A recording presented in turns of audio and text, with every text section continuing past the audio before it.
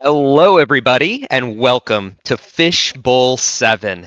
Now, we will start off by saying apologies for a little bit of Wi-Fi issues that we're having here. Unfortunately, we have to stream via hotspots, and you know that that's a little rough. So, I'm Kyle. This is Yah, my co-host, and we're super, super excited to host Fishbowl 7. All right, Yah. This is like your fourth time going to a Fishbowl event, right? How does it feel to finally be commentating instead of playing? Weird, but Yeah. I'm so excited to be talking to all of you today, talking about games, doing what I probably do better, which is talking about Magic. Wow, mild shock. Two podcasters are commentating. Wow, we get to talk for 8 to 10 hours. How fun. I'm excited. uh, I'm super excited, and huge shout out to Fishbowl in general, Hire for putting on this wonderful event, the MTG Basics crew for doing all this awesome production work. It's going to be a great time, let me tell you. And shout out to everybody in the chat. So say hi, everybody. We're going to be watching along. Yah's going to be manning the chat. So if you want to talk to Yah, Yah is going to talk to you. And then let me know what kind of interesting things that y'all are saying there in the chat. All right, without further ado, let's get into the meta of the Fishbowl 7. So let's pull up a little bit of stats and what we're seeing in the meta in general. Yeah, was there anything that really stood out to you when you first looked at that meta? We're going fast. Yeah. We are going fast. I think that this is people really made a decision to try to get around the draw heavy meta. The number one deck in the meta for this fishbowl is Kinnan. Not Yeah. surprising. No, not surprising at all. So seeing Kinnan as the number one, Blue Farm as the number two, and then Rog Sai as number three. It's a It's little like it's interesting, been the right? last 3 years. Yeah, exactly. That's true. Some with this a little bit of changes between, Blue Farm being at the top, Kinnan being number two. But I was happy to see that Rog Sai is higher in play rate than Rog Thras, which is right below it, right? Now, Rog Thras is something that in my meta really dominates the meta. It's a slower meta, it's more grindy. We don't see as much Rog Sai. I play up in the Pacific Northwest for you listeners at home. Um, and seeing Rogsai as being the third most played deck in the format, to me is just this is California, baby. We go fast. Was there any other decks in like the top 10 that really stood out to you? Anything that you were like, huh, that's interesting? The deck that I think to me that kind of stood out in terms of play rate was that people kind of decided to not try to draw right in this, and so there's not as many people playing Rog Ishai as I Yeah. would have thought Yeah. and would have expected for a bigger tournament where people kind of want to win. Like Rog Ishai is actually all the way down in the ninth most played deck being represented here this weekend, and so it's actually being beat out by a deck that I know that you're pretty psyched to see. Dude, yeah. Yeah, Ob Nixilis. draw your So cards. yeah, Draw your cards. exactly. I absolutely love that we're seeing Ob as the eighth most played and represented deck in this tournament. Because to me, when I see Ob Nixilis, I'm thinking punishing people for drawing cards, right? Yep. Shout out Cataract Parasite, right? Anytime you draw a card, you lose a life. That's an Ob ping. Guess what? We're getting an Ob flip into exile. And I'm just so gassed to see this much Ob, because to me as well, there's been a huge drop off in the play rate of Drannith Magistrate, right? Which Drannith Magistrate hoses Ob, right? Ob says that your cards are getting flipped into exile. Drannith Magistrate doesn't let you cast those spells from exile. So, obviously in our pod, yeah, you used to play a lot of Ob. I did. And I felt like anytime I windmill slammed a Drannith Magistrate in like a Esper list, you were in Whoops. trouble, right? Whoops. And nobody really plays that anymore, which is fascinating to me, at least in the tournament meta. Now at home, you might be thinking to yourself, Drannith Magistrate, how do people not play that? Well, unfortunately, in some of the tournament meta, people get a little greedy, so we're not seeing as much Drannith Magistrate. But moving on from Ob, another deck, obviously, I would call these three decks like very much like the solidified A tier decks in CEDH, and that's Rugthras, Sisay, and Timna Dargo. So those Yep. three to me are kind of like the balance. That's the middle ground, right? So all of those decks, or two of those decks, are mid-rangey in Sisay and Rogthras, and then one of those decks, Timna Dargo, has kind of solidified itself as, I would argue, maybe the Rogside players are going to hate me for saying this, the most consistent turbo deck. What do you think about that? think. Ooh, wow. Yeah. That is a spicy take. That's a spicy take. Maybe that's a hot That's a take. I'd spicy love to take. know if I'd love to know if the chat thinks the same thing. But to me, Tim Nadargo sacrifices a little bit of speed compared to Rogsai for a little more consistency, protection, right? Yeah. I mean, you're adding the white color pie for a reason. You're adding the white color pie so that you have protection, right? Yep. And a little bit of enchantment tutors is there. We sprinkle in a little bit of enchantment tutors, but to me, I see that as trading out one color for that's more, I guess they utilize blue in a way specifically that kind of is more proactive, shockingly, right? Yep. So if you're like post necro, casting a pact, offer you can't refuse, targeting the pact, like those are the kinds of things that they're doing with blue is the more proactive stuff, right? Yep. Versus the straight up just protection pieces that Tim Nadargo are slamming. Anybody in the chat say anything about whether or not they believe Tim Nadargo is more consistent? Because I want to know if my take is a hot take Not or a yet. lukewarm take. Nobody's even mentioned it yet. So nobody's Nobody's even at least it's mentioned not it. too spicy, right? Yeah, Nobody's called you out yeah. on it. Everybody's muting us apparently. But anyway, let's go deeper. Let's dive deeper into the lineup of decks, like ones that are seeing, anywhere from 4 to 3 decks in the whole field. The one that jumped out to me the most, Crystal, which is the Yeah. new Marvel deck. And Yah and I got the pleasure of playing against Crystal three Three games. times 3 times. last night. Yeah. So we played against 3 different Crystal, or not 3 different Crystal decks. We played against Crystal 3 different times. Um, it did win. It did win. I think it won 1 out of the 3 games that we played. But it's a very, very interesting deck, right? It almost acts as well. I built the deck at myself as well, and I named it Keen Sense dot deck. So it's a really cool list that allows to use like Curiosity, Keen Sense type cards in order to kind of stormy draw cards. It's very similar to VV. If you've never played against the deck before, effectively it's VV, but instead of having a big VV button that you can push, you have a smaller button. Tap to activate to make mana, and then the deck kind of has some untappy stuff as well, so that it's a more consistent access to access to the tap and untap versus just pressing one big button, getting one big explosion of mana, and then using that explosion of mana to kind of cast a bunch of things, get Curiosity to draw a bunch of cards. So that's the deck that I have circled in my notebook as being something that I want to look out for. And I'm hoping that we get a Crystal on stream today at one point. That'll be amazing, just because I think it's really interesting that we've seen a deck very similar to it in VV have so much success. And it's kind of, it's similar, but it's way different, right? Yep. So what are your thoughts after playing against Crystal 3 times last night? And maybe you've played against it before. Have you played against it previously, like So that was Overspell my table or first. anything? That was my very first couple games against it. I thought honestly he was able to land his curiosity effect in Ophidian Eye multiple times. Actually, we were able to Yeah. bounce it. But the surprising thing was at least the way he built it was he built it and he kind of passed. Right, like Yes. hoping to potentially just gain advantage through counter spells and drawing. And honestly, we didn't really have answers for it. Run your creature removal, folks. Like run your creature removal. Like these creatures are so powerful, and even with Kyle playing a pretty like control heavy deck, like and drawing cards. Yeah. We weren't able to get rid of some really key creatures consistently there.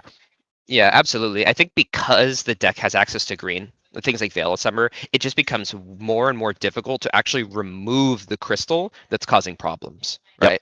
And I also, an aspect about that deck that I love, love, love, love, love, love, love, is it pressures life total just like Vivi does, right? Yep. So when you're casting spells, you're dealing damage to everybody at the table, which is just turning the game into a game where your life total actually matters. Like our life totals got pretty low. Like we were sitting in the teens instead of sitting in the 30s when you play against Yep. that deck. And I think that vastly warps how the game functions, right? I think it makes things like Orcish Bowmasters at tables more potent because the damage to face actually starts kind of piling up and mattering a little bit more and more.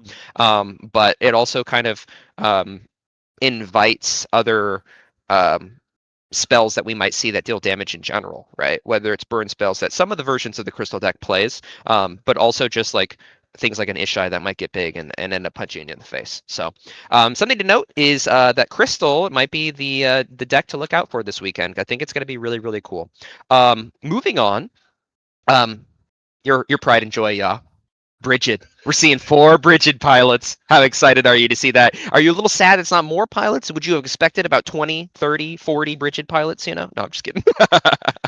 No, actually, I think it's being played the not correct amount, but like the what I kind of expected. I know that there are at least 2 or 3 pretty dedicated Brigid pilots here in the SoCal meta that show up at every event, and so I'm not too surprised that there's only like I still think it's pretty slept on upon commander, but it is consistently going. It doesn't necessarily care about feeding Ristics, and it's not going to necessarily feed a Ristic too much. It definitely doesn't really feed a fish. Like I can fish packed all day on that deck.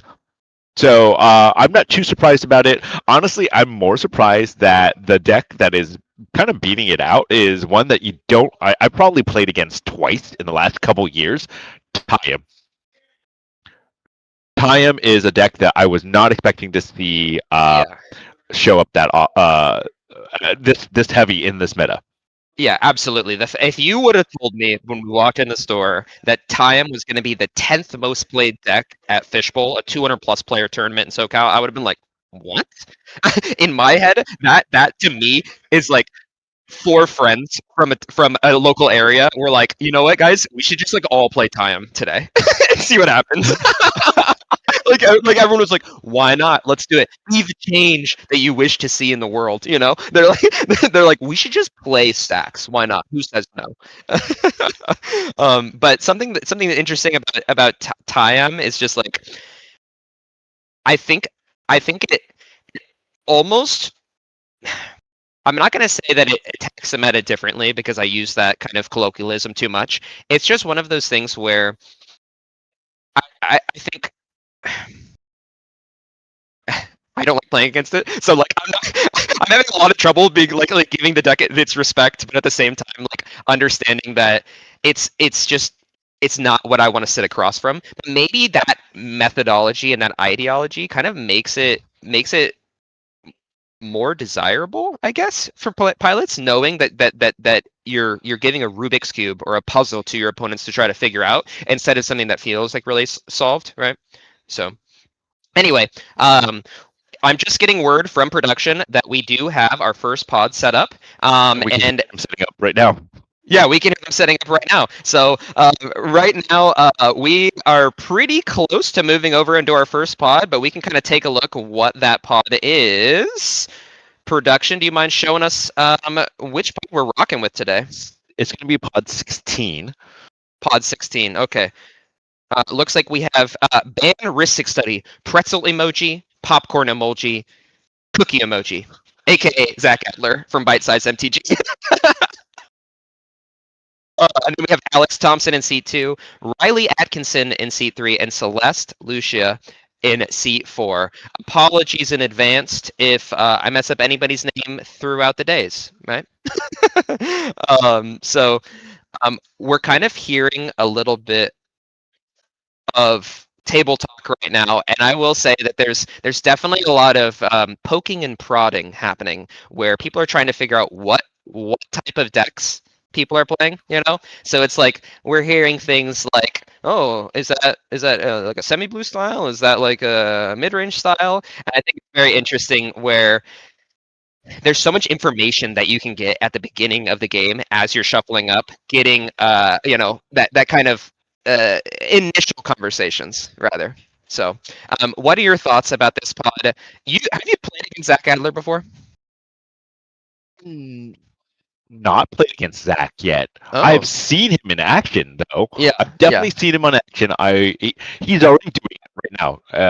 If people can't hear it, Zach Adler's already doing his thing. He's already politicking from the get-go. It's a small thing, and he does it in a really small, subtle way.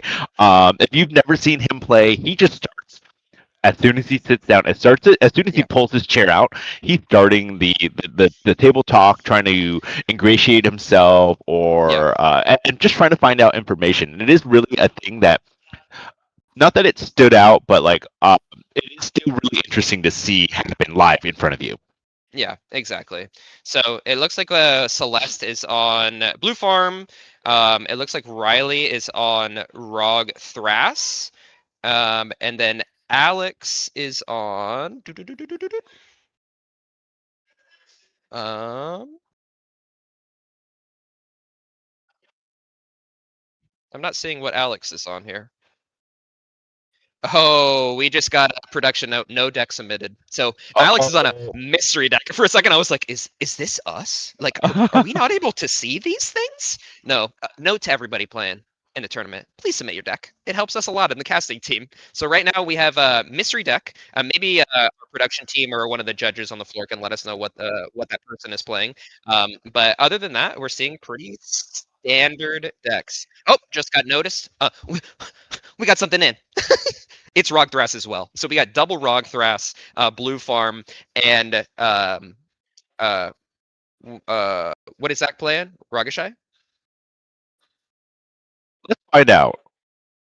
Yeah, let's Let's pull up find Zach's list out. as they're finishing up mulligans here. No, T&K, I think. Yeah, TNK, huh? yeah. Awesome. Now I will bring in a little bit of note, just in general. So beyond playing against Zach, I actually have played against Riley's Rog Thras list. So this is a very, very unique, interesting list. Riley plays up in the Portland meta, I believe, Okay. but comes up to Seattle tournaments often. I've played against it. It's a semi-blue list, like through and through. So Riley's goal is to just windmill slam these like big egregious creatures that just make it so that you cannot win the game once these get these developed. So I'm interested to know. I think I heard in the table talk early on, Zach kind of prod to be like, "You're semi-blue, but right?" To kind of get like this idea of what is going to be coming from Riley's deck. So looks like we're getting a keep of second 7 and a 6.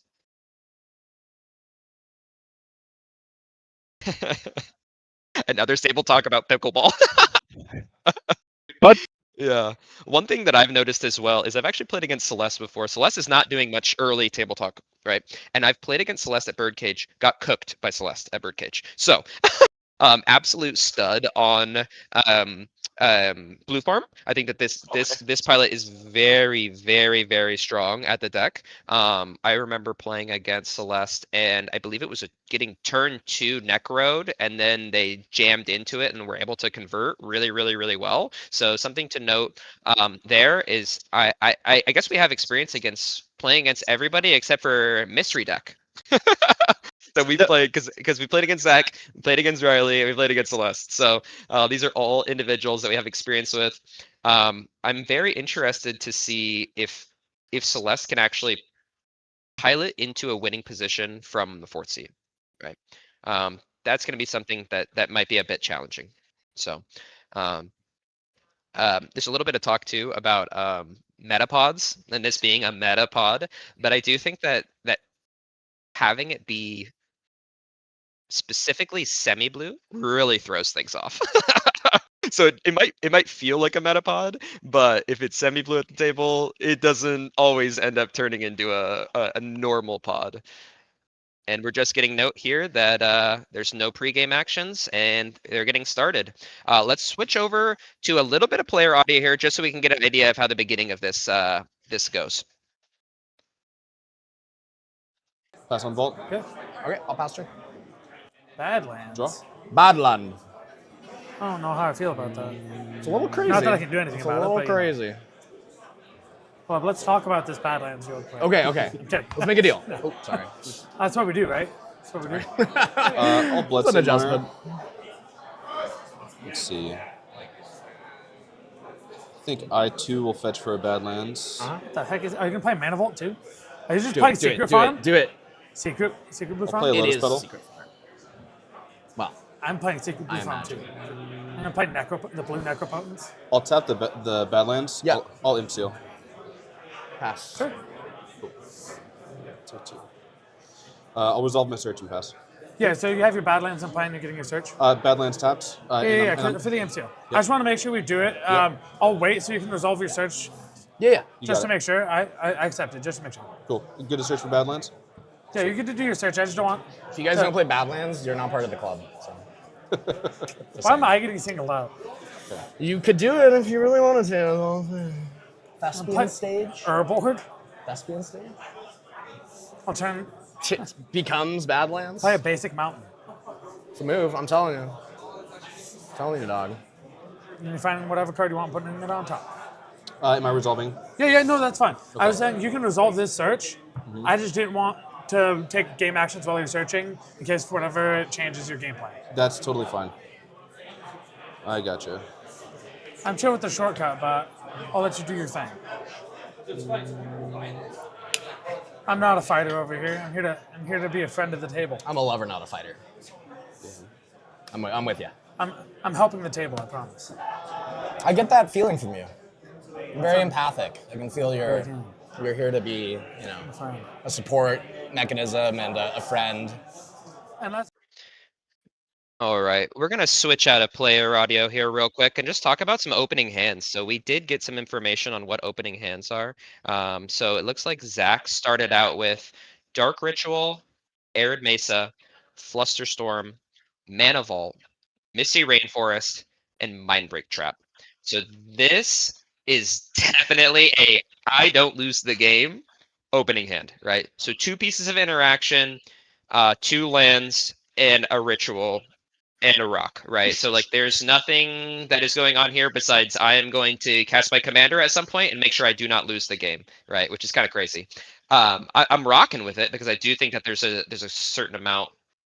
Oh, as we see a Ristic study being put on the stack, Ristic. there's a certain amount of scared, like I don't want to say like playing for a draw mentality, but there is a little bit of like I need to be responsible here with this keep. Let's switch to player audio as we hear what's going on with this Ristic study.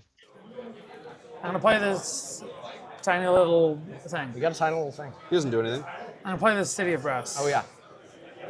I'm gonna tap for a green mana, taking a life, and I'm gonna play this Eugene Pollinator, Oh, love it. and I'll pass. Love it, love it, love it. Okay. Draw a Man's trying to card. get his opal online. I got judge called on this at the quest just for someone to tell me it was just a terrible Springleaf Drum.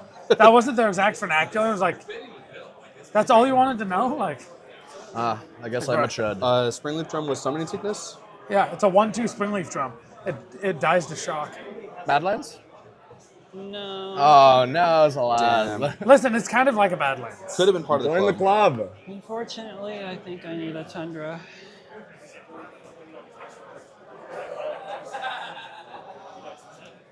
It's okay. It's gonna be a relaxing turn 1. Very chill, very zen. Is this like an Esper Sentinel? Is that what we're feeling? I don't know. We can That'd do be cool. better than an Esper Sentinel. This is a tournament.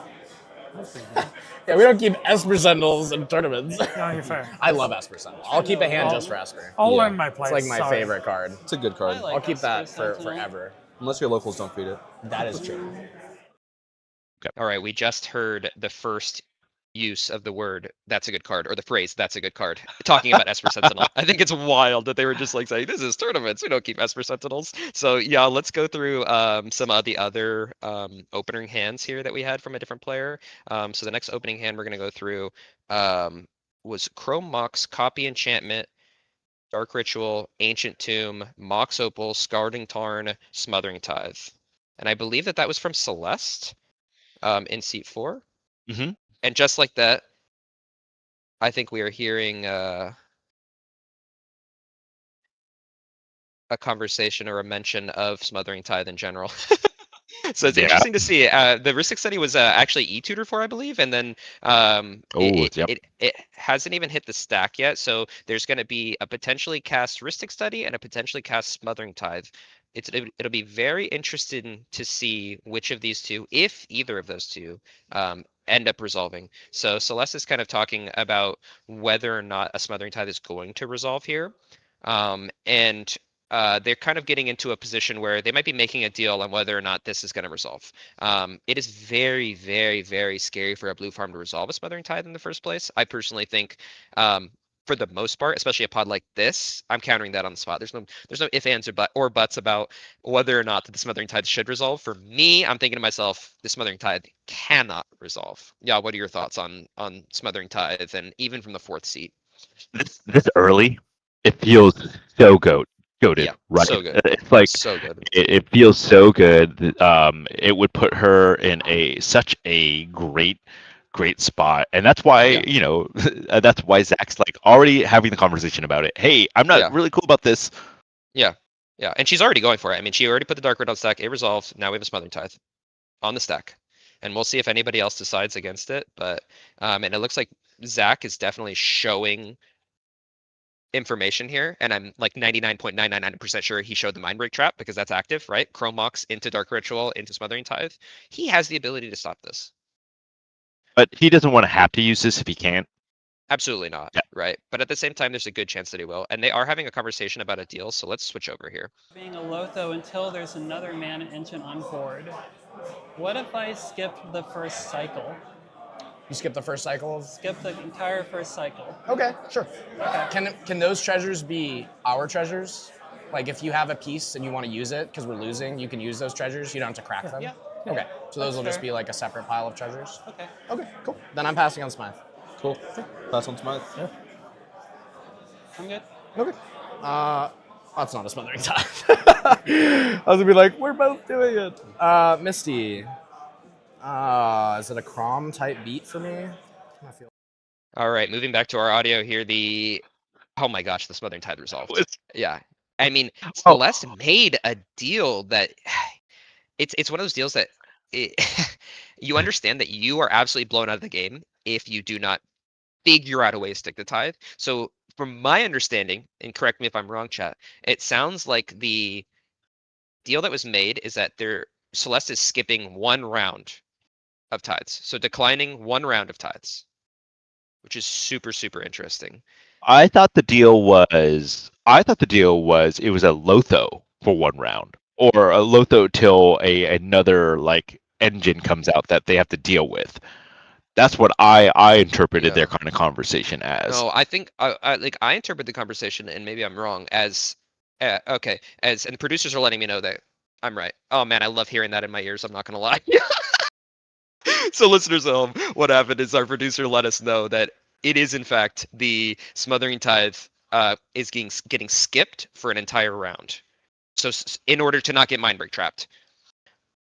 So that was kind of the situation that we're at, and now I'm seeing a Crom hit the board from Zach, which makes a lot of sense because when we looked at the opening hand from Zach, it was just mana and interaction, right? So Crom was coming down basically no matter what. The interesting aspect of this is like it's a weird scenario because as farm, you're not going to really have to trigger Crom when you stick an early tithe because you're just going to be sitting there, right? Yep. Maybe you're probably going to play your own Crom, right? But for the most part, I don't think the semi-blue player is going to be triggering a lot of Crom. And maybe the other Rogthras, Alex Thompson, is going to be, or he's playing Sisay, not Rogthras. Maybe Alex plays, multiple 2 spells in a turn on Sisay, but a lot of times they're dork passing anyway. So it'll be interesting to see whether or not this Smothering Tithe wins Celeste the game, even with a skipped entire rotation of not actually getting treasures back, right? My heart says it is, to be honest, but I have a huge fear of Smothering Tithe as a Corvold player. So like, I mean, I am like deathly afraid of Smothering Tithe as a card. So yeah, we'll see. And it looks like the Ristic study from Alex did resolve Quickly resolved. Quickly. quickly No deal. resolved. No deals, no nothing. This is a Ristic study, and it is resolving, which is very interesting. I mean, as Celeste, you're loving that, right? You're loving life because those Ristic triggers mean treasure for you.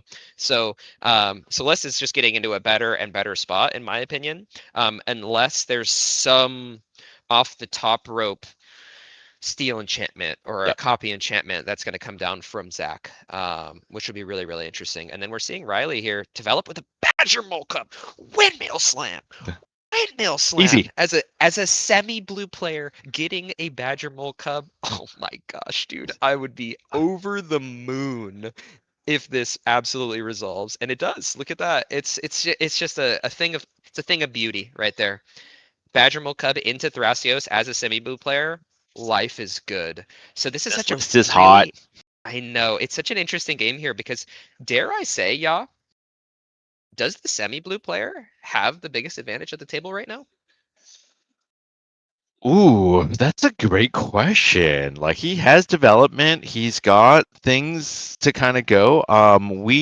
Did we talk about Riley's opening hand? I don't know. Go ahead and read it out for us. We've got a Growing Rights, a Fierce, a Candelabra. We've seen the Gene. We've seen the Kinnan, Minamo, and a City of Brass in hand. So he's got ways to. Oh my god, the Badger Mole Cub from heaven. It Right. wasn't even in his opener. It wasn't even in his opener. He's gonna be able to. He's gonna have to potentially talk himself into getting the Growing Rights to come into Yeah. to play in the next turn cycle. But if he gets it down, he's got an untapper with a cradle in Yeah. in play. Oof. Yeah. Oof. Yeah, absolutely. Absolutely indeed. Okay, so we're seeing oh my gosh, a copy enchantment off the top Course. ropes. Of course. Celeste has got to have it. Now the real question Blue here Farm's is got it all. yeah, Blue Farm's got it all, but What a let's go ahead crazy opener from and Celeste. switch to player audio because I don't think that there's any possibility that this can resolve. His next turn, if that's useful. Yeah, I mean for you. that changes stuff. Yeah, I'm planning to play. One step. Because you have one card in hand, correct? I have one card. I think I'm probably playing this. That's Okay. it. What about you? For me, I don't have anything to do with this. I mean, my turn is. I mean, yeah, but we're about to get We have buried to lose underneath this. this Yeah. and this. Yeah. But I'm willing to just let it happen and shift all of the problem to just being her. Yeah. Fine with that. the problem, it's save me. my piece because I will inevitably feed both of them, and I'm just gonna do whatever I'm gonna do regardless. I'd rather keep it as backup if that's gonna happen. Are you gonna flood my mine? No, No. God no. No. Okay. I mean, Like, I just I want to just know think like we how can't far you let push. cards and mana happen, but yeah, it's pretty reasonable if we have not a lot of pieces to know what's going on. my next turn, I'm playing a Mana Vault and probably a Ragavan. Or what Seems about? pretty fair. I mean, you can also just pay for the Ristic study and choke their cards, right? I I can't can pay. do that. I don't have enough mana to pay. You can't pay, so that's fine. But like, we can also get to a point where we're just choking the Ristic study because right now they're One card in hand. one card in hand. We can give them all the mana, but if they have no cards, it's not gonna matter. I'm cool I with don't that. think we can choke. I can't choke this. Celeste will draw cards from me. I don't know if you guys can both pay for all the triggers. I do think just countering it now is the best thing we can do. Yeah. Again, my turn is pretty chill. I've showed you exactly what I'm going to do. I'm going to play that and hold up interaction. So, if Okay, this well, is all I mean was the one piece that you showed me the only piece you have. I have another piece. Okay, what is it? I can't use it here. I can't give you all my information, Yeah. but I mean, I I would just say understand. I can't use it here. Yeah. You have how many cards in hand? I have 6. If I fight over this, will you not draw to not give a treasure? Oh yeah, that's fine. Okay. All right, I'll show you this first. On the copy check. I have See, I told you, I'm being responsible. no response to that, so this goes away. I'm good for health. I'm helping. I told you I'm helping. Smitheristic is not healthy, so. Did you Yeah. draw? No, he didn't. Yeah, he declined. I'm forgoing the draw. Okay. What do I have? 1, 2, 3. That was a pretty good hand from C4. I think I'm gonna cast in the Yeah. black, white treasure. Risk trigger. Pay for Ristic. Okay. Yeah, I'll pass. Okay. That was kind of correct. All right, so it's looking like after the end of the day, the players at the table made the correct decision here and did not allow the copy enchantment pollinator and getting my Thrasios developed, doing all of the things that realistically semi-blue wants to do. And like, look at me, I'm not scary at all. When we were just having the conversation the turn previously, where I said, do we think semi-blue is in the best position? Like, undoubtedly, I think they are in the best position currently. Of course, obviously, Smothering Tithe is super powerful. I'd probably say that those two are in the 1 and 2, which is crazy to think because Sisay has a Ristic on board, and it's a very interesting scenario where like even though Sisay has a Ristic on board, because it's Sisay specifically, I'm not as scared. Is that wild? Because there's no Sisay on board already. You kind of know, even if they're playing, and maybe we can take a look at this, but even if they're playing a more good stuff based Sisay list, I'm just not as scared. I don't know if you feel similarly, but and we are now seeing, I believe, is it a Dark Ritual from Zach casting Timna. I see. So we're seeing Timna Crom pair, an actual Timna Crom pair. Prayer? It might be a prayer from Zach, to be honest. The last time we saw his hand, there wasn't a lot going on in it. Just interaction, so. I mean, with the PFB out, I mean, being able to get in with your Crom, make yourself some treasures, have a weaker engine, but still an engine, and Blue Farm with an engine at the end of the day is still going to do some damage, right? He is behind a little bit. I don't know. I guess he has Crom out, so that's better than just a Tithe and a Timna. Yeah, and like the interesting thing that I'll be looking at here is it's very, very dangerous to deploy a professional Facebreaker when an opponent has a Smothering Tithe. And the reason is because they could just top deck any clone. And if they top deck any clone and clone the PFB when they have treasures stacked to the moon, it's chef's kiss. Like that is a game-winning play, which is crazy to think about. Like if Celeste draws a Mockingbird right now, which is a creature spell, it's gonna be very difficult to counter, right?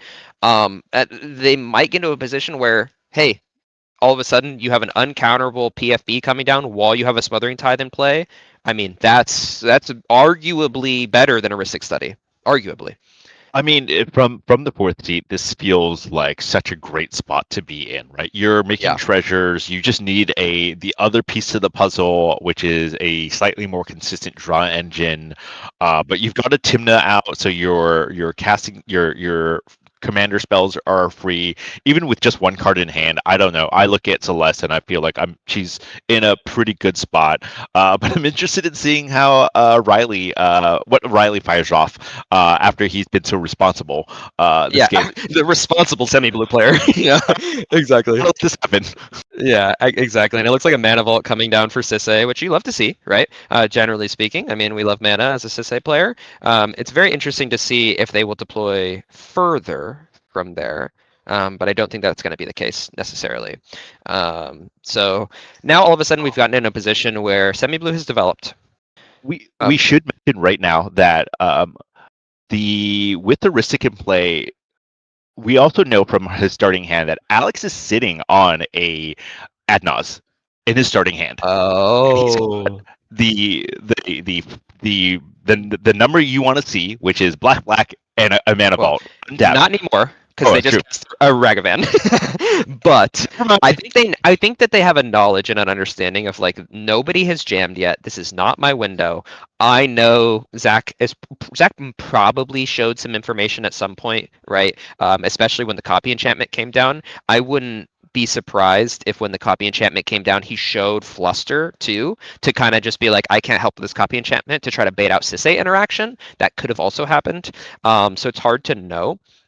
But it does look like Sisay's kind of sitting in a position where they're just going to lie in wait. I think that Adnos is going to come down on Zach's turn 2 turns from now. That's my prediction. Right? Once everybody spends all of their resources trying to stop semi-blue, when some crazy great whale comes down or some ridiculous thing. But semi-blue does still have the problem, though, unfortunately, of trying to find that cradle, right? So, we know about the growing rights in hand.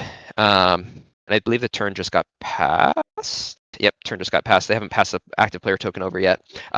But once semi-blue finds that cradle, I feel like they're in a super 80% dominant position, but they haven't found it yet. And I think that the table's smart enough to know, like, if there's any spell that comes down that even remotely resembles Rogdrass getting a cradle, you have to fight over it, right?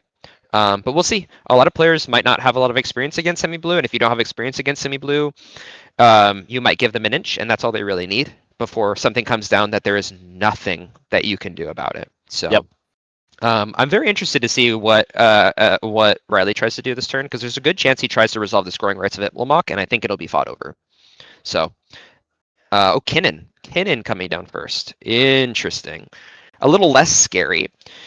Personally, yeah, from a piloting standpoint, would you try to resolve the Kinnan first before the growing rights, or would you do the growing rights first to look less scary and see that if it resolves? Okay, here's your growing rights. Dear God. Let's see. I love how let's switch to player audio. Just switch with audio. Yeah. Yeah. CEDH. Let's go. It's just a birds. Not that bad. Okay. Well, I have a card. I'd like to go to my end step. Yep. Trigger? I pass on the trigger. Yeah. I'll pass on the trigger. Wow. That resolved. Yeah. That's pretty Easily. crazy. Not even that much conversation. No Much- fight, no nothing, no conversation. Semi-Blue just resolved Kinnan into growing rights of Itlamok with no hesitation from anyone. That is... I honestly couldn't be more shocked that there was no conversation about this. Because growing I rights mean, turns into Cradle. Look, he's literally flipping the card right now. So effectively, you had the ability to potentially counter a Cradle, and you didn't. If Semi-Blue ends up winning this game, I'm gonna look back at that pinch point right there with a Yep. huge magnifying glass and ask the question, why didn't we have a conversation about that spell? About a potentially counterable Gaia's Cradle. Maybe production can let us know if there was a way that somebody could have countered it, because maybe there just wasn't interaction. Production, I'd love to know if that was possible or not, and if the conversation simply didn't happen because there was no resources for it to happen. we actually do know. I'm pretty sure. Let me double check. I'm pretty sure we know about the Is it a fierce? the Flusterstorm. Wasn't there a Flusterstorm Flusterstorm? doesn't hit it, right? Growing Rights is an enchantment. Correct me if I'm wrong. Oh, you're right. So Yep. Flusterstorm doesn't hit it. But I think that there is a fierce on That's right. somebody, but maybe production will let us know. I think I was thinking about Swan Song Yeah. in somebody's hand, but nobody has the Swan Song. Yeah. And it looks like now we're having a Crom come down. I'm going to switch over to some player audio here, just because I think that this conversation, the transition between going from Celeste's turn into Zach's turn will be very, very, very interesting. So let's switch. Yeah. You're. Yeah. Okay. So, Where did you gain your life? Yeah. Okay. Yeah. Okay. Wow. I will pass the turn. Wait. Untap. Upkeep. Draw. Lose a life. Scrub-a-dub-dub. Go to Combate. Oh, should I trigger? Oh yeah, you're good. Let's go Timna here. Would you be down to just take 2? I mean, I'm not gonna block. Because I can swing in the air, but I'd I rather. mean, I'm not gonna block with a face breaker because you'll kill something. Like, Oh no, I could just send Crom here, but I'm trying to pressure life totals for yeah, I novice mean, players. I'm just saying, like, I also, even if I blocked with the 2/2, I'm not trading one of these two for your That's professional face reasonable. breaker. Okay, so you're not blocking this? Okay. No, I mean, you'll kill one of these two if I block because you have brain cells. That is true. That is true. Okay, so we'll go Timna here, Facebreaker here, Crom here. Okay. All right. 1, 2, 3, I will 4. choose to not block. Well, I appreciate it, brother. Gain 2 life, make 3 I treasures. mean, unless you're not killing one of these. Why am I not? Net, lose 1, draw 3. Yep. I have a feeling he had something because he was eyeballing with the flip here. Like, that's pretty good. I got a lot Yeah. of them. Yeah. Holy, We're my gaming. hand does not win the game. Listen, I fed you a lot of cards, so that helps. Yeah. appreciate Let's do. Told you I was a friend. Wait, how many lands do you have? Oh, did I play the scrub land? I think you might have already played the scrub land. What turn are we on? We're on turn 4. Okay. You My want turn bad. 4? My bad. Let's go. Soul Ring. You're good to draw. Draw. Yeah. Trigger. Yeah, you're good. I wish I could. Or sorry, I'm draw. gonna do it like this. That's okay. I don't think it matters that much. Soul Ring good? Pass. I think that's the breaking point. Is that too much? DQ me. Right. Someone gonna judge. I'll use a colorless. Can I get a die? Yep. There you go. cast a Ranger Captain of Eos. Pretty good. Crom. Prom trigger's Rhystic good. Trigger. Rhystic Trigger. Thinking, what's the rest of this turn gonna be? Thank you. I think I'm just gonna cast an Esper after this, so I'll pay for this one. Okay, drawing You're good to for draw off Crom. Yep. Ranger Captain good? Rhystic Trigger. I'm gonna pay. You're gonna pay? Colors. Okay. Yeah. I'm good with Ranger Captain. I'm not winning. I'm gonna cast Esper and pass. Yeah. I'm just curious what we're doing about this guy, because What? If I have a Bowmaster, I probably will cast Hold it. on. I Hold can't the do that phone. right now though. yeah. What So did I do? You gave me some cards, which is nice, but you also have a pretty good board. I would love to have had a cabbage with a Mockingbird. I'll say that much. Yeah. Yeah. Okay. ETB good? Yeah. All right. I'm gonna get Esper and cast Esper. You're gonna draw. I'm not doing anything. I'm not doing anything. Just here. I'm just a little Rog Thraz. I have less mana than farm deck. That is true. Just Wuthering saying. Tithe is a hell of a card, though. Just saying. All right, cool. Sweet. I'm good to pass. All right. Moved on tap. You're good. All right. Interestingly enough, here we got through Zach's turn without much happening, and going to clean up. I think that there's going to be probably a dam break pretty soon here. Yeah. In my opinion, I think the dam break is coming on the end step of Alex's turn, right? Because I think that that's when we're going to see some spins, right? And is that Kidden spin mana? 1, 2, 3, 4, 5 from Cradle. Yeah, that's Kidden spin mana. Right? 1, 2, 3, 4, 5. No, it's No, he doesn't have it's a, 6. Yeah, it's he doesn't 6. have. Yeah, right. That's 6 He's also mana? missing a color, right? No, He there's a doesn't- City of Brass under there. Yeah, 6 mana only. So we're gonna Oh, probably sorry. see a Thrasios activation, and then going into a massive turn. Because like once again, listeners at home, Riley is playing a semi-blue list. The Kinnan spins go nuts, like absolutely insane. Yeah. I'm also going to go ahead and point out that Alex has just quietly been drawing off of that Ristic, and he's sitting on a grip of cards, right? We also true. know from his starting hand, he's got a Fairy Mastermind as well to get more card draws, but he's the only one with like a more consistent, Draw engine. Yeah. Plus that Adnaz, right, that he can Yeah. just try to play on top. You know, like he's gonna make a treasure here, make some things, but like he's also sitting on that that chowder list, right? And can kind of just also seem like he's happy to kind of just vibe Yeah. with this Ristic. And the Ragavan did get in on blue farm. Unfortunately, only flipped the land, which is like the worst feeling Yeah. ever as a Ragavan player, and it always happens to me. But my opponents always hit the best cards. I hit some gas off of your stuff, right? I know, I swear. My Ragavans do nothing. My opponent's Ragavans do everything. You know? Yep. It's like when you play a video game and then somebody plays something fringe, and then they're always really good against you, but then not good against you. You know what I'm talking about? Yeah. You know, you're picking up what I'm putting down. I don't want to. I was this close to going into a League of Legends deep dive, and then I was like, we can't do that on the Fishbowl stream, guys. All right, let's see. Honestly, I can't imagine Alex thinks that this is their window, which is really unfortunate, be, right? I right? can't imagine that. Like the Adnaz in Alex's hand is staring at them like a Green Goblin mask. I guarantee it, right? Like it's staring at them, saying like, "Do it, send the Adnazium, coward." But I just don't think that's actually the window. Not even close. So it sucks. And I think that this is an awkward mana scenario where you're thinking to yourself, "Do I play Sisay? Or do I hold up mana to Naz?" Right. And I'm hearing a cast of an Esper Sentinel happening here, but I'm not seeing it yet. So maybe this is just a conversation on it still. Yeah, when you're sitting there with the Ad Nauseam in hand and you're a Sisay, are you going to, and you know it's not your window, are you developing and just playing this Esper? Are you playing your Sisay too? That's the thought process I have here. I don't know if I play my Sisay as well, right? If I'm just gonna try to vibe, and I can kind of like wait out this board, Yeah. Like Yeah. the big thing he's missing is mana, right? Like, and so he's just trying to find Yeah. a copy or a Smite of his own, right? Just because, like, quietly, let's be honest here, like Celeste is sitting on 12 treasures. Cabbage Man has hit the board. Of course, that's it. There's the Yeah. other piece, Yeah. right? There's Yeah. the other piece.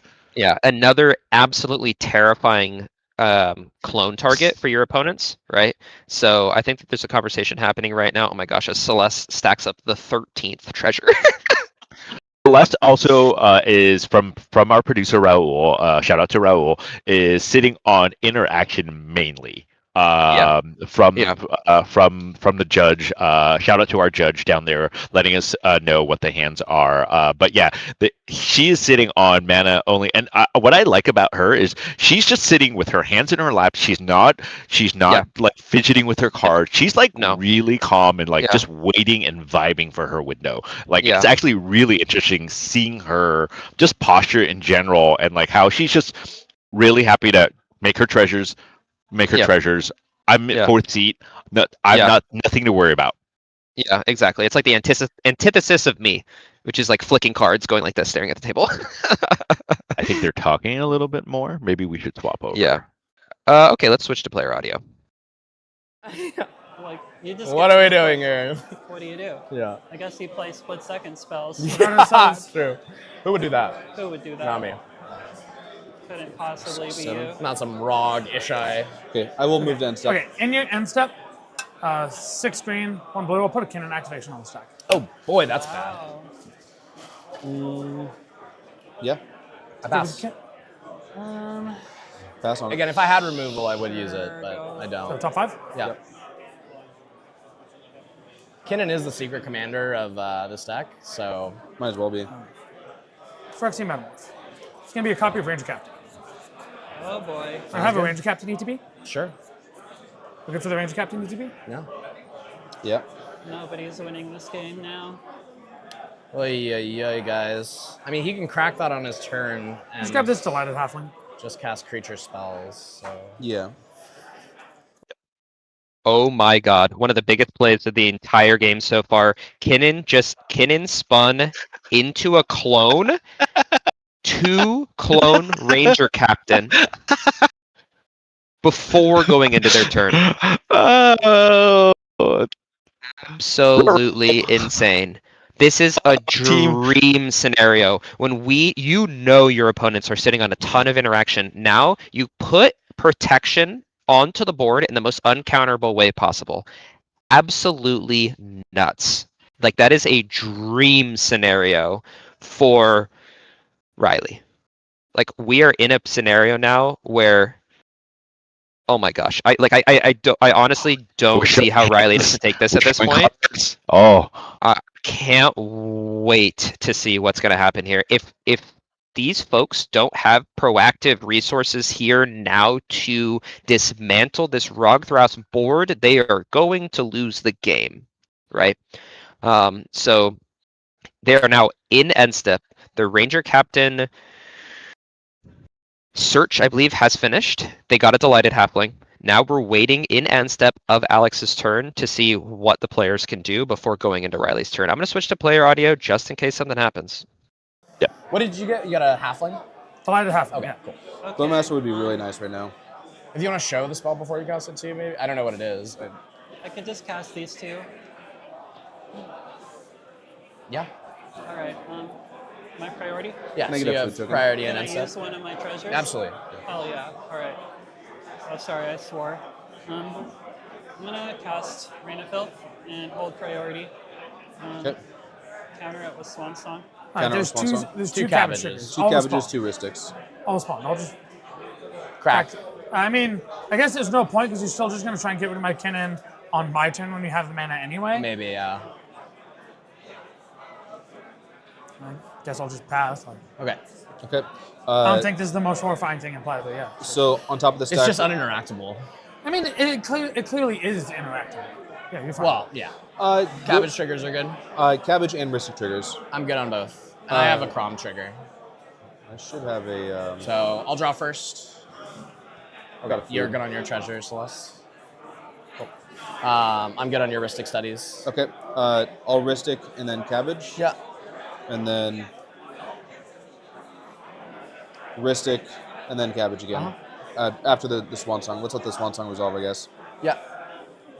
So. Cabbage. All right. And he's not cracking, which is interesting. I mean, why would I? probably Because you're swords getting rid of this anyway. Yeah. There's no point in me getting rid of this when clearly you guys are in a yoked position as well. Yeah. Like, that would just be Exiling me Kinnan trying to is throw the pretty game, good, really. Yeah. Like, you're trying to take me Exiling off Kinnan of would be pretty my good. advantage. Like, this is the best thing I've had going for me. You guys have a bajillion you have cards. you have This- a I mean, card draw I would right here. rather- You have mana. I would rather do this, though. Oh, of course, I would too. But I'll tap 2 for 2 foods for a white. All swords can. Esper. Oh, I missed my Esper. It's great. Sure. Right, Esper good to draw? Yeah, you're good. I also missed my You're Esper. good, yeah. Sure. Okay. Well, crisis averted, kind of. Sort of. After Now that, it's just like he has to put spells on the stack that can be Yeah. interacted with and reasoned with, so. 7. All right, I'm good to move through phases. Move to discard. Sure. Discard. On top. Discard King T'Challa, Fairy Mastermind, Scalding Tarn. Draw for 2. Trigger. Sure. Emergent Zone is my line for turn? Oh, yeah. It's good.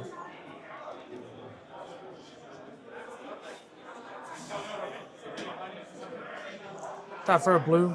Put a Candelabra on the stack. Triggers. Cabbage Ristic. You can have your triggers.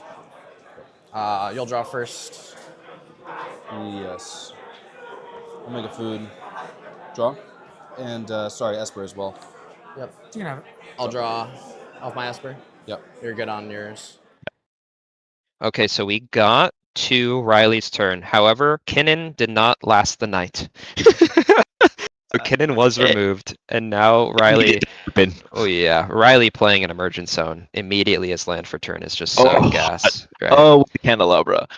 Yeah, and well, it'll be very interesting to see whether or not this Ranger Captain gets cracked. But we're casting a candelabra without cracking the Ranger Captain, so there is an argument to be made for a lot of fighting to happen over this. I mean, candelabra is incredible, and it just turns into more Thrasios spins instead of a Kinnan flips, which is great. But we'll see if this resolves. Celeste loves that, right? Like, look at Celeste's smothering tide at this point, right? Yeah. Like 20 treasures.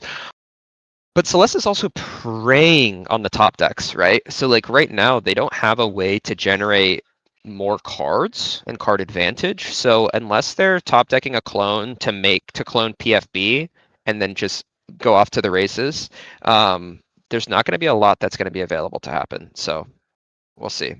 We'll see what happens. I'm very interested to see when Riley cracks the Ranger Captain, right? I think Riley's afraid of silence and afraid of putting Ranger Captain crack on the stack and then getting silenced in response to the Ranger Captain crack, because that just makes it way more difficult, right? Yep. So we'll see. We'll see what ends up happening here, but right now I think that there's just a lot of posturing. There's a lot of interesting. So it looks like we're gonna have a judge call here, and then let's see. Getting a note from the producers here about the judge call. Apparently it was a quick one. Nothing too big of an issue. All right, so now that you've established a candelabra, and now that you've established a Gaia's Cradle Yah as a semi-blue player, do you just start spinning? Yeah. You do, right? As we Right. see a spin getting put on the stack here. Like at a certain point, like you're not gonna be wasting time. Like you're not worried about feeding tithe. You're not worried about really anything else at this point in time. It's not even that big of a deal if you put lands into play, because then you're just setting up for an next turn, and you're kind of starting this roll down the hill inevitability, right? Absolute roll down the hill inevitability that semi-blue is able to do. So hopefully semi-blue gets to a point where one of the cards that they're getting off their Thrasios activation is something that can't be countered or can't be stopped, right? That's what they're looking for here. So we'll see what this Thrasios activation ends up being. The first one getting bottomed. Let's see what is revealed. We're revealing a land, unfortunately. So with the land being revealed, you're kind of snapping your fingers and praying it was some big thing that Something they else. could develop early. But let's see here. Another Thrastos activation on the stack. A little bit of deliberation from Riley. Kind of thinking to himself, is this a card I need? Is this a card I don't need?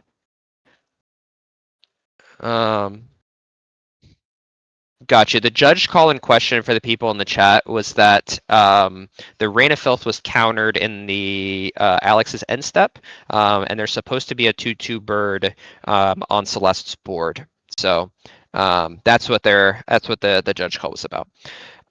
So Riley's sitting here with a ton of mana still available, probably. And passes the turn. Fascinating. I mean, with an emergent zone in play, is there anything that you really need to do? Not really, right? So I think that Riley might have not. I won't say whiffed, but Riley's in a position where this is not a jam window. They're just gonna chill, and then hope that they can survive to another untap. I think. So, we'll see.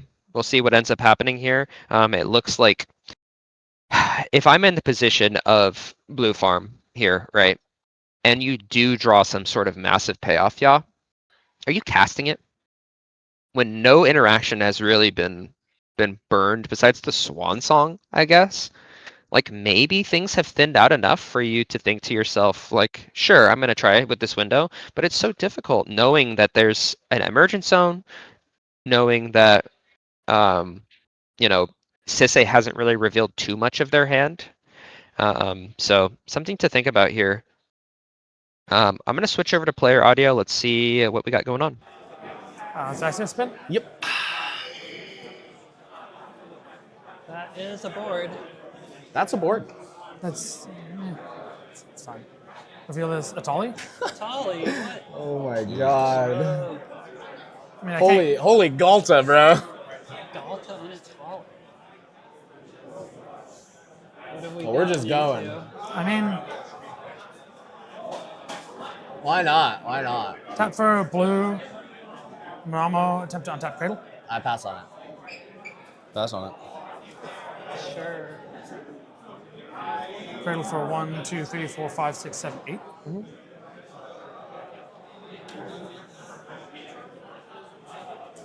I'd like to crack my Ranger Captain. I'm gonna silence you with regular silence, just so you know, if you do this. I'll show you it. I don't want to do this. I'd rather you just play a little bit of a more mid-range style. You have the E zone too, like you could do this at instant speed. Okay, so you guys good for me to walk this back then? I'm okay with you walking back.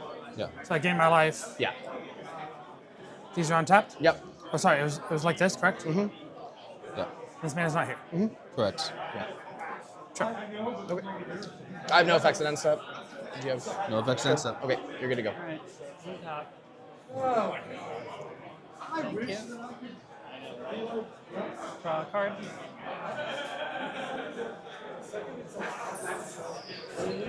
Interesting. Having to ruin all my fun. I know, brother. Flipping into Galta or Atali though, it's insane. Yeah.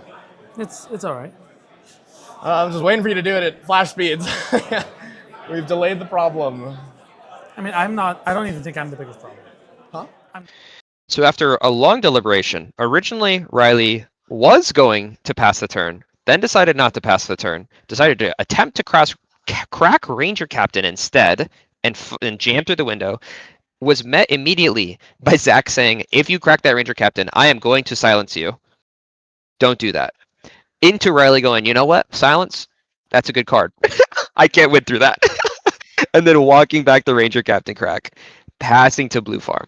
So now we're going to see the scenario where, will Blue Farm be in the situation I was talking about previously, where it gets passed to you, you know there's interaction.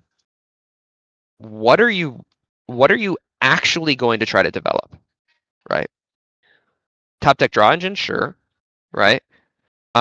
Something that you can work with on other people's turns potentially, right? Maybe a Valley Flood Caller, maybe a Born Upon the Wind.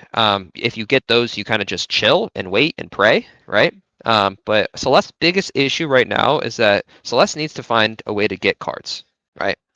So even if that means you're getting silenced, drop the Necro, right? Cast a clone on the PFB. So producers, if you can let us know what's going on in Celeste's hands. I know Celeste likes to play with the hand on the table. If there's any information that we have on that, I would love that, but that's probably not going to happen. And that's what happens when you have the... Oh, let me switch to player audio. We got something going on. Jesus. Trigger 620. Ristic. Yeah, I'll pay for one of them for now. Oy, oy, oy. So is this So approaching many draw territory? things. I mean, No. I don't love a ska. I mean, having more mana doesn't I'll tell you really this. do that How about much this, for me, Celeste? though. I would like to do this on my turn. Ooh. So if I let this resolve, can I do this? I mean, that's pretty spicy. I would feel better about it if I had a real draw engine. That's reasonable. But- I guess I have similar draw engines. I just have Esper on top of yours. Like I just have these. I feel like this whole game is scuffed, so if you want to do that, then Okay. So you're good to go ska and not like storm off right now? I don't really have a reason or a way to storm off on my turn. Cool, then I pass on the So- Storm Collider. Yeah, I This pass. is just a value scoff, which sounds ridiculous. I love a good value ska. It does sound a little ridiculous. It's a little ridiculous. A little crazy. Let's just cast some more stuff here. I probably could have waited for this. Very mastermind. From? Ristic. Yeah, see, I missed these triggers, didn't I? Should have played it first. What triggers? The draw triggers For Crom? for a second per turn Oh for yeah. you. Yeah. I haven't drawn one this turn yet. Oh, you've only drawn Yeah, one. you did pay for the Yeah, risk. you guys can draw. Okay, so I'll draw. You're good on your Draw. type trigger. Um, And that's the first draw. Yeah, first Okay. draw. Yes, one more. Get that fairy. Ragavan, Ristic. go ahead. Yep. That would be a fairy mastermind trigger. Pass on the fairy. Draw a card. That's kind of scary. Oh, a land. That's fun. I'll play my land for turn. I guess I will pass Sweet. turn. Untap. Draw. Lose a life. Let's go to combat. Oh, thank you. Got a bop. You got Cabbage Esper. You have a fairy. Oh, that ties trigger from you. You're good. Oh. I don't think I have enough mana. I don't think so either. Not enough. No.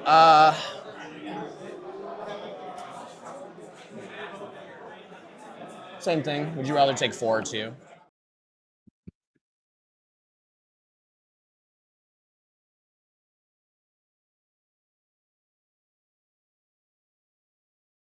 Is it frozen?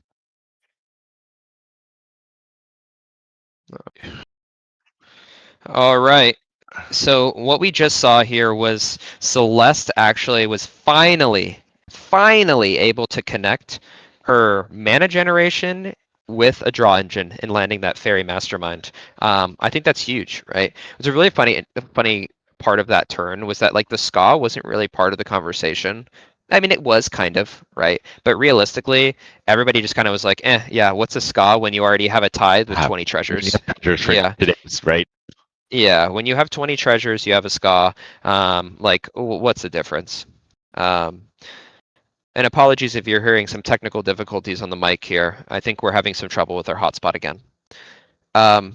Let's switch back to player audio for Zach's turn here because this could get a little spicy. And cabbage. You're good on your cabbage trigger. Okay. I'll do cabbage, Esper, then Ristic. You're good. Cabbage, That Esper, should be a Ristic. Fairy trigger. You're good on fairy. I want to join the tithe party. That's Yeah, it's pretty good. I think I'll respond. Because you also have a grip. I do. I just, yeah, my mana efficiency is low, and I have just Esper Crom as card draw, so Yeah. I don't get to do that much. I would say it would put us in similar positions because there's already Skaw, Tithe over here. So Kind of feels like we're working towards a draw right now. we might be, you know. Let's I'd see like what- to develop myself, but you know, if you want to fight, I understand. There's a lot of cards in hand. I think we're not at the pinnacle turn yet, so That's what don't know how I don't much think so time either. we Yeah. have. Does anybody So- It's like do 30 ask? minutes. Can we see a time, or is that not allowed? we can watch One Piece. 20? Okay, yeah. I mean, there's a good chance we draw. Yeah, I would just like a Tithe. that's good. Is that good with everyone? Yep. I guess so. This isn't really the point to fight, I don't think. Yeah, it's like nothing matters in the game anymore. If someone's gonna do something soon, might be good. I'm gonna switch. I might get to this this level of Tithe. Can only dream that I would. Oh, for sure. I should probably do that too. Yeah. Actually. 6. Okay. What am I doing here? Not a lot. I don't want to discard all these cards though.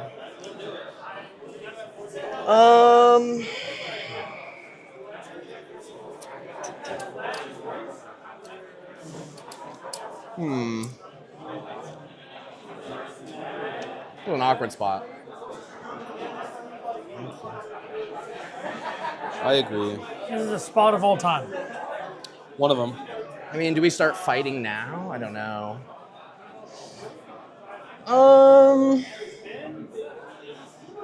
This is so weird. We're getting into the congested board state time. Yeah.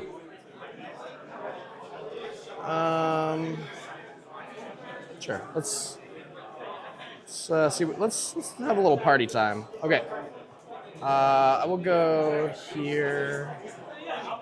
Let's see. Strongens are fairy-ristic. It's not really So I that think many. I've had a fairy from both of you already. Yeah, I think so. I Yeah. don't think I've gotten a Chrome trigger yet. I don't know.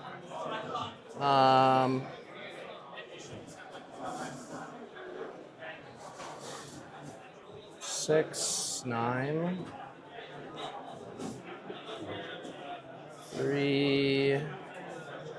Oh, sorry, guys. Don't really know what to do. I'll do this. 3, 4, 5, 6. I'm gonna flashback flash photography. I don't know if I'm targeting a Ristic Study or a Smothering Tithe. Yeah.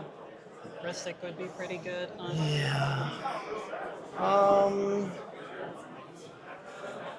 I don't know what I want. Trigger. I have to target. Yeah. I'll target. Guess I'll target the Smythe. Sure, I'll target this. You're good on your Ristic trigger. Cool. Ristic, cabbage. From. All good. Cabbage. Ristic. Yep. Tithe trigger. Good, good. I think that is a problem. Well, sorry. She drew, so I do make a Tithe here unless you No, want to no, respond before you draw. she's fine to Oh, have okay. her stuff. So, well, I have a Tithe off her draw before you draw. Oh yeah, that's good. Okay, cool. Do you want to respond to the other Tithe trigger? No, you can have your type trigger. Okay. Type trigger. Okay. So after everything's back down to flash photo, I'm gonna chain the Smothering Tithe. Her Smothering Tithe? Yeah. Wow. She's got Omniscience. I don't think it hurts her at all. It's reasonable. Trigger Esper. You know, you got a grip. I'll pay for once in my life. All right. I have priority. I pass. You have priority on chain. Pass. Pass. Um, Are we fighting now? I don't know. Yeah, I don't know. that's what I'm trying to do. Do we all crack our Ranger captains at the same time? Right? I could fight this, but then it's gonna become a whole thing. It might be, Don't have a but we got 20 lot of minutes. cards Yeah. left. Start activating Fairy if you want to.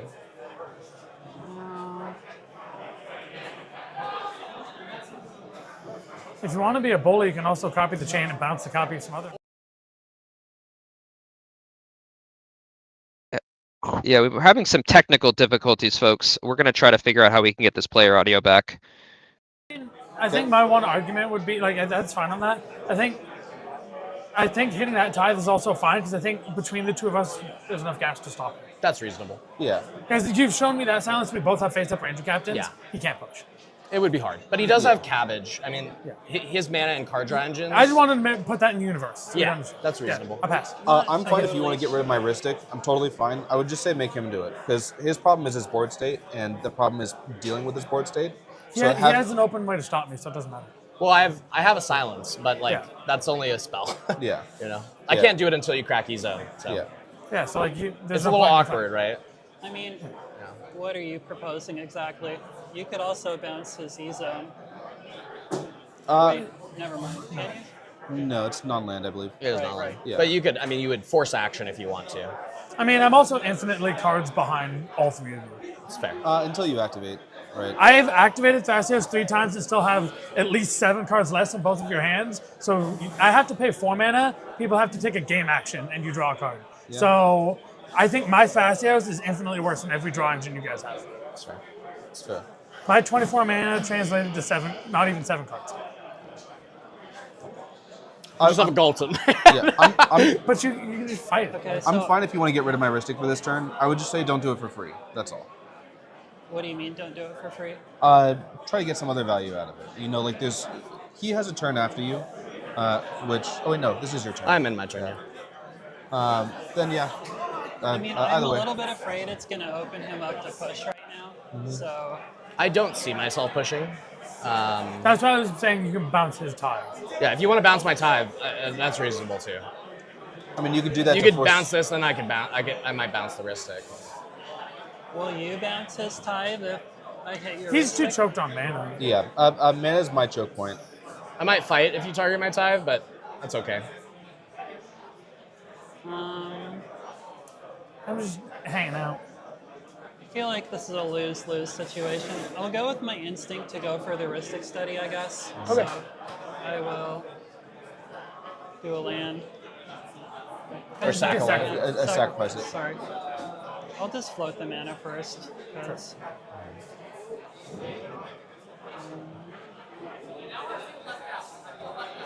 sure, targeting the tithe with it. The Ristic? Sorry, there is. Yeah. Yeah, Okay. this Is that is a resolved. cast? No, it's. We're resolving copies, right? All right, would you like to copy it or interact with it? Just throw a counter spell. You have 5 treasures? I have 5 treasures. So your flash is already going to fizzle. Well, I'm targeting my tithe. Oh, your tithe. I thought it was you her were tithe. targeting my Sorry, tithe. was the understanding that I target this tithe? Yeah, Oh, that's okay. why we did that. Oh, I understand. Yeah. Okay, we can't go back, can we? If I want to fight on this? You did just say target smothering tithe. You didn't specify which one. That's why. Yeah. Yeah. Okay. Do we want to roll back? Yeah. It's You want to call fine. a judge? It's fine. I'm Well, I mean, no, kinda- no, I think it's a I very want- important game action. It's super important. Yeah. Hey, judge! Did you guys think that too? Yes. Yes. There's no reason I would target your. Yeah, I Like, mean, it just makes sense to target mine. I think the mild gesturing maybe is My bad. Yeah. So that's why I'm like, if we Not go your back, fault, if we though. go back, we can go back to the chain because I might respond. Yeah, sorry. I cast flash photography. I said I'm going to target the tithe. I didn't specify. There was Celeste had a tithe on We all board. I had thought a that it tithe. was targeting my tithe, so we did stuff as if it was targeting my tithe. And then after we did that, he was like, "Oh, it was actually my tithe," but we all thought it was this tithe. because the target was never cleanly. Yeah, I said I'm targeting said tithe. Smothering So we tithe, wanted number to 2. roll it back because he chain of vapored my tithe, which I let happen. It's the only game. All right, so we're getting a judge call here. I think what ended up happening here is when the flash photography was splashed back, right? Zach said, flash photography targeting tithe, right? A chain of vapor was then fired off targeting Celeste smothering tithe, right? To bounce that. They resolved it effectively. And then Zach went back to his flash photography, and it wasn't fizzled because Zach then said that he was targeting his own smothering tithe, right? So I think that's what a current judge call is being called there, because there wasn't a specification on which smothering tithe was actually being targeted on the cast of flash photography specifically. So that's where we're gonna be waiting to see what the judge rules, and our producers will kind of let us know what ends up happening there. But that's kind of the situation we're at. I mean, obviously, this is a very, very, very, very crucial time, right? Because the differences in what the outcomes are very, very great, right? Because one of the outcomes, Zach gets 2 smothering ties. The other outcome is that, or Zach gets 2 smothering ties and Celeste has no smothering ties, versus the other outcome, which is Zach has 1 smothering tithe and Celeste has 0 smothering ties, right? Those are very different board states, completely different board states. So I think that as we're kind of approaching time, I see that the judge ruling now we're not getting from the producers is that they were able to actually roll back where that was, and clearly state that Zach is targeting his own. So we've put the chain of vapor back, the smothering tithe back on both boards, so that we can kind of have a better understanding of what's happening here.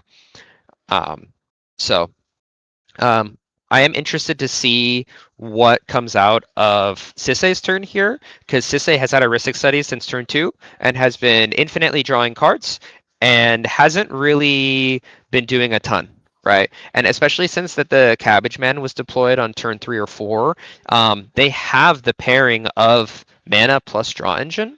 Yep. And if you have the pairing of mana plus draw engine, you're generally in a really, really good spot, right? And that tie has been created for almost all of these players at this point in time. And we're kind of coming to the point where I'm not confident as a commentator or a viewer that this game is going to end. What are your thoughts, yeah?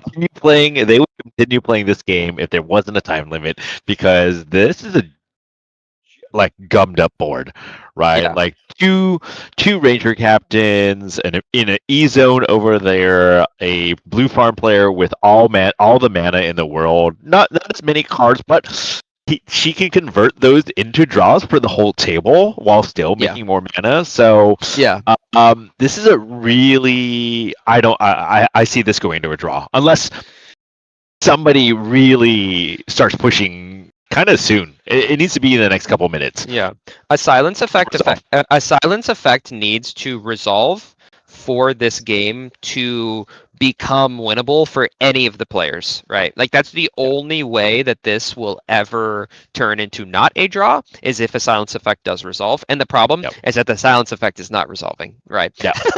So now we're in this position where there's a ton of it's a bit of a standoff, right? There's a ton of guns pointed at each other, but I'm not seeing a position where we're going to see something convert into a win here, right? I mean, there is a nuclear button that's on the table, like you said, for Celeste, which is just start hitting the Fairy Mastermind button, right? And if you start just slamming the Fairy Mastermind button into another tithe, like it's just absolutely ridiculous, because it's like you have your own tithe, your opponents have tithe, and now we're slamming a Fairy Mastermind button because we all have 30 treasures, and we're just going to keep making more treasures, and we're just going to keep drawing cards, right? And that becomes super dangerous because there's emergent zones on the field.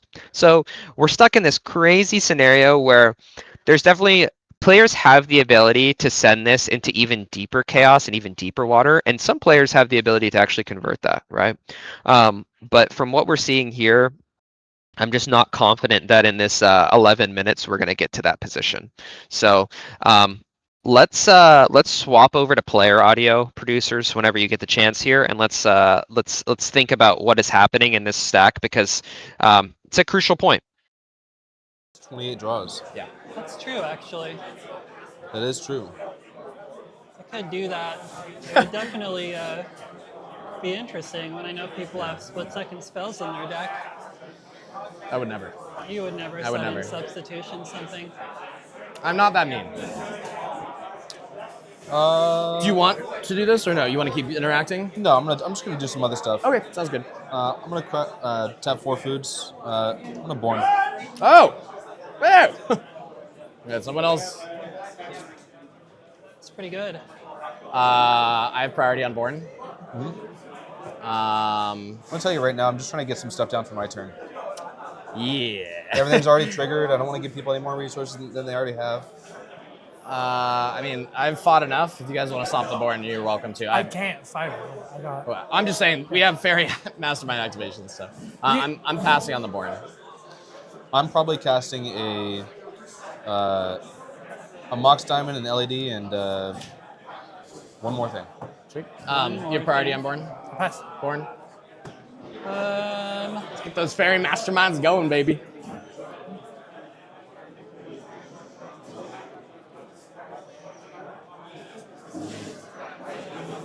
I do have interaction.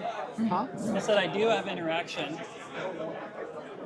So what exactly are you saying that you're going to cast? Mox Diamond, LED, and I currently don't have the mana to do the one more thing I was going to do. But if we keep interacting, then I will end up getting the mana that I would like to get to do the other thing. So right now it's just those two. Let's see here. I don't think I'm untapping. I'm trying to get you there, brother. I'm gonna resolve this time fast. Hey, at least we got the time extension. Yeah. 1 minute.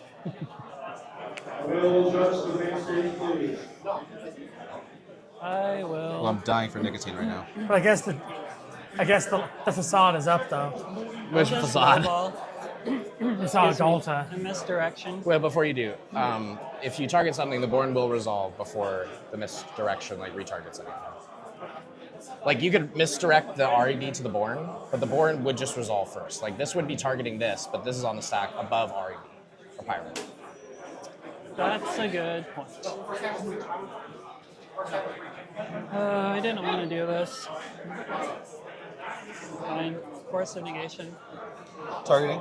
Are you paying mana or pitching? It's going to be targeting the Born. If you target the flash photography, I'll just draw my card off the board and I won't do anything. Sure, we'll target the flash photography then. Oh, wait, trigger Esper. Cool. Also, how are you paying for this? 5 minutes? Okay. Pay for Esper. Pay for Esper? Mean. Blech. Thank you.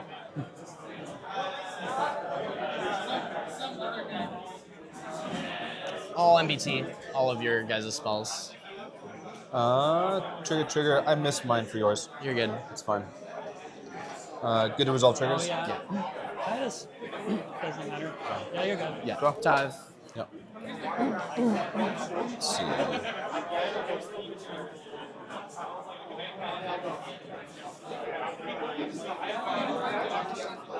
That's funny.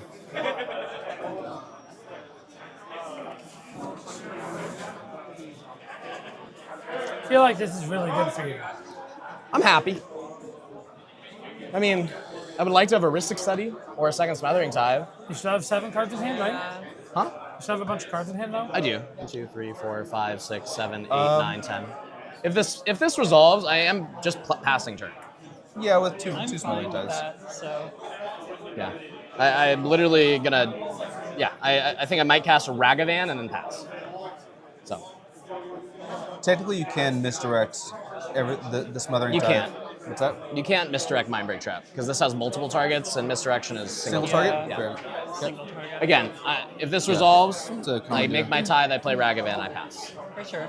So up to you guys if you want to. There's a Crom trigger right here, correct? Your Crom trigger? Or is it No, your- this is a buried smite trigger. That's a Smythe. Oh. Yeah, Or think my I guess I target- should have a Crom trigger, right? On your Force of Negation? Because you cast. Wait, is that your first spell? I believe so. Okay, then I don't have a Crom trigger. That's such a bad idea. I think we are getting close to time though, so if we want to keep playing the game, then we gotta make a choice. Raul, how much time do we have? 5? Okay. Again, I'm letting you get it to your turn, go to untap and do whatever. Yeah, I understand. I'm just. This is a pseudo win con. Okay. We can keep fighting if you want to. The odds that if we keep fighting, the time elapses and you don't get a turn is relatively high. So it would just make me have to push, basically. Yeah. I mean, this is round 1. I don't feel too bad about it. Okay. Yeah, if you want to keep going, but by all means. I'm just saying you could say, Or I you get know, it turned. get mana. You get more mana on your turn. Yeah. If you fight me now, tapped out, like, It might be better to go to your turn.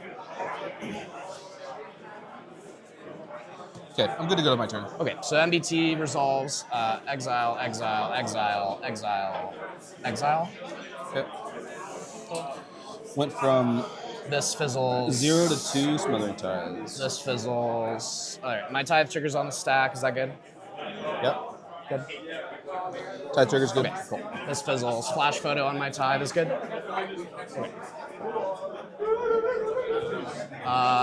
Copy Smothering Tithe. All right, as promised, here's this Ragavan. Good. Good. Do you want to draw or no? Oh, yeah, sorry. Okay, up to you, yeah. I'll draw. Tithe. You good? Cool. Go to discard. Same as you. Yeah. Pass turn. That main bet's feeling kind of good right now. Yeah. All on tap.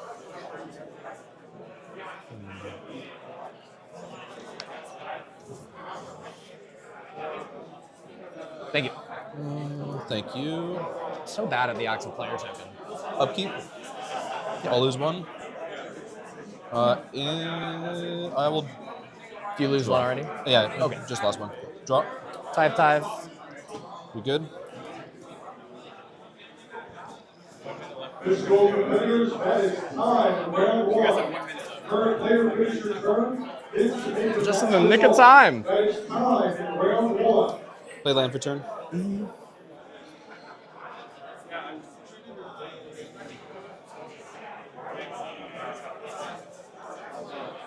I'll cast a Mox Diamond. Trigger. Asper. You're good? I'll draw. You're good on Tithe. Pass on Mox Diamond. Cool. I'll discard Wooded Foothills.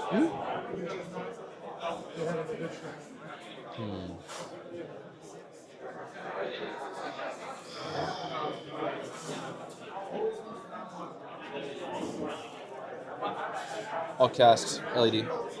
From. You got it. I'll draw I first. think that's a Yeah. fairy for him. Yeah, you're good. And Tithe. 4 tithes. Yeah, pass on LED. Cool.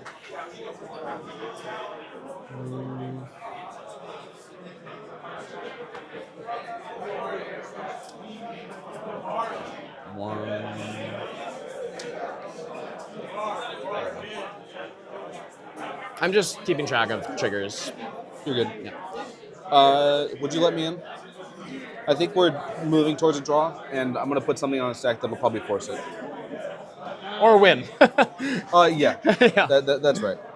I'd prefer not to let you in. Why would I? It's not. I have a feeling there's more counter magic in hand, No. but really, I mean, I don't know if I see a way this doesn't go to a draw here, but Because we just keep playing. I think we were at time, pretty much. So. You have 30 seconds left in this round. Okay. I don't know. Why should I let you in? just for mana. I think I'm gonna block Yeah, the Ragavan if you swing at me. That's fair. Okay. Let's see. I'm a reasonable person, but like Not that reasonable. that reason you're gonna hit my like born or something. Yeah. If you hit me. Okay. Players, that is time in the round. Current player finish your turn, then submit your match result. Sweet. Well, let's kick this off. Let's go. It's a fairy. So fairy. No triggers. All right, I guess you gotta crack the ranger. I think you need to crack yours first. That's fair. But I'm gonna respond first by just having this untapped. You chill with that? Do your thing, brother. Yeah. So I'm gonna take 1 and I untap this. You good with that? Do you want to respond? Do you want to respond? To the. Untap of the cradle. No. Okay, you're good. I pass on. Do you want to activate fairy? I don't think you should in the double spot. Not yet. Yeah, activating fairy is a bad idea. Okay. Um,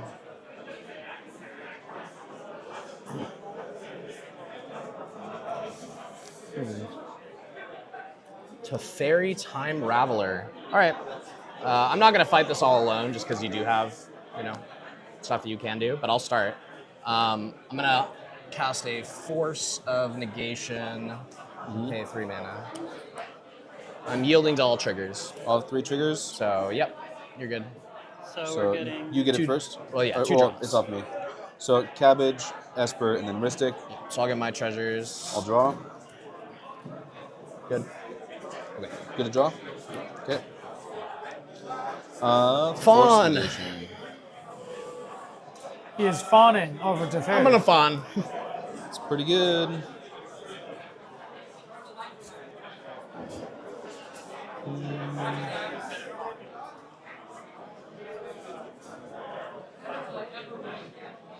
Man, that sucks.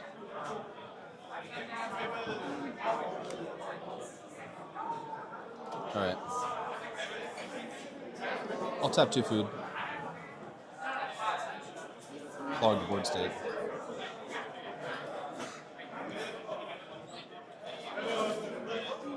I'll Arms Chain Me? you. You. Oh, okay. That is your not second spell. There's no triggers. Correct. Oh, you should have had a fairy trigger buried here. Because he drew 2 off of Because I mine. drew 2. All right, Where is we the can. fairy trigger? It's right here under the Orms chant. You just technically you responded to it. Yep. For sure. All right, you have priority on O chant. Yeah. Cards in hand. I think I have 8. 8. I will hard cast a misdirection. Trigger Esper Sentinel.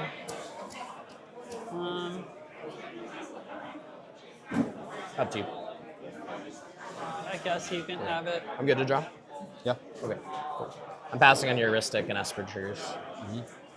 Yeah, your first spell, Ristic, Esper, and Yep. Cabbage. Thank you. Do you want to pay? It's up to you. No. Pay for what, the Ristic? Ristic, Esper. Ristic It's, or it's up Esper. to you.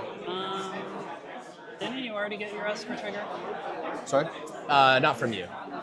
Your For first me. spell. I will pay for Ristic Okay. and Esper. Okay. Okay. Cool. Misdirection. Misdirection.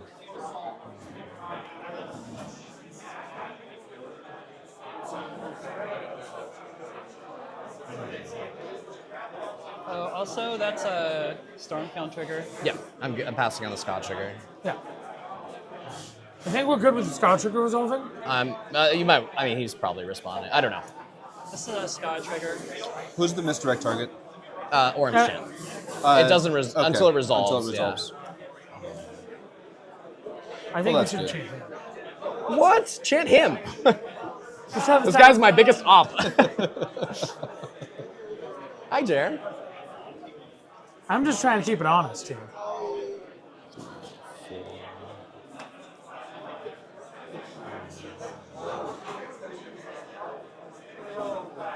I'm sorry. We're getting close to time.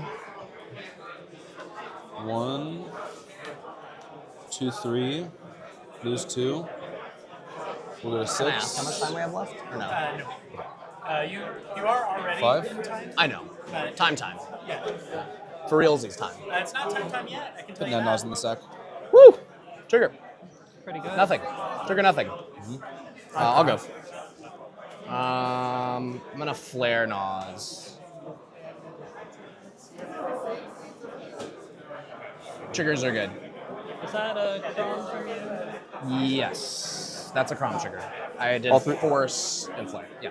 Oh, So your draw first. Am I good? You're good. 2 triggers good? I have a Tithe here, You can have it. Yeah, go ahead. and then I pass on your triggers. Yep. Okay.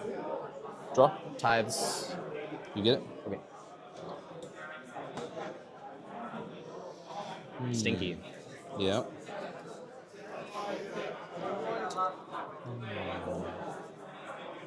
I don't like this. Okay.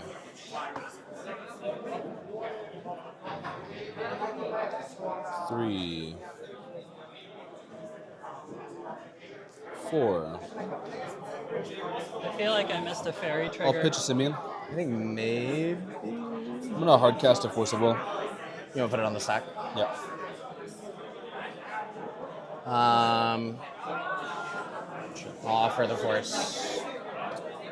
You're good to draw if you'd like. Let's see. Draw. You have your cabbage. Yep. All right, offer on force. Offer on force.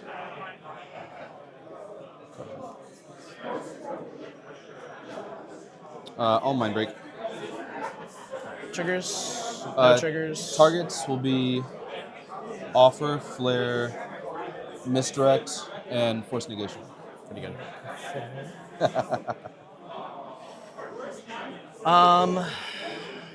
Okay. Do you want to get in here?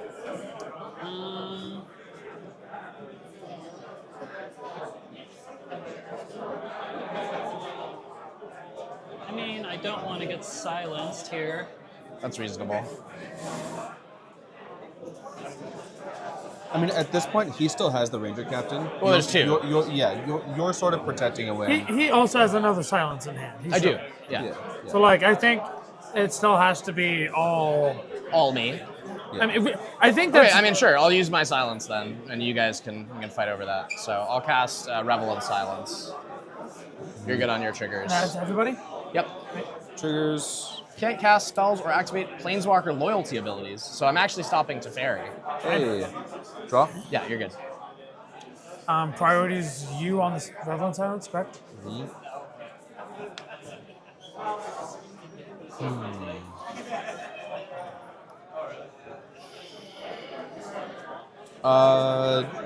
Well, I'll let you help me potentially. I'll pitch you life. I'll put a Noxious Revel on the stack. Target will be Sure. All right. This resolves Revel on the stack. It's just opponents.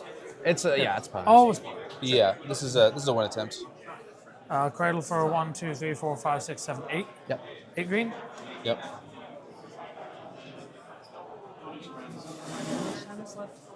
I can't give you that time. That's not public information. Cracky zone. Play and then we'll Crack E zone. I'll respond. I'll crack Ranger. All crack ranger. All right. So your Ranger cracks on the stack here. Mine's Over the top of yours. Yeah. Mine's here. Yours is above. Okay. And my E zone Then E zone's is. underneath those. Yep. Sorry. We can try to like make this stack start turning the corner here. I will. Let's see. You have 6 mana. I'll activate PFP to exile a top card. Sure. Good. Okay. Mystical Tutor. Cool. Cast Mystical Tutor. That's it. Triggers. Triggers are good. Draw. Yep. Tithe. Yep. Good. Yep. Okay. If you have no more interaction, I think you can't really afford to. Mystical Tutor. That's what I'm thinking. I will respond with a silence. Triggers. Crom? Or no, I've already triggered Crom. You've Com's cast 2 been triggered. spells. Okay, your Ristics are good. I'll forego the Ristic. I'll get the cabbage. You're not drawing? No. Okay, sounds good. I'll respond and crack a treasure to PFP. Okay. Orange chant. I'll chant. I'll chant you. Me? Yeah.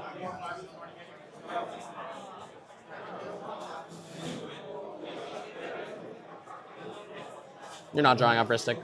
No. Okay. But I will get a cabbage. You're good on cabbage. Yeah. Chant's good. All right. Chant resolve. Silence. I mean, on the stack. I don't think there's a reason for me to. You can Right, activate Thrasios, draw your fierce. Sure, but like, what are we facing here? Like, if I do that, like, the mystical tutor, is that what I'm fighting over? That would probably help. Up to you. Cards in hand? 5? Yeah.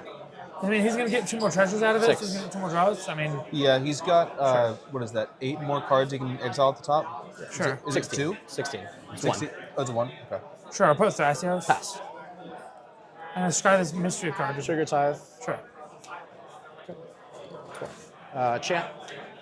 Sure. And then I fierce the mystical tutor. Sure. Yeah. I'll fierce target mystical tutor. Resolves. Where's the mystical tutor? Mystical It's tutors up a little bit buried above. right here. Yeah, Yeah, is. that's it. Chant on The stack is going back this way. Chant on the stack. Yeah. Pass Resolves. on chant. Yeah, fierce Fierce is resolved. All right, silence on the stack. Facebreaker. Good. You're good. REB. Facebreaker. You're good. Word of Seizing. Oh, Yes. Cast Word of Seizing target Fairy Mastermind. There it is. Trigger. Yep. Split second. Yep. Did you pay the kicker? Don't need to. Oh, I Not thought that it was one. the other one. Word of Seizing resolves. Okay, can I have That's the not- fairy? Okay, I'm gonna activate fairy to 7 treasures. Mm-hmm. We have priority. Do we have more? Any more interaction? I'm gonna respond to that with Adawara, targeting fairy for 2 mana, I think. Sure. I'll activate again. We need one more. Fairy activation on top of the Odawara. We have priority. I pass priority. Priority.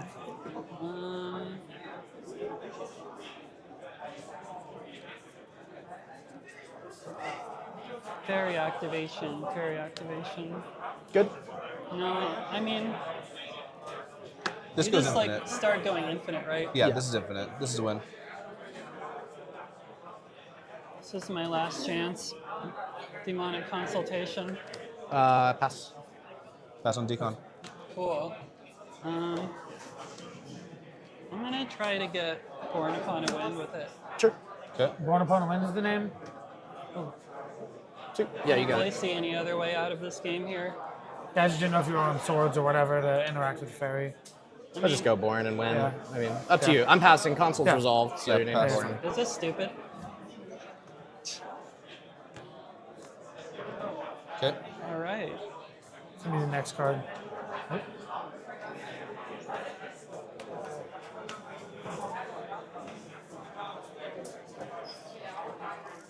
Oof.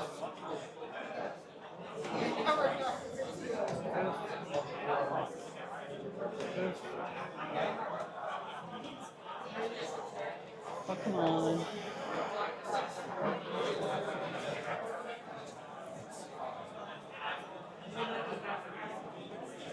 Hey. There it is. Yeah, we did it.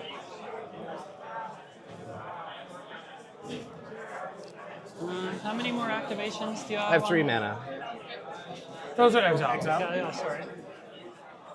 Cast Born.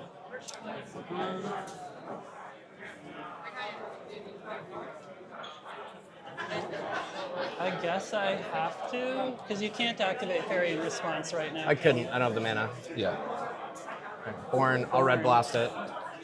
Red blast. I'll have triggers. You're good. I'll forego the draw. I have a response. Do you have a response to REB? I mean, it sounded like you had a response.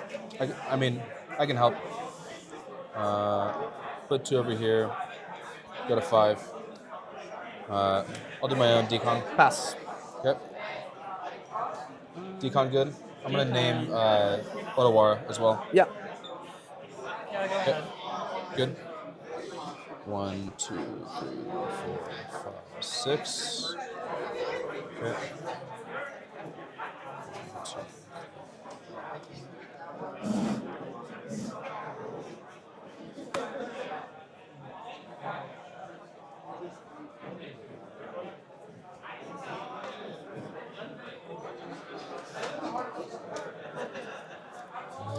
I don't think I'm getting there. 2 Nobody Otawaras does is hard to anything beat. to me, I could win.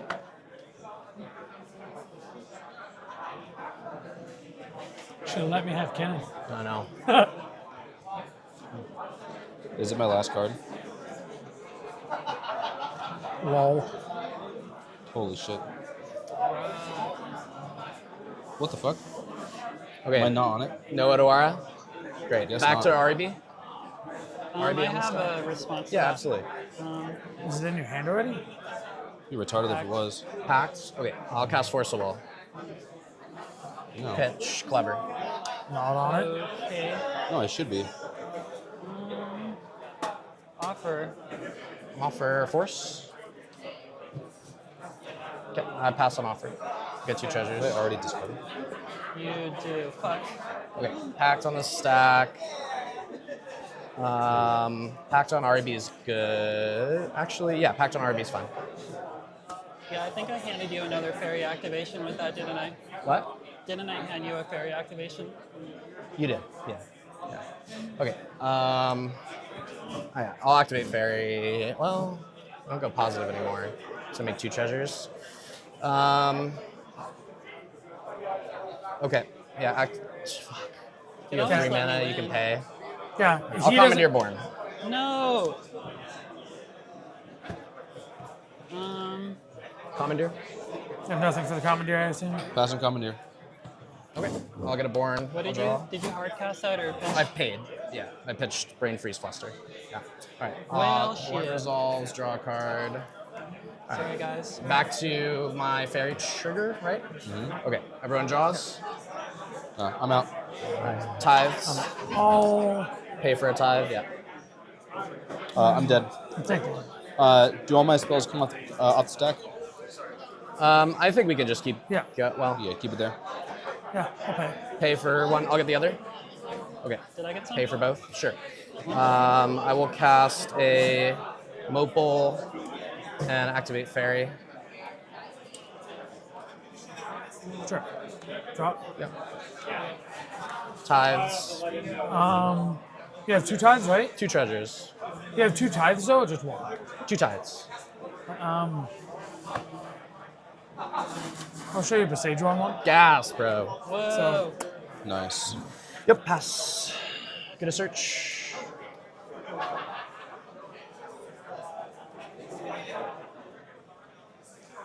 Very nice. Pretty clutch. Okay. Besage resolves. 2 tithes on the stack. Yep. Okay. I'll make 2. Yeah. We drew the cards. Yeah. And then tithes. Who's Pay size? 4 if you want to pay for both. Yeah, I'll pay for it. But now you're not mana positive, right? I'm trying to draw a win. Yeah. I thought it was a pretty good mistake. Yeah. Okay. So sorry. This was resolved. Otawara on the I fairies just drew it, next. so. And then we would go Good down draw. to what? The ranger, the silence. What's underneath that? Is it That's my Ranger Captain. Ranger Captain Crack? Okay. I don't see myself getting there. And this was targeting fairy, right? Yeah. 1, 2, 3, 4. Activate fairy. Sure. Drop. Tithes. I'll pay for it. Yep. I'll you get get one. 1 here.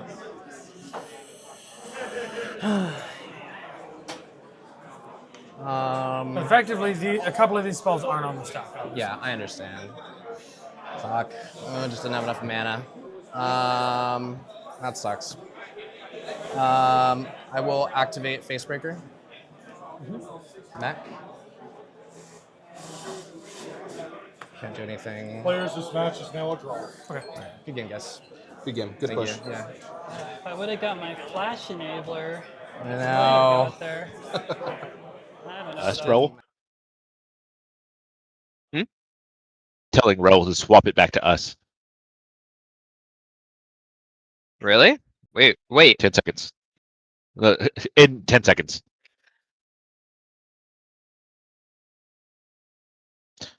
Okay, we're All right. back. Yeah, it looks like so we got some theories and we have some chatter going on here as Zach attempts to activate Fairy Mastermind. Match just finished, I think. They hit the 20-minute time. There was a lot going on at the end of that. Like a lot going on. So my thought process here, everyone in the chat's kind of everybody is kind of freaking out about that decon. But I unironically think that the decon for Otawara was on purpose to deck themselves so that they wouldn't die to Fairy Mastermind double smothering tithe. That is my thought process. So they get the draw.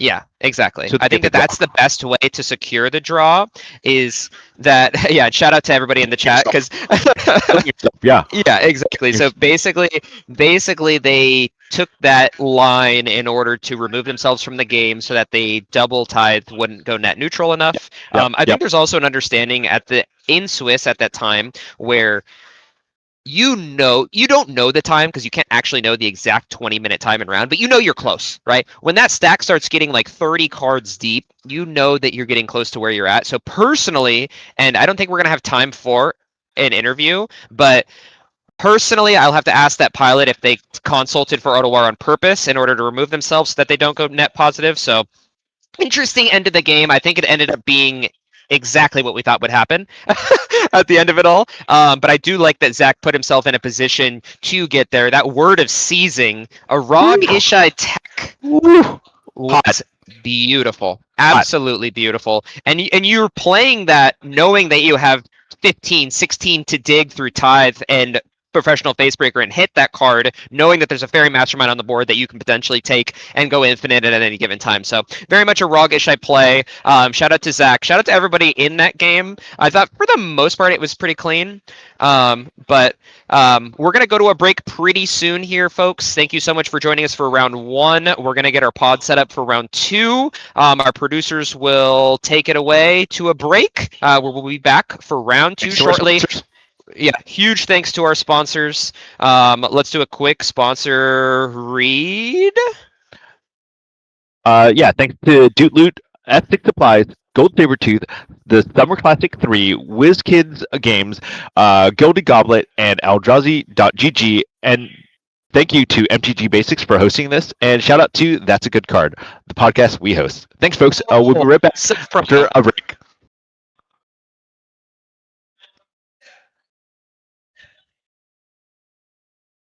Breach the Bay 2 comes to San Mateo, California, August 22nd and 23rd. A $25,000 guaranteed prize pool, with payouts upgrading at 475 and 550 players. Day 1 is 6 rounds of Swiss in the Japanese point system, cutting to top 64 on Day 2. The 2026 Top Deck Invitational runs alongside, plus pre-modern, legacy, and redemption events. Not to mention a loaded lineup of artists and vendors. Register today at breachthebay.com.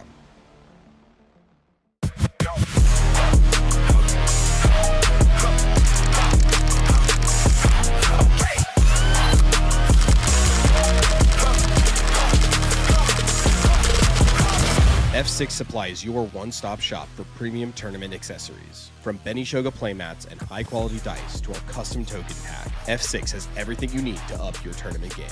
Every design is original art, never AI. Shop online at shopf6.com or visit our booth at CDH Tournaments nationwide. Level up your game with F6 Supply. $4,000 for one deck? Half the cards are out of stock anyway. I just want to play the game. Did somebody say despair? Wait, what? Who are you? I am Aquarion, wizard of many things. Bro, are you drinking right now? It's a gilded goblet. Pay attention. Okay. You seek a deck? I bring tidings of a deal. GildedGoblet.com. Buy 3 decks, and the 4th one is free. Wait, a completely free CEDH deck? Ready to play and ship to your hovel, but only during this tournament. So you're telling me I need to order them this weekend? The magic expires when the tournament does, child. Thanks, Aquarion. This is the best thing a wizard has ever done for me. I know. Tell your pod. Buy 3 decks and get the 4th one for free at GildedGoblet.com. Use the code FREEDECK at checkout, but you better hurry. Only for this tournament. Hey, this is Freedom Waffle, and I want to show you a tool I personally use for practicing and coaching CEDH. Eldrazi.dev is a CEDH goldfishing tool where you can randomize your opponents, practice tournament mulligans, and play out your hands. It's got built-in actions for cards like fetch lands, tutors, necropotence, and ad nauseam. You can easily track floating mana by adjusting with hotkeys to make playing out complex lines much easier. There's even community-made puzzles to sharpen your game knowledge. Check it out at mulligan.eldrazi.dev.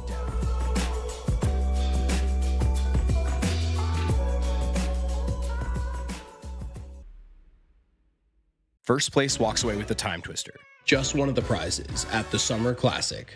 $15,000 CEDH main event, a $10,000 legacy event for dual lands, a $5,000 CEDH redemption event, Pauper Commander for a masterpiece Lotus Petal, and a standard tournament, totaling over $30,000 in cash and prizes, plus vendors, artists, and content creators. The largest event of the summer, July 18th and 19th at the Minneapolis Convention Center. Sign up for Summer Classic 3 on Top Deck before it's too late. Gold Sabertooth creates one-of-a-kind art for Magic players who want more from their game.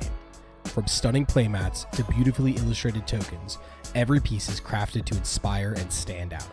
Let your table tell a story. Explore the full collection now at etsy.com/shop/goldsabertooth.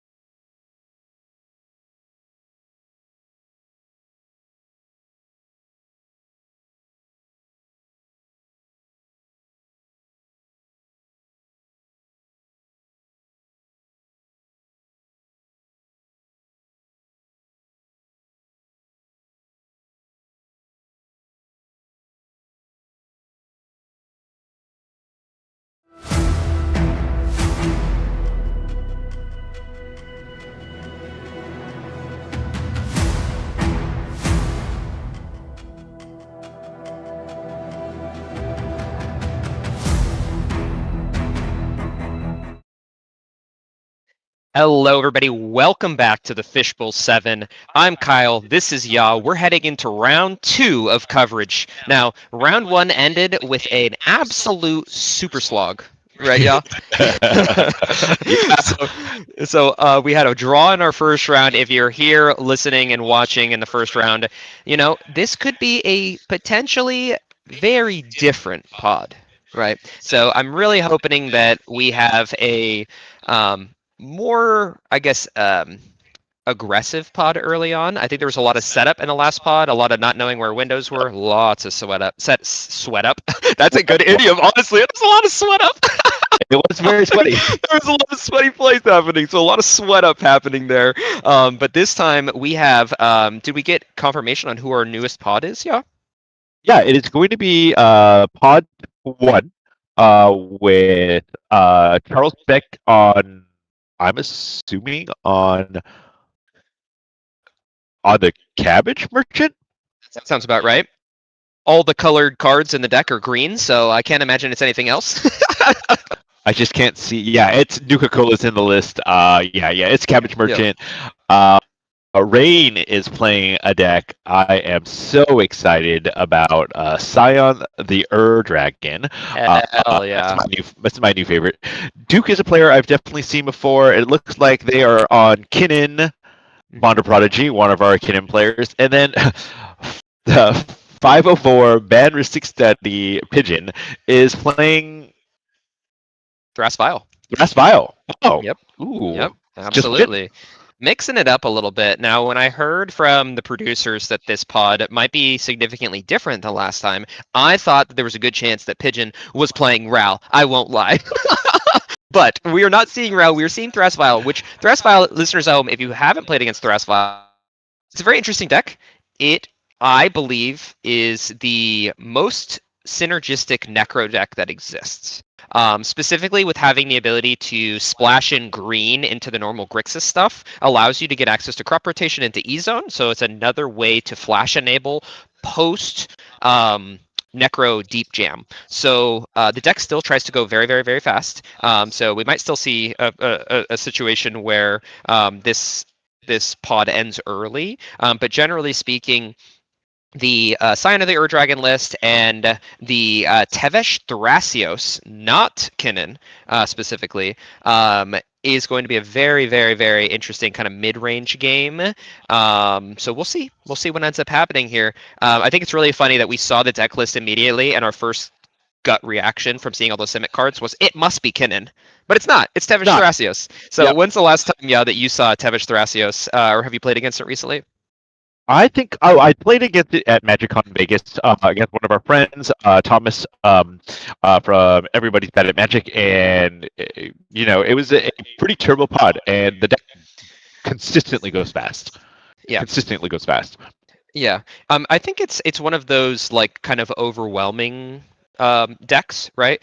It's not a full control list, but it's also not a super turbo list, in my opinion. So I think it just kind of like ramps up as it continues on to get to a point where eventually you have an insurmountable win in Sultai. So very interesting to see the Cabbage Man in the first seat. I actually expected to see more Cabbage Man in the meta than we are seeing currently, which I thought was very interesting, right?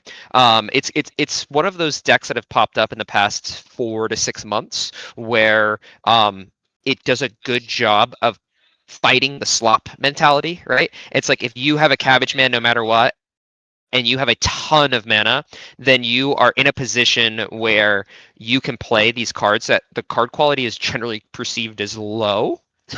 All out something like Croson Grip, right? But it still can be really, really impactful.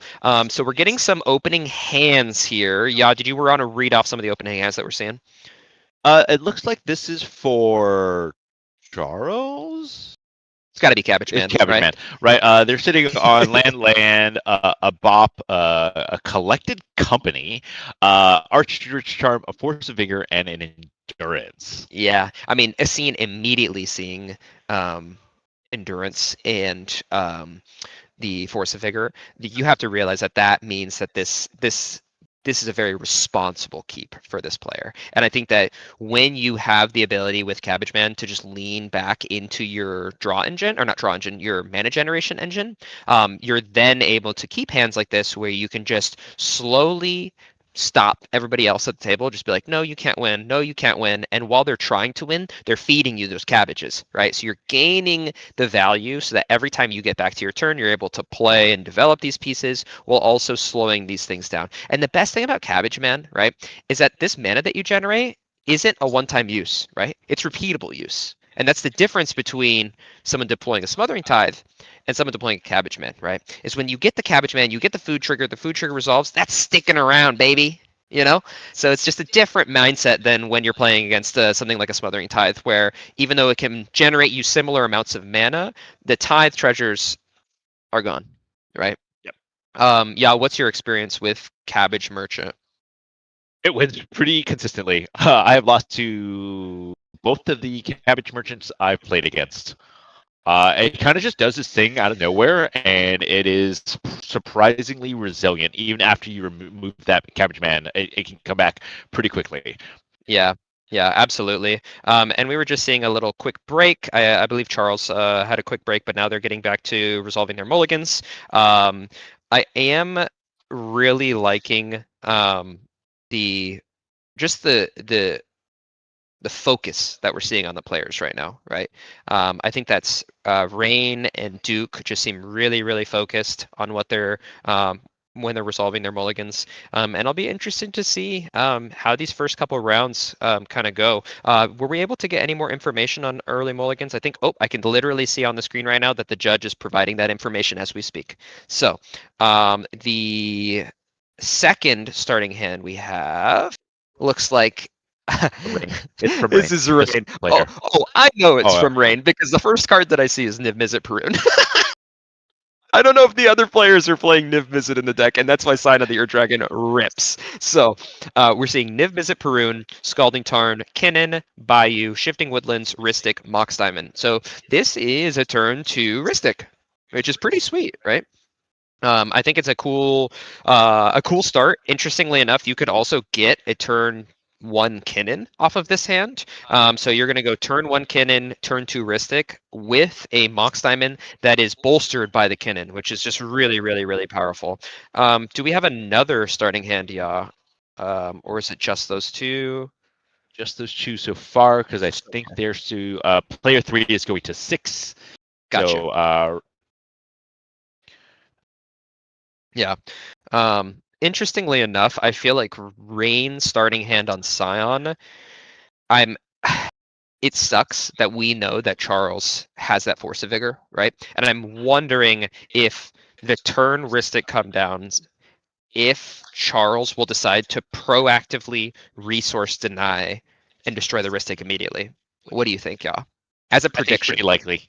I think it's pretty You think likely. it's pretty likely? Yeah, I think it's pretty likely. Like they want slop in their version of slop, right? Like they don't mind because they generate, but if you have it and to keep like a first or second 7 with that in mind, like I think so. I think it's 60-40, right? Like 60-40. 60-40. Yeah. I mean, the hard part with Force of Vigor specifically is like you have to pitch cards to do it. So you're going to go down card count in a deck that really struggles to draw cards for the most part, right? Like that's always the blight of Cabbage Man. You make a bajillion mana, but you can't really draw cards at a consistent rate. So then because you can't draw cards, you are pigeonholed into playing really low card quality cards that do draw cards, right? So like for a Cabbage Man 7 library, gas, right? For a Cabbage Man playing a 4/5 mana sorcery spell that draws you cards, potentially gas, right? Because you can actually pay for it. So it'll be really interesting to see whether or not Cabbage Man decides to destroy the Ristic immediately, because part of Cabbage Man's strategy is surviving that slop. So maybe you do want the Ristic to be there because one, you can pay for it. Yep. Because you have a billion mana. We'll see. But I think that we're getting into the game pretty shortly here. So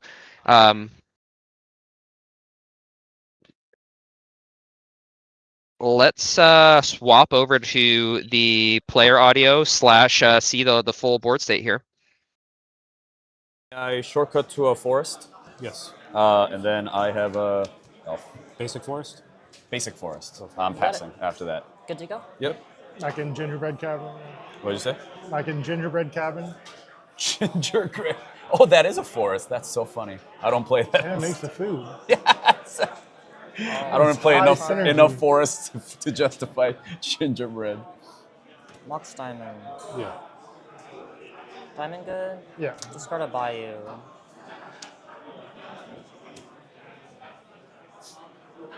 I'll fetch for Underground Sea. Okay. You can shortcut. I'd like to shortcut, tap that, and tap that for a cannon. Turn 1 cannon from Scion. I'm passing on cannon. Pass. Oh, sorry. Yep. You active player passed. So make sure to remember to pass that around.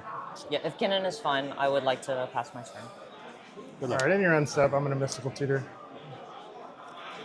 Nothing. Pass on Mystical Tutor. Sure.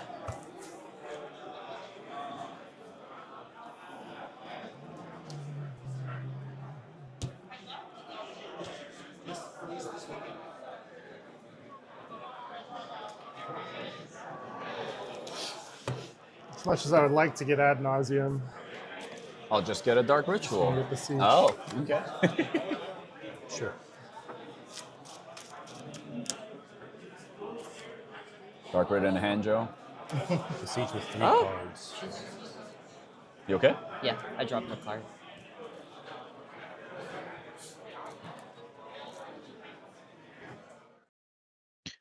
All right, so we're back to some caster audio here. We did see the turn 1 cannon come down. Yeah, I believe you have the starting hands for the other players, so let's read them out real quick. You're gonna have to bear with me. Some of these cards are in foreign languages. So from Rog's Rest, that's the Gemstone Cavern. We know about that.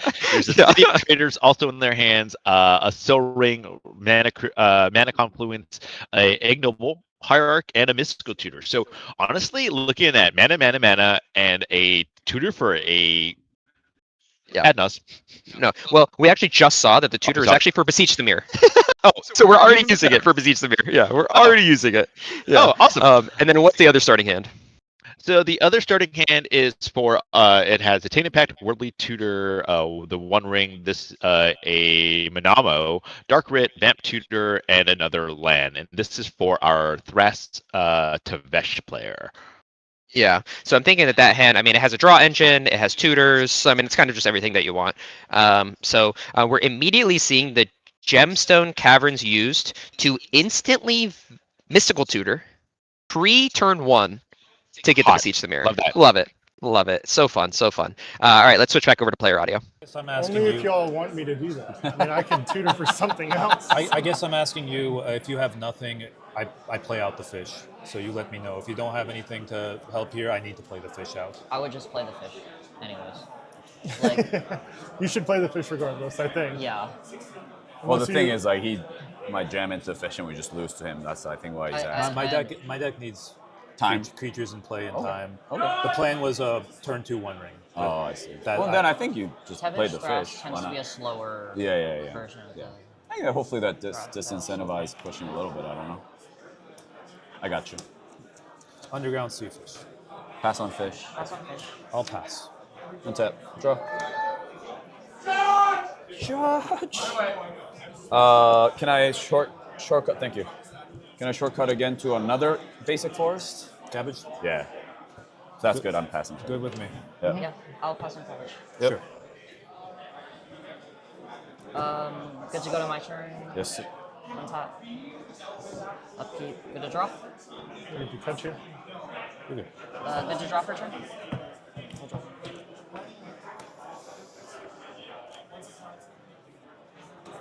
Shifting is land for turn. Pass a Ristic. Hey, pretty good. I have a trigger, but I'll resolve it after I've shuffled. Draw. Yep.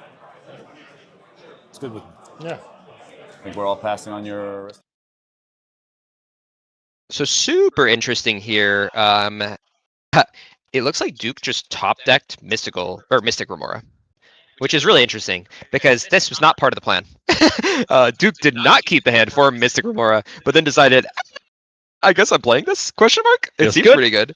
I do like that they're having early conversations about being afraid of Pigeon's position currently. I mean, let's Not be honest Pigeon. here. This Duke and Joe is the Rog. No. I'm saying that they were having a conversation specifically about being prepared for Pigeon, right? Because Pigeon is the one who turned 0 Mystical Tutor for Beseech the Mirror, correct? That is actually not. That's Joe. We were wrong. I was wrong when I was reading the because our producer had said that we were grabbing Pigeon. This the Thrasios Vile Smasher player his name is Joe. Promise you. I got completely switched up. Oh, I'm sorry. Everybody Because throw casters F's can't in the read. chat.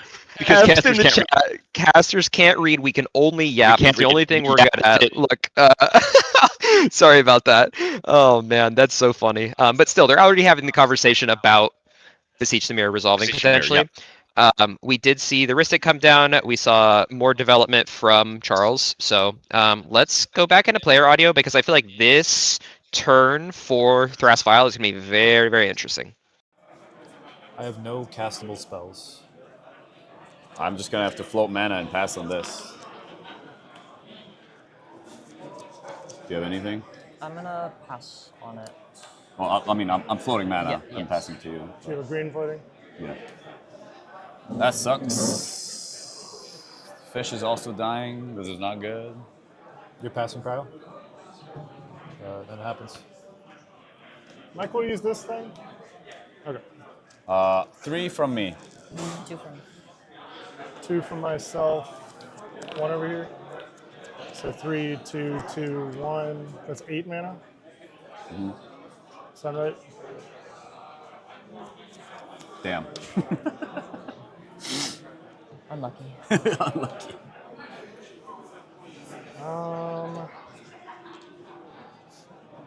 Two.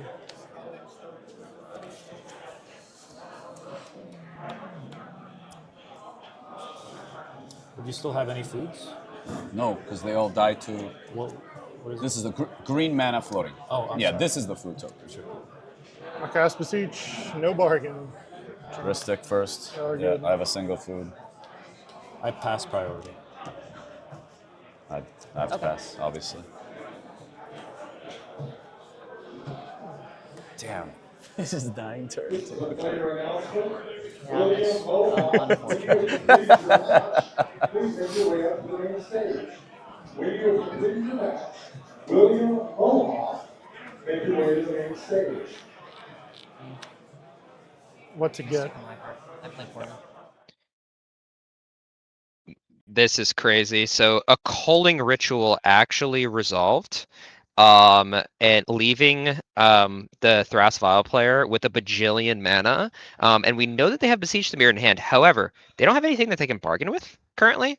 So they're just hard casting Besiege unbargained, and then they're gonna have 4 mana left over, right? Yeah, I guess 5 mana. Yeah, so they're gonna have 5 mana total. Ooh, do you think they go for Nas?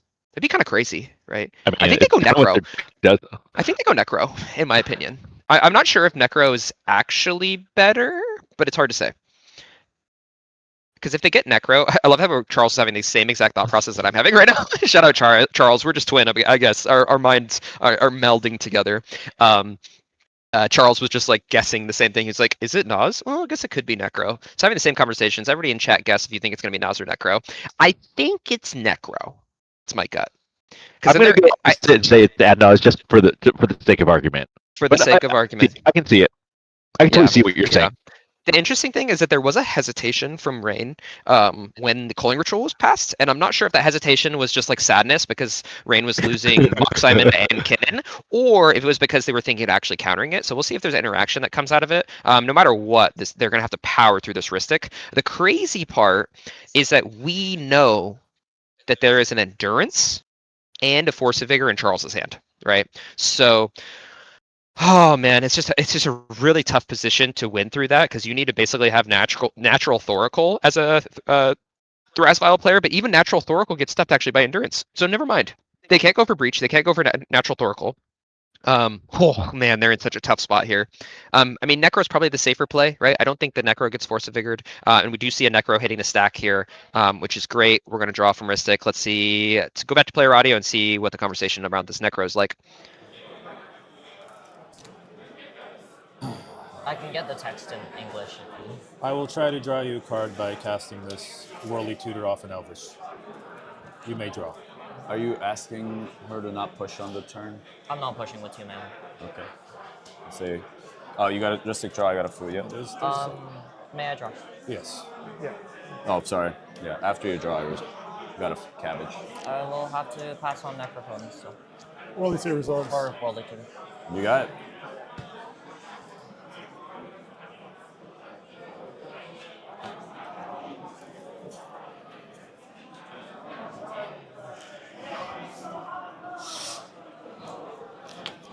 Just be a Deathrite Shaman.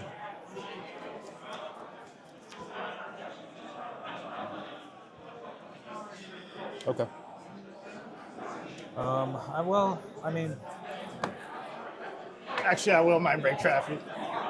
No, that'd be Crazy Sandbag. Crazy Sandbag. I could get an Endurance and try to force a draw. That could be something. How could you draw it, though? Not now. If Just later. Oh. Later, if it comes up. Oh, with if a Joe breach doesn't line. push this turn? Yeah. It's it's gonna be face up on my deck. He's gonna know about the Endurance, but... Are you pushing this turn, Joe? Yeah.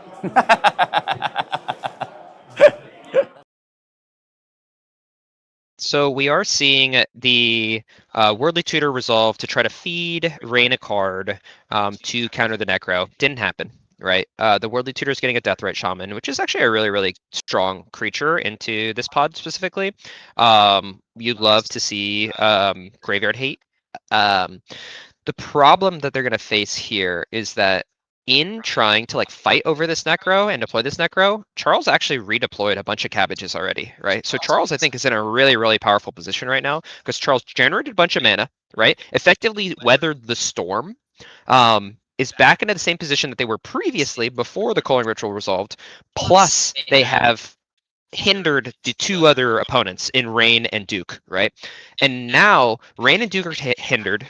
Technically, Rain still has a Rhystic Study, but That's going to go bye-bye the second that a breach is put on the stack by Thrasvile. Oh yeah, for sure. And Charles could potentially force a Vigor both the Necro and the Ristic, force a jam by Thrasvile immediately because they're going to lose their Necro, and then Endurance as well. So it's just going to be and they're sending deep into Necro here. So we're going to switch over to player audio. Let's see. Charles has this covered though. Huh? It's Spirit Guide. Both Spirit Guides. Not both. It could be just one Spirit Guide and then Born, right? No, I'm saying he runs both. I know. He just needs to find one. Yeah. And then Born. This is how I lost last time too. You lost last game? No. Last tournament with him. Sure. Yeah.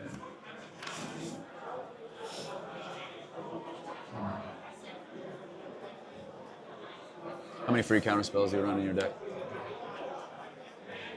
Forcible, Force of Neg. Commandeer? I don't run Commandeer right now. MBT? MBT. Pact? Misstep. Misdirection? Misdirection, Mindbreak Trap. I already counted MBT. Can I give can't you remember off the top of my head. You're right. I used to run more in Control Farm, so. Yeah. Is it a good pile, Joe? We'll see. Too early to call. Too early?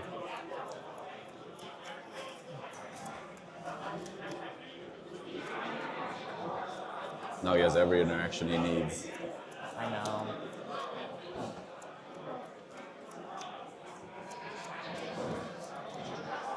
This is when I miss Control Farm's sort of interaction. I like my 35 instance.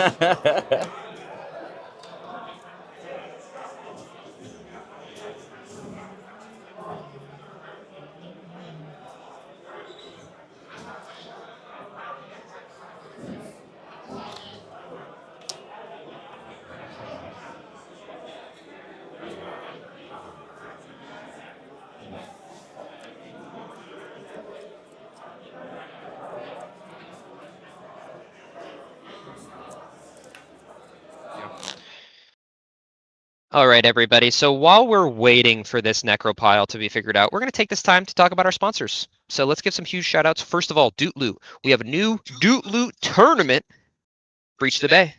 It's going to be happening, I believe, this August, August 22nd to 23rd. 25K prizing guaranteed. Prizing upgrades at 475 and 550 players, which is like an insane count, right?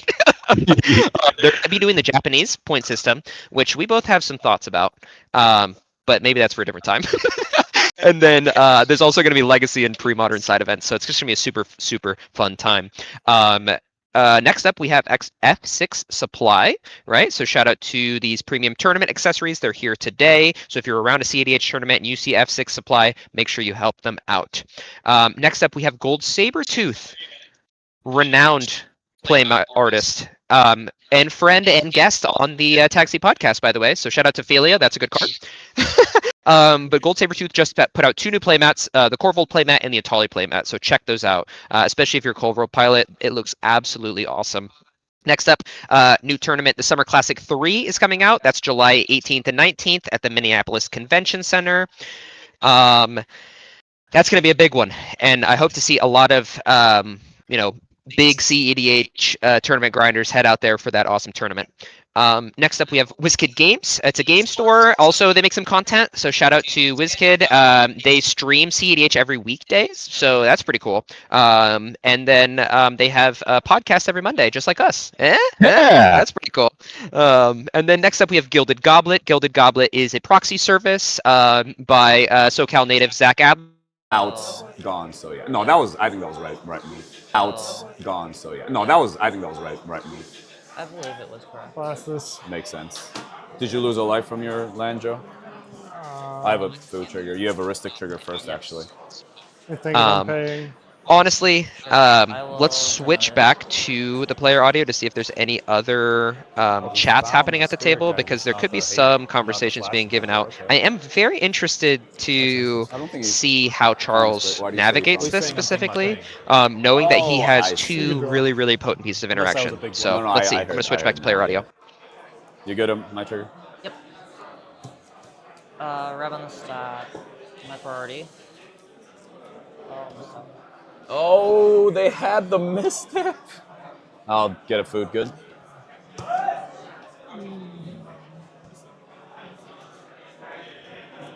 This is what I was considering if my misplay was not hitting the Soul Ring. Yeah. But But now I you're thought in a we- pretty I good thought we were position. gonna- we were gonna dark One. it, so it's kind of on me. My window's kind of closing. Yeah, you I mean, I'll fight over this if you want to attack me with Establish Merchant. I'm not, no, I don't need to. They're now drawing a bunch of cards. You Well, can. Yeah. I'm just saying. No, if you protect it, I won't hit you. Oh, you won't hit me? Yeah, Okay, that's what I'm saying. I thought you were Yeah. saying, no, I won't make that Because deal. you fed a bunch, now I'm. Well, yeah, Now the I threat know is that I shifting. caused this Yeah, issue. I know. At this point in the game, I'm trying my best to force a draw. I know. I'll Well, I mean, force the too early, misstep, but yeah. pitching, dispel. Yeah. Pass. You have a Oh, Ristic trigger. trigger. Yeah. And then my cabbage Good good. job. Yeah. Good. It's party 2.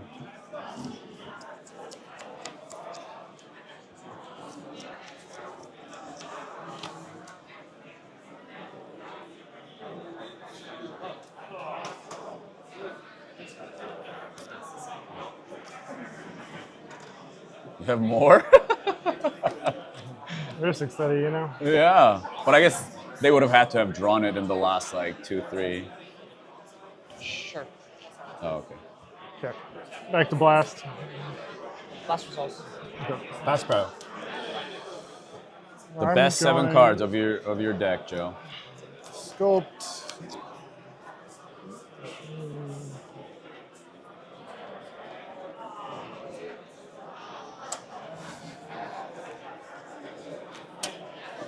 Maybe this will be relevant.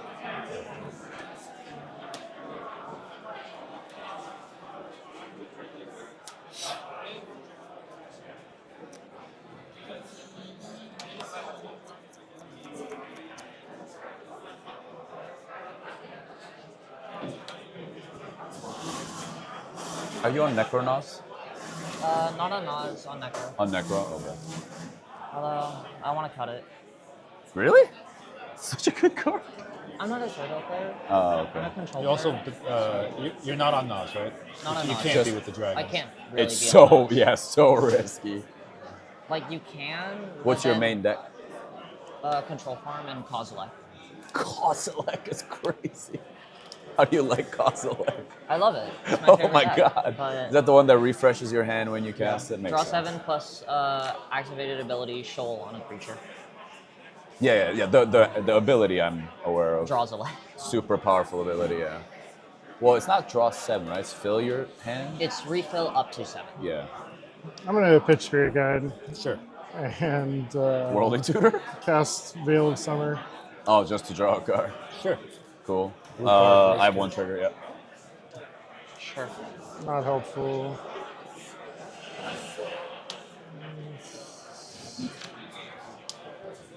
Kozilek's fun. I love Kozilek. Do you have any form of interaction Nothing for what he's doing. on the when Right you now. come back around with untapped mana? 5 untapped mana might have stuff, but yeah. But I did promise not to attack him. Not attack, Yeah, just yeah, yeah. interaction. Oh, 1, 2, 3, okay. 4, 5, 6. Sure, I'll keep these 7. Okay. Final Fortune, lands, Mystic, Misdirection, Ragavan, Summoner's Pack, Praise Grass, Power Blast, Adnaz, Birds, Valley, Color Leap, Swan Song, bunch of 0 mana rocks. So, yeah, no Breach Line scene, no Thoracle scene. Good to go to mine? Yeah. Do you mind if I look through again? Cast a Dark Ritual. Trigger. You got it. Necro. Is Dark Ritual located as whole? Yeah. Cast the one. Oh, nice. I have trigger. And then I will draw 1 card. I Yep. assume it's all.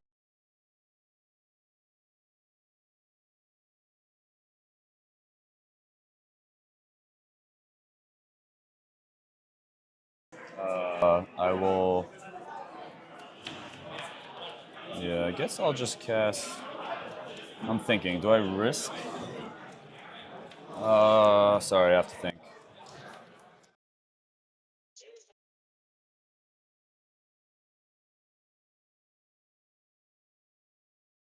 All right, guys. So we did notice, or we did see that the Necropotent's hard push did not convert successfully. So while we're seeing some development here, we got the One Ring activation, Dark Rate One Ring, fed the Cabbage Man a little bit, passing to Cabbage Man. I did want to quick shout out to the other sponsors that got cut off the last time. So huge shout out to Eldrazi.gg, which is a really, really awesome mulligan tool that you can use, and just CEDH tool in general. So if you're interested in gold fishing with some extra added CEDH specific benefits, check out Eldrazi.gg. Additionally, we want to shout out Zach Adler's proxy. It's called Gilded Goblet. Gilded Goblet. So shout out to Zach Adler's proxy service, Gilded Goblet. If you're interested in getting some awesome CEDH proxies, please check them out as well. So with this situation and how it panned out, Yah, what are your thoughts with the current board state? I mean, the Rhystic is gone. The Necro player is at 2 life. A One Ring was developed by the Tevesh Thras, and now Cabbage Man has, count them, 9 cabbages? What are your thoughts? It's interesting. It still feels like Joe's game here to like potentially lose since he just sculpted and had to pass. So I don't know. It's kind of an interesting. It's kind of still. Ooh. Factory coming down for. Never mind. Take it back. Cabbage Man's winning these. All right, let's switch to the player conversation on this because this is going to be a big one. Producers, please send us to the player audio. I guess. It also time walks the next turn replaying the Cabbage Man. It's totally up to you. The manufacturer basically does nothing with that Cabbage Merchant in play. He So- does have combos with it. So yeah, we haven't resolved triggers. You can also think about the fact that if I have, I know this is a scary card. I'll obviously develop a lot of value. But if you're confident dealing with whatever his turn push is going to be. So the logic is, do you need this mana untapped for this? And you have to, if so, you have to show us what. No, it's not mana. It's the fact that this guy makes me clues. The problem Yes. is like. So I'm the best Grixis interaction deck Joe knows. So I run like Endurance, Frozen Grip, if he's breaching. I do know that. The issue is the problem if is we go you'll have another a lot of rotation, you will win triggers. the game. I get it. If you want I another agree turn, with that's fine with answering me one of too. these I don't know your hand. If you have a piece of interaction, you know the endurance I have. Yeah. Also know that I don't just win unless somebody jams a bunch of non-creatures. He's forced to. He's forced to jam. He might Thoracle Decon. You don't know, right? Not necessarily He's forced to jam. I'm saying he is Not forced if to he keeps jam. not attacking me. I get it. I'm know, saying he I- could just I Thoracle think it was Decon. the wrong Right? decision. Yeah, probably. Yeah. But, So I mean, that wouldn't feed me unless you plan to cast a whole bunch of non-creatures. That's all I'm saying. Like I get it. I think one of these needs to die. The cabbage hurts him more, in my opinion. But if he needs this mana, the 3rd mana up to help, that's a card you should show us. If you need the 3rd mana to help. No, I'm not saying the mana. I'm talking about the clue Okay, tokens. then I think Okay. you should definitely snuff will- out something, but it's your choice. Snuff out cabbage then. I'll Okay. pass. Triggers. Triggers are. All right. I have already paid my life. Where is it? Do you guys see a clue token anywhere? I'm not seeing a clue token. Cabbage is. If not, I'm gonna use my cabbage is own, cabbage. if that's okay. I have my own tokens. Also stealing my tech from Kozilak. What's your tech?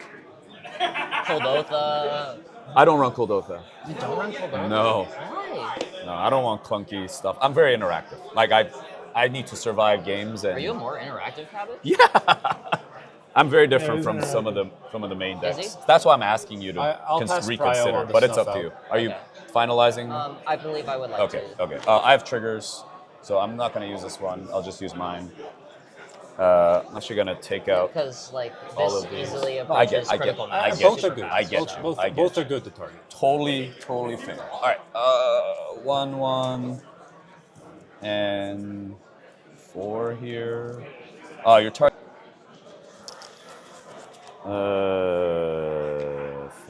Thinking. I will tap.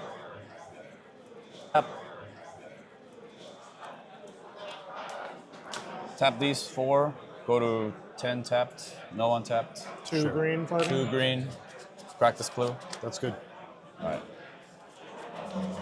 Drop. Yeah. That young Legolas is off the top. Oh! Royal treatment. Target creature gains hexproof. Sure. I'm gonna pass on it. Yeah. I also, it gets a royal roll. So it's I don't know World how War I represent royal roll, but I'll just use this. I'm good to pass. Okay. No. It just needs to keeps put a roll It on keeps it. a roll. Yeah. Sure. Oh, thank you. So it'll have a ward 1, and it's a Kill it 3/3 again now. on my turn? Yeah, okay, it has ward 1. There's Yeah. Ward 1. Ward It's fine. 1, and it's a +1/+1. I Are don't we, know. are The we I guess- still issue is that good if to you go to push next turn? here, he Oh yeah, I'm still passing after that. any other effects on end step? +1, No effects on it. +1. Good to untop? Oh yeah. I'll untop. Good to draw for a turn? I'm passing on everything. I'll play a balance.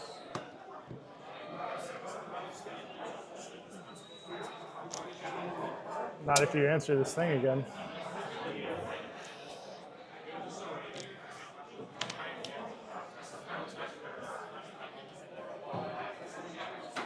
Could I read the Royal roll? Yes. Yes, it has ward 1, and there's a 3/3 now. +1/+1. Understood. Thank you.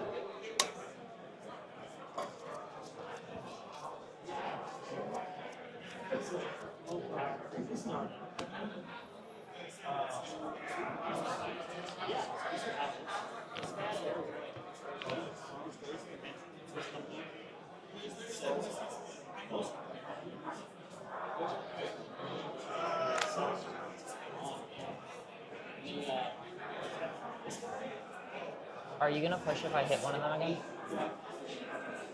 I mean, I don't know. Am I getting another turn? If you jam, I'll offer a draw with the endurance.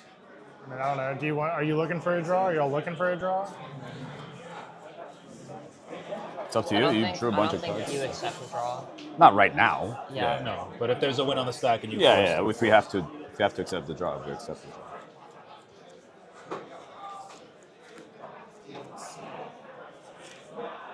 Thing about my deck, I need creatures in play, and this is very slow for me.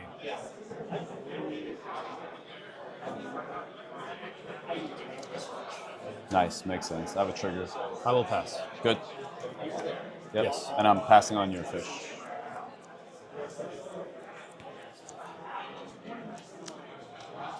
Pass. Anything on Insta? Nope. 6 in hand. Sorry? 6 in hand. Oh, okay.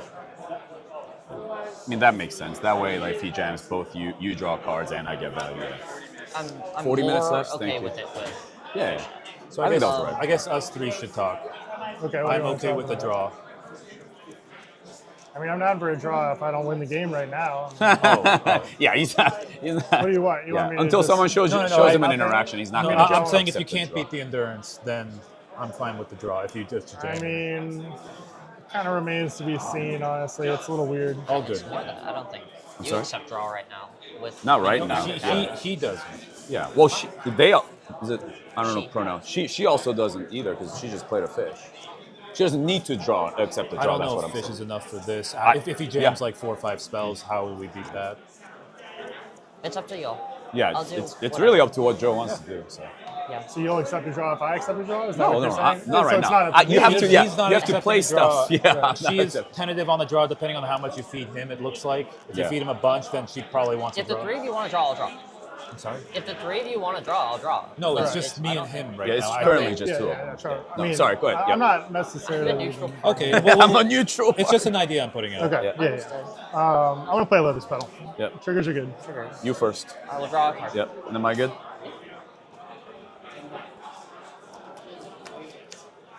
I will cast LED.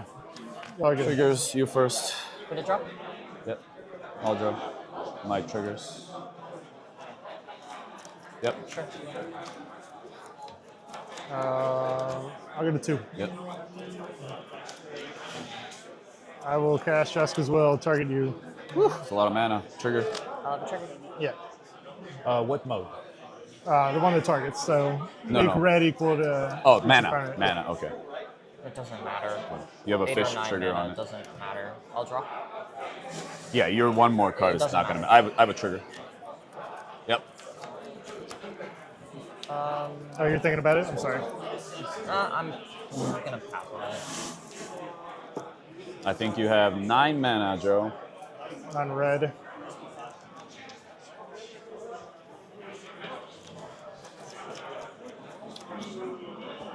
I'll track storm,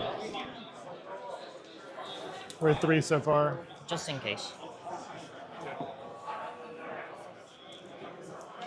I need to get used to that.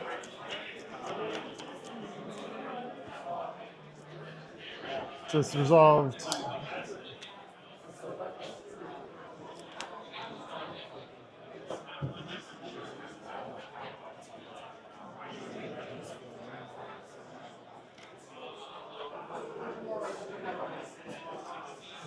Okay, well, you're good. I have a trigger. I will pass. Sure.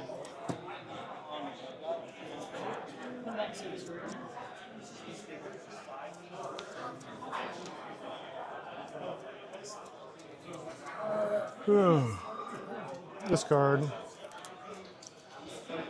Can I borrow these? Is that okay? Yeah, go for it. May I put this in your graveyard? Yeah. A 4-sided die. Let me just randomize my hand. Ooh, this is pretty.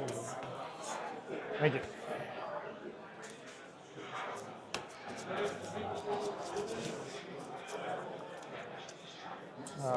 One, two, three, four. Would you Let's like do to- it. Go ahead. Go for it. 1. Redirect lightning. That's not it. That might Redirect that is was the protection against exile endurance. because Gamble discards. You're right. Oh, he can still cast from graveyard.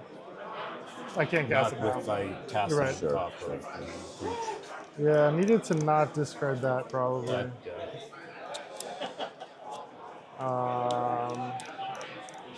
okay, now I guess now we can talk. How confident are you not losing here?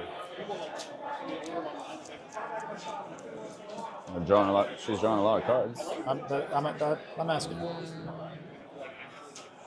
I can't beat this. I would need I'm like not 4. confident at all. You're not confident at all. Not right now. I don't run my bats right now. That's So I found it really good. yeah. yeah.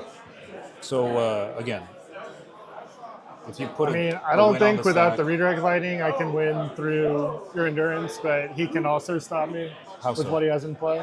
with what he has in He has play expedition map. for For Besager.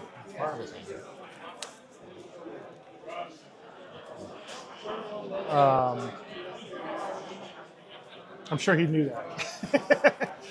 But I don't know. It's like, there's no reason for me to cast this, basically. If both of y'all are confident that you can't beat Cabbage Merchant at this point, I can't beat it. It's up to you. If you say you can't beat this, then we can try to play in such a way to have a draw happen here, with him presenting a win, and us Right. trying to stifle his attempts to stop it.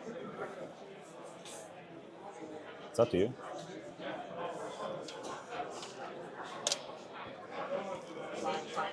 Cards in here. 4. I believe that's preferable. I'm sorry. I believe that's preferable. What can we do to stop a Besaiju on a breach, or can you play on top of it at all? I can't. I don't have any Can't. kind of flash enabler. This is my hand. Oh, you have a demonic, but This is my no hand. black. Wow. Only sharing with them. Sorry? I said, wow. Only sharing with them. I guess we can My share feelings. We can share our hands. This is. the I'm gonna only start thing that's using playable. D20 dice here. Is that okay? Could we share your hand to know how to? If we're force playing this for to a happen? draw. I'll show you some of it. Man, everybody's sharing hands. Oh, that works. Oh, you don't have the mana.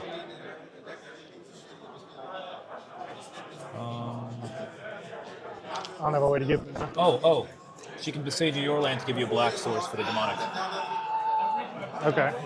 You besage the land, he gets black source. Demonic consoles for a way of protecting from Besaiju, which would be. Raul, I'm not able to switch to casters, so you're gonna have to do it. Can you give us a countdown?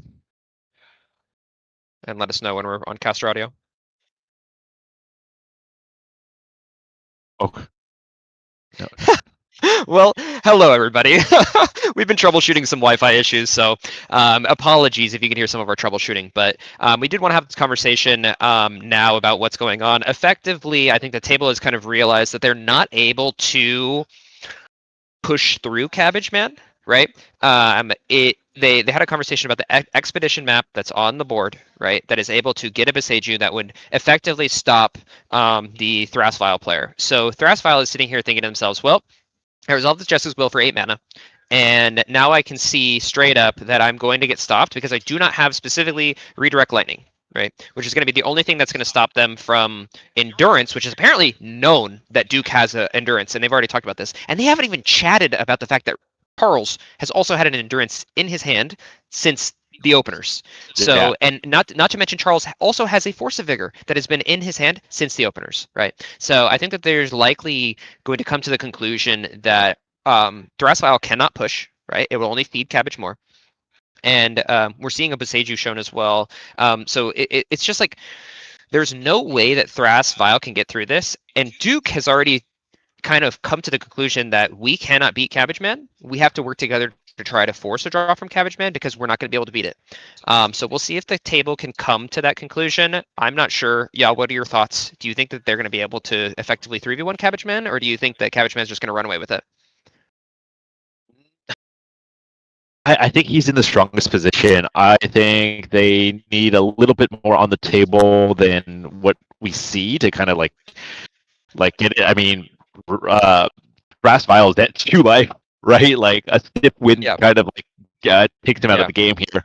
So they need to also kind of be able to protect him in order to kind of make that happen. Now, we did see from Thrasvile that they do have a Hexing Swelter in hand, so they can deploy a blocker, right?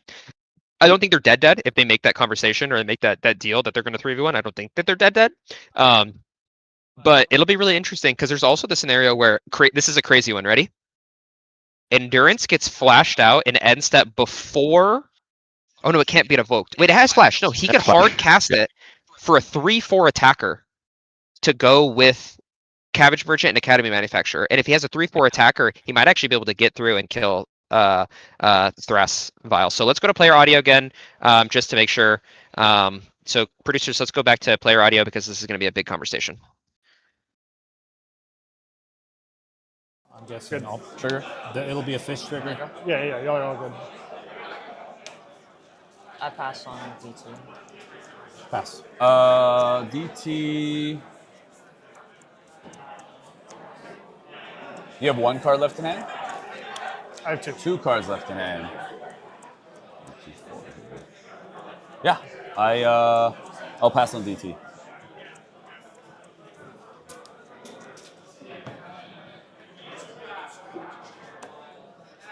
Get this card.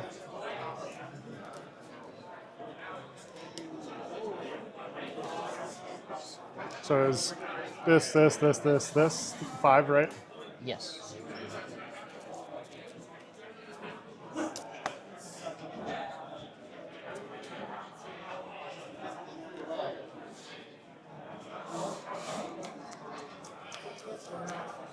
I will pay 5. Or pay 2, I'm sorry. Go to 5 red, cast Underworld Breach. Pass. I want to trigger. Trigger. Yeah. Good to draw? Yeah. I will draw.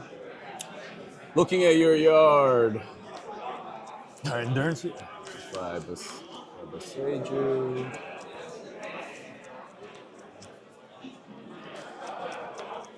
Sorry, just checking your yard. You have Jessica as well. You have Gamble. You have DT. What is that? Is that Fluster?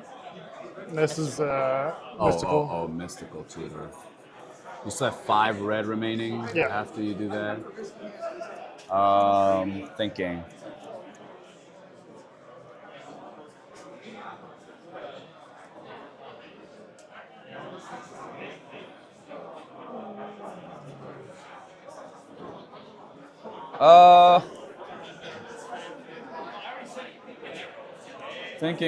Thinking. I will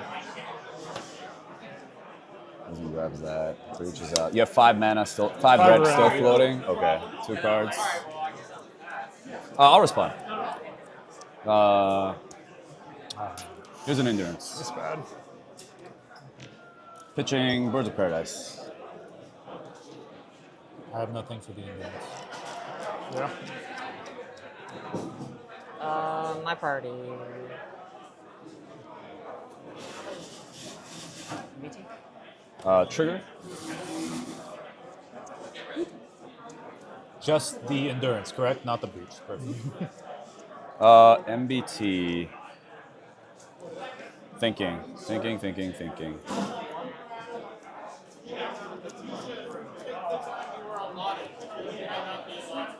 I will respond to MBT.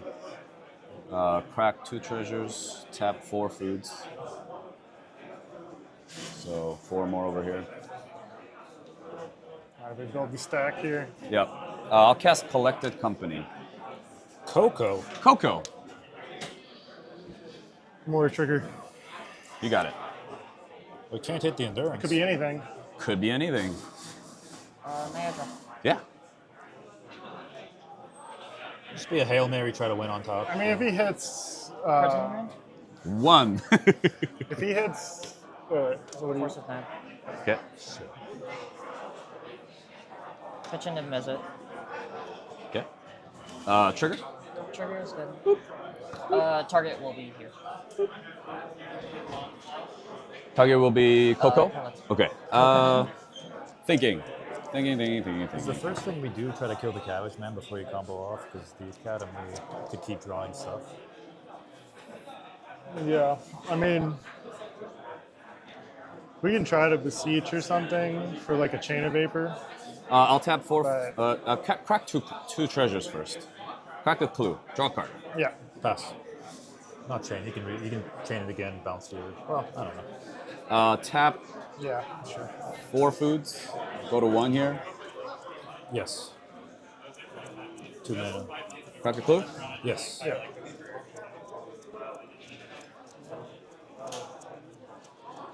Interesting.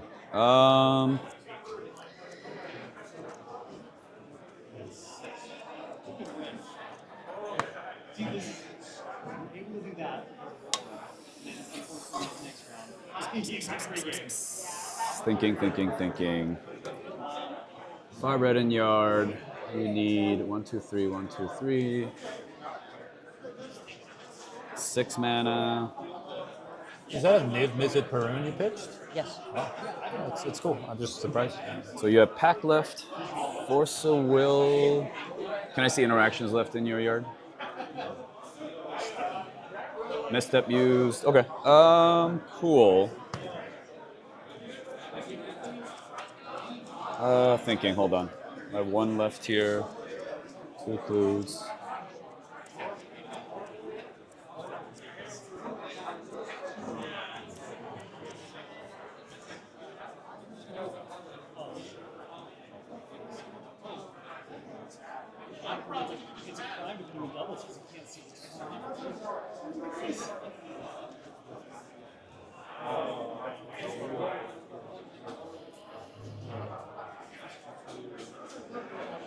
Crack 2 treasures. Blue? Yeah. As long as it's doing this, I'm feeling better, you know? Yeah. Here's Autumn's Veil. Go to 3. This will just Protect the Coco. stop the Coco being countered.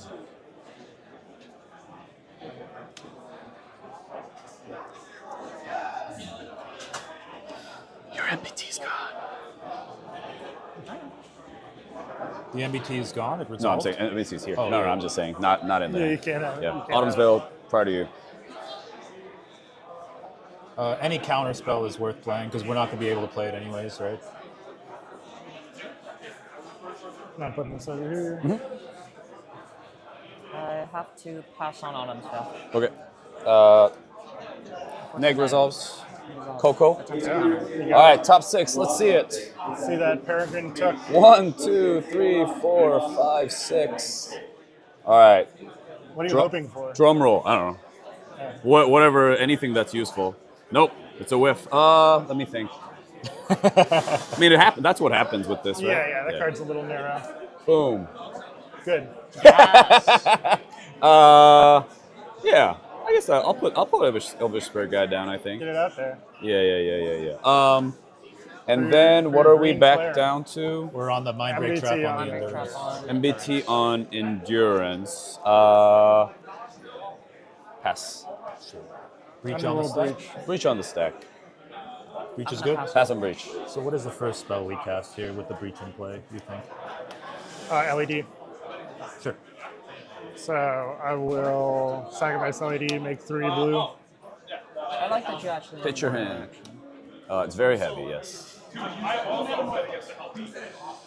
think this card does nothing. Used to Zach and Sylvie all the time. What did you say? I'm used to Zach and 3. Sylvie all the time. Oh, I Playing see. with Yeah. Ruffles and Cast LED, exile, and use 3. Trigger? Yeah. Get a draw?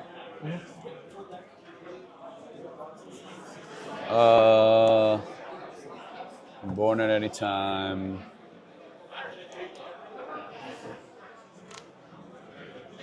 What did you exile? What did I exile? Got it. Okay. Born, Breach.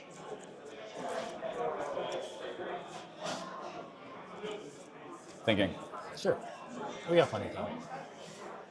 I'm gonna make sure Storms. You cast how many spells?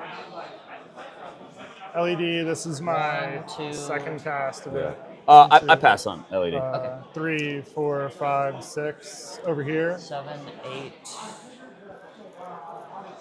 9, 10.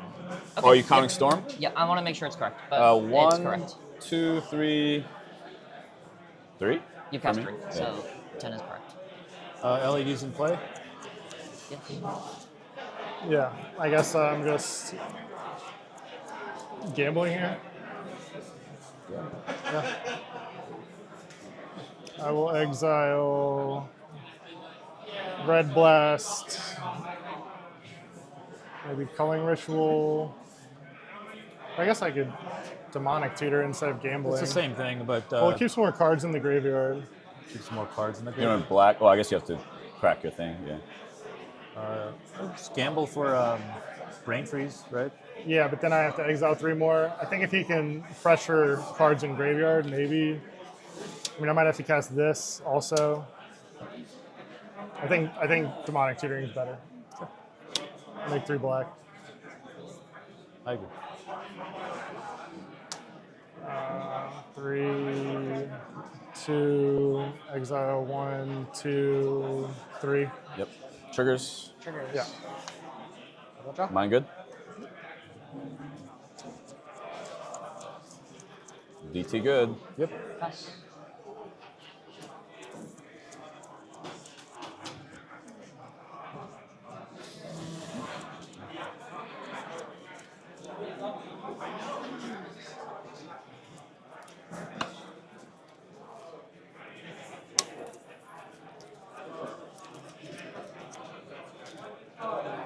I'll spend 3, I'll have 1 more spell I can cast. I think I need the spells to be able to cast more than I need the mana. I don't know. I mean, the force is only... Like, y'all think I should recast LED here? Should you recast? You have. I'm guessing you got Yeah, I got Brain Freeze, right? You would lose the Beseech. Probably the Mystical Tutor is not good either. I think exile these 3. We just want to be careful Cast having LED. enough to always have for the Born. Yeah. I think you just play the Brain Freeze now. Because you have both Born and Force of Will backup, potentially. Not if I cast the Breach. Not if you cast the Or not if I cast the the freeze. It's more that the freeze. you don't want it stuck on the stack. Huh? So it's more that I feel like that you don't want it stuck on the stack than it. The Born. The LED?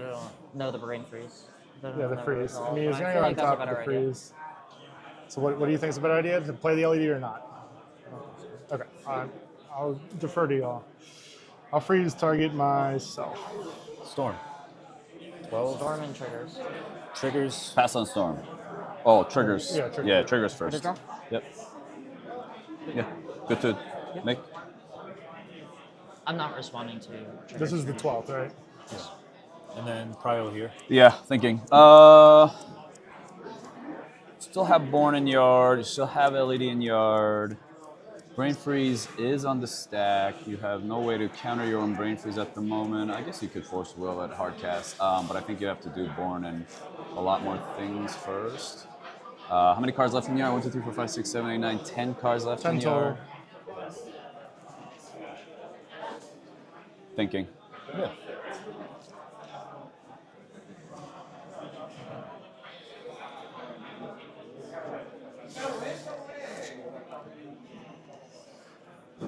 Yeah, I think that's right. I will crack Expedition Map.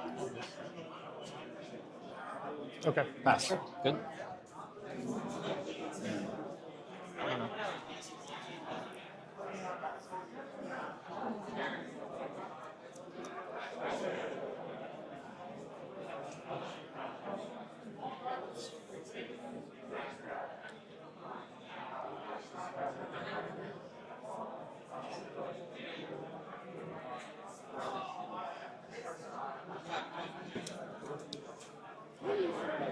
Yeah, I will grab the. Sorry. Boseiju? Yeah, I will grab the Boseiju. I was just looking through, thinking. Will you be channeling it? We'll see. Not yet. Sure. Brain Freeze back on the stack. Yeah. Let it, just a couple brain freezes. Yeah. Rain seems to suggest that she may have a redirect over there on her side, so I'm just thinking.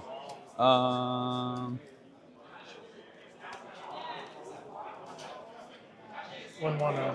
Well, you can't Boseiju your own Academy Manufacturer. At least you're safe from that. Oh yeah, but that's not what matters.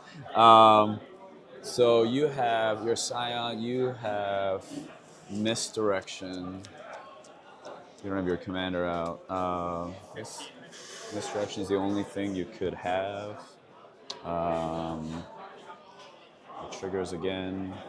And I may be fine with that, I guess.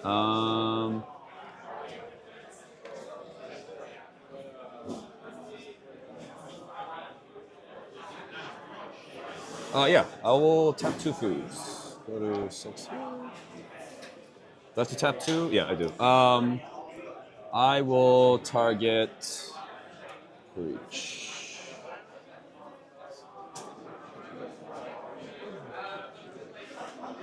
Do you have anything? Or are we just playing over the top with the Born now? So, I don't know if you think that, we spend that now or. Because if he responds to this, we're kind of exposed. Even with you having that. I'm thinking.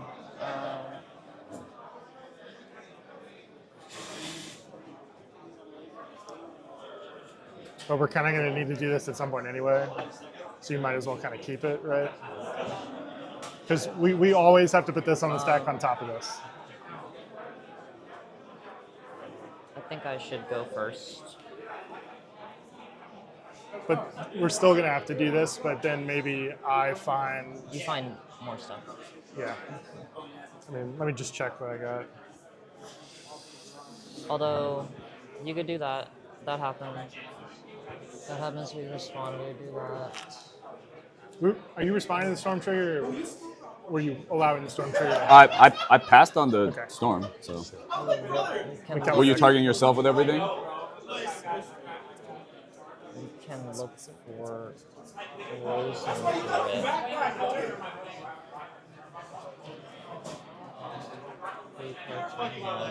grid. Yeah, I'll target myself with all of it. What was the number? Do you remember? In my here? No, the 56. Storm There's 11 storm copies, 12 total this is copies, so storm. 36. There's Oh, 36 total, yeah. total copies. I think you have to do that first. You think I have to go first? I think so. Because we have okay, if you think so. I'll cast more. Exiling. Veil of Summer. Storm's Will. Mystical? Yeah. I'll have a trigger. Triggers. Your trigger first. Yep. And then mine. Yep. I can hit this or this. That's my reasoning. I'll pass Prio on the Born. I'm thinking on Born. Either way, I can attempt to give you a refire.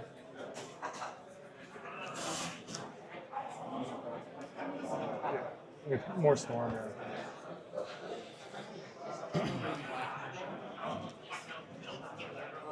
You have 4 mana floating? Yeah. Empty my mana pool. Emptying your mana pool. Thinking. So if he has Born. Turn the earth in. Just waiting for the Frozen Grip. Draw. Yeah. Right? I That'd mean, be that would be amazing. it, right? That would be amazing. I don't think they care if I do that. That. That's why I was like a little bit careful about dismembering this before we start going for the brain tree stuff. But I think it's I too don't think tight. that I had It's too tight. Yeah. a means to really do it. It would have cost too much mana and cards. I could have, but I needed. Yeah, we ended up kind of needing it. Yeah. I'll pass on Born. Okay, you're passing on board. Yep. Draw a card. Mm-hmm.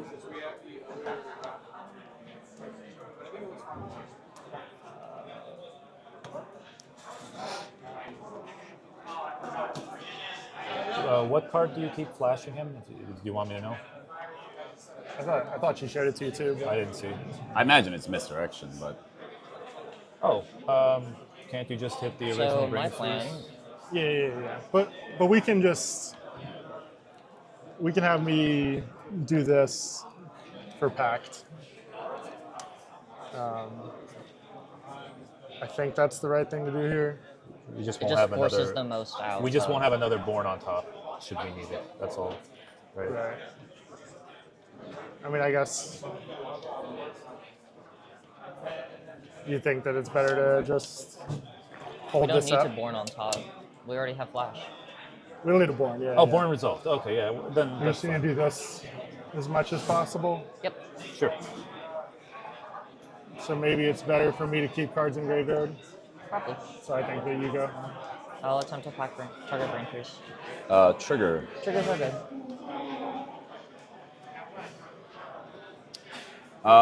Pack targeting brain freeze, I will respond. Do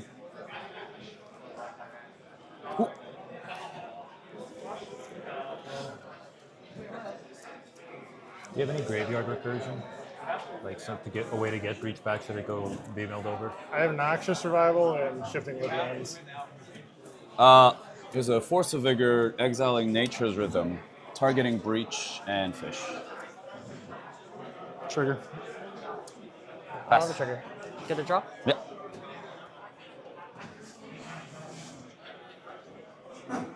So I just need a DT now, I guess. Demonic for a.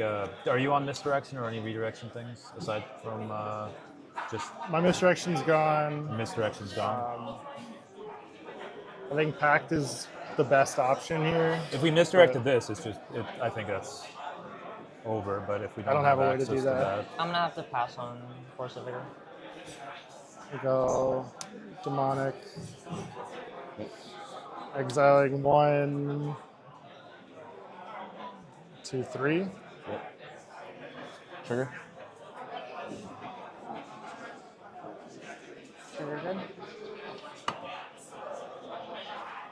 14 for this, 15 for. Yeah, that's fine. I will And draw. good for me too.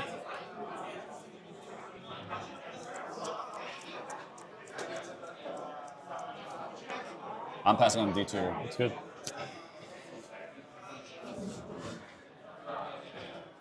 Is there anything else?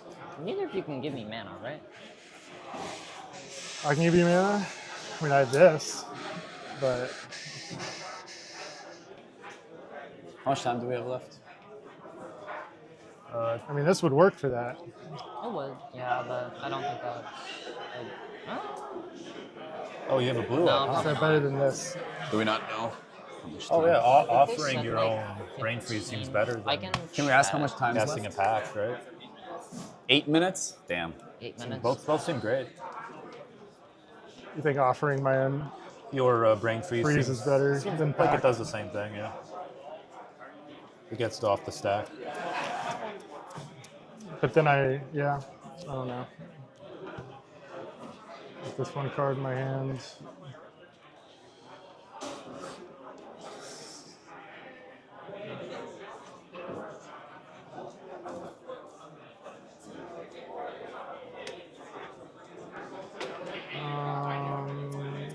Sure. I'll offer my brain freeze. Triggers. Trigger's good. All right, so we can hear us real quick. I just wanted to note that I think this is the same turn that Autumnsville resolved. So, and they're thinking about getting a pact to pact the Force of Vigor, which would be wild because it can't actually be countered, but it can be put on the stack. So this is a really interesting pinch point here. There's only 7 minutes left, and unfortunately, if Charles stops this, he's still going to have to get through Duke's turn, and Duke could potentially stall for 6.5 minutes. So I'm really nervous about that. I'm hoping Charles gets there because you want to see the underdog story, but yeah, let's go back to player audio so we can see. Looks like that they're offering a brain freeze instead of pacting. I'll tap Maybe it would have been 4 better to foods. offer mine. Yeah, maybe. Go to 2 here. 4. Crack a clue. Clue crack is good. Good. Crack 2 treasures. Crack a clue. Yep. Pass. I think that's 2, 3, 4, 1, 2.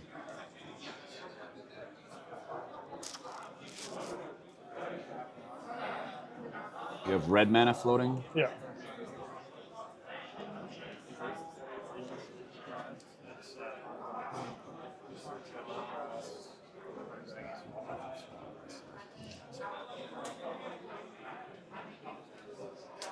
Oh, this is tough. Do you have anything? I'm sorry? Do you have anything? It's just the endurance you know about. Do you still have gas? I still have stuff. It's just like I don't have mana. So offer, It's you not get 2 necessarily treasures horrible, but I back. still have a lot of free stuff. 3, 1, but- 2, 3. Yeah, I think I have to just tap the remaining 2 foods. Yeah. Crack 1 treasure, draw 1. Yeah. Pass on your offer. Do something. Offer counters free.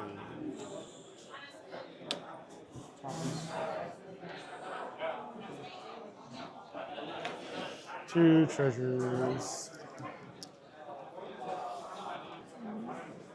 Back on Force of Vigor, I imagine you're going over top.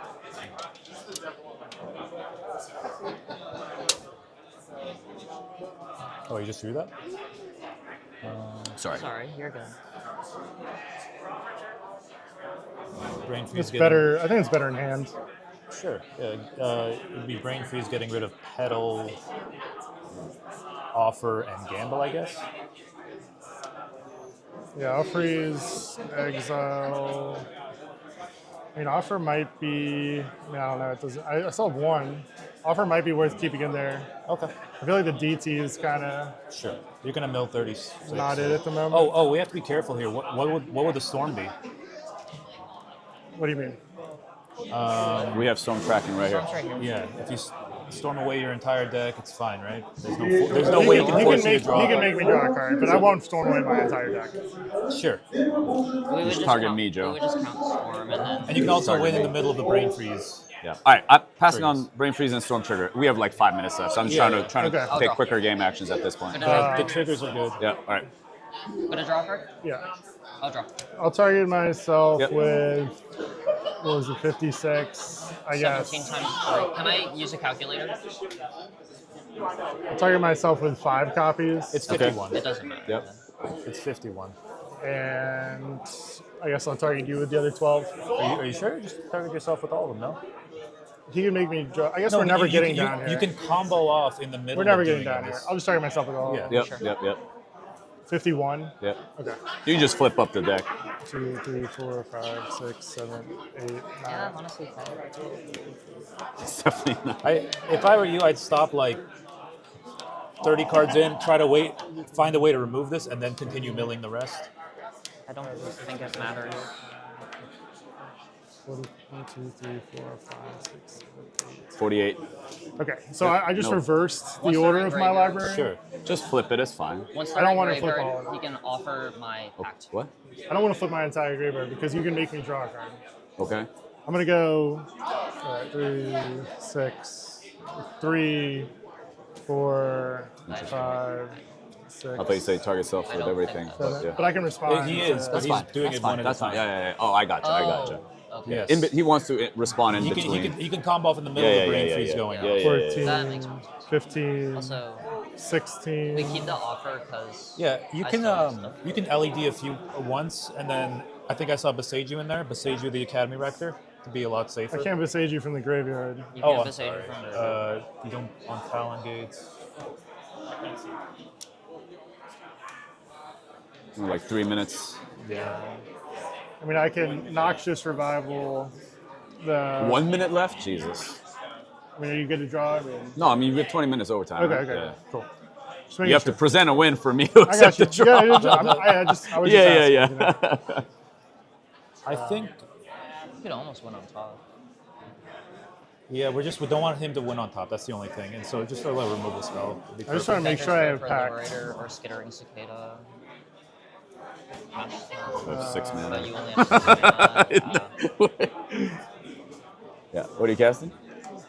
I'm just flipping Oh. until I get packed. Okay. I'll cast Lion's Eye Yep. Diamonds. Trigger. Trigger. And then mine. Yep. Get a draw. Yep. Yeah. Draw. Pass. Pass. Look for an answer from I saw a chain of vapor. manufacturer. That's even if he bounces Yeah. your. Crack for blue. Of course he does. Crazy tech. Cast chain.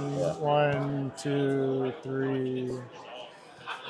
Trigger. Target the manufacturer. Trigger. Trigger good. Yeah. Pass on target trigger. I'll draw a card. 8. 3. Storm is 19. Yeah. And you have a treasure to replay the breach should he bounce it. That's fine. Yeah. I mean, I can just go on recast top of LED Yep. and make around. Cannot be targeted. It can't be targeted. Expert. I have Autumn's Veil resolve for the turn. Oh. Oh, okay. So I can't cast this. These are. Oh. I drew a card then. I also resolve my trigger. I can't Do cast you want it. to though. take it back? Yeah. Put I back just- your card? Yeah, I just can't cast it. I'll Yep. put this back. I know the card, so I will. Get what other? Oh, Snapback. doesn't Snapback's work. also blue. Do you have a non-blue? Oh, Docent. Docent's good enough, I think, right? Sure. Thank you. Yeah. We'll do the LED. I'll exile the I same should be 3 calling the cards. judge, so I'm probably gonna. I'm just gonna draw cast Well, it's the LED. same card I'm gonna that. cast the Yeah, LED it's the instead of same instead of- trigger. It's fine. I will draw. Yep. LED's good. Yes. Yep. Storm is 20. I'll crack it for green. Sure. Yep. I'll cast the dose on. And then I think we're fine. Storm is 21.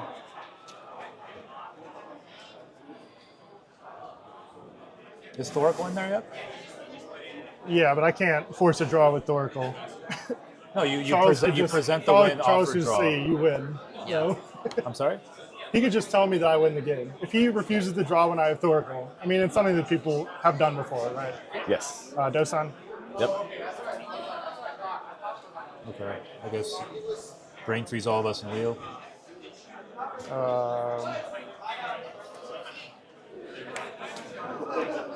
Yeah, you have another trigger on LED. I'm just trying to speed things up. Yeah. Go for it. Gonna draw? Yep. I'll draw. We're under dosing, so yep. Cast LED. Yep. Storm is 22. I'll cast Pact on my brain freeze. I'll draw a I card. guess you can't cast spells. There's no way for you to get. No. Yeah, your draw is The good. only Yep. thing Sure. is there's like another channel effect or something. That's all. 1, 2, 3. Yep. No, Pact Pact on trigger. freeze. I'll spend my mana. Careful Freeze. with the back trigger. That's all you do. Makes sense. Sure, I'll draw a card. Trigger, yep. All targets on me? Let me exile 1. I'll just flip this over. 3. Yeah. Is that enough for your entire library? 100% it is. Okay. I'll count really quickly while you continue. Yeah, it's I'm sure it is, but yeah, you can count. Yeah, you can continue. You could also just pass the turn and it's a draw. Yeah, yeah. We're in time. 1, 2, 3, I'm fine 4, with 5, doing 6, that, 7, 8, so. 9, 10, 11, 12. I was gonna just meme bet and then find a way. I mean, I the would- thing is, I can't target you with freeze. I know. I would say just mess up with this board as much as you can with whatever's in the yard, and then pass it because your breach will be gone before your final turn is passed. Well, I mean, my plan was just I'll meme bet whatever she's got, and then maybe use her material That's to probably try to break up 66. Academy Manufacturer. 62. Oh, so you didn't get milled. I would. Yeah. I'll mill your. Oh, you did get milled. I'll mill your Yeah. entire mill. library. Yeah. Are you casting LED again? It was already in play. I had recast it Oh, before okay, I cast yeah, the yeah, freeze. got it. Because I had a blue and green Yeah, play. you got it. Meme bet, notable cards. Notable cards that win the game? You can continue. Sorry. All right. Crack for blue. Exile these 3. Oh. This just ends the game. Yeah. I mean, I already have Dosa, right? Or like any like weird ability. I don't know. Double storm. Yeah, LED. You have a fish trigger. I assume you're passing on your I'm fish trigger. passing Yeah. on. Go ahead. Pass on LED. Noxious. Okay, I'll make 3 black. Fairy. Cast. I guess I should mill you Probably. out first, maybe. Yeah, you should. Redirect. I'll freeze all targets at you this time, Charles. Me? Yeah. So I'll go Clarion if you trigger wanted to 1, draw. 1, 1. Oh, Clarion Gonker. Yeah. So Kind of with shuts me off too. Brain freeze. But I can just pass turn. Brain then you- freeze then on we have me to on the pass, 'cause stack. no one can I do will tap all 8 foods for 4 mana. Yeah. Just gonna put it over here.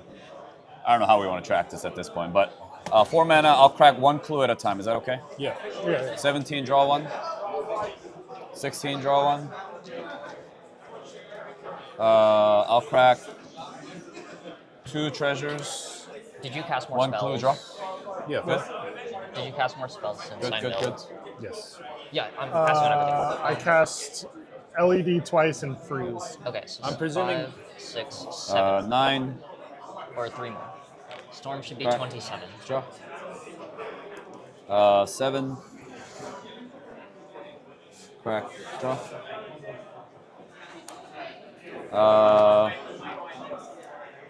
There's also some like buried brain freezes. I think it's 3. Yeah. I don't know how many like You stay play over top. I'll go to 3. non-spell abilities Cabbage Man has. We have like Besage You, Talon I'll Gaze. attempt to Talon Gates the Dosen. True. Yeah, you probably play over top anyway, but I'm gonna try. I'm not sure. Might as well. I see Literally no your downside. graveyard. Sure. You can see my graveyard. Is there a wheel between you two? I don't play Will. A wheel of fortune or anything? A fairy mastermind. I play Fairy. Okay. Just replay the fairy, brain freeze them again, make him draw out. I died. Sure. Then Fairy's gone. He's gone, you're gone, and then how could he kill me? Well, he just passes. I the could just turn, go to it's a 1 draw. blue and Yeah, but that's lame. Demonic Yeah, Betrayal. very lame, yeah. One- Trigger, yep. Once he's dead and he passes the turn, it's Decline my draw. over. Guess I should keep this guy. Maybe we should have played him first. Yeah, you got a mean bet. Did I see this guy? That's so Sure. cool. Yeah, sorry, continue. We got like less than 10 minutes. I'm probably. passing on everything. Yeah. I know you are. I can't do anything, so. This is neat. I like that. I'll cast your LED. 2 LEDs. Okay. Yeah. Kraken for blue. Up to 4. Down to 2. Yeah. I'll cast your brain freeze. Target Sure. Charles. Yeah. Trigger. Wait, Yeah, sorry. I'm good here. This is If you guys Okay. take the draw here. Yep. You guys are so scared of me. I'm just kidding. It was a good game. I think you 100% win over talking that. I feel like. I don't know If we what was don't- in your if we hand, don't though. collaborate. No, I mean, this was drawn Yeah, I way after all of those.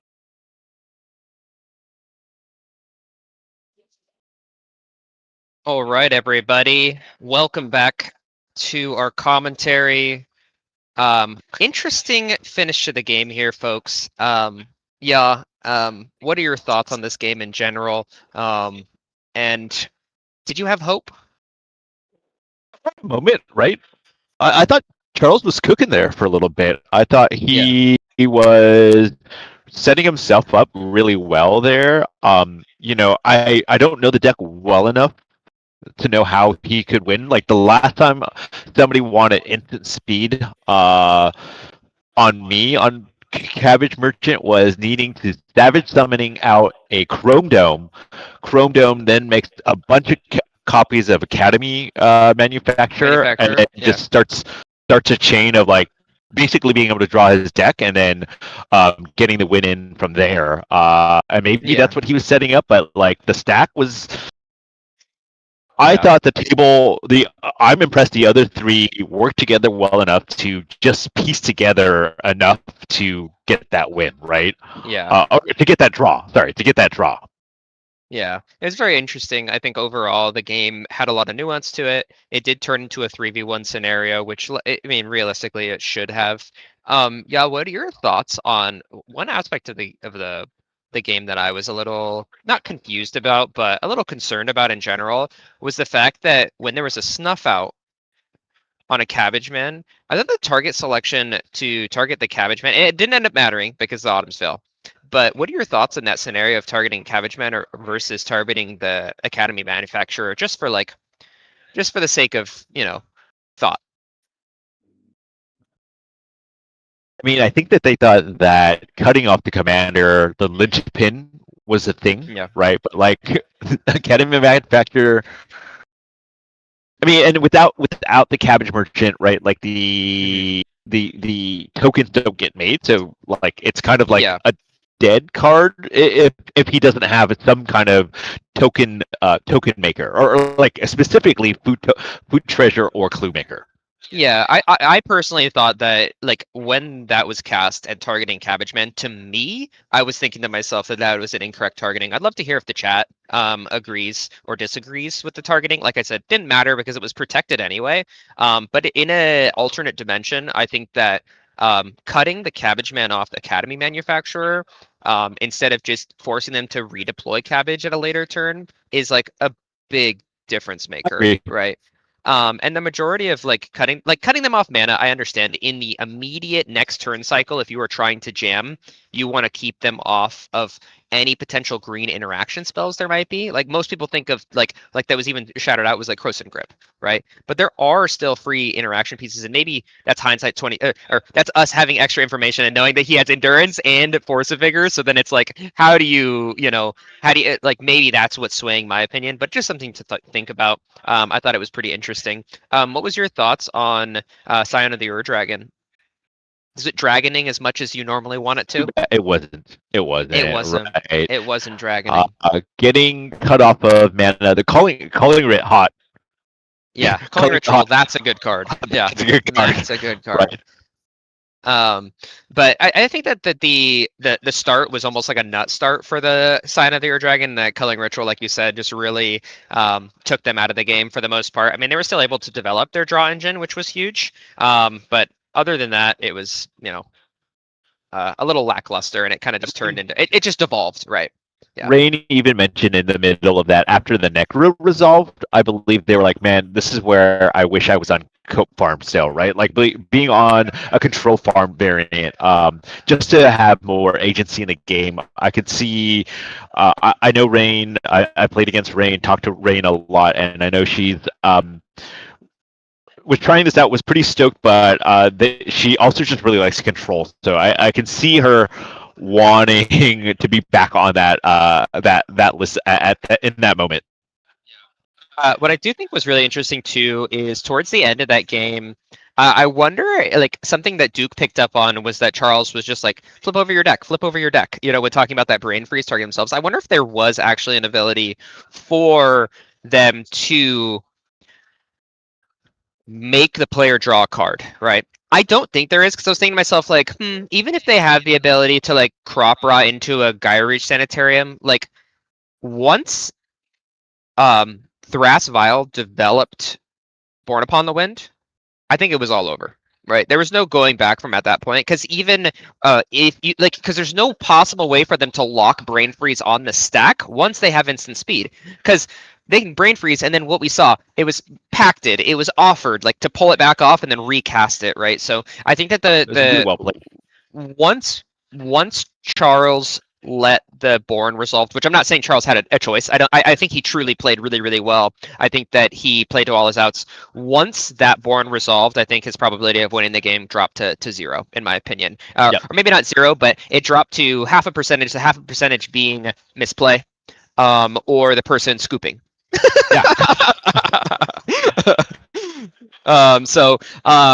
Anyone in the chat want to ask any questions for us? We have a couple minutes here before we go on a quick break and then transition into round 3. I wanted to give a huge shout out to everybody that I've been seeing in the chat. I'm seeing Jason, Joe, King, Captain, Eric, JM Goody, Yah, I'm giving you a shout out, and everybody else who's been watching with us. It's been a super fun time, and shout out to Yah for keeping up with all y'all. Yeah, overall great game from round 2. We'll see if any questions come in. I'm hoping, I've been praying that there would be a new pod with a crystal. That's all I want to see. Yeah, okay. Maybe it'll happen this round. Maybe it'll be the next round. But I'm really, really wanting to see one of the 3 or 4 crystal pilots here. We'll come back to any comments or questions that you might throw in here because we have a little bit of a delay. But right now we are going to roll some ads and take a quick break before we head into round 3. So producers, take us away.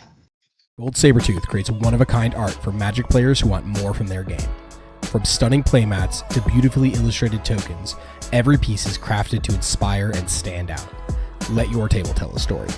Explore the full collection now at etsy.com/shop/goldsabertooth.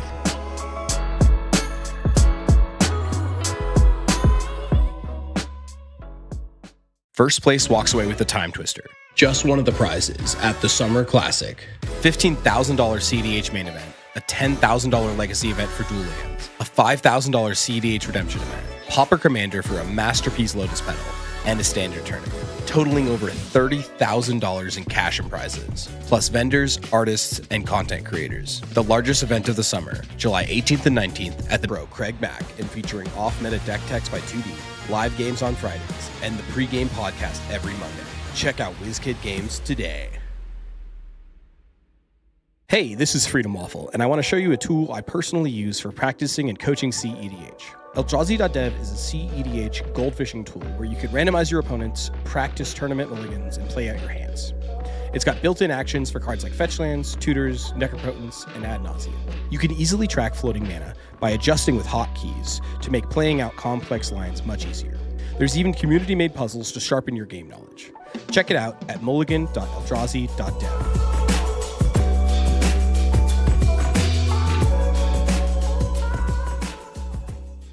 $4,000 for one deck? Half the cards are out of stock anyway. I just want to play the game.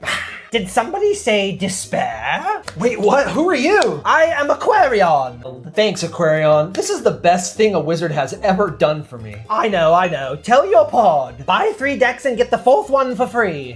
F6 Supply is your one-stop shop for premium tournament accessories. F6 Supply is your one-stop shop for premium tournament accessories. From Benny Shoga playmats and high-quality dice to our custom token pack, F6 has everything you need to up your tournament game.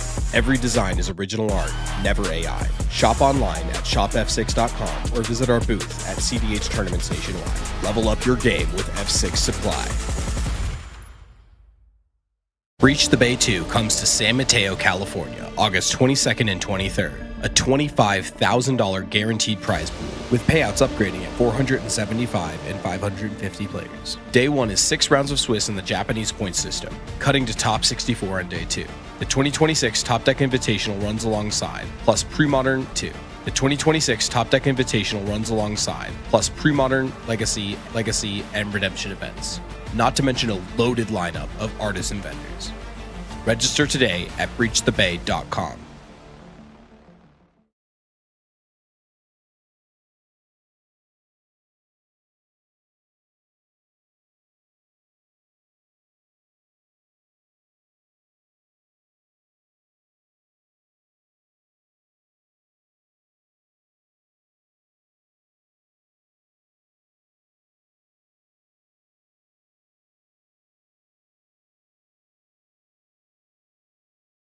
Reach the Bay 2 comes to San Mateo, California, August 22nd and 23rd.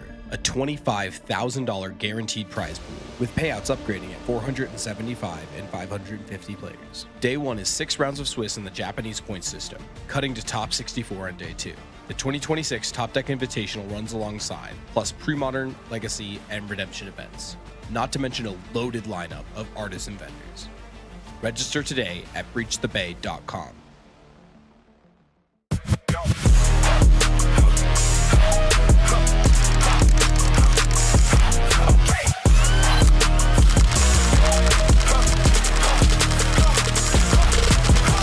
F6 Supply is your one-stop shop for premium tournament accessories. From Benishoga playmats and high-quality dice to our custom token pack, F6 has everything you need to up your tournament game. Every design is original art, never AI. Shop online at shopf6.com or visit our booth at CDH Tournaments nationwide. Level up your game with F6 Supply. $4,000 for one deck? Half the cards are out of stock anyway. I just want to play the game. Did somebody say despair? Wait, what? Who are you? I am Aquarion, wizard of many things. Bro, are you drinking right now? It's a gilded goblet. Pay attention. Okay. You seek a deck? I bring tidings of a deal. GildedGoblets.com. Buy 3 decks, and the 4th one is free. Wait, a completely free CEDH deck? Ready to play and ship to your hovel, but only during this tournament. So you're telling me I need to order them this weekend? The magic expires when the tournament does, child. Thanks, Aquarion. This is the best thing a wizard has ever done for me. I know. Tell your pod. Buy 3 decks and get the 4th one for free at GildedGoblets.com. Use the code FREEDECK at checkout, but you better hurry. Only for this tournament. Hey, this is Freedom Waffle, and I want to show you a tool I personally use for practicing and coaching CEDH. Eldrazi.dev is a CEDH goldfishing tool where you can randomize your opponents, practice tournament mulligans, and play out your hands. It's got built-in actions for cards like fetch lands, tutors, necropotents, and ad nauseam. You can easily track floating mana by adjusting with hotkeys to make playing out complex lines much easier. There's even community-made puzzles to sharpen your game knowledge. Check it out at mulligan.eldrazi.dev.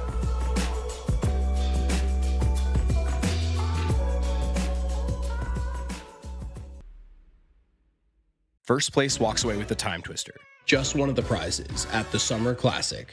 $15,000 CEDH main event, a $10,000 legacy event for dual lands, a $5,000 CEDH redemption event, Pauper Commander for a masterpiece Lotus Petal, and a standard tournament, totaling over $30,000 in cash and prizes, plus vendors, artists, and content creators. The largest event of the summer, July 18th and 19th at the Minneapolis Convention Center. Sign up for Summer Classic 3 on Top Deck before it's too late. Gold Sabertooth creates one-of-a-kind art for Magic players who want more from their game. From stunning playmats to beautifully illustrated tokens, every piece is crafted to inspire and stand out.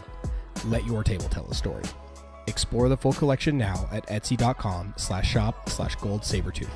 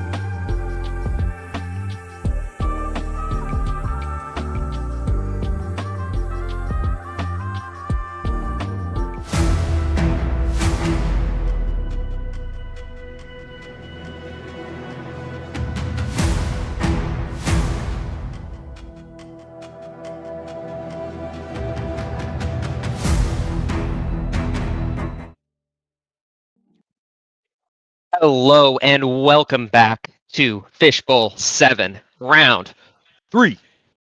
All right, we just had 2 awesome games, and we're heading into our 3rd game. And guess what, folks? I was seeing the chatter in the chat. I had personal feelings on this, but guess what? We are seeing a crystal in our newest pod. Woo! So we get to finally see some Marble Spice, dude. It's gonna be super fun.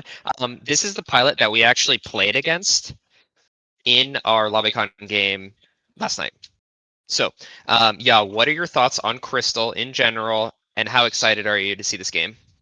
I'm pretty stoked. I'm a big believer in VV type decks anyways. Curiosity is one of my favorite cards, so I just really like that there's a potential for a deck like this to really kind of make hopefully make some waves and kind of change up the meta, that change up to be the change we want to see in the meta. Yeah, 100%. Yeah, I mean, so effectively, if anybody hasn't played against this Crystal deck before, basically, it functions very similar to VV. It's a Curiosity / Keen Sense type deck. So basically, you are trying to storm in some capacity to deal damage to everybody whenever you cast non-creature spells, to draw cards and refill your hand, and then go again. There are some really cool like sewer surveillance combos with like Banishing Knack or the other one, and it's just kind of one of those situations where when you play against this deck for the first time, you're not really sure how it wins until you realize it's hitting the stack, and then you're like, oh, this is how this deck wins. Yeah. At least that's how it was for us playing against it. But I hope everybody in the chat is excited for this one. I'm getting a note from the producers here that we're getting everything set up. Let's see here. Yeah, do you have the pods set up already, or can you see what the decks are besides Crystal in this pod? Not. Okay. So we're getting Rog Ishai, Crystal, Tim Nadargo, and Ral. Holy crap, that's an amazing pod. So we have 3 decks that are trying to jam for a win pretty quickly and consistently, and then we have Rogishai, who exists on a whole different plane of existence that is trying to tell everybody no. So my thought process and prediction for this one, yeah, you ready for this? Rogishai is going to develop as they normally do and have 1 to 2 pieces of interaction, right? The first person to jam, I'll guess it's Tim Nadargo, because why not? Why not? Is gonna get asked by the Rogishai to not push, and they're gonna be shown interaction. And the most critical moment of this pod is going to be whether or not the Tim Nadargo tells them to cast it, or the Tim Nadargo bows down. That's my guess. If this happens in the chat, please just be like, wow, Kyle's a savant, a genius. It's almost like I've seen this happen exactly the same way every single time. Yeah. Because to be fair, the only time I really see Rog Ishai lose, and there's pretty good Rog Ishai pilots up in the Pacific Northwest where I play, the only time I see them lose is when people just say no to them. They tell them to put spells on the stack, because eventually Rog Ishai does run out of gas. They run out of things. Like, they can't stop all 3 players, but if they convince 1 player they to stop not go what for it, like yeah. They get stopped with their words, then they can manage the other 2 the majority of the time. I do think that Rog Ishai is going to be in first seat, which is really, really, really helpful for them. But we'll see. I have hope in Crystal. I'm not going to lie. Is this biased commentary? Absolutely. Absolutely. I want to see Crystal be successful just because it's a list that I've been brewing, and I just think that it's going to be super, super, super fun to watch. We are having some technical difficulties attempting to set up this pod, so give us a couple minutes on this one. But we'd love to hear from you. This is a great time to throw into the chat if there's anything that you want us to talk about or review or track. In general, yeah, do you think, as a prediction, will Crystal get a curiosity effect attached to her this game? Yes, I hope so. Yes, we want to. We want to see it happen. And I think we're getting a note from the producer here that we're going to show the deck list. So that's going to be super fun. So you all can take a look at that as we're going through. I do think that if Curiosity or Curiosity style effect, like a Tandem Lookout perhaps, does attach to the crystal, I think that Rogish I will have a really hard time keeping up with it. So the only time that I see that actually resolving is if Rogish I cannot stop it, right? So if Tim Nadargo jams, if Rogish I is forced to stop the Tim Nadargo, there might be an opening. That's what I got to say. Yeah, is there any card in this deck as we're kind of scrolling through it that you really want to highlight? I think it's really cool that they get to play cards like Into the Armory, right? Being in white now, something that you always want out when I play VB is like a way to go find that curiosity effect. And so with the access to green and white now, you get more creature tutors to go look for your Tandem Lookout, or like these white equipment aura tutors that just goes and finds any of the curiosity effects that you want, right? I think that's really that's the debate, right? Whether or not adding these two colors helps the game plan of like this curiosity, or if it kind of dilutes it by giving you too many options, right? That's something I've been kind of wondering is like, VV is so hyper focused that it can execute its plan really quickly, really efficiently, but sometimes it can struggle to get going, right? Whereas here it's like I can get going. I have a slew of choices, but you can kind of get a little bit of paralysis when doing that. And so, yeah, I like that. Oh, and then obviously Jeskai Ascendancy. Like, who doesn't like seeing Nobody plays that. Nobody plays it, right? It's so cool to see that. Like, honestly, for me, it's got to be Keen Sense, right? Like, Keen Sense is so cool. I know that people in our Patreon Discord talk about Keen Sense all the time as being like some type of card that they always want to work, but they can't get it to work. Or they can't find a deck that it has a great home in, right? So I'm really interested to see whether or not we'll see a Keen Sense this game. Probably not. And then I'm seeing people in the chat, just because I want to give them a little love here. I firmly believe Niv Mizzet is better than VV. Hot take, yeah? No. Nimbus is awesome. It's just So you just can't always get it out reliably. So like the commander you can actually play or the commander you hope to play, right? That's the difference. Do you got the consistency or do you got the pipe dream? Right. And Yah's like, give me the pipe dream, baby. Absolutely, give me the pipe dream. So one note, since we're still on the topic of Crystal, the really hard part about this deck, right? It's like you want to do the Crystal game plan of like cast Crystal, put a curiosity effect on Crystal, win game, right? But you may get distracted by all the good cards, right? Like let's be honest. Sometimes you might get distracted. Do I play a Ristic Study or do I play my Crystal? You know, and that's a whole turn cycle that you have to worry about. Yep. And this might be something that, as a viewer at home, you'll be like, oh, obviously play the Ristic Study. But there might be people that say, oh, obviously play the Crystal, right? So that's what makes piloting this deck so cool. And I just think that it's so dependent on whether or not you're confident in sticking with your initial like plan A thing versus swapping it out and going for a plan B thing. So we've got some opening hands here. Yah, why don't you start leading off with some of the opening hands that we've been getting tossed to us? Let me double check to make sure I know which player is which here. It looks like for let's start off with I believe this is the Crystal's hand. It looks like it's land. One of those lands is an Ancient Tomb. There's a Tundra and then a fetch land, Imposter Mech, and then Ristic Study. So there's kind of your answer right there. I think their plan is turn 2 Ristic Study, right? Unless the top deck is amazing. Yeah, absolutely. It's going to happen exactly as we think it is. And then the next mulligan we have here is this looks like a Rao hand if I ever saw one. This looks like a Soul Ring, Reiterate, Romantic Rendezvous, Flow State, Mox Amber, Mountain Snap. Yep. Yep. And the final, or no, second to last hand.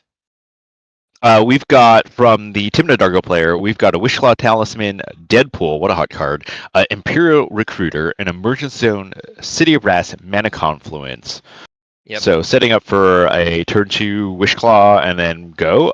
Player 1, unfortunately, had to mulligan to 3, but I guess the pod loves to see Rog Ishai have to go down pretty low.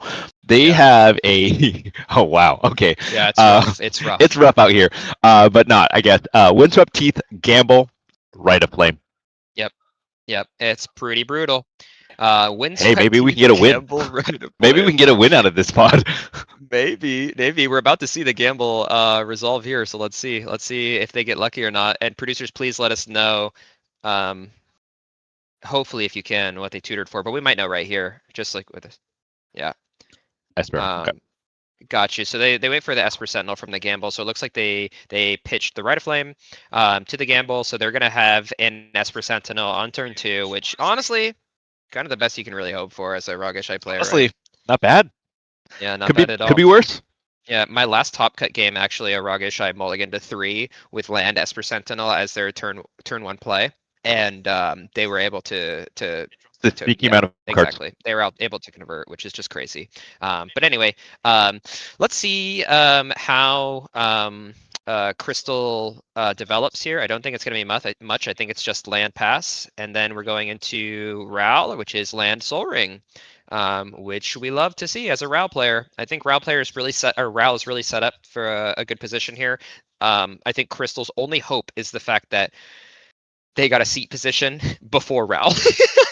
So they're going to be able to deploy Rhystic Study before Ral gets to pop off. So that's the only hope that they're going to have here, in my opinion. But luckily, Esper Sentinel is also going to be deployed. Whether or not it'll be successful, I'm not sure. We're seeing a mana Confluence come down from Timna Dargo, and then a pass. Wow, not much happening there. Let's see here. We're getting notice from the producers that Ral drew a gamble. So that's fun. Esper Sentinel being deployed by Trey. And that's going to get fed at least one by this Rhystic Study coming down. Mild shock. We'll see if Rhystic resolves. I think it will. And everybody brace for impact because Ral is coming down, baby. Hey, you love it. All right, let's switch over to player audio for Ral's turn. Vision Love. I'm passing priority. I will discard this. Reiterate. You're good. You're good. To draw 2. You have the colorless floating? Yeah, I have a colorless floating. Fire Outlet. I'm passing on Fiery Outlet. I guess. I don't know. Take one. I feel like he was asking. I feel like he was asking priority because he sat there so long. I mean, kind of, yeah. Yeah. Round trigger again. Snap targeting what? I'm sorry. Snap targeting the. Can you target my Rograk? I'll target the Esper Sentinel. If you should target Rograk because he's gonna. If you don't get there, which you probably do, I already have triggered. This doesn't trigger anymore. So you should target the Rograk because at least this helps me do something for him if you don't get there. Sure, you're not wrong. Okay, target the Rog. Cool. Rhystic. Pass on the Rhystic trigger. Okay. I'll keep track of this right here. That's 2, and then overall storm is 3. So with the Ral trigger good. Will not flip the Ral. Okay. Snap. Yep. Targeting the Rock, good. Let's have these 2 lands.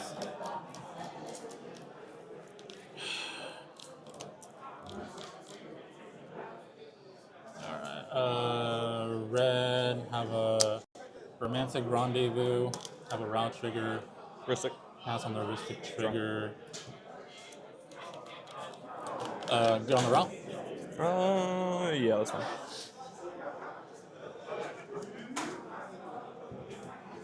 Three, take 1. Romantic Rendezvous? Yeah. Discarding this Great Furnace. Draw 2? Yep.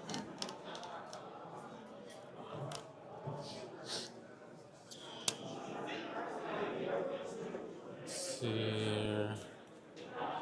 What does more stuff for me right now? What are you working with? Take one for a red. Strike it rich. First stick. Pass on the wrist. I'll draw. I'm assuming you did not. Oh, that's beautiful. I'm assuming you did not have that on your turn. Mana Velo? One colorless. I think I fire it now. Probably, actually. Well, There's 3 cards in. Yeah. I think it's much better now. Yeah, just because he's out of mana. Yep. Mind Break Trap? Mind Break Trap? Yeah. I have an Esper trigger. You're good to draw. I cannot pay. Okay. A route trigger? You're good to resolve your route trigger. 3. Take 1. Dang, dude. This goes to 6. Fortunately, I think that's all we got right now. Yeah. I would like to go to end step. Any actions? All right. One for me. I will clean up here and I will pass the turn. Okay.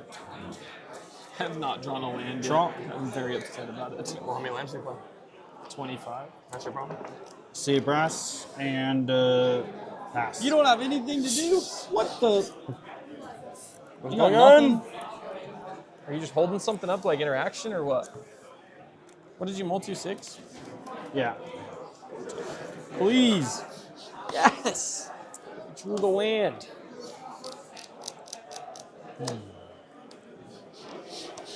Fish. Wrist stick? Draw. Fish okay? I'm passing on fish. Yep. Rograk. Wrist stick? Yep. I'll draw. 1. Oh, actually, hold on. Before you move to combat, I have a response. Okay. So let's not. You let's don't want hold to it. use swing? I don't want to use swing. Why not?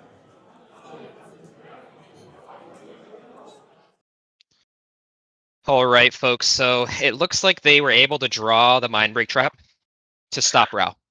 And I do think that that was the correct time to do it because Crystal was able to actually draw a bunch of cards and stop Rao at the same turn, which is Feels huge, good. right? Feels Feels good. good. Feels good 100%. I Feels did good. not like the fact that Crystal, aka Rao, or not aka Rao, Crystal, aka Gavin, showed his whole hand to Ragashai. Did not like that, in my opinion. But you never know, you know? We're seeing a fish come down, which is crazy. That means Rog Ishai actually got there with the fish, which is just so nuts. So Rog Ishai is actually getting to a position where they're in the game now, and they're all Crystal had to do was deal with Rao once, and now Rog Ishai is probably going to be able to have anything that they need to get rid of Rao or stop Rao from winning. And Timid Dargo, I won't lie, so just playing mega chill, super chill. Just wants all interaction to be used on Rao, just so that they can get into it. So let's get back into player audio. This will be interesting. We can. That's No, fine. you're good. You're good. Technically, there's nothing new on the stack, and No, their triggers no. haven't been. You're good. Yep. Good. Okay. HP. Then you have. What? Well, this goes on the stack and all target round. Okay. Good to resolve draw triggers on Get Probe? Yep. I'll resolve Esper first. Full master trigger. Target round. Okay. I have a fish trigger. He also is going to draw a card off of Get Probe. Where are you thinking of targeting? Because we're going to kill Rao, obviously. Yeah. What are you going to do with the extra ping after that? Well, I still think it makes sense to like. It's more effective to take care of something on the board. Sure. So, like, to the face doesn't do that much right now. Sure. I'm willing to show you my hand if that changes your mind about anything. I don't really have much going on, and he just drew 50 cards. I thought we were friends. We are friends. You showed my hand. I can't push. We're slopping. For now. Rao did feed me a lot of cards, but actually. So not you the if you think it's in your I thought best that was my interest to window, kill my though. stuff, Huh? That was my go ahead. window. Yeah, no, you're I don't good. Yeah. personally think it's in your best interest right now, just because I mean, he's not so really. much Growl further has- ahead than At I least am. for Bro has weird for ways now. of coming out of nowhere, out of the blue, like right at the end. I'll draw for fish. It just sucks because you're not now. You got to rely on manual storm and not the. I Growl drew off itself. of my. You drew off fish. Okay. He's got an. You have an OBM ping. Yeah. To the brow. Growl will die.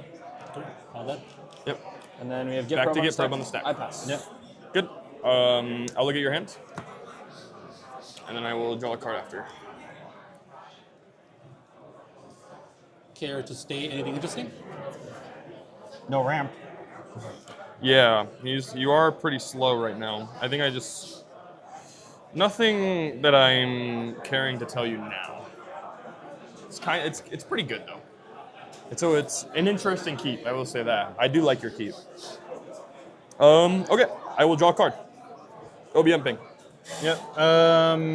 I'll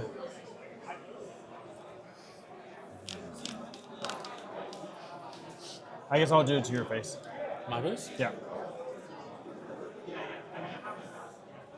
When there's nobody to hit because when there's nobody to hit because the only black player is the one with OBM. Yeah. Sure. Lose to life. Copy enchantment. Oh my goodness. Fish trigger. Fish can draw. Good to draw. Yeah. Orcish Bowmaster. Yep.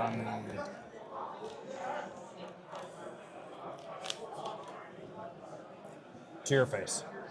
He is playing Crystal, which is basically VV, right? So Yeah. Fair VV. fair VV. Fair VV. It's If not o- like if oh, only if VV she was hits, out, then I would just VV be hits with a going for that curiosity and you next. just lose the game. With We two don't other- get that So luxury. with two more colors stapled onto it for no reason. I pass on copy. Passing on copy, this will enter in as a copy of Ristic Study. Surprise, What a surprise. shocker. Yeah. What a surprise. You would have known. Tropical Island. So You're muted. So something interesting just happened here. This was we're on about a 30-40 second delay here, but I wanted to bring this up. I do feel like Trey put himself into a really good position here, where he was able to keep his Esper and his Roger from the Get Probe draw.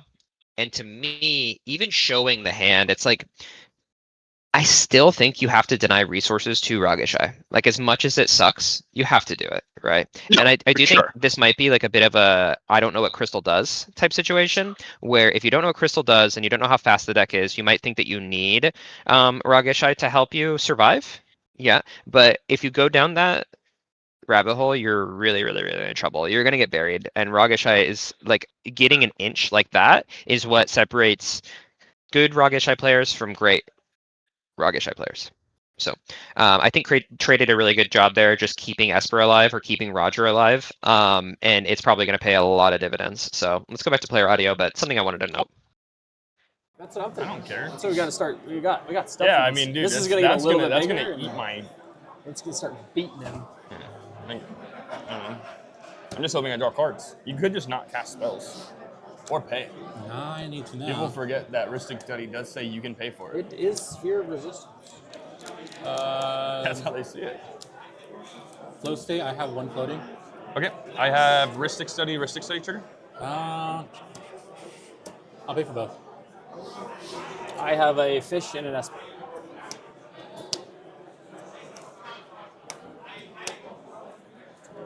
Draw one. Yep. Orcish to your face. Yep. And then draw a second one. Face.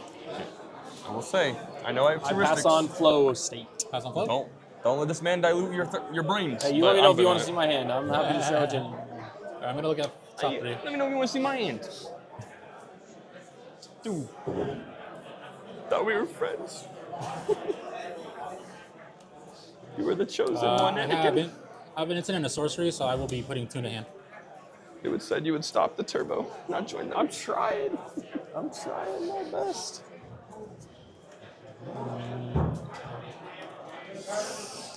Pass the turn.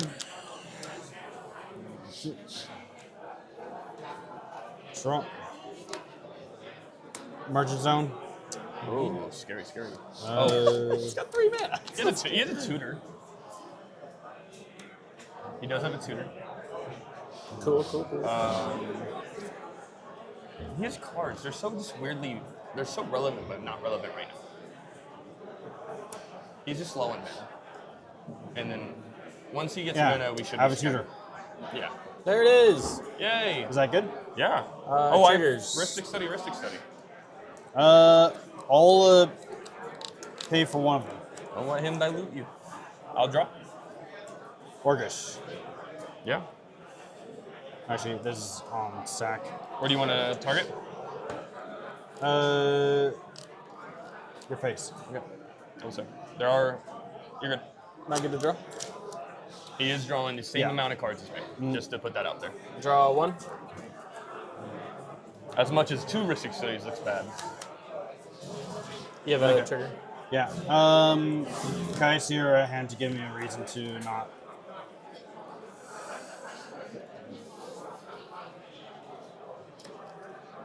I don't even got a land to play.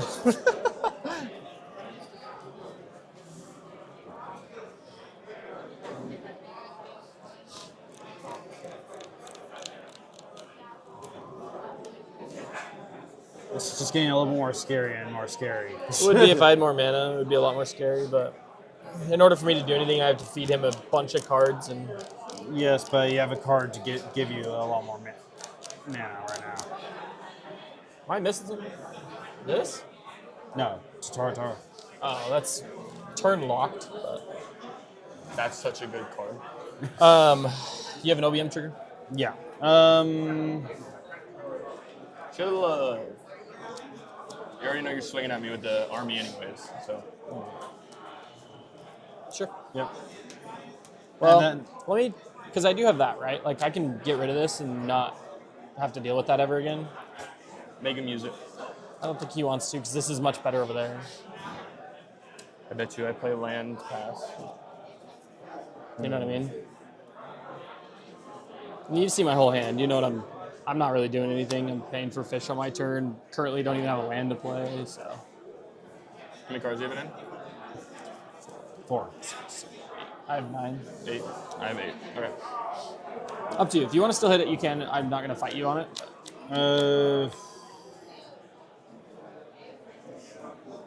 You're letting the deck design to draw cards. Draw the cards. That's what your deck's designed to do. Oh no. My deck is not. This is actually the sloppiest I've ever seen my deck. I never So get an sloppy, opening wrist double in my wristed. first draw copy enchantment. I was like, okay, this usually doesn't happen. Usually I'm trying to establish a curiosity effect. Yeah, it's just Actually, unfortunate that then we need I'll, him. No, exactly. Yeah. We need him to match all you. it to your face. Cool. Because once again, that second draw? effect, you're To your face. You'd be surprised. You're out of control after that. I'm definitely. I'll be passing on Whistle. At least my version. I'm gonna cast a spell, probably tap. I don't like. I'm never gonna not be. Where's call good? Yeah, you got it. Yeah. Then go to combat. Yep. 9. All right, super interesting conversation just occurred here. Yeah, what are your thoughts on the situation? Like, when you have an OEM ping, like, how many times can the Rogeshai player convince you to not kill Esper Sentinel before you're like, So losing your mind? impressed. Like I've never been able to talk somebody into for this long, right, Mike? Our pods play pretty control. Like things die right with the OBM out. Yeah, and it's really interesting too because like you're trying to take them off Esper Sentinel, but at the same time, like Trey is trying to make the argument that like this person has double Ristic Study. How are we going to beat double Ristic Study, right? And trying to make a feeling of like, hey, we have to work together. We're a team. But the problem is that the only thing that that's doing by keeping them alive is giving them a chance as the Rogeshai player to actually win, right? Your win percentage does not go up, right? I think that your draw percentage actually drops. That's a good question, actually. I'd love to hear what the chat thinks. If you have 2 big bads at the table that have tons of draw engines, does your draw rate go up or go down? I think it goes down if nobody else is doing anything, because then it's just like one of the 2 is going to win. But I don't know. That'd be interesting to hear. But let's go back to player audio. We're going to give a little thought exercise for the people at home. This will just let me hold up some interaction. I think it has to be Mana Vault. I'm paying for fish cast the Mana Vault, cast that card. I think if you want to blow up my stuff, we'll lose to him. So I think I have to just say That's not true. that's the only way that I can continue. I think if I just get Mox Hammer, I'm just playing a land that feeds 2 cards. Can I see your hand? Let me look at it first.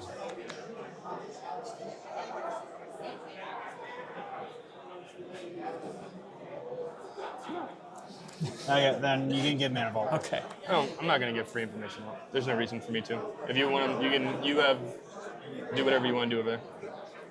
Probably. I don't know. It matters if he has Tithe in hand or not. I do not. He doesn't. Yeah. Or He's just trying. He's trying to find to keep the fish around, probably as most possible. I don't know. And we're going back to. Sorry, I haven't been doing triggers, but is it? What trigger? Well, is there a trigger? No. What? Okay. We're about to go to my turn.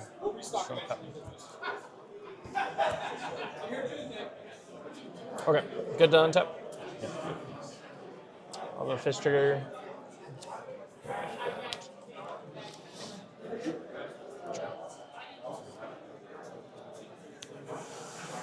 Cast Mana Vault. Ristic. I'll draw 2. I'll be in. Yep. First one.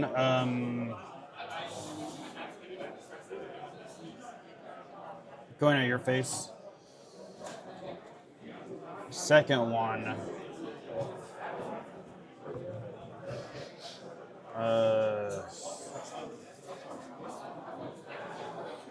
I think still just keep hitting face. I think there will be a time to hit this very soon, but I don't think it's quite yet.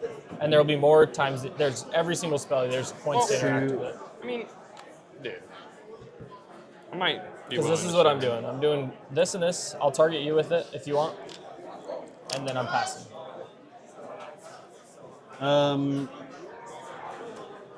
To your face. Is Mana Vault good? Relic. Ristic study. Pass on Ristics. I'll draw 1. You have a trigger.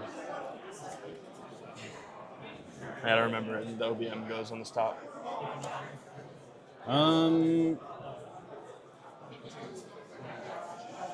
I think you just keep hitting his face. He's drawn so many cards. Like, we gotta pressure the life totals, and this is not even close to parity with what he's doing. Is Relic good? Yeah. Cool. Cast to Tartar. Ristic.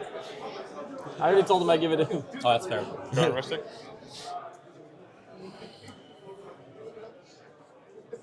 2 August Bowmaster triggers. Yeah, there's. Go ahead. Pass on triggers. Both of them at you. Target good? We're gonna lose this game. Target you? Honestly, this I'll OBM draw. might win the game by just combat damage. So There's we have another cool card I'm stuff. scared of in there right now.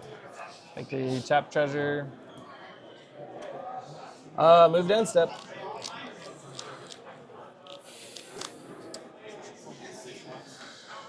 End step. On your end step. I'm gonna hold priority on your end step. Okay. I'm in end step. I know, I'm thinking.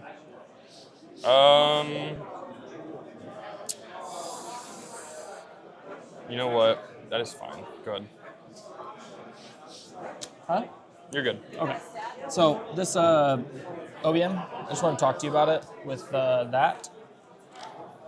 I'm going to discard that to hand size, as well as probably this or another blue card probably. I could just bounce this. I don't want to. I think it allows you to keep a lot of parity. I just want creature immunity. You can shoot my face as many times as you want. You can attack me as much as you want. I just don't want you to shoot my creatures down. If you keep letting him do I'm what happy he to show you wants, my whole hand again at any time. the if you want to. Rogeshai is going to do what Rogeshai does best and beat you. Because once I'm out, you don't have interaction versus this. How about just only the S%? Sure, that's fine. Okay. Cool. Good to clean up? Yeah. 3, 4, 5, 6, 7, 8, 9. I'll discard Snapback, and I'll discard Molten Disaster. Yep. I will untap. Upkeep. Draw.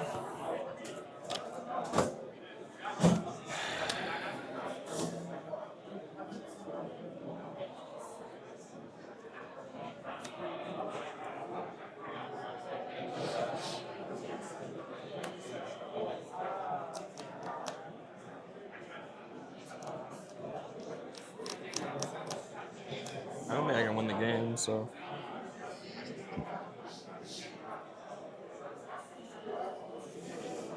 I cannot believe I did not find a land.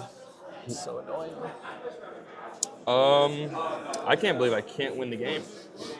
That is also crazy. I'm gonna be honest. Like, I'm like.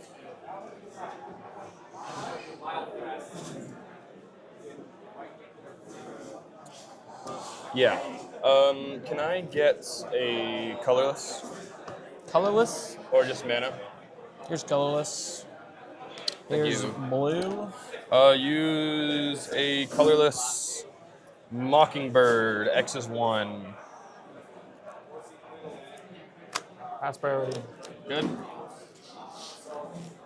It's gonna be OBM.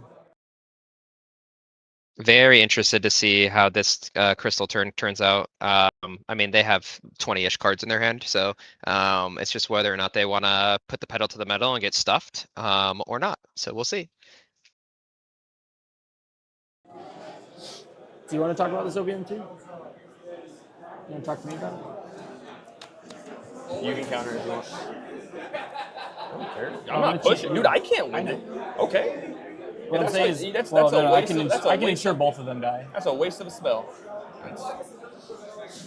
If you're doing that for, if I'm casting this in copy OBM, I'm guaranteed not winning this. Sure, I know you're not winning this. So like, if you Worms champ me, I'm fine with, as long as this OBM stops killing me, I can play the game. Okay. Because at this point, I'm stuck behind your 2 draw engines and this OBM. I can't play the game. Sure.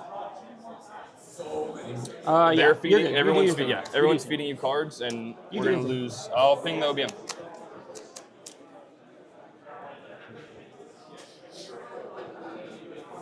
OBM trigger. I got one Is for there you. an OBM? I think I have an Orc Army actually. I got a really cool. Which one you got? You're gonna like this. That is cool. All right. Haha! My blocker for your Orc Army. There we go.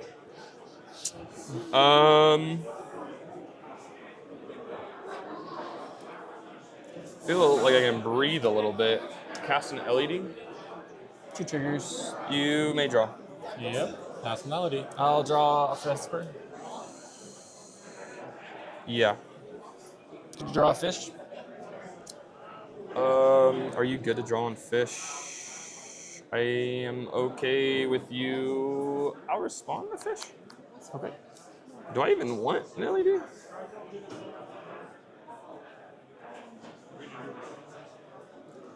Oh, I guess I should. I have an OBM thing, but I missed it. This one. I'll respond. I would like to offer my own LED.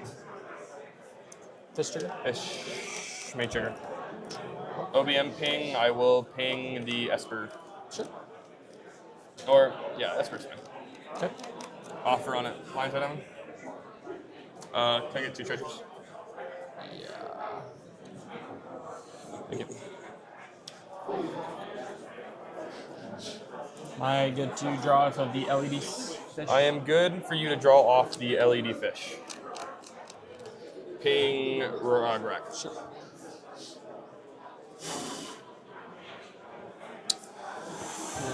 Play.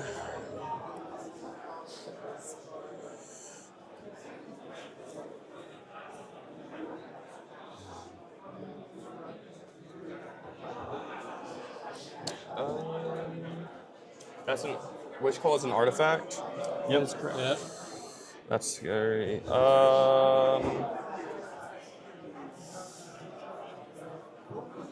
Yeah, this was at 2. I don't think there's much else I can do. Do I want to use this floating mana?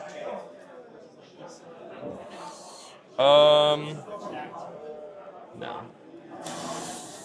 I would like to move to combat. This will fizzle. Move to discard. Yep.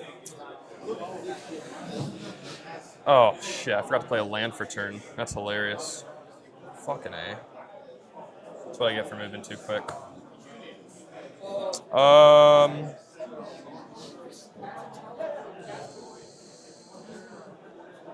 Get rid of Retraction Helix. Let me just go through the cards I want to keep, I guess. This.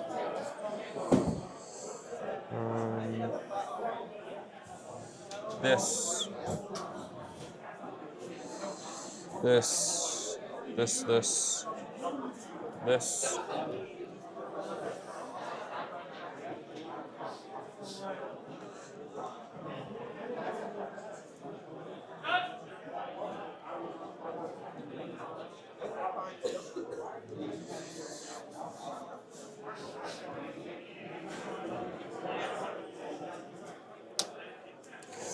Discard Sing into Stupor, Banishing Knack, Imposter Mech, Just Guy's Ascendancy, and Wooded Foothills. Yep. Pass the turn. Gonna go hand for hand? Huh? Gonna go hand for hand? Oh, okay. Still pretty sure you're a problem.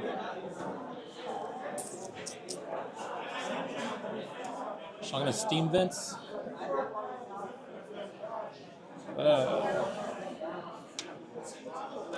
What does this look like?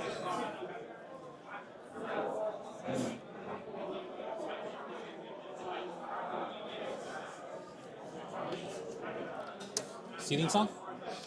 Ristic. One. Taru. And then Mine will draw first. Yeah. Oh yeah, you'll get a Taru off that. Off your turn. I'll draw for second Ristic Study. Fish trigger. Fish triggers, get the resolve. Yeah. I have a ping. I will ping you in the face. I pass on Seeding Song. I am passing on Seeding Song.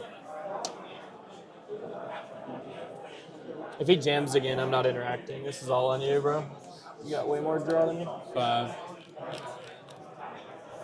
I just discarded the hand set. Casserole? I just fed you cards. What do you mean? You have more cards. Now that was a very interesting turn that we just saw previously for Crystal. I think Crystal's in a really tough position. Somebody mentioned in the chat, like they're really choked by mana. And unfortunately, by developing their mana, they fed Ragashai a bunch of cards. Right, and every time you feed Ragashai a bunch of cards, your likelihood of you winning is going down significantly. We'll be interested to see what Rao does this turn. I can't imagine that they decide to push, but then again, Rao players, they might want to into double Ristic Mystic to Tartaru, so we'll see.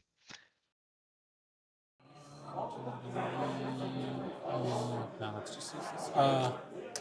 Cast a Gamble. Ristic. Oh, a Route Trigger. Have it. Good? Yep. 1, 2. I'll draw. Yep. I mean, I guess you can just start shooting Raul if you want to get rid of that way. I'll ping Ralph for 1. You can go Ralph for 1. Okay. 1 damage on the Ralph.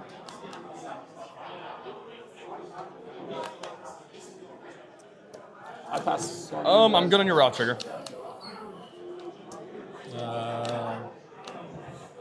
Take 1. Cool. Gamble.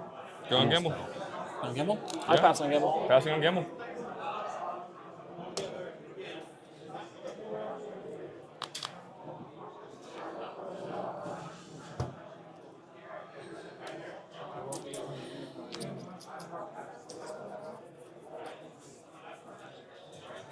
I don't know if you care, but your storm count is 3. Yep. Thank you. Keep track of that, right? Yeah. That would have been epic.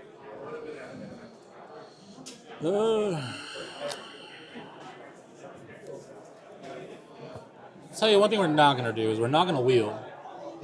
Damage. Really? A windfall. I think that'd be pretty bad. Yeah, like, go for it, Chief. Stab at it.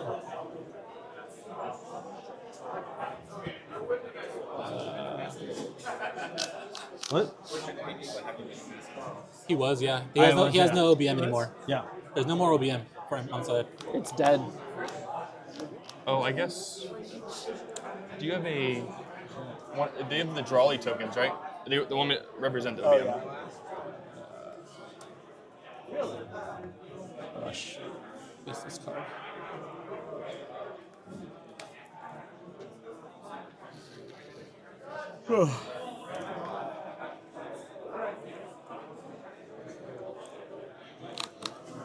Tap.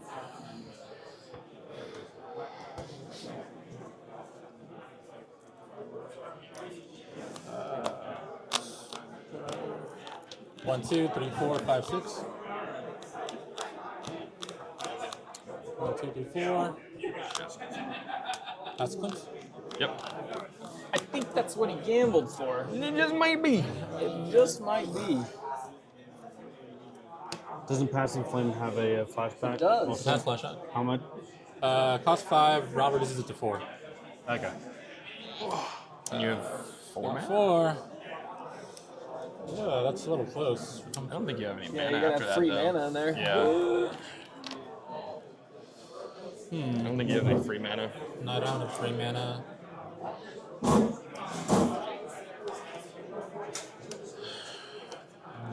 Big brain time. Really not.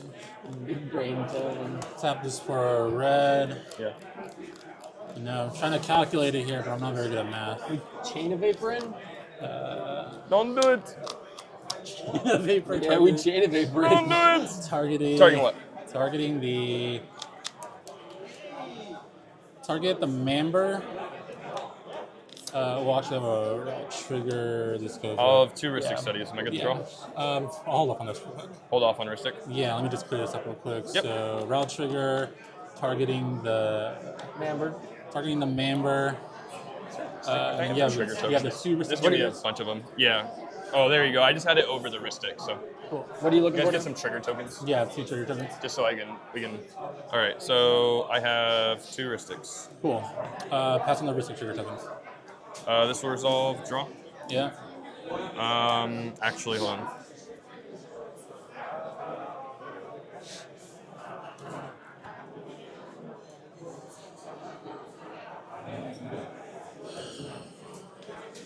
What are you doing over there? What do you mean so sus? What do you mean, What do you dude? mean I'm so just drawing sus? cards. Tell the Ral to stop pushing, and I wouldn't be a problem. No, that's fine. It's fine. It's fine. It's fine. I will draw a card. Yeah.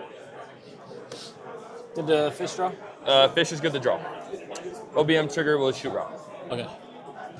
Shoot Ra. Ra has 2. The resolve Ra trigger? Yep. Does not want to play today. Okay. Ra trigger. It's okay. These are the ones to lose. Chain of Vapor. Targeting the member. Targeting the member. I pass priority. Yeah. Targeting the member. This Yeah, will that's fine. go back. I will choose to continue the chain. Yep. Sacking this mountain. Yep. Yeah. Targeting the soul ring. Yep. Yep.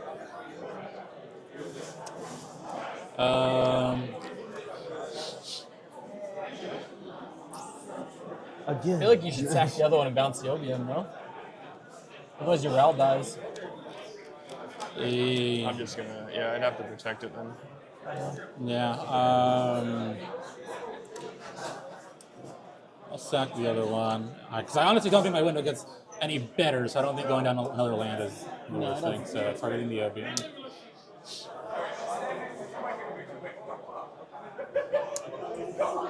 Mental misstep.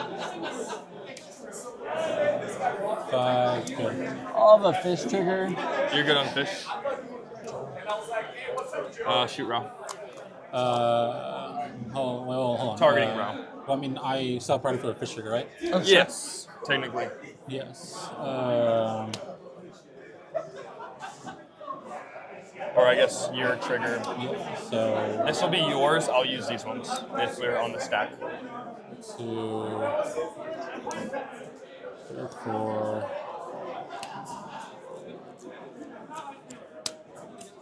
Just gonna keep drawing the cards. That's the problem, right? Yeah, it is. Let's see. Anything else? I guess I'm not too mad if OBM goes away.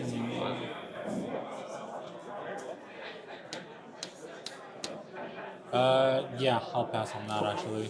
I'll drop. So we're all dead? Yep. Ral will take the ping. You leave my son alone from now on. Okay, so misstep good on the Misstep on chain. Yeah. Okay, good to continue. Yeah. We're just gonna finish with a stack war, huh? Huh? We're just gonna finish with a stack war. Maybe. Yeah. Because I mean, even with my cards in it, it's still a little like. How much time do we There's have no left? definitive line I can really take at the moment. Okay. 30 minutes. Okay. Yeah, I'll try to hurry up. This just feels bad all around. Yeah, I mean, if you cast anything, what is it? You either don't develop. Yeah. Tap that. Soul Ring. Draws? Yeah. I'll draw one. I guess it doesn't matter. You don't have an OBM. I'll draw both. I'll draw a fish. Yep. OBM ping. I'll shoot you in the face.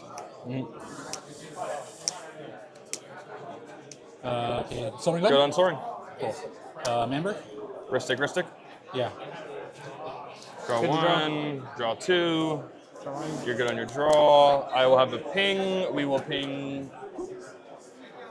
Good? Yep.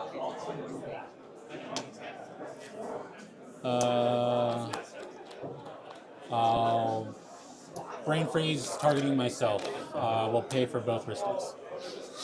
Fish trigger. OBM ping. We'll shoot here. I pass on. I don't think I really It's just set care. up for Yeah, next no, turn. it's a setup for next turn, so I don't mind it. I don't Yeah. think it's a problem. Yeah. Good? That's fine. So we have it's 6 plus original. Yep. So that's 6 plus original. Are they all 20 targeting you? Yeah, 21. 21. I'm good to pass.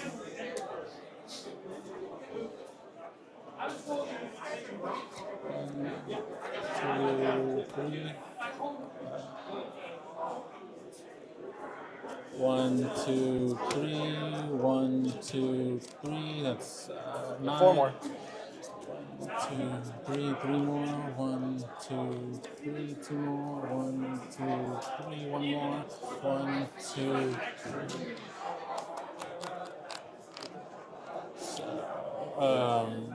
Desperate Ritual, Windfall, Mox Time. Yeah, you're good. Okay. Yeah. Okay.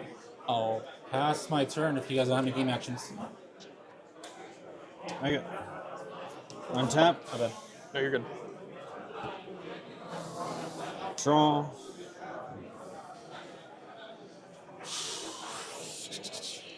Take me down on a bed of roses.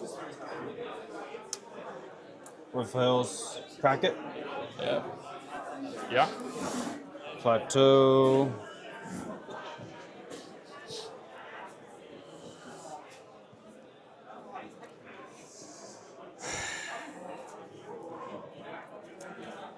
How many cards in hand do you have?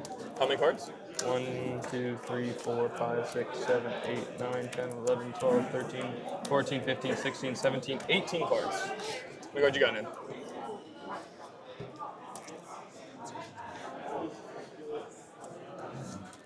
$17. After all that, huh? And we're complaining about my draw engines. You're keeping up. Now we're complaining about Ral. He just got sealed under the soul Yeah, ring. how many cards you got, Ralph? Okay, so You gotta find your own. You gotta find your own window right now, bud. yeah, well, it's not. There isn't one. That's There's the problem. not a window. Yeah. Yeah, they can. We don't even have a window because we're just gonna sit here and PG-13. We're gonna sit here and mess with each other. If I'm being honest, Yeah. We're gonna mess with each other. So which one of you going to take the orc? We both have blocks, so So, what a weird end to that route turn, to be honest. Like, I see the vision. At first, I was a little confused as to why Rao was playing the rocks, like redeploying the rocks and just like really burying themselves into the double wristic fish. But then seeing the brain freeze targeting himself at the very, very end of that, to me, I think that without the brain freeze, that's definitely not worth redeploying, just to be completely fair, because I feel like you're putting yourself in a position where your opponents are just going to be so much further ahead. But now that you were able to resolve that brain freeze, at least you have a sliver of hope.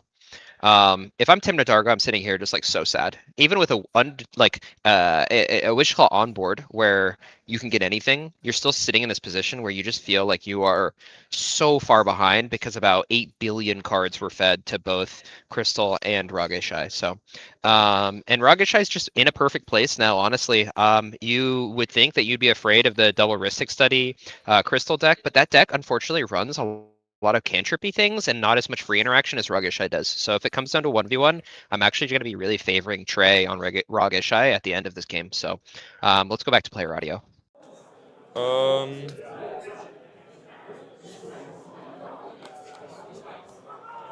You paid for...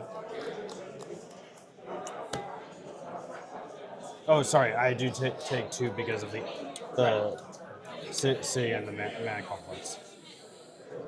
And then you're not paying for or my... You already drew. Oh, I drew. Fuck. That's why I fucked that up. Yeah, no, I think you're about to get what you want here. I don't think we need to talk about it, right? Yeah. I don't think so. You're just going to go. In response, the problem is this is a black OBM, yeah? It is. It's still a bird, but it's not blue. It's not That's blue. what matters. That's what I care about.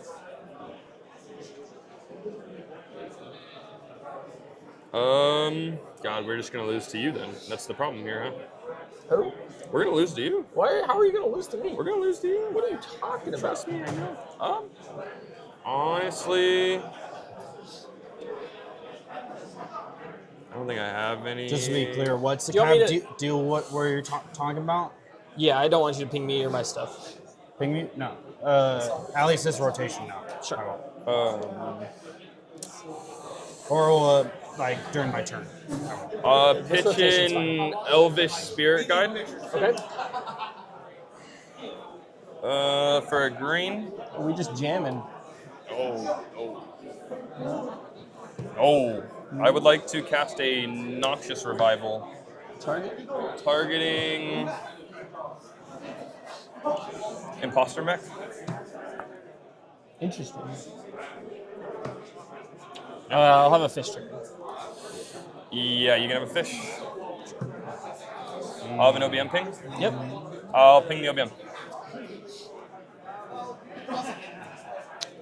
Okay. Wait, how'd you... He drew a card, I pinged the OBM. Yeah, true. Okay. Okay, now we might have to talk again.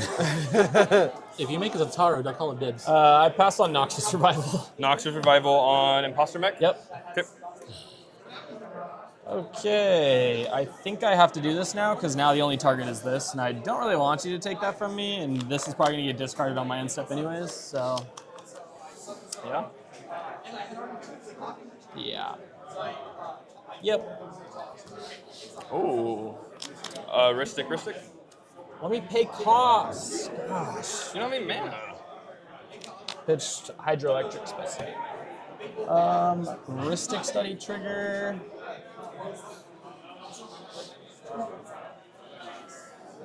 Would it be enticing to you guys to say, like, I kind of don't have a win yet either? I'll pay for one of them. Drawing, like, all my crystal cards. Okay. 20 minutes? Okay. I paid for one. What if you we paid with what? With the Tar. Okay, so I can draw one card? I'll draw one. What if we all show our hands? Huh? What if we all show our hands? For what? To ease. It's easy for you to say. Get out of here, Rob. Subtlety good? Yeah. Target Deadpool. And what does it give? It goes on top and bottom of your library. You get to pick. And then Subtlety will die. Wow, how dare you do that? How dare you do that to me? I know. Make you kill your own OBM and then Dude, still how do that dare you? anyways. Okay, so about 30 seconds ago, we saw OBM pinging itself to stop the Deadpool swap, yeah. And I'm not going to say that it's because we had LobbyCon games last night with this Crystal deck where that literally came up exactly. And I said it directly to him. And I'm gonna talk to Gavin after this. Implanted that thought in his mind. But that's one of the sickest moves that you can possibly do when a clone's coming down to take your OBM. Just kill your own OBM. Let's go back to player audio. Your life total does matter. At this late of the game, not that much. The weird thing about this board state is also we're in round 3 with no one has a win, so it's like presenting a draw is not great. Nobody wants that. How many cards in here do you guys have? Sure. I have 16, I believe now. 3, 4, 5, 6, 7, 8, 9, 10, 11, 12, 13, 14, 15, 16. Yeah, I was right. I have 19, but I will say he is untapping before me. Either or, it doesn't matter because I am gonna block, so it doesn't matter. If you want to hit something, you get value. I'll take 15. That's what I'm saying. Like, I don't care if my work army's gone. Based off time, I'll be honest, I might see a turn based off how this goes. Untap, upkeep. I'll have a fish trigger. I might have a response to your fish trigger. Okay. I don't go.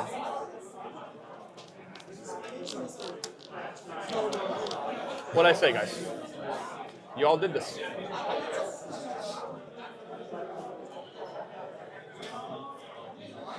Would I entice you to risk? Good. I'll draw one. Target trigger. Yep. I'll draw 2. Yep. Dude, I didn't draw. This is relevant for my box. Any free interaction. This is quite the party. Yeah. We're gonna lose, guys. Silence. Trigger. You may draw. Oh yeah, sorry.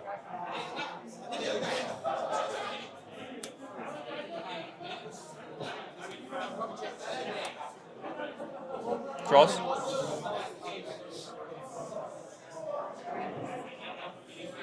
Swan song. Watch as we observe the slot players in their natural That's habitat. what my mindset was from the beginning of the game. I'm in seat 4 in turbo with these guys. Why didn't you ever go for a Technomancer? What? Do you run Technomancer? Yeah, I do. I just don't have enough mana. Oh, okay. I was like, I technically probably should mulligan more, but target. Storm trigger. The target will be. Yeah, I was like, if he goes for that, that's a juicy the Orem's Chant. target. Okay. I'll have a trigger on Storm. You'll have a. 2, 3, 4. You have a draw trigger. No, the storm's first. Yes, that is true. Can we clear this up for the chat? Yeah, let's use your. Let's empty use my board. Yeah, it's we're empty over here. for There's us. no mana available. Orem's Chant. Then it was Silence. Right. So we'll go this way. Then Swan Song. Now Fluster. There's your trigger, and then there's my Storm trigger. Yep, Storm trigger's good. Storm trigger. The original Fluster Storm will be targeting So there's 3 copies. Orem's Chant. Okay, and then Storm. You get 3 copies. Yeah. Nothing's going to target that? I'm thinking. I think I'm going to target. This will resolve.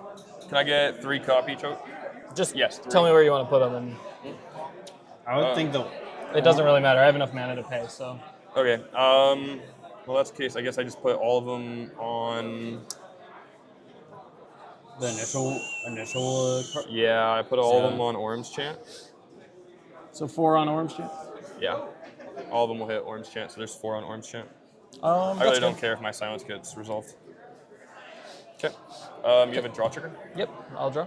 Yep. And then Fluster. Swan Tong, targeting silence. Yep, that's fine. You get a bird. You get a bird. Oh wait. Actually, maybe maybe should have been Swan Song then. I forgot I was targeting the silence. Well, yeah, but then if the Orb Chant goes through, then he just can't interact at all. If I target all of them at Swan Song, he pays for it. No, if you target him with Swan Song, I just let it go. And then I go. just counter another thing. Yeah. Just counter the. At this silence point, later. I still think he's gonna win, like I've been saying all game, but it's fine. Yeah, I'll just let Fish die. You guys listen to him too much, man. I did. No, you good did. to draw for You turn? did round. You just like. Good to draw for turn. I did around. I got dealt with. You guys played the game. Ancient Doom.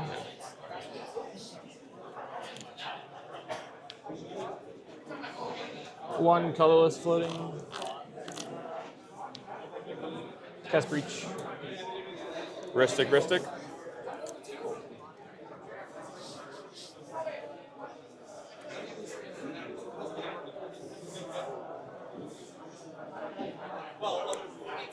I'll pass.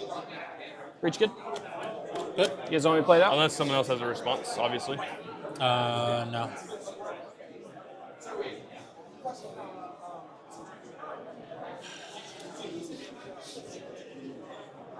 Cast I don't think you're in any orange point champ. to Target you.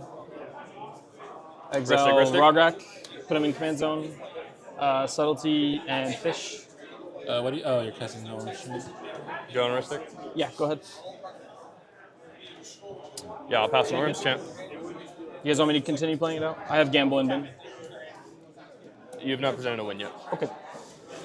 Just didn't want me to. If you want me No, to you're good. prolong your suffering or not, We'll cast Gamble. We'll give the stream a show. Ristic Exile setting. Esper Sentinel, Exile Snapback, and Enlighten Tutor. Triggers are good. Gamble good. Here. That was good.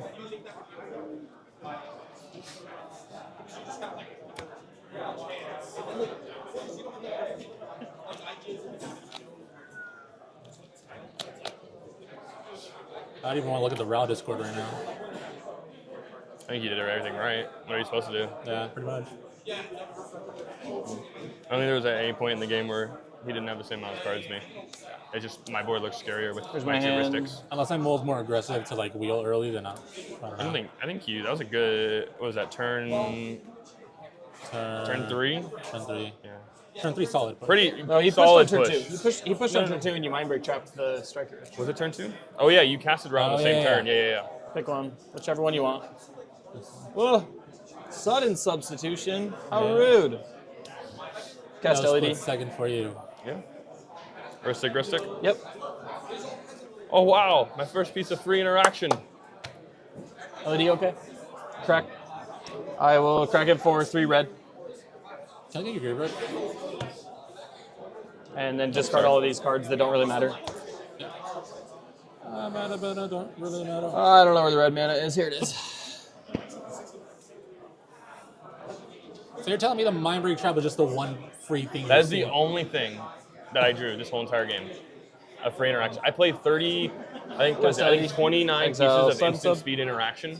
Winslow And I have not seen any of my pitch spells. And Other than the Idyllic Force of Will Tutor. I just drew off the top. That makes me That's feel the so only- much better. Yeah. Then I will spend a red, cast Gamble. Exile Rite of Flame, exile Paradise Mantle, and exile Arcane Signet. Good to search. Find Brain Freeze. I didn't even get a Flash Enabler, which I was hoping to hold up with 3 mana. Like I was like, that's what I've been waiting for, is just to get a, what's it called on the stack?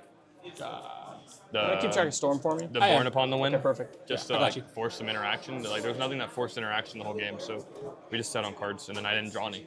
It's rough. Yeah, when you cast that Orange Sham, I'm like, I think that's where this is gonna go. You just let me know when you want me to stop playing it out. No, we gotta get this I'll to a show. discard the Brain Freeze. Yep, okay. How are you winning? Treasure. I'm gonna Brain Freeze all of you out. All right, folks. Wow. I mean, the end is near and the end is here, right? With the players' orange chanted, Rogishai assembling the end of an Underworld Breach combo. I mean, that was just an incredible game, and one of those situations where, as the double control player setup, having one person untap before the other person who is also fed, Yep. you just get to reload all of your resources, and it just gives you such a huge advantage over the other person, right? Like you Yep. just get to this point where you become insurmountable because you have all of that untapped mana so that you can actually win the fight before the next person can, right? Yep. It's not necessarily a seat order like seat one situation there. It's more of a where the like the order at which the turbo decks jam, if that makes sense. Do you get what I mean? Because it was like turbo jam, and then Rog Ishai, right? It would be different and it would play out way differently if it was like Rog Ishai, then a turbo deck, then a control deck, then a turbo deck. Do you get what I'm saying? So I get what you're saying. yeah. So I think it's very interesting and very favorable for this position as the Rog Ishai player, where they were able to reap the benefit of getting fed and then untapping before the other pilot was able to untap. So just an amazing game overall by Trey. You know, I'm happy that Crystal got to do the thing in a sense of they got to play double Rhystic Studies, right? But look, we had this conversation early on. Should you be keeping a hand to cast a Rhystic Study and go down that path, or should you be playing deep into the Crystal game plan, right? And I'm not faulting Gavin in any way for keeping a turn 2 Rhystic, because like how can you not, right? How can you not? But it's just one of those situations where when you get put into playing these really high card quality like 4-color piles, right? Yeah. It's like, do you get lost in the identity of the deck, I guess? What are your thoughts, Yah, on like Crystal trying to get into this like double Rhystic slop battle with Rog Ishai, and then the inevitable kind of loss that happened because of it? I mean, I think he played to what the resources on the table and the cards kind of gave him, right? There wasn't a great mana. There wasn't like a Cabbage Merchant. There wasn't a Smothering Tithe to copy, right? Like, so he copied the one thing that would hopefully get him to that other piece, but you know, he was missing mana that whole time. And like you pointed out earlier, like he had to, in order to develop, he had to feed Rog Ishai, and Rog Ishai was just doing a really strong job of helping direct the flow of the game. Hey, you should ping here. Don't ping my Esper, right? Don't ping my Rog, right? Like Esper and that Rogers survived so long, like like had their 100th birthday. That Esper was like wearing a cloak of invisibility. It might as well been. Like it had an invisibility cloak on because it just survived way longer. I think Gavin was at 14 life. No, like under 20 life before that Esper Sentinel died, right? And he had to kill it himself when he finally was able to copy the OBM to take care of it, right? Otherwise, like it could still be on the table. No, it was definitely one of those situations where, you know, you had a pilot who was very, very confident on the deck, very, very ready to get into those deep political waters and then end up coming out on top. You know, I've had the pleasure with playing against Trey in a top cut at the Quest for a Cause, right? We both ended up losing that game to Sam Black on Rog Thras, and I think it's because Rog Thras is one of the few decks that actually I think performs pretty well into Rog Ishai, just because they're not triggering Rhystic nearly as much. And when Rog Ishai goes down the path of doing that, then you know, it's difficult to come back from. But just getting word from producers here that we're going to go to a quick ad break, and then we'll be back potentially for an interview or potentially for the start of round 4, depending on how quick they get all these people. So, oh, I'm getting news. It's going to be an interview. So stay tuned. We're going to have a fun interview right after this. Gold Sabertooth creates one-of-a-kind art for Magic players who want more from their game. From stunning playmats to beautifully illustrated tokens, every piece is crafted to inspire and stand out. Let your table tell a story. Explore the full collection now at etsy.com/shop/goldsabertooth.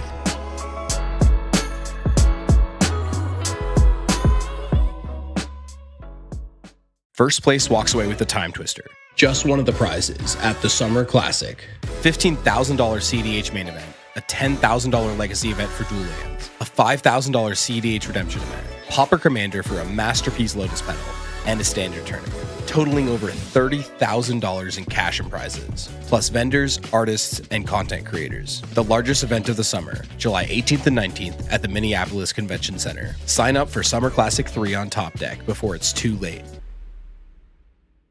Hey, this is Freedom Waffle, and I want to show you a tool I personally use for practicing and coaching CEDH. Eldrazi.dev is a CEDH gold fishing tool where you can randomize your opponents, practice tournament mulligans, and play out your hands. It's got built-in actions for cards like fetch lands, tutors, necropotence, and ad nauseam. You can easily track floating mana by adjusting with hotkeys to make playing out complex lines much easier. There's even community-made puzzles to sharpen your game knowledge. Check it out at mulligan.eldrazi.dev.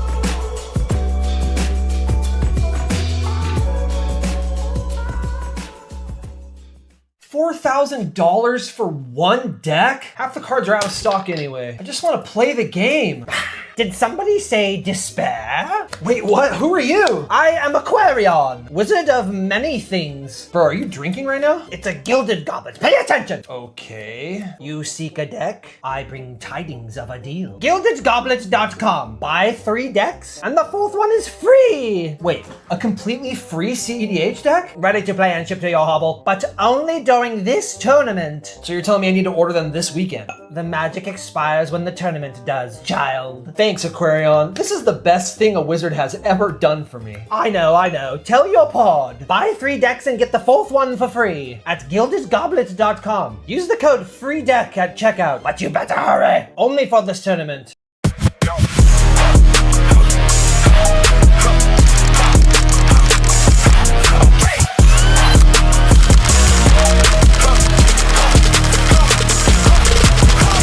F6 Supply is your one-stop shop for premium tournament accessories. From Benishoga playmats and high-quality dice to our custom token pack, F6 has everything you need to up your tournament game. Every design is original art, never AI. Shop online at shopf6.com or visit our booth at CDH Tournaments nationwide. Level up your game with F6 Supply. Breach the Bay 2 comes to San Mateo, California, August 22nd and 23rd. A $25,000 guaranteed prize pool, with payouts upgrading at 475 and 550 players. Day 1 is 6 rounds of Swiss in the Japanese point system, cutting to top 64 on Day 2.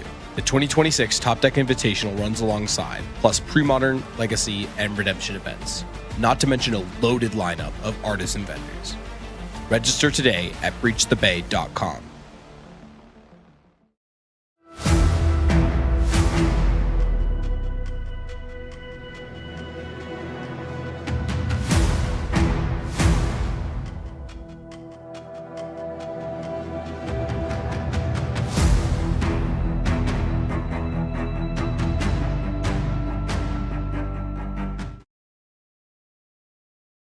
Hello, everybody. Welcome back. We're here at Fishbowl 7, and I'm joined by Trey, who just took down their streamed pod. Congratulations, Trey. And thank you for joining us for a quick interview. But Trey, yeah, tell us your gut reaction about how the game went. I'm sure you're pretty happy with coming out with a dub, right? Yeah, I mean, we started the game, and I mulled to 3. My starting hand was Windswept Teeth, Rite of Flame, and Gamble. Yep. And so I was like, well, as soon as I kept the hand, I was like, I can't even get fish with this hand. I have to go get Esper Sentinel with my gamble, and then I have to win a 66%er on the gamble. And my turn 1 draw was Sudden Substitution. My next draw after that was Molten Disaster. And I was like, this is the worst these cards have ever felt in my deck.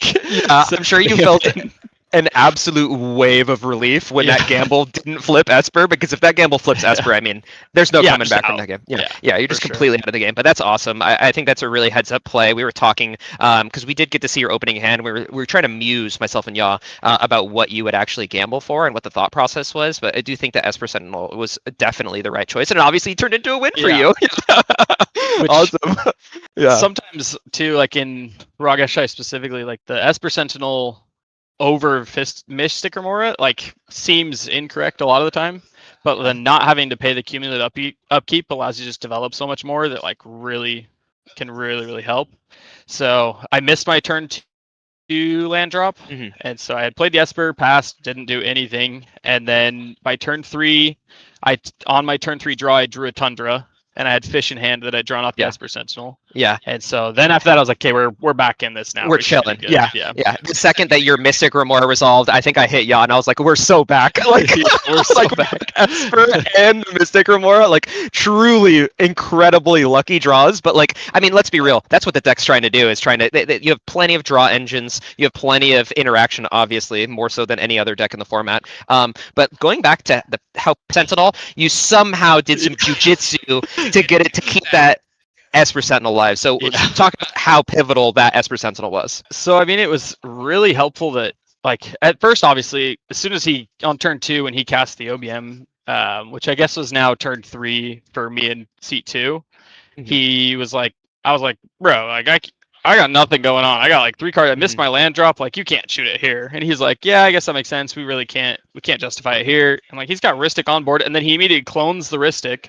Yeah. And I'm like, we can never hit this Esper as long as this, like, there's just no way. And he kind of was like, I mean, honestly, from his perspective, I think I still stand by that. Like, I don't think he's supposed to ever shoot my Esper there for a very long time. Like, Crystal's just got way too much stuff going on, and he's drawing way too many cards. But it did feel like every single OBM ping, I was like, he's gonna shoot it this time. Yeah. And so like every single one, I was like, I'll resolve Esper first because that one's forced, and then if we need to talk about it, I can leverage, like, I won't draw off the Mystic Remora if you leave it alive or something like that, or I can like leverage these different things. And luckily it worked out, but like by the time the second OBM came down, I looked at Crystal, I was like, you want to talk about it? He was like, no. No, not at all. He's like, bro, yeah. My hand, I'm like, I got 3 free pieces of interaction. I got Breach in hand. I was like, it should be good enough. Like, it's fine now. Yeah. Okay. Talk to me about the importance of life totals that game, because I did feel like this game actually life totals were a really big aspect of it because of how big the armies were. Like, do you think you subscribe to the adage where life totals don't matter in CDH, or do you think that it's something that people should actually care about? So, I mean, me and some of the other guys from Utah, we were the first ones to put Molten Disaster in our Ragashai decks, and so we like life total matters a lot in that type of a board state, especially if the games get really sloppy, and like it kind of matters because you don't need the Angel's Grace. So like I pay attention to life total a lot, and it's one of the things that I try to like just kind of like haphazardly politic away to try and say like we should hit this guy. He plays Nas, he plays like Crystal has like basically VV, we should be swinging at that. Like, and I do think that in that game specifically, like the Crystal was forced into making specific play patterns because of how low the life total was. Like Mockingbird cloning the OBM like sucks. Like you don't really want to do that. And it just makes it kind of wastes a lot of time for them, wastes a lot of resources. And if they didn't do that, like the OBM next swing was going to just kill them, or they were going to keep taking damage off of all their draws and stuff. And so I think that like it was super relevant, and I think I was able to facilitate it in a way that we just were able to kind of over threat assess the Crystal player enough that we were able to get to where we could win the game. So nice, that's awesome. Do you think that there's any other aspect of that game that you really wanted to highlight, or something that you felt like was a really unique pinch point or crux of the game? Yeah. So that right before that last turn, when I was trying to decide, I had Breach in hand. I had 3 free pieces of interaction, as well as I had Offer You Can't Refuse. I had the Orm's Chant, and I had Swan Song, and so I had like a bunch of stuff. And earlier in the game, I had pointed out, I was like, Crystal's got 2 Rhystics, like very sloppy game, like whatever highly interactive deck, like this is how it's built to do. It's doing the same thing my deck does, but with an extra color in it. And he said something to me. He was like, no, this is the most sloppy my deck's ever been. And so for me, that just means, he's just playing like an aggro mid-range, like aggro slightly mid-range shell. Yeah. That means they cut down on the interaction package. And so even though he has 25 cards in hand, I felt really confident about once it gets to my turn, I'll just chant him, blow out all his interaction, let the fish die and jam.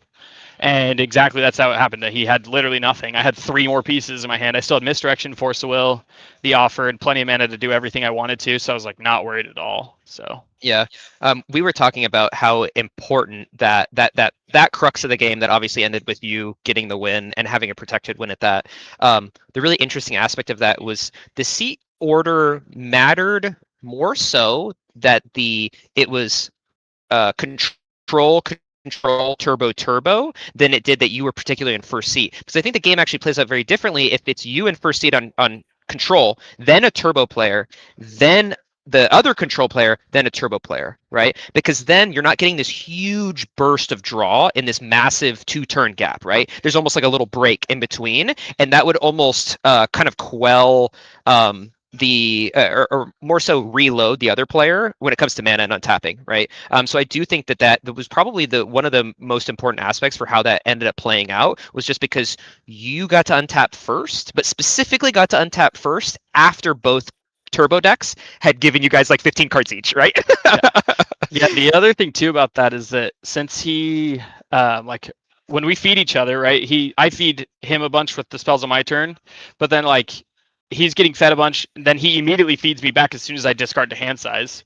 And so I go down to 7, but now once we pass to Raoul, I'm in this position where I literally just told him in the game, I was like, you got 2 Ristics, everything that Raoul does, your problem. I'm passing on all of it. And I'm sitting there with Orm's Chant in hand, so I can stop Raoul whenever I want. Yeah. And so I was like not worried about it at all. And so I was like, if he was like, I'm out, man, then I just Orm's Chant him. We go to Tim Dargo's turn. He does whatever. I don't really care passing. I know he's already out and I just win anyways. And so I just kind of was like in a position where he wasn't trying to force me to like give him any information because I was so willing to give it to everybody else that he didn't feel like I was very threatening at all. And just was able to kind of like facilitate, hey, you need to deal with everything. You mental misstep the Chain of Vapor. You interact with him every single time. Not my problem. Not my problem. I didn't interact with Raoul at all the entire game. He did 3 100%. times. So Yeah. That's where we were able to just blow all the interaction. Then I just untap and he has nothing left for me. So Yeah. That's awesome. Okay. Well, last question for you, brother. And once again, congratulations. Is there anything else that you want to plug or promote? Maybe represent your region for CEDH? This event, I mean, I'm from Utah. We kind of run the guys who usually travel from Utah. We all play Raga Shy and we all tout the split second stuff. That's kind of our thing. And so the split second cells are still good, even though that's what I drew the first 2 cards in the game, and I still won the game. So it's fine. You can draw the worst cards ever. You can mull the 3. It doesn't matter. You can still win the game. So Gotcha. I'm sure you saw that sudden substitution as your top deck, and you were giving yourself some words of affirmation. You're like, this card is good. I don't hate this card right now. It's still good. I promise myself. This is good. I was like, I really hope this gets discarded to gamble right now. Well, thank you so much, Trey, for joining us here on thanks for having Bets. me. It was a wonderful interview. Congratulations again on your win, and good luck the rest of the tournament. All right, listeners and viewers at home, we are going to take a quick break for ads, and then we'll be back for round 4. So please stick around, and we will see you for round 4. Producers, send us away. Gold Sabertooth creates one-of-a-kind art for Magic players who want more from their game. From stunning playmats to beautifully illustrated tokens, every piece is crafted to inspire and stand out. Let your table tell a story. Explore the full collection now at etsy.com/shop/goldsabertooth.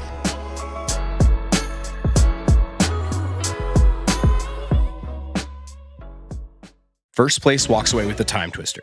Just one of the prizes at the Summer Classic.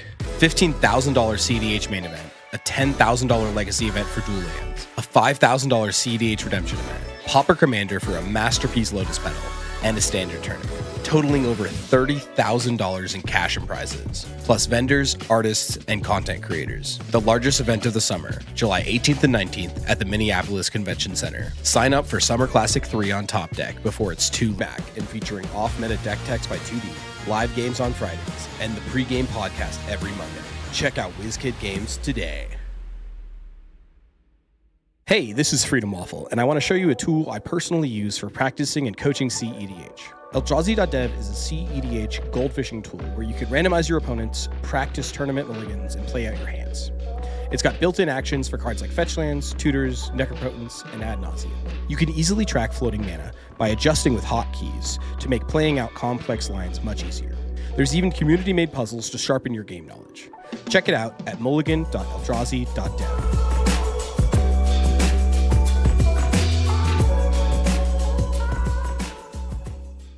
$4,000 for one deck? Half the cards are out of stock anyway. I just want to play the game.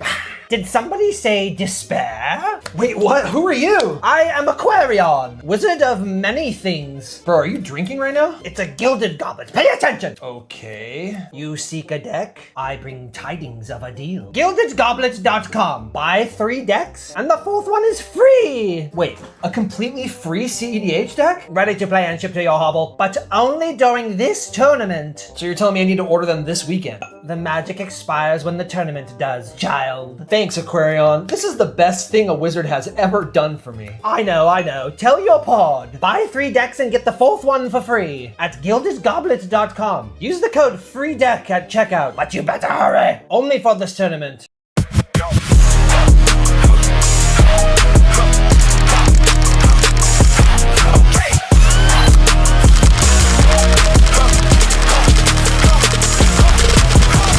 F6 Supply is your one-stop shop for premium tournament accessories. From Benishoga playmats and high-quality dice to our custom token pack, F6 has everything you need to up your tournament game. Every design is original art, never AI. Shop online at shopf6.com or visit our booth at CDH Tournaments nationwide. Level up your game with F6 Supply. Breach the Bay 2 comes to San Mateo, California, August 22nd and 23rd. A $25,000 guaranteed prize pool with payouts upgrading at 475 and 550 players. Day 1 is 6 rounds of Swiss in the Japanese point system, cutting to top 64 on Day 2. The 2026 Top Deck Invitational runs alongside, plus pre-modern, legacy, and redemption events. Not to mention a loaded lineup of artists and vendors. Register today at breachthebay.com.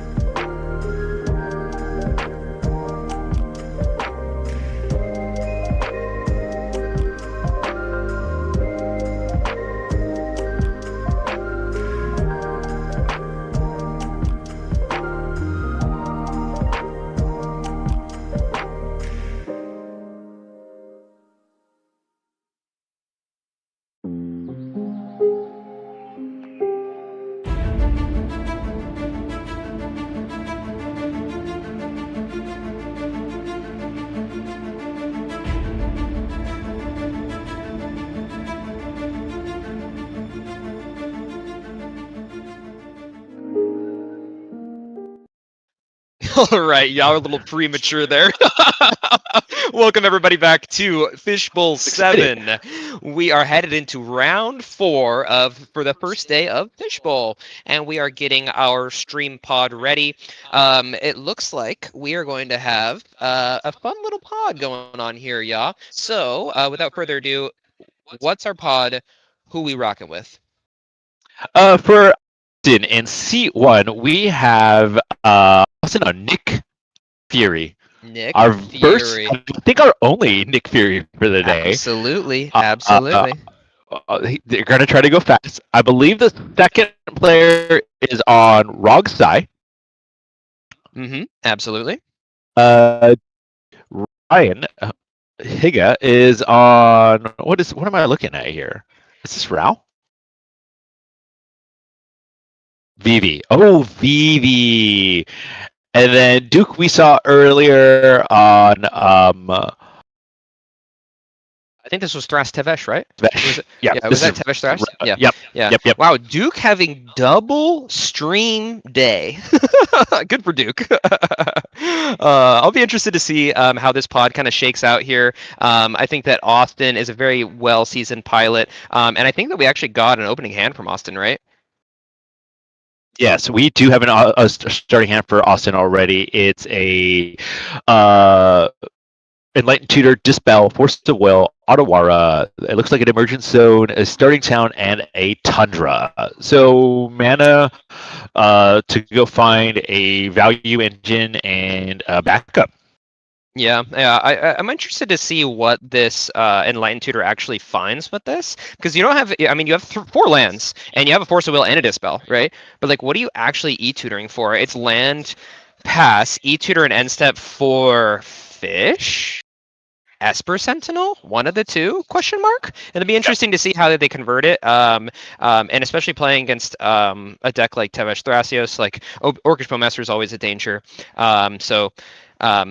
Just something to consider here. Do we have any other opening hands yet, or are we still resolving mulligans? Do you know? We are still resolving mulligans right now. Okay. Well, it does feel nice if your opponents are resolving mulligans and you've already kept a hand, that's pretty safe with 4 lands. That's a good thing about keeping a hand with a lot of interaction. If it also has a bunch of lands, you can stop your opponents from winning while never missing a land drop. That feels pretty good. It feels pretty good, right? Yeah, it feels pretty good.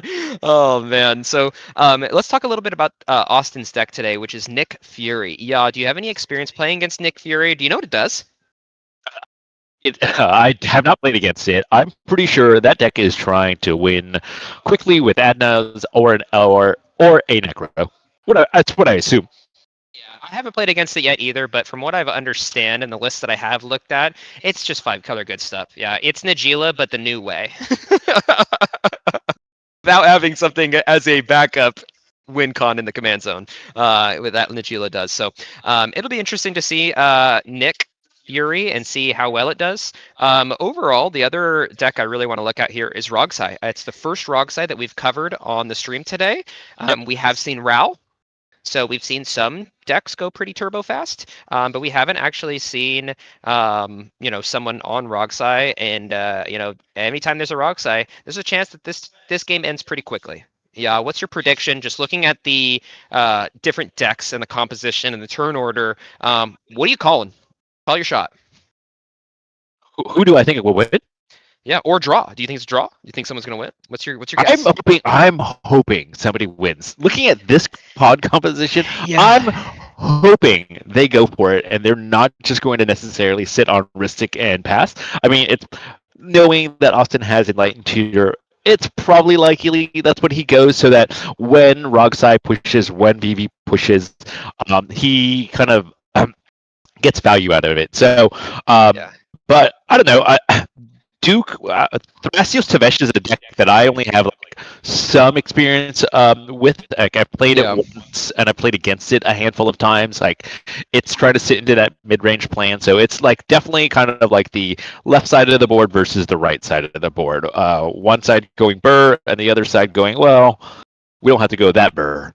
Yeah, and we can kind of see via the player cameras right now that it looks like Rogsai is mulliganing pretty aggressively right now. So there could be a good chance that this Rogsai just gets absolutely blown out, and then we're in trouble. But yeah, it looks like you have another mulligan. I have a mulligan from seat 4. Okay. From our Thrasios Dimesh player. Are you guys ready? They mulligan down to 2. Oh no. It's a Mox Amber and a Ristic Study. No way. Wait, that was seat 2 who did that, or is that the Rogsai? This is a Rog. I believe this is the. There's Rog. no way. There's no way. That's got to be the Rogsai. There's no way that the Tevish Thrasios kept Mox Amber, or they shouldn't even be playing it. Yeah. Okay. So I was gonna say, if we just get. Tevish, oh, could you imagine Tevish Thrasios keeping Mox Amber Ristic Study? Oh man, I'd go to 1. No. Oh man. Okay. What other opening hands do we have here? It looks like VII. Sure, VII. Okay. Yeah. We're looking at a Cavern Souls, a Land, Fiery Islet, Soul Ring, Strike It Rich. You've got a. What is that? A Nib Mizzet. Yeah. The new Nib. Nib. And then I believe that's a Thunderclap. And then Engineered Explosives. Oh wow, interesting. Which is an XX spell, I believe. Yeah. That you're gonna cast to just kind of trigger VV. Yeah, interesting. Well, guess what? That Multitude Rogsai was blessed with the Gemstone Caverns as a land, so at least they got a land drop. And then another land drop away from that Ristic Study turn 2. They might get not punished. What was the other starting hand for Tevish Thras? This is definitely Tevish Thras. It's a Soul Ring, Carpet of Flowers, I believe that's a Polluted Delta. Namo Crop Rot, Abhorrent Oculus, good card. That's a good card. And a Mana Drain. Awesome, yeah. And we're seeing great development out of Nick Fury. Feels like they're having a really strong start. Unfortunately, as we just saw previously, the Rogsai didn't hit the land drop as their second draw for turn, so they weren't able to deploy a turn 2 Ristic Study, sadly. But let's swap into player audio here. We have on VV's turn and potentially going into an intense turn 2, turn 3. His own, yeah. Yep. I'll pass. I'm gonna Enlighten Tutor instead. Sure. Yep. Good. I'm planning to get Ristic. I don't care. I'm out of the game, basically. Ristic. It's on you. You're in the driver's seat, right? I'll pass priority. I'm like, it's time for Slop City. You have how many cards in hand? I have 4.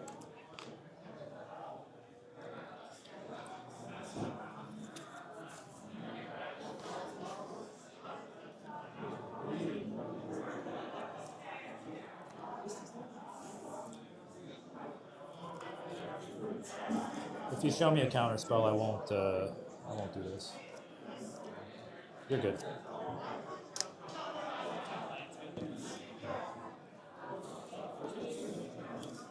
Are we cooked? Sorry? Are we cooked? Are we cooked? Or what's the counter spell? I said I'm getting a Ristic. Like, yeah. Ristic is the best card in the game. Right? You can pay that's for it. objectively not true anymore. Like, it never has been. Necro's still the best card in the deck, in the format. Necro's pretty damn good. Necro draws 35 cards in 1 turn, and Ristic draws it over 6. Yeah, it's just free. Yeah. That's all. I'm still passing. Yep. I'm gonna draw Ristic. Yep. Play a land, play Ristic. I'll try my best to pay for it.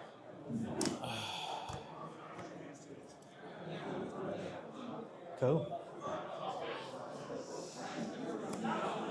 Good? Yep.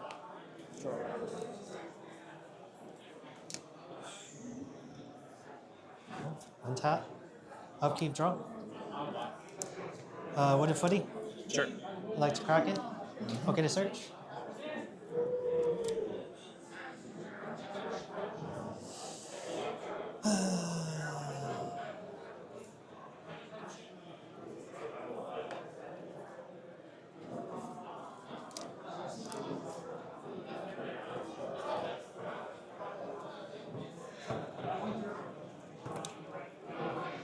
I'll take a cut. Let's see. I like to make push the VV button for 1 red, 1 blue. Cool. 1, 2, 3, 4, 5. 6. Uncounterable Niv-Mizzet. Heuristic study. Sure. It's a wizard. It's a wizard. Jesus. It is indeed uncounterable. It says whenever. Here you go. Which one is this? Sorry. It's same as all the other ones, but with no maximum hand size. Yep. I can't do anything about that. Me neither. It is just a tandem lookout, basically. Yep, but I don't have to soul bond it, which is great. It's a Niv-Mizzet. I don't know if I would say great is the right statement for it. But we can't interact with it. We can't. Yeah, we can't interact with it. It's in play. Let's go. I like to cast a Thunderclap, sacrificing my mountain to target your Nick Fury. Heuristic study. You may draw. And I have a VV trigger now.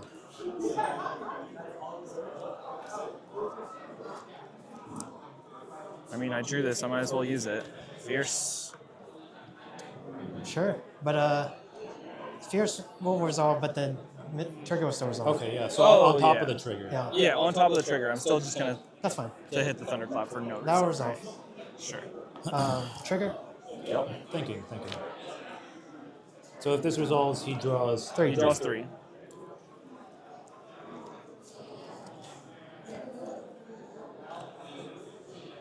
It's horrible. Yeah.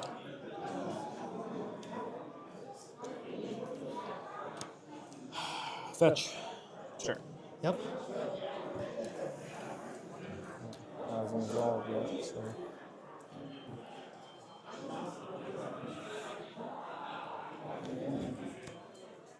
Oh baby, yeah, this is the coolest thing I've ever seen. I love Niv-Mizzet, and seeing it hit the board uncounterably when there's known interaction is just absolutely insane. I think VV is having the time of their lives right now.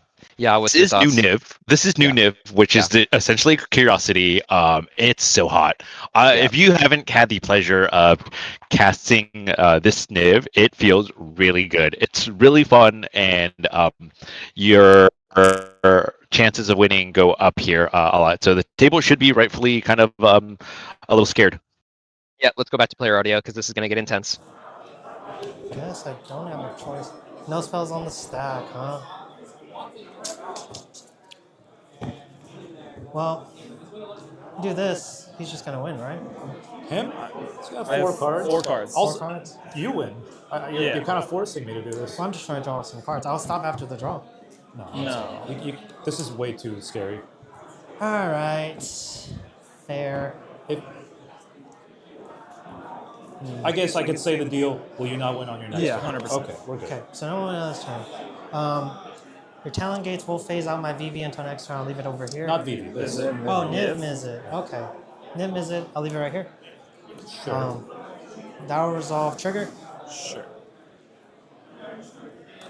Let's go up to 3.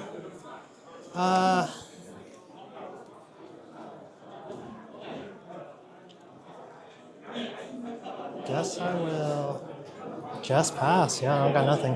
So the problem's not dealt with. It's going to come back. Yeah. I hope you can find something for that. Hoping. Here you go. Okay. Well, we top deck Heuristic, so Nice. it's not horrible. Ah, fuck. We're gonna have a heuristic battle here. Oh, sorry, excuse my language. Yeah, killed me.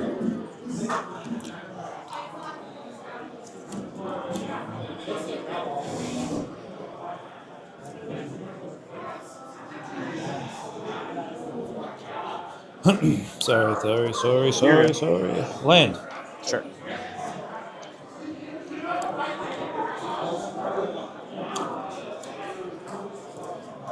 Carpet. Trigger.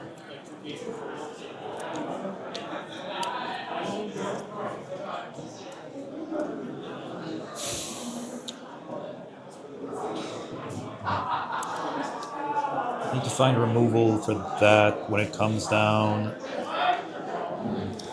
If I pay like that.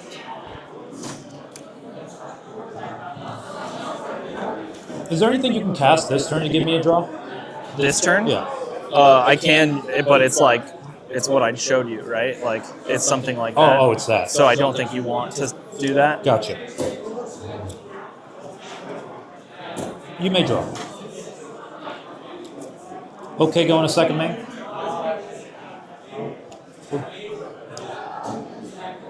Risk it.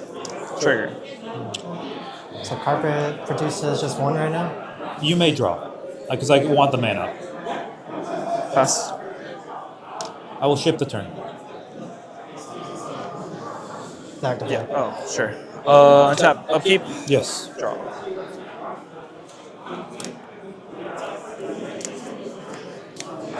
I'm gonna give you cards because we need to figure this out. I think so. If you guys, well, my fear is you guys give each other so much value that it's just going to be a game of Well, we two. have to deal with what we know. Like you could give me a draw on the stack if I, you know. If you untap with those two creatures and we don't do anything Most about likely it, we die. You cast instant sorcery, you draw 3 more. You cast another one, you draw 3 more. That's fair. I'm just throwing out there like, you stop me, that's great. But it's like, are you? Yeah, but like you're are you drawing winning? 3. You're proactively drawing, and we have to like reactively draw, right? We're also Like drawing- it's essentially we were just talking about how Necro is better than Rhystic. You have a Necropotence, and we have Rhystic Studies. Fair. Yeah. I'm not gonna. Also, we're the ones with the wristics. You're convincing us to. Yeah, to feed each other. It sounds great. Yeah. Lotho. Draw. Rhystic is good. Yep. Lion's Eye Diamond. Trigger Lotho. Draw. You're good to draw. I will pass the turn from there. Active player thing. Not that it'll be here for long, I'm sure. I don't think I'm gonna get past 2 mystics. Maybe 1. Untap. Phase back. Well, he phases back in first, right? Well, do we have anything? Hold on, before you get a turn. Really Well, quick. untap, right? His end step. Well, right? on his end step, we want. All right, so this is an interesting scenario we found ourselves in, yeah. It's kind of funny because VV is in the ultimate driver's seat, and Rogside doesn't exist because they're on a multi-2, and they missed the second land drop, and might miss third. We do know they have a Rhystic in hand, so if they do hit the land drop, they might be back in this game, right? They shiny.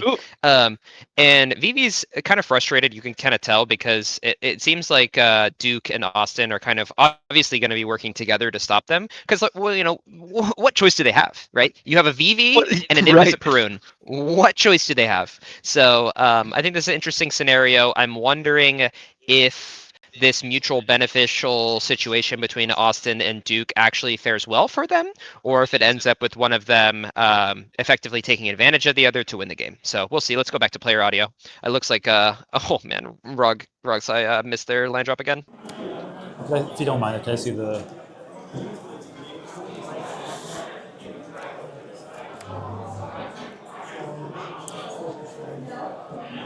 Two.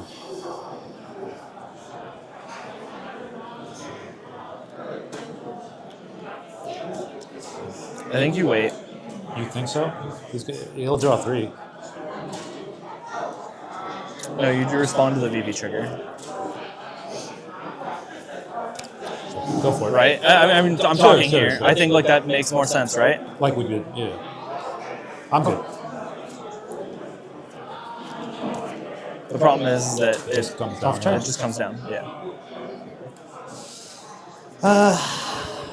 But it might work for a turn. I'd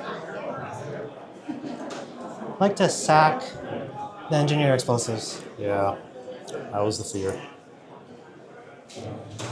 Destroy all things that cost 1. So it'd just be your carpet, Soul Ring, and Nick Fury. And Nick? I think it's now then, I guess. I guess I can't convince you not to.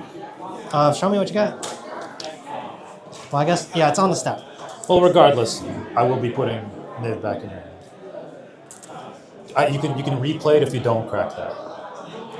Well, if you're threatening me... I'm going to pay for his Rhystic doing that too. I feel like I still got to do it. Like, you shut me out the game, This is very scary. You have to agree. I would say any curiosity is scary. I agree with you. So how about this? Well, you have the most information on the table. Yeah. So if he shows me a reason not to as well, because he's backing you up. Yeah, I have interaction. I can back him. This one.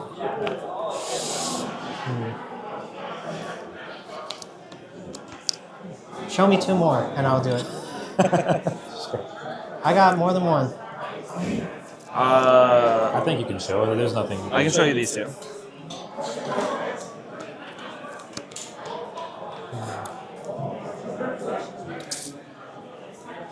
I just play this then. Don't. That's all I'm gonna do and pass. To draw 3? Yep, that's it. Pass after that.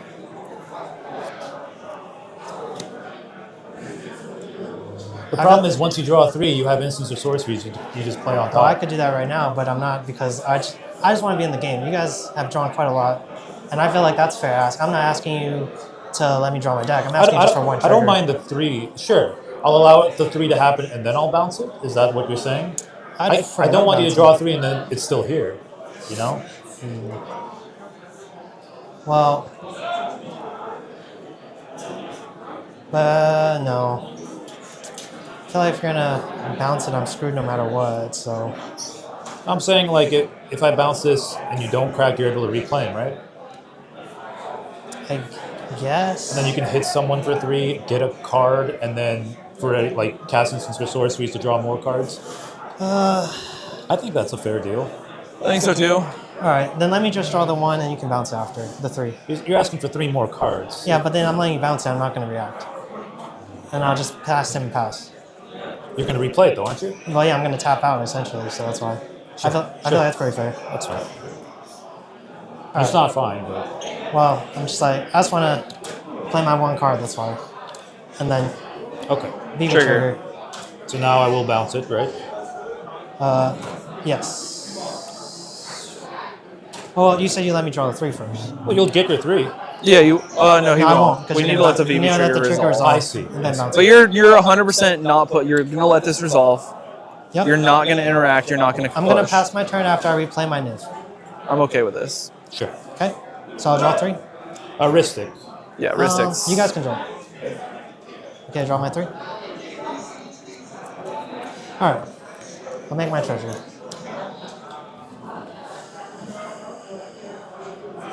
Then with the Niv trigger on the stack, I'll bounce it. Is that cool? The Niv to draw, right? Does it make a trigger? No, or no. So I just have to. I'm gonna play my land, I guess, and you can respond after that. When are we playing this land? I'm sorry. Just playing a land because the Have you trigger's drawn your resolved. 3 cards? It's already happened. Oh, yeah. okay. I guess I didn't. Move to combat. Go ahead. Yeah, we're gonna bounce it. Do it in the beginning of combat, right? Yeah. Sure. Yeah. So I can attack. That's fair. Sure. So go ahead. Bounce. All right. I'll pay it. Why not? Oh, I can't pay. You can't pay. I can't pay. You're good. 1, 2, 3, 4, 5, 6. Play Niv with extra mana. I'll pay for your Ristic. And you go draw because I. Pass as promised. Sorry, what mana did you say? I pushed the VV button for Push the 3. VV button. And 3, 4, 5, 6, 7. Okay, So, got it.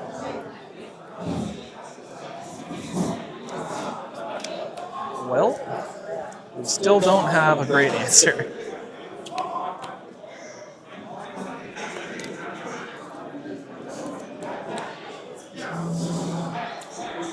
This is 2, 4, 5, 6, 7, 8.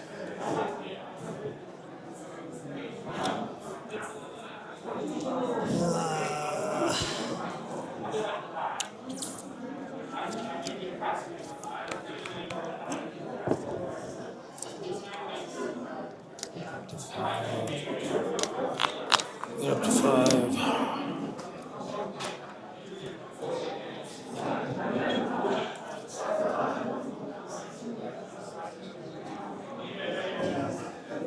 I'm sorry, big decision. No, you're good.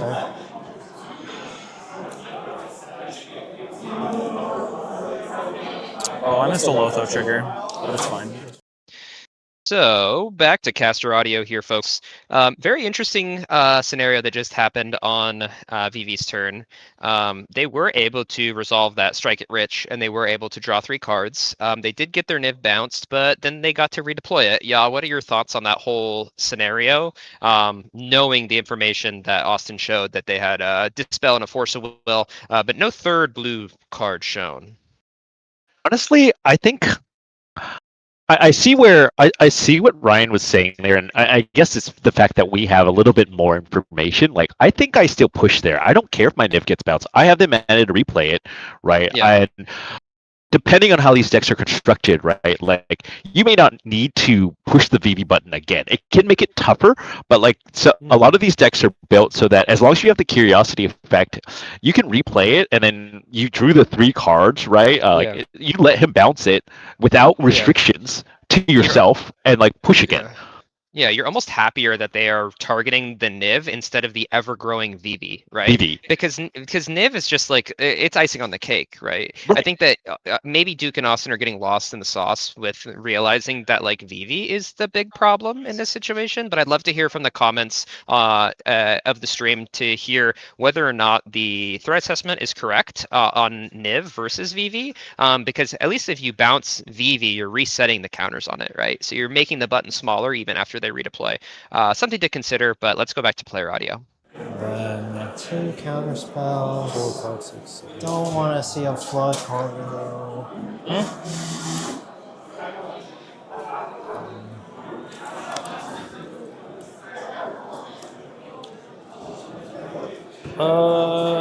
I think so. I'm gonna get a controlled piece.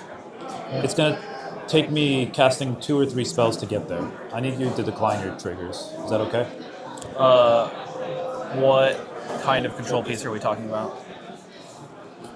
If that gets out of hand.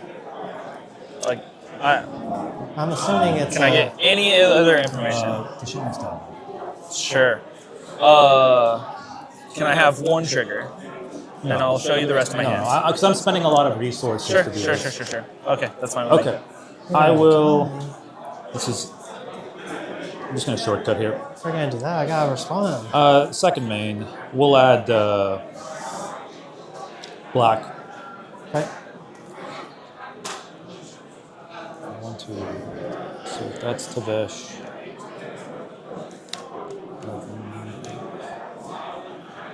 Actually, it's okay. I can get something else. I will cast Tavesh, 1 black floating. On the stack then. Yes. I would like to kill cast Pyrokinesis, pitching Warrior's Oath. VV trigger. Target? Targets. 2 on the Flood Caller, 1 on Nick, and 1 on Lothar. So, Ristic triggers first before anything else. I don't have any mana for the Ristic. Go ahead. Well, I do, but I got some. We're good to draw? Good, Jack. Go ahead. VV trigger on stack. I would like to cast a Mox Amber. Ristic. Mox Amber is good. Blood Collar trigger? Yeah. Yep.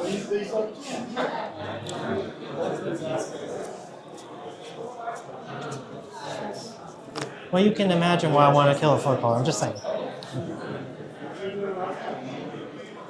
I understand you guys are trying to control me, but it's still, when on top I'm of good me. to pass on Pyrokinesis. Well, trigger first. Yeah, sure. I will draw 3. Sure. Everyone takes 1.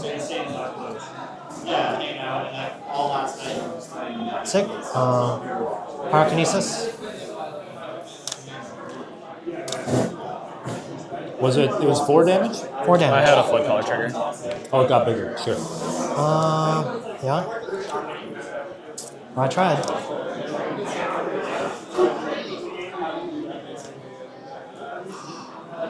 Back on Tavesh. Tavesh back on the stack. What are you trying to do to stacks me out? I prefer not to waste anything on you, that's why. What am I trying to do to stacks you out? You guys are sharing some information. I'm going to get probably a removal spell, not now though. Like, I'm probably going to let it stick around, but a way of stopping it from getting out of hand. The Tavesh doesn't matter in this instance. So I prefer not to. feel like I just need more answers then too. I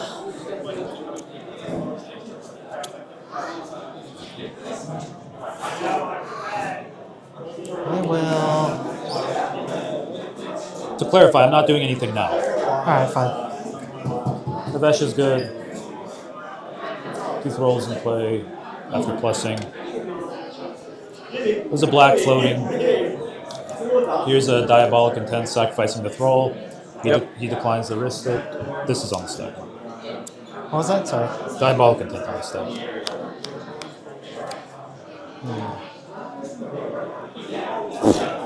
Don't look I at guess. me. Yeah. Guess I will have to respond. It's probably Can't the even choke cast point. any spells in my hand. Crack my treasure for a Not blue. a freaking land. Show you a Swan Song. Wristics. VV trigger. I have no mana.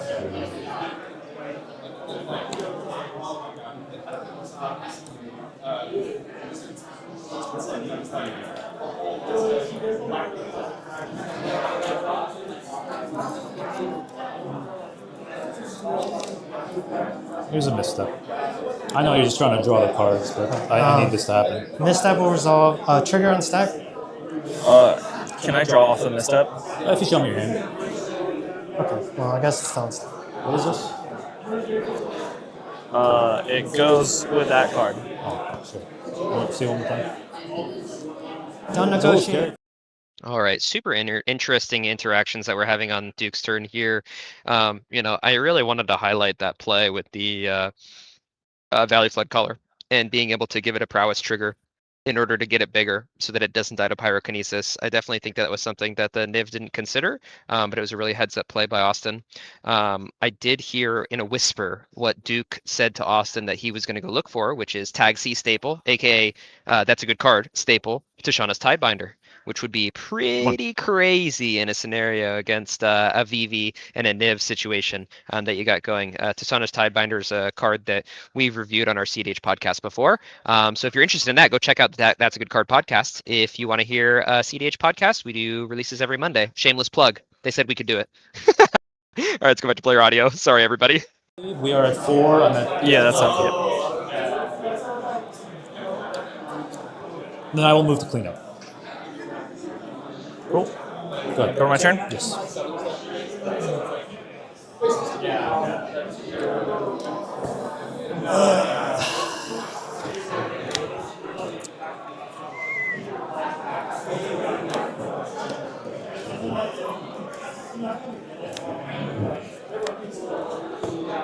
Cut if you'd like. Oh, I have to. I'm going to show you. There you go.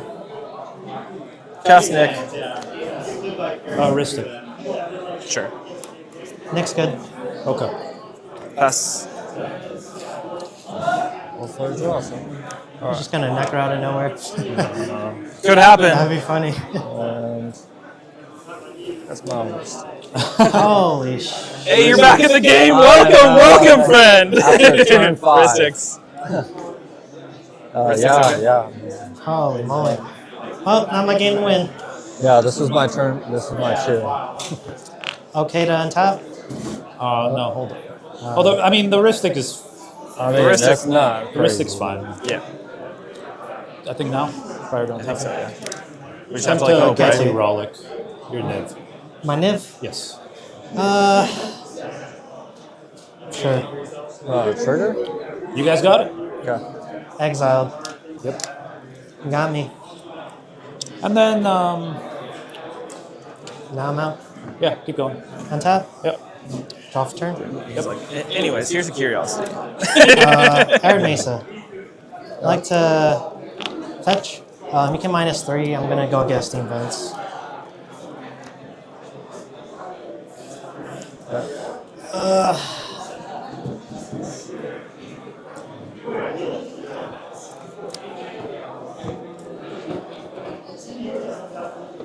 feel like I'm under a gun this whole game. Oh, I didn't expect a turn 3 Niv on. Yeah, that was like curiosity. I was like, yes, I have answers to that one. An uncounterable Niv. I like to sack my engineer explosives. Yeah, I guess I can't convince you. You killed my Niv. I'm going. I did kill your Niv, yeah. destroy everything that costs 1. Hold on. Yep, unstuck. Can I convince you not to? What am I gonna do? You killed my Niv. Like, Why is that gonna convince me not to? so you can keep developing. Like, you can cast cards. You can cast anything else after that. So you won't cast that if I don't do this? As long as you don't put a win on the stack, I don't care what That's you do. not what I asked. Yeah. 'Cause- Okay, I will only cast this if you put a win on the stack. Because But if you cast it, I'm casting it now, right? Or if like you blow up 1-drops, I have to cast it now because it's up off Amber. then you can't win on your turn either. Sure. Okay. You got me. We got him twice. Got me. That E is a terrorist card. Jesus Christ. Terrorism. It is terrorism. Dude, who would have thought that Nick being 1-drop would be worse? Virtue of Courage. Oh. TV trigger. Can I read what it does? Yep. Which It's side? another. Exile 1. It's it, but not exile, so it's much worse. Okay. Is Ristic okay? Mystics all around. Yeah, go for it. Trigger on the set. You guys, you've done enough. I will do my thing. Thank God. I'll offer, you can't refuse. Heuristics. Yeah. Yeah, Ristics. Are we okay to resolve the Ristics? Or would you like to play on top? Play on top. Show you a redirect lightning. Triggers. Triggers the Ristics. Yeah. Good. I lose 5 life. I have it target redirect lightning. Target on offer. Can I read the card at the bottom? Yeah. What are you doing on your turn? So what am I doing? I'm not going gonna win. Continuing to develop. Alright, you asked me not to win, I'm not. Depending on this keeps going and I draw cards, I don't know. Like, I've done what you've asked. I'm not gonna This win. is a trigger from the offer. Yeah. So are you stopping with the Virtue? I'll play one more card and stop. What if you hit like a breach and it's exiled? I don't have a breach. What if it's like an actual desperation combo piece? Would you stop there? Sure, I'll stop. If it's any non-creature spell that you're worried about, I won't play it, like Curiosity or anything like that. What spell are you casting? Sure. I'm okay with this. This is fine. Okay, so no non-creature spells. That's fair. Okay, so redirect happens on the offer. Yeah. Sure. All right. Trigger. I'm just like, yeah, I'd rather keep stuff up. Redirect resolves, fizzle. And then trigger. we'll draw off the offer, me and you. Yeah, you guys, But you guys got to take a damage for the PV that just happened. Then we draw. Yep. Next and trigger. then another VV. Yes. Virtue's on the field. So as I promised. I'm passing on this. Yeah, Okay.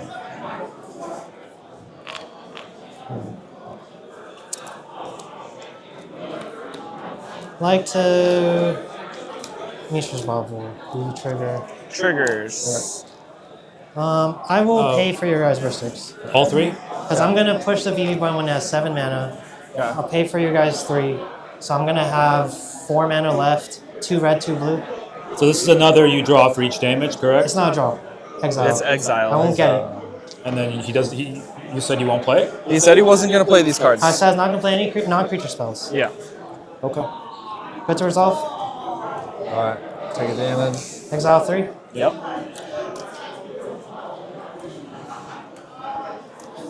So I cannot play them. Okay. So I will not play any of these as promised. Sure. I can only play what's in my hand.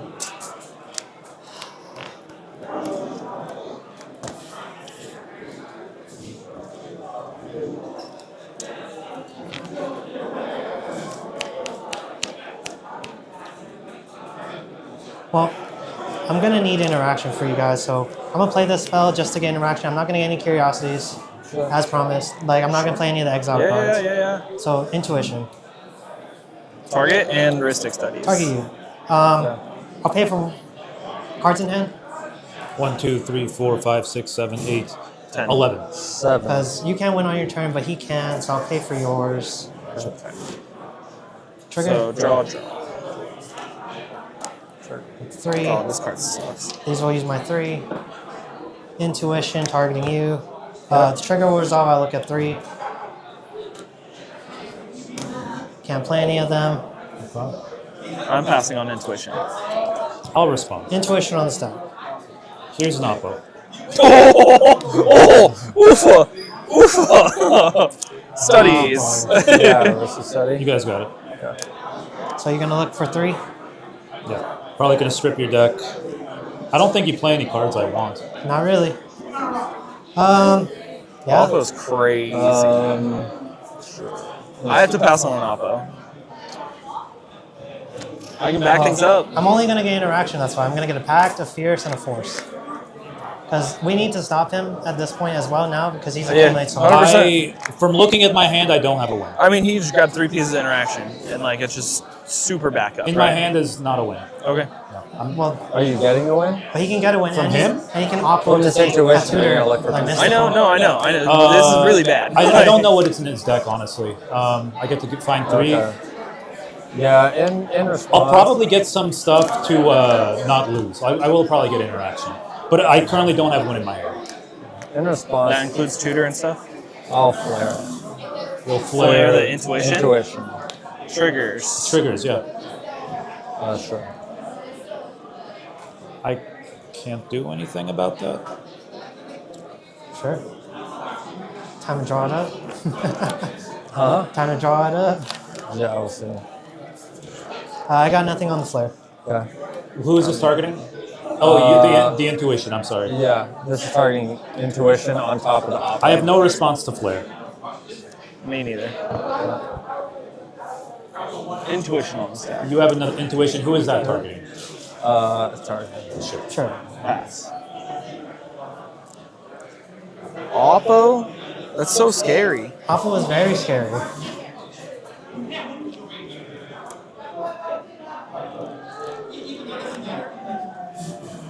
But I don't know. He can't win on his turn, but he still has value plug caller. It's gonna suck. Like he also I kind of need some stuff for this, dude.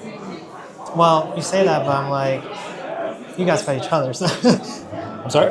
Well, I'm like, you got a way to deal with the flood caller because I feel like that's his main thing. Because he promised he can't win on his turn.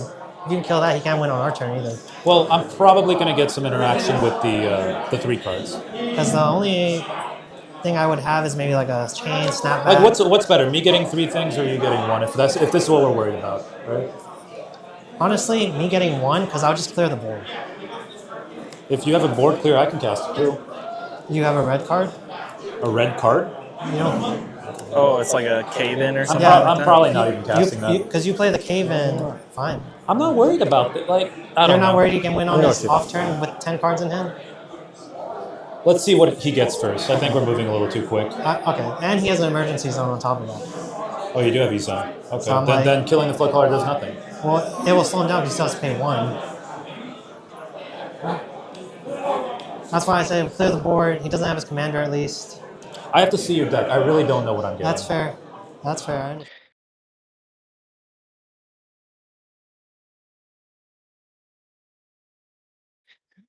All right, so got an interesting situation here with the flared intuition in response to an intuition in response to an opposition agent. So we find ourselves in a bit of a predicament here. I do like that Roxai is getting into a position where they might actually be able to do something later on. I did like the colorful way that the politics were described by Niv, you know, in terms of adding all the qualifiers, right? Non-creatures, or creature spells only being cast, only the things from exile not being cast. Like it just definitely got very interesting.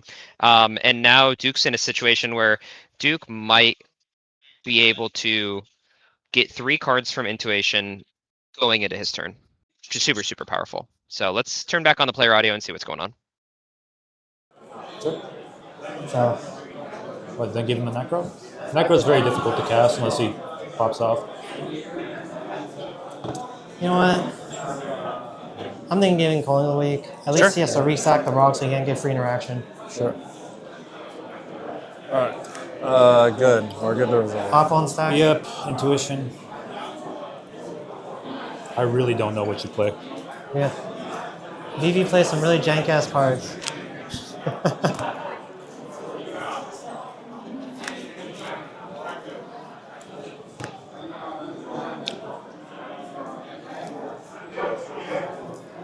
Dude, like half the cards in my hand don't work. Then I'm gonna put Summoner's the Pact is pretty graveyard- useless. I just put Intuition to graveyard because that's up. Sure.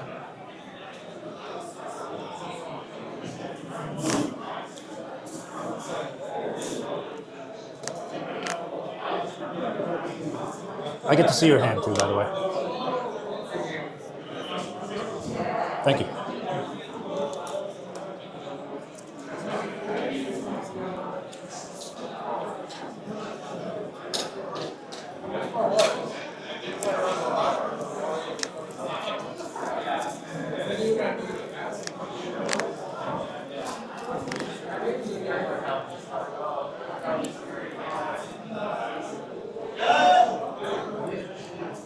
See anything good? I mean, Hullbreaker works with my deck, but I don't think I can push through this. Especially because I saw your hand too.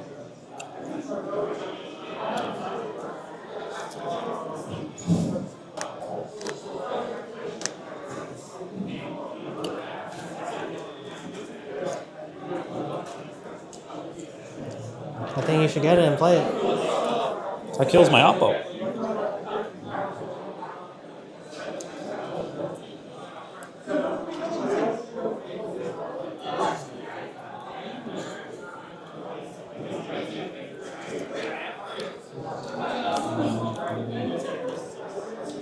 Still one more round.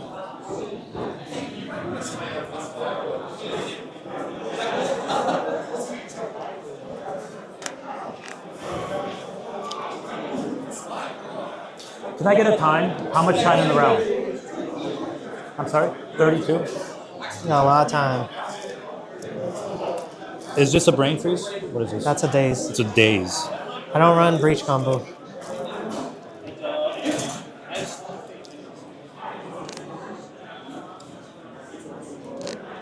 That's not bad. That's Very good card.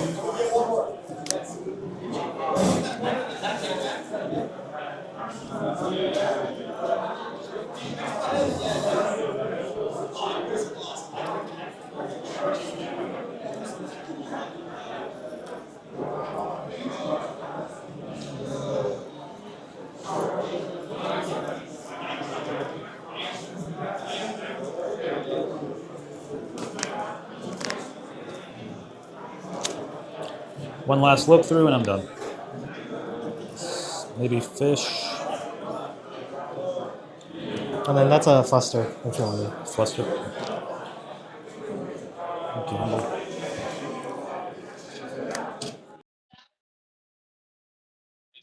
So while we are kind of still talking through a little bit on what the intuition pile is going to be from Duke, it's just a lot of information that he's getting, right?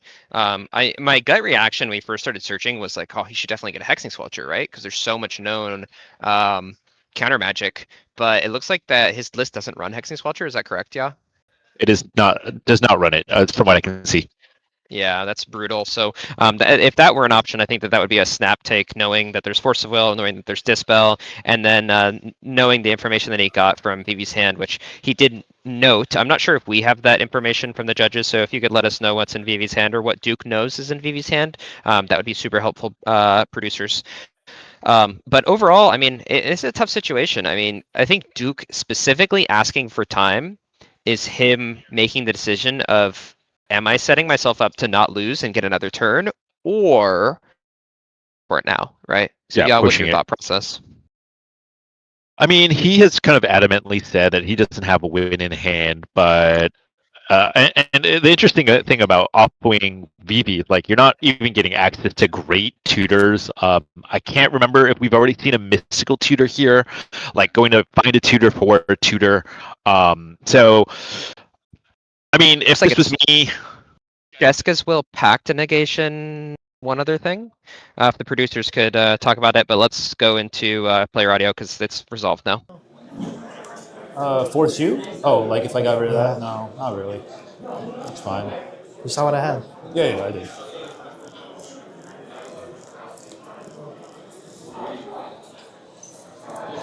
And you have how much mana? I have. Oh, I just want to get rid of this. Is that okay? Sure, kill my Okay, LED. I'll kill both your LEDs.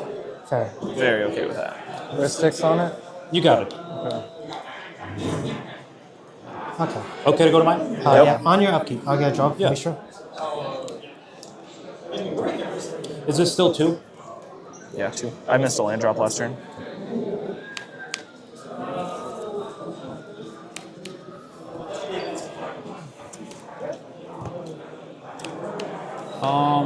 Sure, we'll start here, I guess. I don't think it's going to make it to me.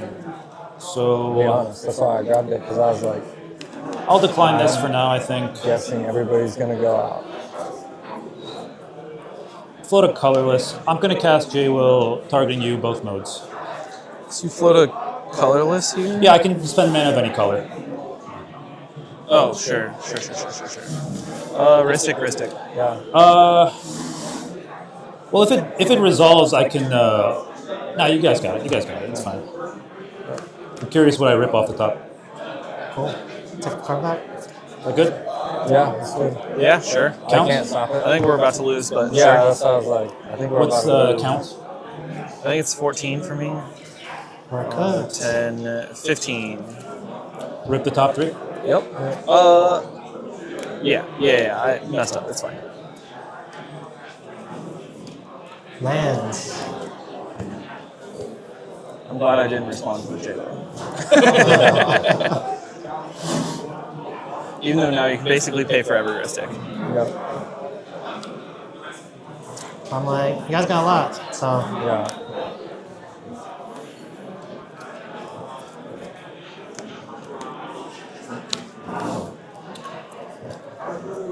Cast Gamble. Triggers. I think I pay here. I'll pay for yours. I'm not too worried here. Draw? Yeah. Yeah. Pass on Gamble. Good. Gamble's good. Thank you.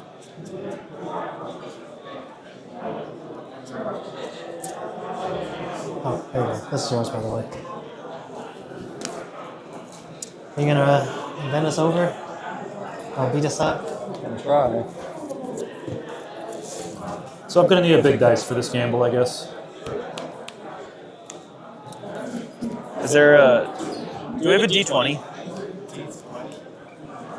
Or do you want someone to just pick? It's 11. We could just roll 2 Or a dice. D12? Oh, I That guess doesn't no, we work. can't. It doesn't work. Does anyone have a D20? Oh, sick. I was going to say, Judge, give me a random generator, 1 through 11. There you go. Google. Or D12 or 12. Or D12's perfect. 3. Oh, It's... sorry. Okay. Actually, no, that's not the 12, that's the 10. Perfect. 1, 11. Sure. Oh, Let me try reroll. again. I'll reroll. I said this was 1? Yeah. Thank you, Sam. An Oculus. Oculus.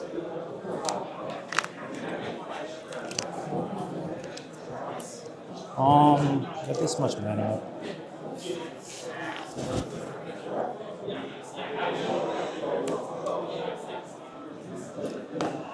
I'm gonna draw 2 here. Is that okay? Yeah. Sacrificing the thrall. Draw 2.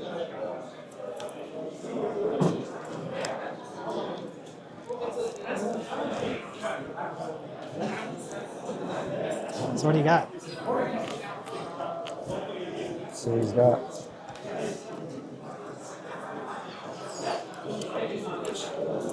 I have no mana. That's what I have. You got some free stuff, you know? Yeah, it's a rough start, dude. Sorry, I'm thinking. How else do I do this?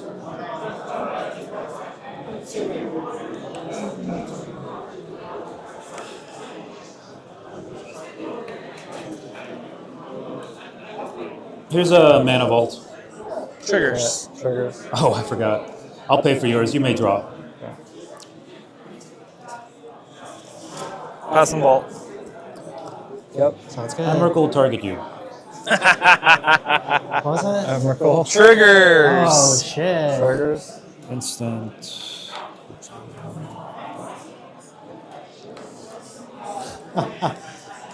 Are you paying for my trigger? I need to count how much it Oh, costs. sure. So we have 5 types. It's the first time I've actually ever seen one hit the field. hard cast. Yeah. So it costs 8. I will pay 3. And then here's 5. And then I will pay for yours, yes. So then I draw? You can draw. What do we got on the field? He definitely wins if he gets my hands.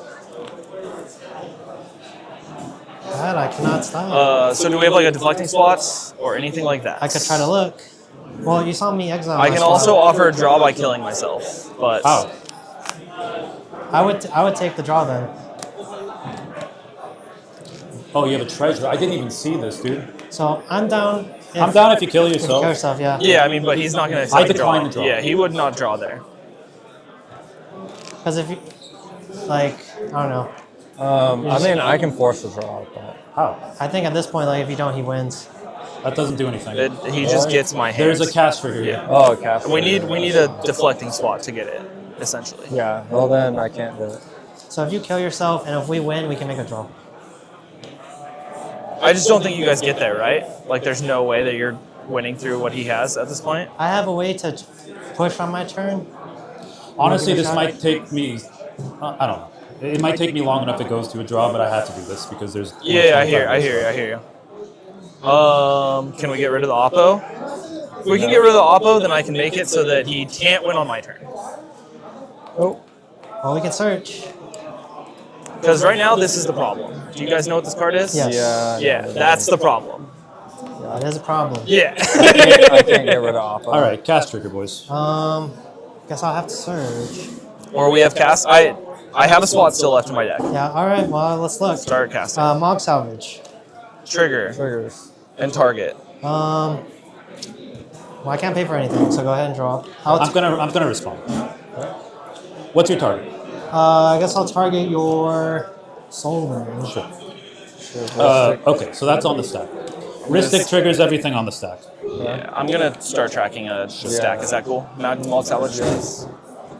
And Ristic triggers, so we don't Trigger. I will besage you this. Sage you.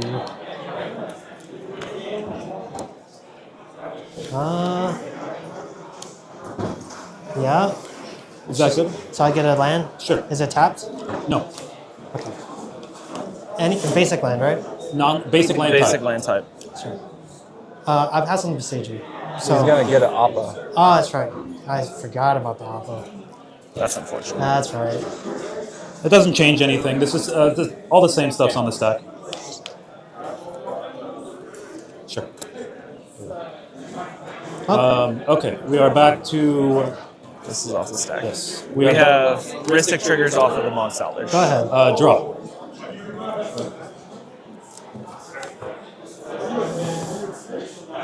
We have a VV trigger. I'm passing on VV trigger. Sure. We are back to mock salvage. I'm allowing that to resolve. Okay. We are back at the Emrakul cast. Do we have anything? Like, I need spells, essentially, to find a swap. Only way is to kill yourself and hope. I mean, it's possible. Like, I just want to explore, like, all options before that, because, like, that... I mean, my EV is 0 at that point, essentially. Yeah, I literally have nothing, bro. You don't have any castables? Well, I have tutors. That's it. Want to And I have no mana. I mean, Because at this point, we should just be I'm sharing. I'm just telling you, I have nothing, bro. It's not like I'm holding That's back. I'm about to lose the actually game. You know what I mean? That's fair. I got no mana. The only thing that I can cast is like How much mana do you have? 3 red, this. The only thing I can 2 cast black off this. You have 2, right? is counter spells, but it's not going to stop the trigger. So we should start throwing counter spells so I can draw I'm cards. sorry, I declared blue as this. I can't go Sure. back. Okay, are you going to say you're going to draw for sure? I am attempting to try to get a turn, right? Like, Because he needs to draw like something so he can stop the Emrakul. yeah. Because if not, it's Actually, game you know over. what? I can do something, but it's... Yeah, I really don't got much. Okay, bro. cool. I showed you what I could do. I'm going to cast a Summoner's Pact. I see. Okay, risk it. I can actually kill myself with a Summoner's Pact. That's fine. That's fair, yeah. Okay. Right? Because I don't have enough green, I will crack my Sure. treasures there, essentially. That's fine. Oh, actually, I have a diamond. Still cast Summoner's Pact. So you can also crack the E zone, right? There's going to be Ristic triggers. Yeah, that's fine. Draw. Yep. Pact is fine. Green, You have to get you have to get a green creature. It's like a dork, or realistically, it's Cabbage Merchant. Sure.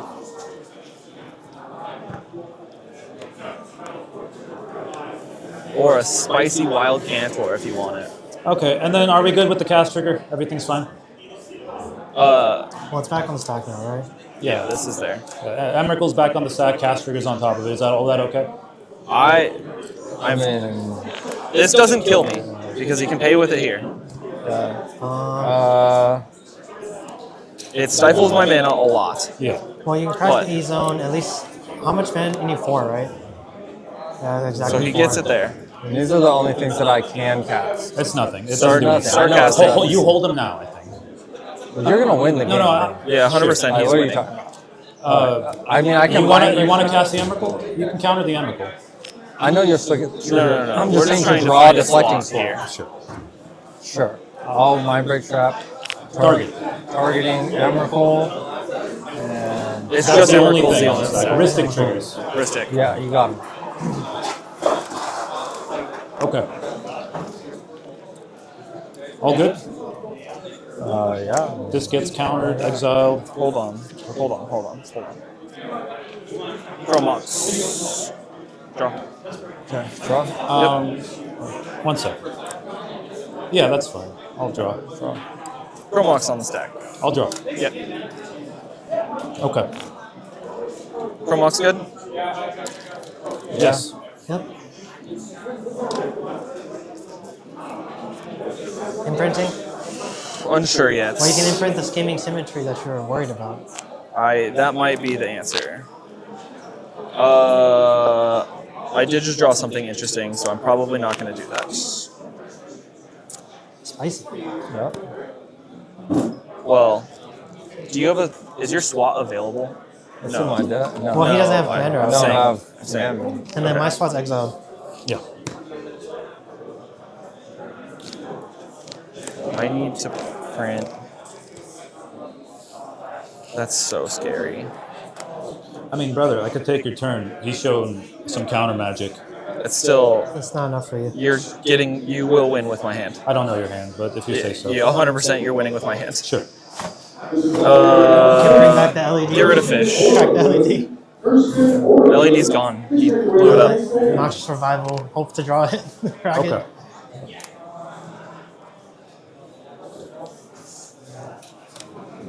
That's so bad. Chain of Vapor, Oppo. Chain of Vapor, Oppo. Ristic. Sure. Sure. It's in my hand. Okay. Sorry, I wanted to use that, not the treasure. I'm still paying costs. Okay, sure. Okay, Chain of Vapor, do you want to continue the chain?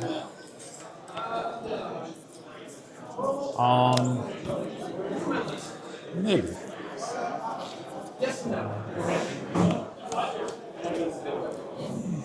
One just bounces blood calling. I'm okay. I could bounce your Ristic, I guess. Would I give you another bounce? No, you're good. Keep going. Okay.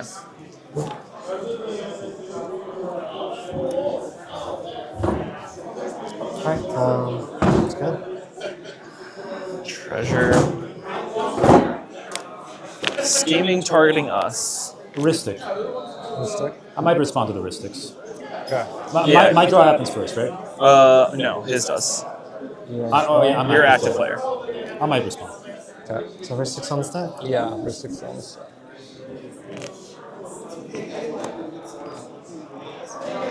Here's Napo. We need to pact it. Alright, well, I'm not going to be here tomorrow anyway, so. Pact? Yeah. Ristic. You got it. 2 Ristics. I'm passing on pacts. Here's a pact. Triggers. Ping. No, actually, you're good. I'm sorry, guys. Tough decision. You're good.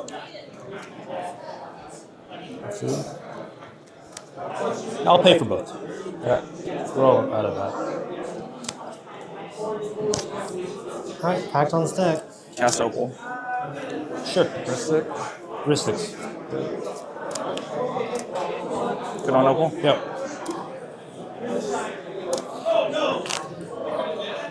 Cast a spell, targeting effects. Ristics.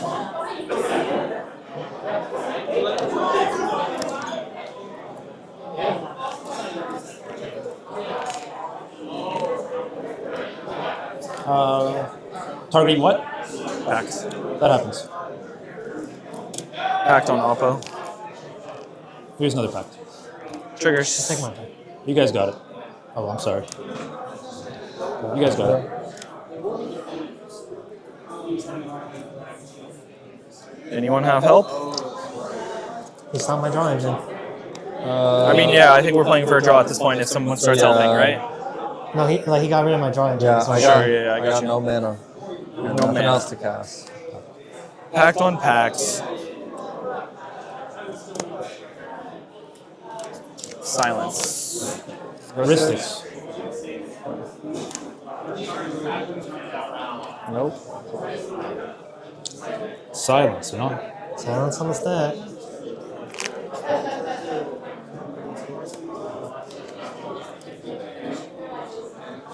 You have how much mana right now?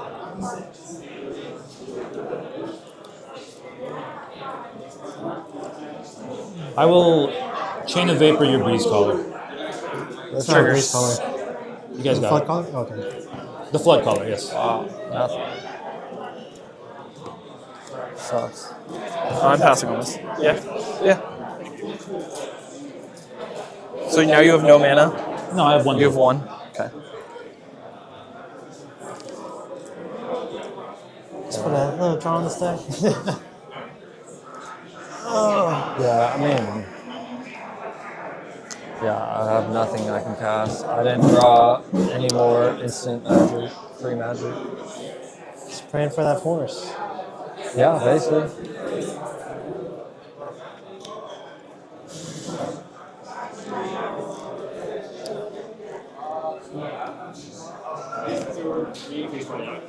Main phase. I believe so, yeah. All right, y'all. We're back here with some caster audio here. We need to get some clarification from a judge on the Carpet of Flowers mana. We think that there might be a situation where the player declined the carpet mana, so we're gonna have a judge review and see what the actual ruling will be here. But overall, yeah, I mean, I'm so stoked to see an Emrakul being played in our streamed game. Like, how sick is that? The fact that they resolved the J-Will for 14 or something ridiculous, and then we're just able to hard cast Emmy. Like, come on, like that's a dream scenario. And something that and there was a play earlier in the turn that you wanted to highlight as well, Yah, in regards to the Force of Vigor. So let's talk about that a little bit. Oh, you're muted. Yeah, you're muted. Sorry, stream. Yeah, earlier there's a little bit of chatter in the chat about why he didn't use the Force of Vigor on the Ristics because he knew that he had an Evercool in his hand the whole time and didn't want them to crack their LEDs in response, right, to the target, so that they would kind of just dump their hands, so that he would kind of still have a hand to kind of play with when they. With the Emrakul trigger to take their turn, which is so cool. Yeah, like that's some really like good planning, right, and like, game execution.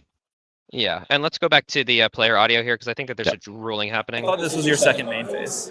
Sure, but if we're rolling back that far, can we roll back me paying for the Ristics with extra mana I thought I had? That's a judge call. I really don't know, especially since we drew already off of it. Can I add something to this, Judge? I paid for the Ristics a couple spells ago under the assumption we still had this blue because I said I had 2 blue, and everybody said yes. I thought in my brain I thought I had this 2 blue, so I paid for a Ristic, which I wouldn't have otherwise done if I didn't have it. How far are we? I forget. I forget. We don't know. That was. Currently, he has paid mana that he doesn't have on this Chain of Vapor targeting my Flood Caller. Yes. We have both drawn off of that Chain of Vapor. So first we're trying to figure out if he did target our power to see if we had mana. Correct. And then, so first let me figure out. So this is here. Is that cool? Because you did pay for it. Okay. Yeah, sure.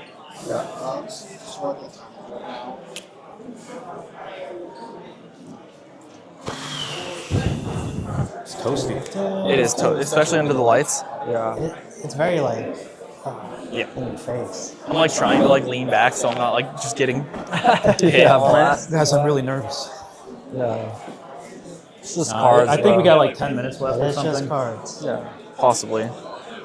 Nothing to get nervous about.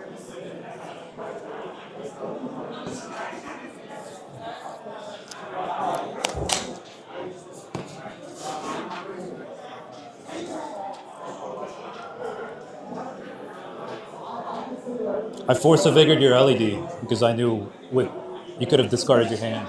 Yeah, I don't think I'm ever supposed to actually do that, but it's another. Realistically, it was the only card that I'm actually scared of you having is Scheming with Oppo. Sure. Right, like because then you just take 2 cards. What is the silence for? Is just to stop my turn, or are you going to be jamming here? No, I'm gonna stop the Oppo. Sure. Yeah.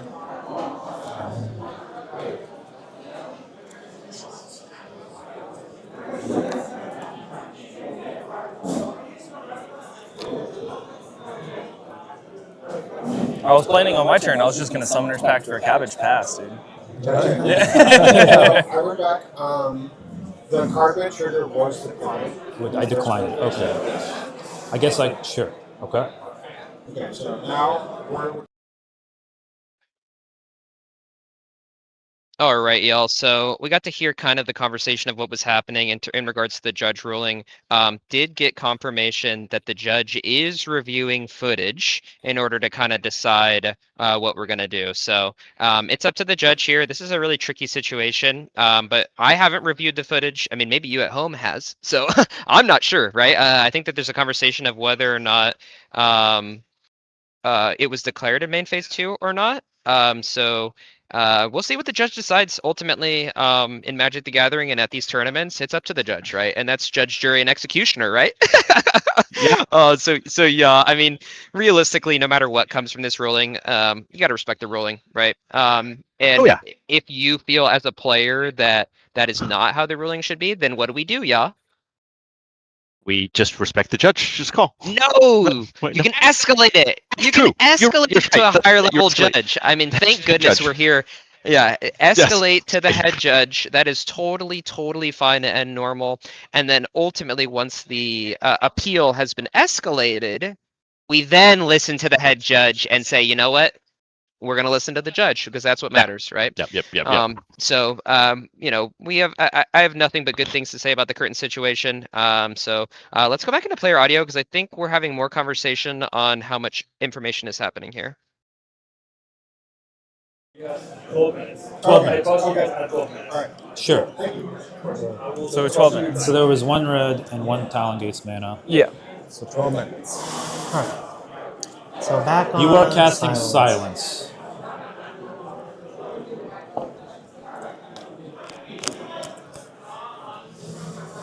Attempt to swan song this pact. You have red mana? You use Talon Gates to filter. I'm completely Triggers tapped there. now. You guys are good. Yeah. So you're targeting this pact here. The one targeting my apple, yes. Yeah. Draw. Nothing.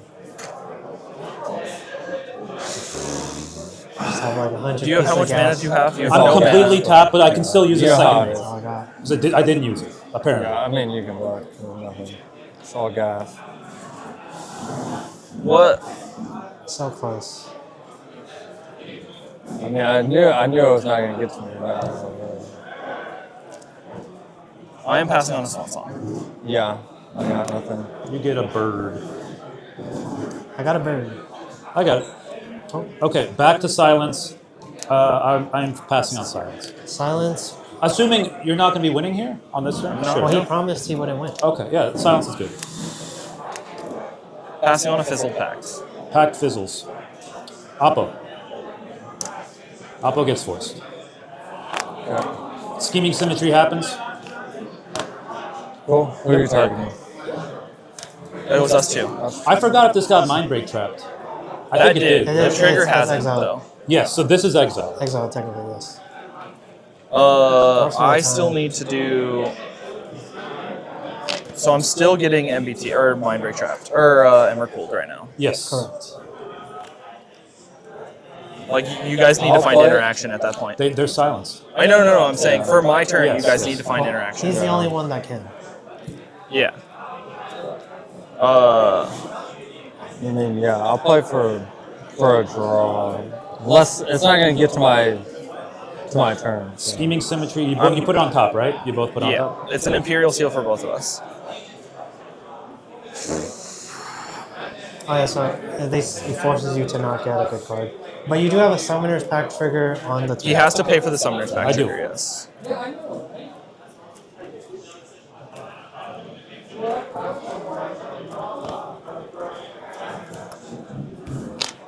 And then, so this pack did resolve, or your pack did? I don't remember. 'Cause I think you your played two, right? Did your pack resolve? I'm not sure. That's why I'm double. Do you guys checking. remember if his pack resolved or not? Because that means he I does think have the a pack. pact did resolve. So on your turn, you have a pack trigger. Sure. Okay. I need to talk to you guys essentially. Yeah, sure. Right. So realistically, I'm just going to show my hand so that we can talk through how to not die. Yeah. I would like to get a turn, so I don't want this turn in 10 know. minutes. Everything else is pretty useless. Okay. Right. Yeah. But he's going to be able to pay for pact or pay for the pact here. Yeah. Correct. So that's 4, 5. Yeah. So he'll have 4 mana to work with. That's Cabal Ritual Necro or just Nas, right? Yeah. Yeah. So everything Is else there any is way useless. I could draw this card? Not yet. That's all I got. Not Also, yet. yeah. So I'm pretty sure what I'm supposed to do is just grab a useless card that does not matter and put it on top. Sure. Yeah. So that is what I will do. Okay. It's like a basic force or whatever. No, we don't want him to have more. I guess a land just makes Because he has sense. to pay on upkeep, so it doesn't matter. Okay. And I'm assuming, are you guys playing for a draw right now? Like I actually blew myself out to try to not die here. It is fair. Any other effects? So it's all cleared. Scheming Symmetry happens. Yeah. Those 2 cards are on top. Stack is completely clear. I'm going to play a land for turn. Sure. Okay. Yeah. So main phase 2, right? Oh, main phase 1 still. So main phase 1, okay. So I'm going to play a land for turn. You cut? And No, that is on top. Good. Go to second main, add 2 of something. You still 2, right? Yep, still 2. We're going to play this Cabbage Merchant. Trigger. You guys got it. There you go. And I'm good to pass after I'm gonna leave. You're not going to draw, sure. You are. I'm sorry. I'm so sorry. So you we all drew a missed card that. that you're not supposed to have. So put it back on top. I know which card it is. My apologies. I'll just move to pass. Yep. Okay. Cool. This is all done. I have to move to cleanup. Sure. Is that cool if I leave this in exile? I just don't want to forget my card. I'm also gonna leave this in exile. Is that cool?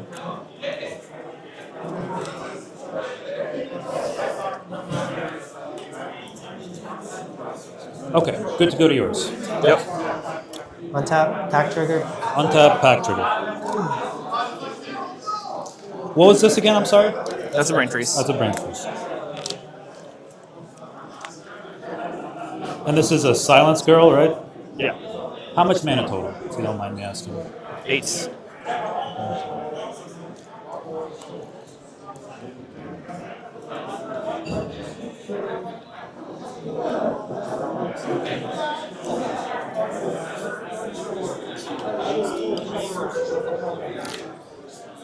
Oh, I'm sorry, I shouldn't be doing that with your cards. You have a pack trigger.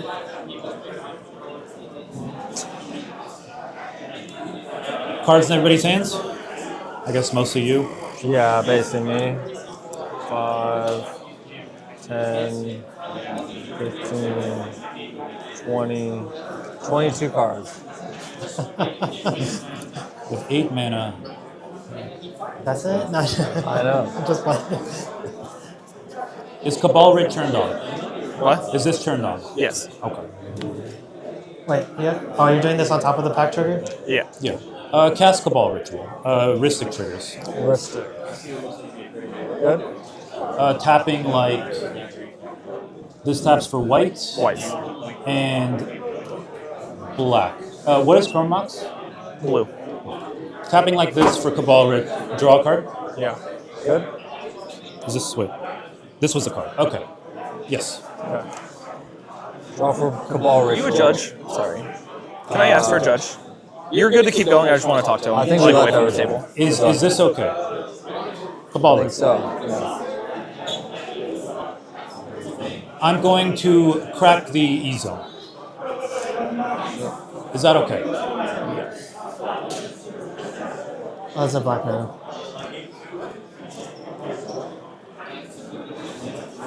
I'm gonna go talk to the judge really quick. Just So we gotta wait. We have another pause. Yeah. Can we get the time? I am pause? being Emmer cooled right now, so they are controlling my turn.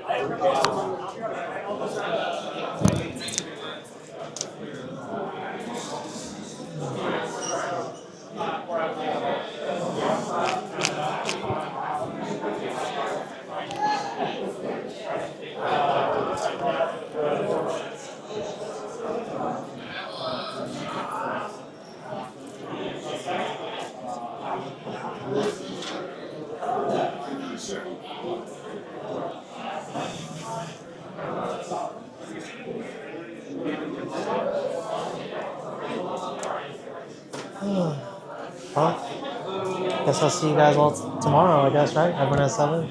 How many points? It's just 7 for tomorrow. 7 to show up. 7. Yeah. Is this for round 5 or 4? This One's 4. This is 4. We got another game today. Fine, I'm just saying, you guys got 7, you'll see tomorrow. Yeah, they said, yeah, if you get 7, show up. So.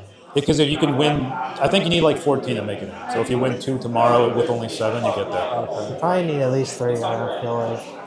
3 wins probably is for sure. Because 4, you're going to be like, whoever has the best win rate, I guess. Yeah, breakers. It's paused? Yeah, it's paused.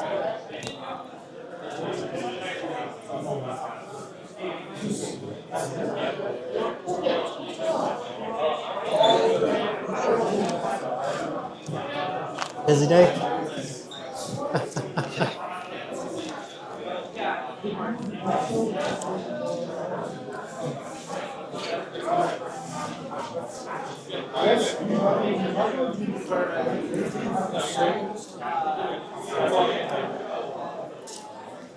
Continue.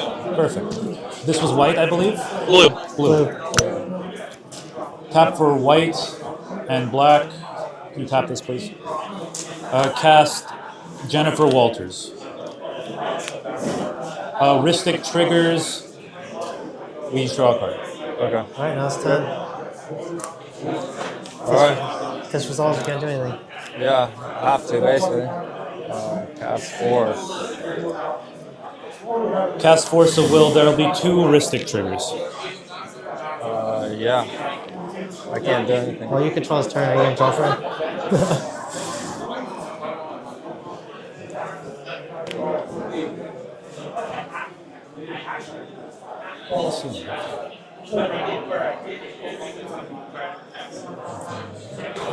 I will.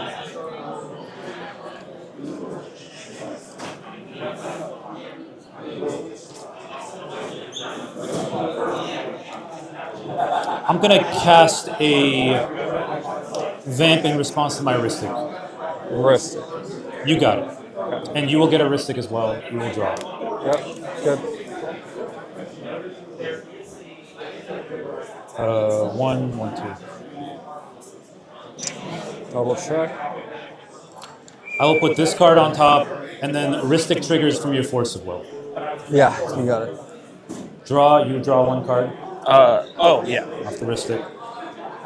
I will cast Force of Will on your Force of Will, pitching this. Mana drain, 2 Ristics. You may both draw. Yep. Is that good? Yeah. Okay. Jennifer Walters is in play? Yes. Now I'm silenced. Yeah. Everyone's silent. Well, everyone except him. But he's also silenced now. Okay. Okay, pack trigger is still underneath all this. We have 3 black. So it's to win with only his deck. Only his deck. Right. Exactly.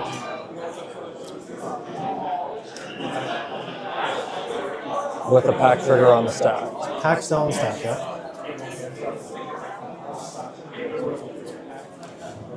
I will cast a Vamp Tutor. My Oppo's gone, right? Oppo's gone. Yes, I will cast Vamp Tutor with one of this black. Rustic. Ristic draws are good. Minus 2? It's a resolve, yes. Sure. Go ahead.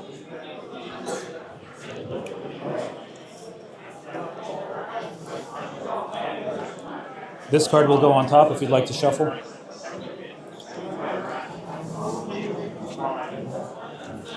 And then I will tap for green to cast this Tinder Wall. We may draw.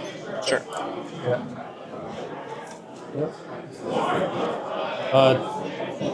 2 red, black, black, and the Chrome Mox to cast Adnos. So you're at 28. What is it? 2? 2. 2. 5. 3. 2. 2. 7. So close. Can I see your graveyard? So close to killing me. He's like, wait, there's not supposed to be a 7 in here.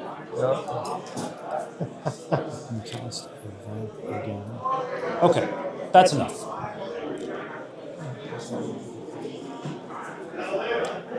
So that's gone. The black is all gone. I just put this on the side. Here's a petal. Draw.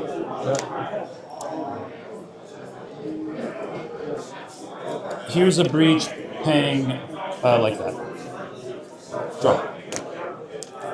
You have LED in there, right? I do. Please cast the LED. Sure. Drawing 1, Not that it 2, matters. yeah, 3, exiling like that. Do you have the brain freeze and the Thassa's on Well, I can't win with the Thassa's. You can't win with Thassa. But I'm going to crack the LED for black. 3 black, okay. I'm going to cast Diabolic Intent, sacrificing your Valley Flood color. Yes. Can I look through? What is this? Flash photography. Spring Leaf Drum.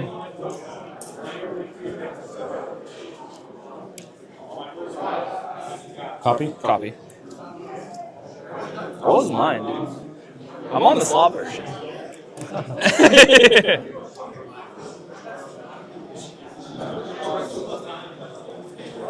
You do it?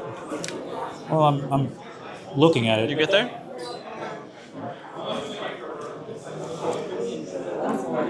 Okay, so the gist is Brain Freeze in here? I'm struggling to find it.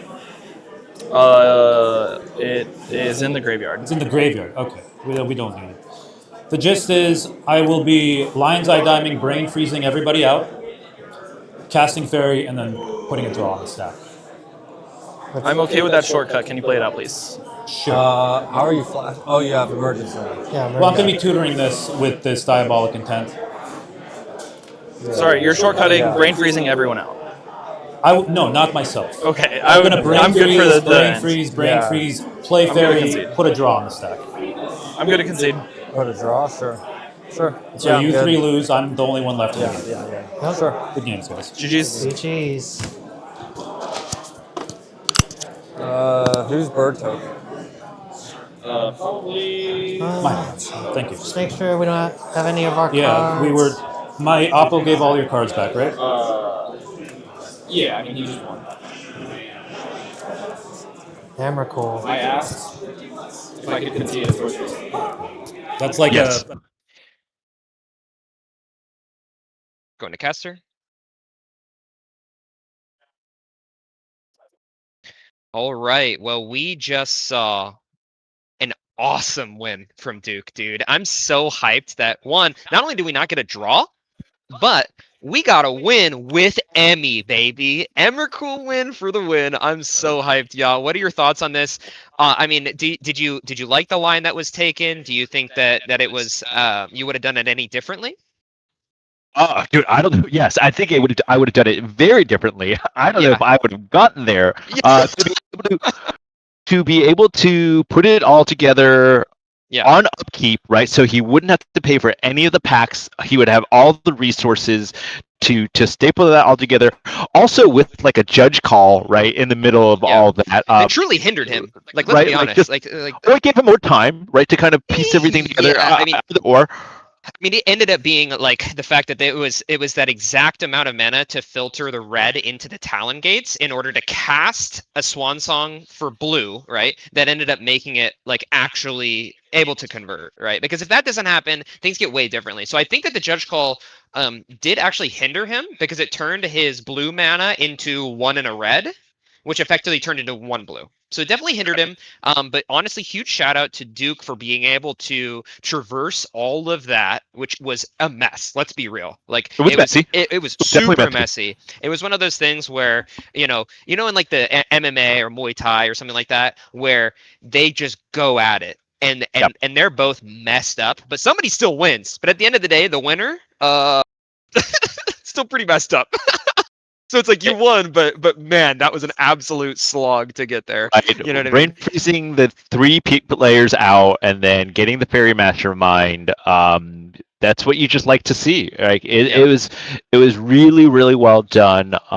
It was really heads up, right? Yeah. Like I think casting an Emrakul, most people think, okay, that's it. Like, and it does win you the game, but you still got to get yourself across the line, and like nobody's helping you, right? Nobody there. Everybody was trying. I mean, everyone's trying to hurt themselves so that it's harder for you to convert with Emrakul. Right. And I will also take this time to shamelessly plug again that we have an episode on Emrakul, CDH podcast called "That's a Good Card." And guess what? Yes, we did an episode on Emrakul. It was actually recommended by Dylan from Play to Win. So that was a really fun episode. And awesome. it just kind of showcases how good this card can be, because he only ended up casting it for 8 mana, right? He may have J-willed for 14, but I think the actual cost was only 8, which is wild, right? Being able to actually convert for so few, because he had all the different types in his graveyard. So yeah, thank you viewers at home for sticking with us through that. I know that there was that judge call was a big slog with honestly, I would like to give hats off to the players, because the pace of play was actually pretty decent for everything that was going on. The pace of play was actually good, and that might shock some people home, but honestly, there were spells being put on the stack, there were triggers happening, triggers resolving, and at the end of the day, we were able to finish the game within time. And honestly, I'm just so happy that we got to see another dub. So that's 2 draws to start the day, 2 wins to follow it up, and we're going to be going into round 5 here pretty soon. We're going to run some ads to our wonderful sponsors, but stick around, don't go anywhere. We'll be back with round 5 in a few minutes. All right, thanks, y'all.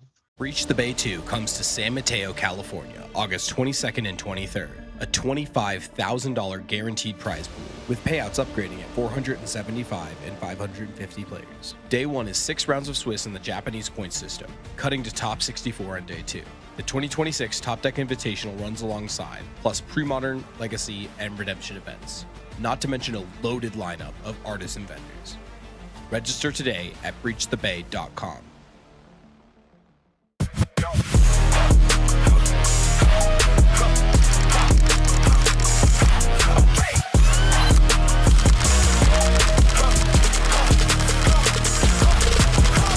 F6 Supply is your one-stop shop for premium tournament accessories. From Benishoga playmats and high-quality dice to our custom token pack, F6 has everything you need to up your tournament game. Every design is original art, never AI. Shop online at shopf6.com or visit our booth at CDH Tournaments nationwide. Level up your game with F6 Supply. $4,000 for one deck? Half the cards are out of stock anyway. I just want to play the game.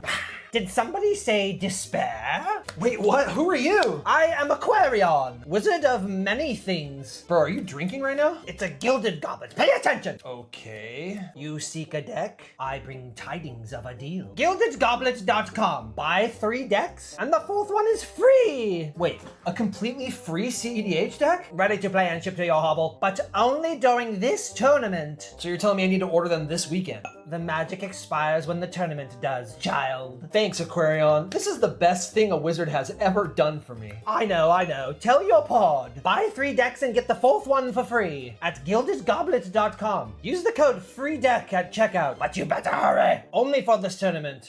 Hey, this is Freedom Waffle, and I want to show you a tool I personally use for practicing and coaching CEDH. Eldrazi.dev is a CEDH goldfishing tool where you can randomize your opponents, practice tournament mulligans, and play out your hands. It's got built-in actions for cards like fetch lands, tutors, necropotence, and ad nauseam. You can easily track floating mana by adjusting with hotkeys to make playing out complex lines much easier. There's even community-made puzzles to sharpen your game knowledge. Check it out at mulligan.eldrazi.dev.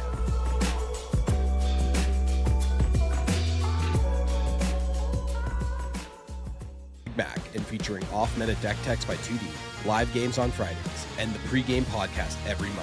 Check out WizKid Games today.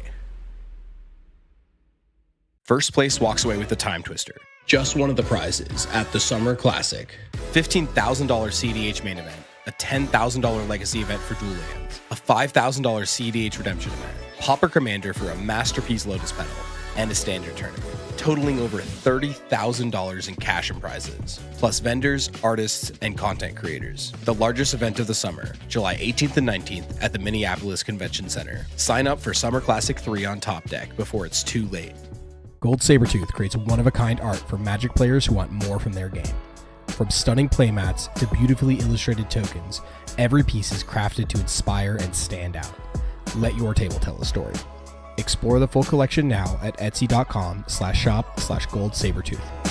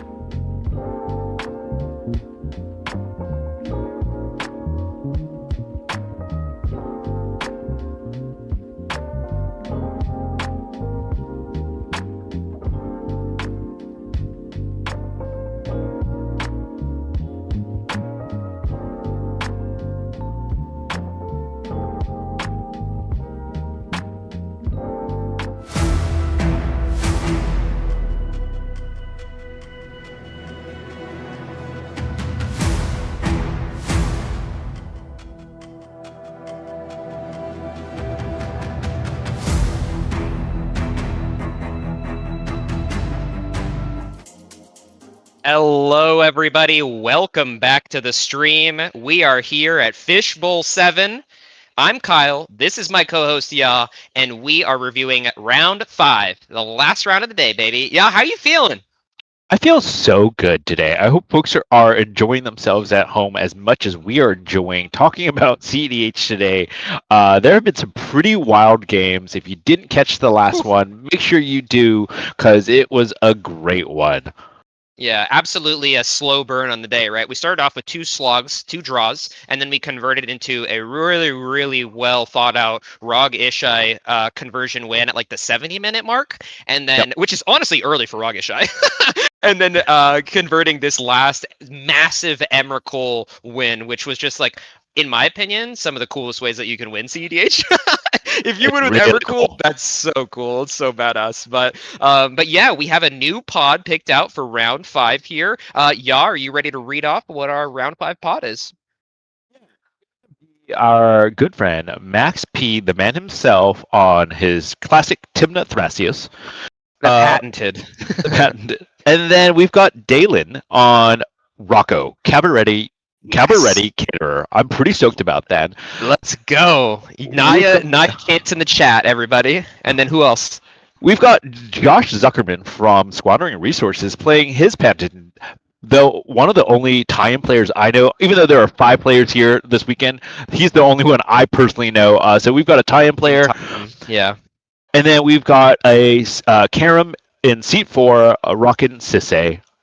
Yeah, and it does look like the Sisse is running Planeswalker lines, so I'm guessing it's a Planeswalker style list. But yeah, we have a pretty awesome pod, to be honest. I know that there's a lot of people in the chat I was recognizing as Rocco players themselves, so huge shout out to see Rocco in the pod. You know, TNT and Max P. I mean, I can't shout out Max P enough. He is the host of the Win and In podcast and has Hire on there all the time. So if you want to check out the Win and In podcast, look them up on YouTube. They are great. But Max P, I think we have starting hands for him? Question mark? No, this is the starting hands for the Sisse player, Karam, in seat 4. So Karam is starting off with a Command Tower, a Birds of Paradise, Lotho, Redirect Lightning, a Vamp Tutor, a Mindbreak Trap, and our good friend Ristic Study. Another one. Mild it looks chalk. like it was a first 7, maybe second 7, because it was a very fast keep. It's the only hand information we have so far. Yeah, it'll be interesting to see how deep the other players mulligan, because the last podcast, or not last podcast, the last round, man, I'm podcast pilled. We had a mulligan to 2, so I'm hoping that doesn't happen this time around. The good thing is that Timna Thrasios actually mulligans really, really well, right? It has so many rocks. It plays a decent amount of lands. Can we get a land check on what TNT plays? I'm assuming they play 25. That's my guess. What do you got, Yah? We have 26 lands. Look at that. Dang, off one. I'm actually proud. I'm very proud that TNT is playing 26 instead of 25. But they have so many lands. They have so many dorks. They have so many rocks that all it takes is just a decent 3 or 4 to be able to get a playable hand. So I can't see him going deeper below that. Now, Rocco kind of has the exact same setup where you're going to find a lot of dorks in that deck, but the deck also kind of needs resources, right? You need to be able to cast Rocco for a decent amount. You can't just, you can cast Rocco for 0, play Dryad Arbor, or put a Dryad Arbor into play, but that's not really what you want to be doing to win the game with Rocco. No. So, so I'm seeing from the player cams here, it looks like Tyam is still resolving mulligans. That's going to be a tough one. I think that Tyam requires probably, and maybe this is a hot take, probably the most resources out of all the decks at the table if they want to convert into a win. The thought process here is that if you mulligan low on Tyam, right, you kind of run into this issue where you have to decide from yourself whether or not you want to take mana acceleration so that you can get your time out, or you're keeping hands that have stacks pieces, and those are really risky, right? Because you're not guaranteed that those are going to stop your opponents. So it is interesting to see Tyam continue to mulligan here. Hopefully they don't have to go too deep. But yeah, same thing with Sisse. What are your thoughts on Sisse? I think you've played more Sisse than I have, Yah. Is it a deck that can mulligan pretty low? Yeah, I think it doesn't want to go lower than 5. I don't think so. No, I don't really think so. Yeah. I haven't played it in a while, but I did play the traditional like Planeswalker lines, and every deck has a chance if it goes down to Aristic or Fish, right? But at the same time, like, it needs resources, right? It really needs resources, and it's Dorks or Smothering Tide to kind of get there. But it looks like we have another mulligan if you want to talk about that. Yeah, so it looks like Rocco's mulligan is Lazotep Quarry, Elvish Spirit Guide, Delighted Halfling, Arcane Signet, Wild Growth, and Kiki Jiki. So interesting. Pretty solid keep, honestly. It's one land, but you do have the ESG in order to either Wild Growth or Delighted Halfling. I think that probably depends. Yeah, what do you think? I think you're probably Delighted Halfling, right? Not Wild Growth with this hand. But I guess you could make the argument of Wild Growth into Arcane Signet. It kind of just depends on what's developed first by TNT.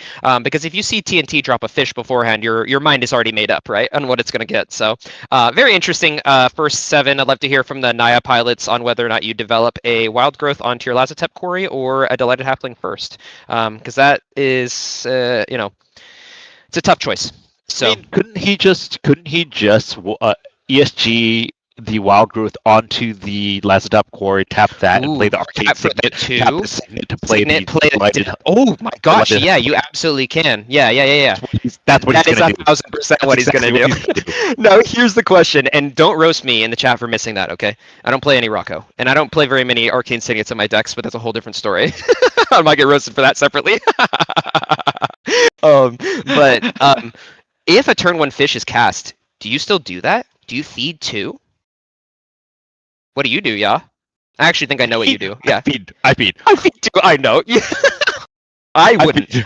If I see a turn 1 fish, I am ESGing Delighted Halfling, play Lazotep Quarry's land per turn. There's no way I'm feeding 2 into fish. Absolutely no way. I think we're getting another hand here. This is a starting hand for TNT. Oh. Yeah, and that is feed 1. Land, Esper, Cabbage Man, which is not bad. Honestly, if you have to go to 4, Land, Esper, Cabbage Man, and in seat 1 is not bad at all. I'm sure he'll be able to work with that and get to where he needs to go. The only opening hand we're missing now is Tyam, ? Oh, we just got it. So Tyam's opening hand is Phyrexian Tower, land, or Fetch Land, Esper Sentinel, I don't even know what that is. Seat of the Primordium, and then Ashnod's Altar. So interesting start from everybody. Let's go into some player audio and get into the game here for the first circle of Esper Sentinels that are about to get cast. I'll pass. Dan, you went down to 4 and you had to pitch a card. It's rough. Sorry, I feel like I'm rubbing salt in the wound. I'm just rough out here in the hood. Here's a last step for you. Yeah. I'll pitch a Spirit Guide to put a Wild Growth on it. Sure. Trigger. You got it. 1 second.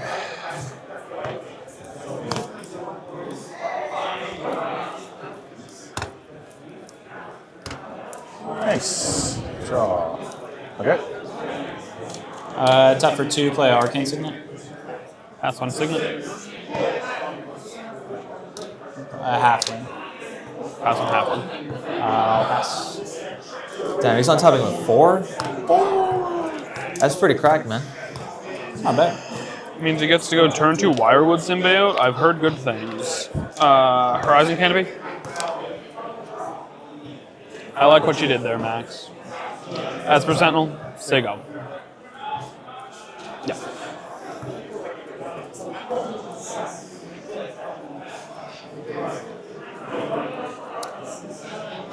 We'll go Polluted Delta.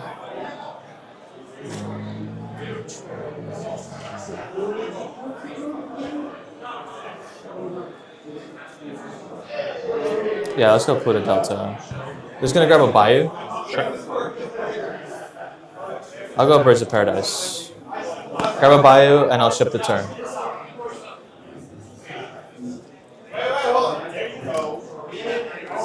Thrasios. Pass 1 Thrax. Thrasios. See, turn 2 Thrasios. I said. You said you wish you had it. I got you, man. See? Yeah. Very exciting.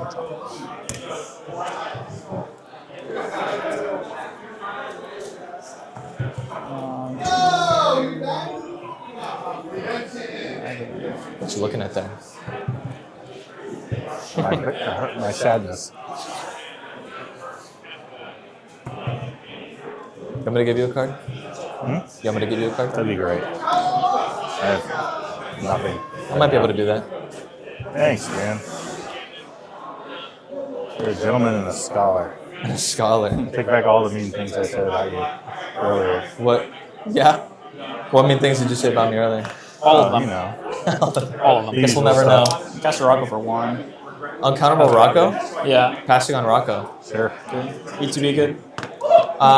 Elaborate on the ETB cards. Sorry. When it search for a 1 ETBs, it checks if it was cast, and if so, it searches for a creature with CMC X or less and puts it into play. And you did X equals 1? Yeah.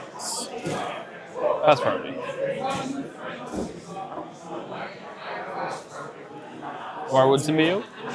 How do you know? Because my buddy plays this deck. Hi, Isaac. I think he's streaming another event right now. I'll pass. That is beautiful. Oh, what does that do? Can I still take a look? Yeah. It's Sure, I'll give control to bounces the a target creature. elf and then untaps a land, right? Target creature. A target creature. And this is not an elf. What is this? It's an insect. Max, if I feed you, will you feed me? Maybe. If I can draw something to feed you with. Fair. That's fair and reasonable. Seal of Primordium. Oh. Sack and destroy an artifact or enchantment. Yep. Yeah, trigger. Yeah, you got it. Cool. After that, I'm good to move to try and pass the turn. I'll untap. I'm on my upkeep here.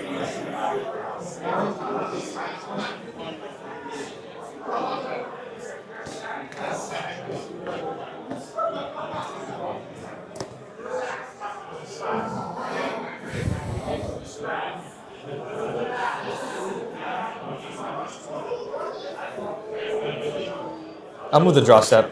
Sure.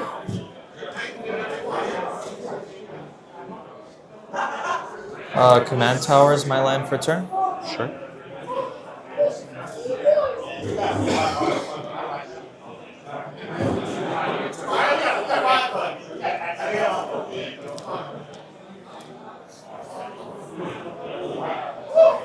Cast a Loto.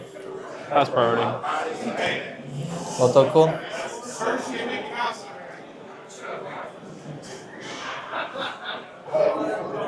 I'll shift the turn. Interesting.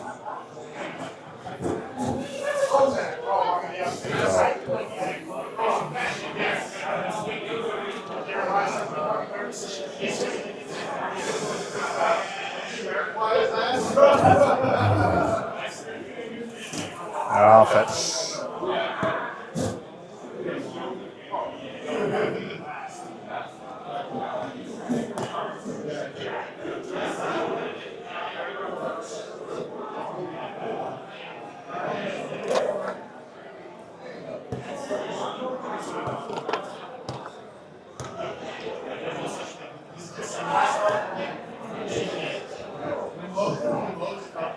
I think maybe I was supposed to go to 4.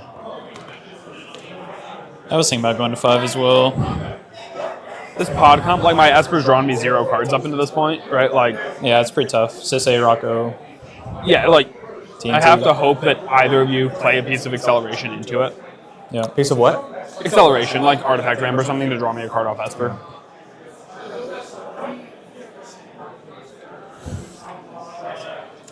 That's my hope, at least. Yeah. Put this Trop land. I'm gonna fetch in a second, but like it's better to. I think it makes more sense for me to do this now.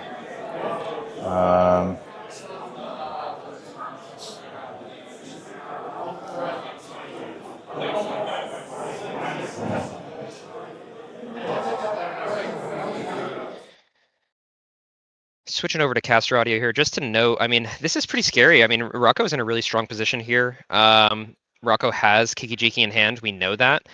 Interestingly enough, I looked over at Yah and I said, man, the only thing I can save them here is Trick Mind, and guess what? Max has it in his list. I don't know if it's in his hand, but he's got a dream. A man can dream. So we'll see what ends up happening here, but let's go back to player audio. I'll take it with the Deadpool later. Sounds great. Caster. I don't know if there is too much more game. Rocco was in quite a good spot. I missed the land drop. Yeah, that's fair. Kind of sucks. Did you just draw it? The liar, dude. I missed it last time. Yeah, you did. But that land counts for 2. Yeah. Be careful around this guy, dude. Careful. Careful, man. Wait, Cabbage is the only thing you cast? Okay, I thought I missed a Loto trigger. Nope.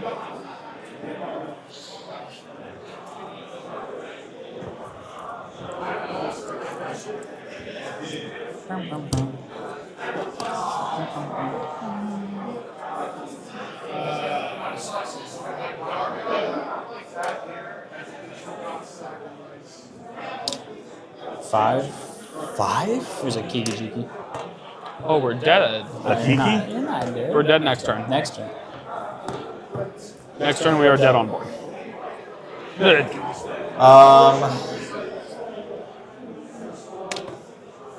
Got something for that? Because I don't. Not for the cast. Yeah. Pass priority. Yeah, pass priority. Okay. Move to end step, it's looking like. Yeah. Am I good to untap? I might have something. There's a thing. You have a sword. You have a sword. I don't have a sword. I'm not a liar. I don't have a sword. Alright. Dismember? I'll go get a scrub land. Dismember? Yeah. Yeah, of course I run that in Sisei. Dismember's hot. It's not in Sisei. Scrub land?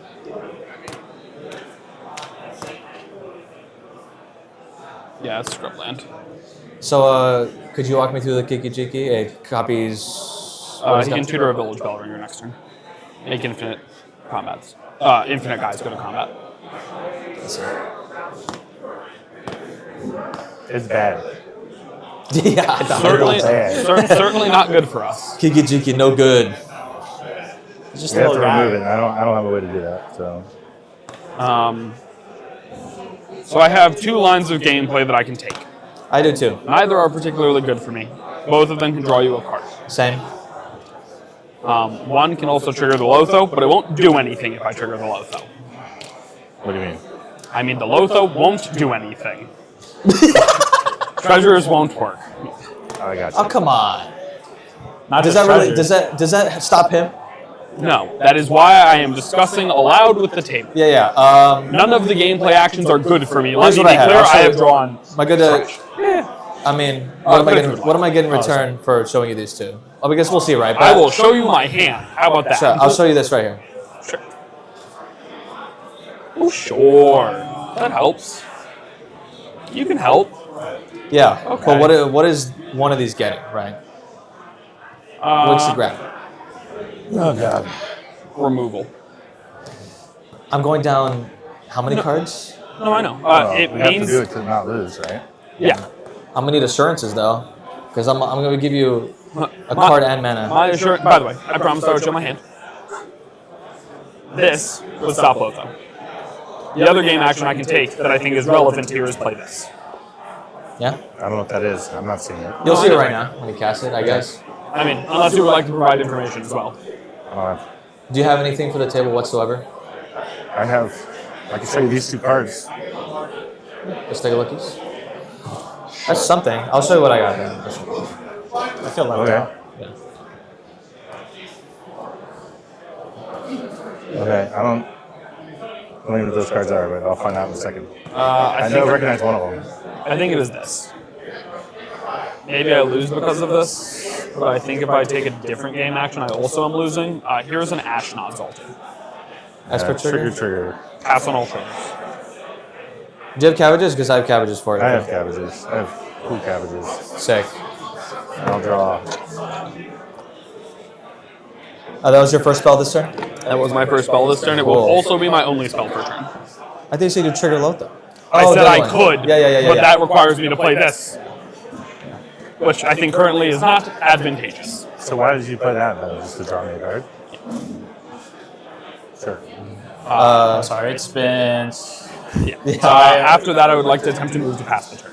Let's end step here. I'm feeding. I don't like it. I'm in C4 here, but I'll cast a Vamp Tutor. I have a trigger. I do. Your trigger. Which trigger was up first?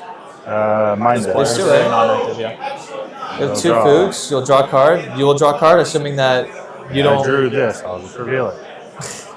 Am I going to draw? Yeah.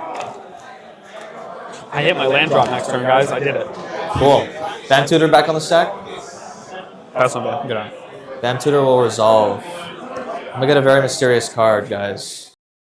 Super interesting situation here. Vamp Tutor getting put on the stack. They're having a lot of conversations. It seems to me, yeah, like they have this Kiki face-up combo covered between the 3 of them. That's what it seems like. But we'll see. Potentially, Rocco could have something in hand to protect. And if they're going for a removal piece and they just have like LQR in hand or something crazy, then maybe they get a dub. Let's go back to player audio. That you control, Yeah. haste, exile it at the beginning of the next end step. Cool. I think that's what it says. I'm not. That sounds right to me. Oh man.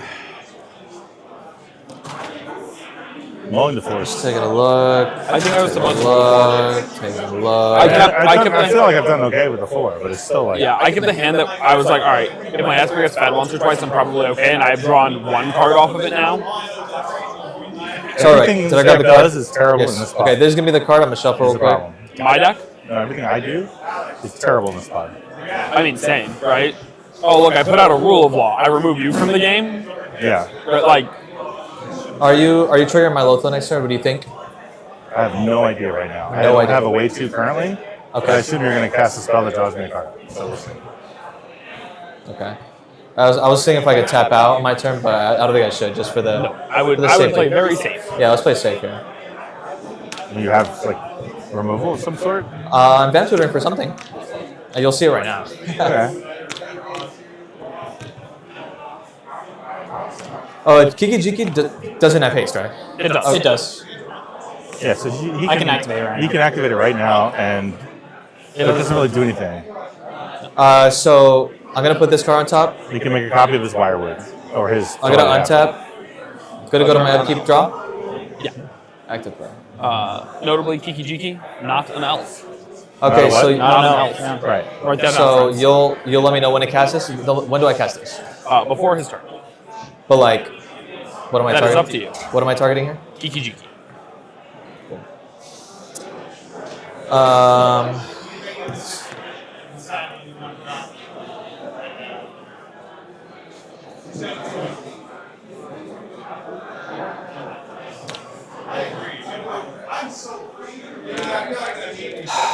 Okay, work with me. I want to cast this. I cannot help you do anything that helps you get the treasure. Yeah. It's because I'm gonna feed you mana and a card. You want to explain to me what you Yeah, want to right do? here. Oh, you want to cast that card? Yes. He wants to cast that card and still be able to hold up interaction. Why would I want you to do that? Because I'm putting myself pretty far behind, right? Yeah, but that catches you all the way back up. So you want me to be out of the game? No, but Okay. you want that, and then what are you asking for me? Like, what was the interaction you got? Just no. I want you to trigger my Lotho, so I have one more mana. Why? So I have. Right, but what's the removal? Oh, sorry, I haven't showed you, huh? No. Yeah, here we go. I have this. I see. I'm sorry. You need me to trigger Lotho so you Raiden. can hold that up. So that he could do both. Here's the deal. This feels very 3v1-y. Yeah, it's alright. I mean, I'm sorry? at the moment, there's a reason. I know. So here's the deal. Like, I don't want to give you a huge advantage either. That's true. Right. So That's what I'm asking. if I cast a couple of spells on my turn, can you not draw them? Off of all of them? I'm going to cast 2 spells. Can we do one? So you're going to draw 1 card? It's gonna be pretty much you against him after he stuffs me, because he mulled down to 5. I cooked myself. Yeah, he cooked himself. I'll be out of the game, so it's gonna be a 1v1 between you two. So you do with that. I'm still gonna be far behind. Trust me. I still think I'm in the winning game board state. Can I draw one? You are? Yeah. And I'll can show tell you by what the I way draw. that it is. Okay, I'll draw when I show you. You can tell by the way that it is. How many other cards do you have in hand? I have 5 right now. 5 cards in hand. Let's take in. Okay. You draw 1. Draw 1 and I show you. All right, that's fine. Cool. And you will trigger Lotho. Yes. Okay, cool. I'm just gonna get blown up, guys. Let's be real. Because the risky study. Not immediately. Yeah. I need you in the game to That's not true. lose. That's true. We have a couple triggers. Esper Sentinel? Esper Sentinel. Here's the first. I do not pay anything. Cabbage, draw. Guys, I did it. You're cooked. I top decked another land. So I'm gonna trigger your Lotho right now. Right now? Yeah. Sure. Is that okay? It's gonna be weird. Blow up the Ristic? No, I'm not. Okay. You're gonna get the Ristic, but it's gonna scare you at first, and then I'm gonna hold priority, and then it's not gonna be scary. Okay. Holding priority, cast an Fierce Guardian shit. On a You Ristic? got it. I see. Magic card for me. Offer. Offer. I understand. Wait, so just You you have tap it. 3 food? I have 1 food untapped. Okay, cool. I have a banana token if you would like it. There's 2 tap? Yeah. Okay. We have a Okay. Lotho trigger. Yeah. I thought the deal was you draw me a card. Huh? I thought we were You're gonna draw still me a gonna draw card. a card. Oh, okay, I see. It was just on your turn. I see. I will. Or offer. I'm good. Pass priority on everything. Pass right and offer and fierce. I am an Great. absent. This is not my problem. Back on Ristic. I can't. Maya, also not my problem. Fucking red blast. Huh? No.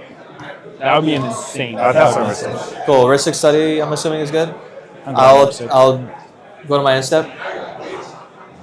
It's all you. All right. How many are you gonna let him draw off the Ristic before you pop it? I need him to keep parity with Max. Sure.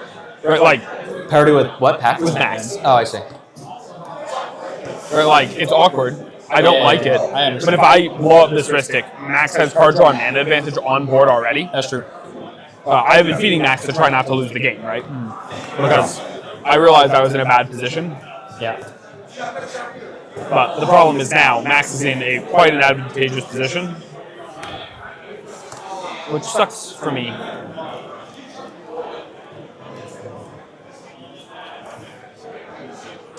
I messed up. I mean, I'm gonna draw you another card, but I'm giving you another card when I cast this. I should have done it on my turn. I should have triggered my own Lothar. I think holding it so that you could use it as interaction against Max is reasonable and fair. That's true.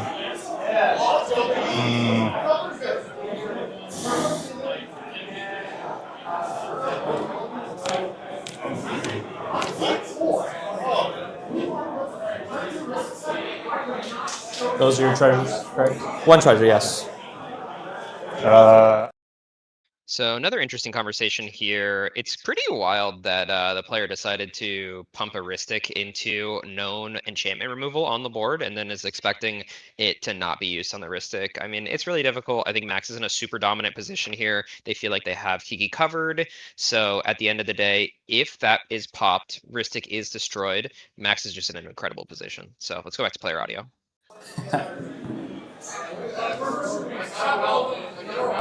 Floating 2 mana?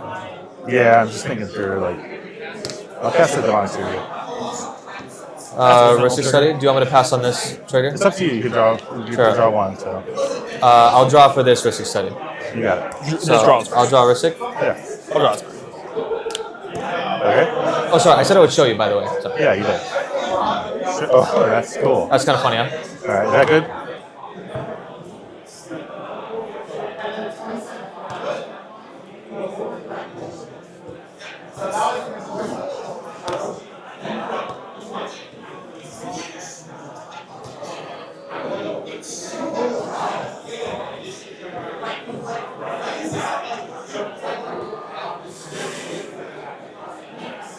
Wait, so is the reason why you haven't won is because Kikijiki will bring it to hand?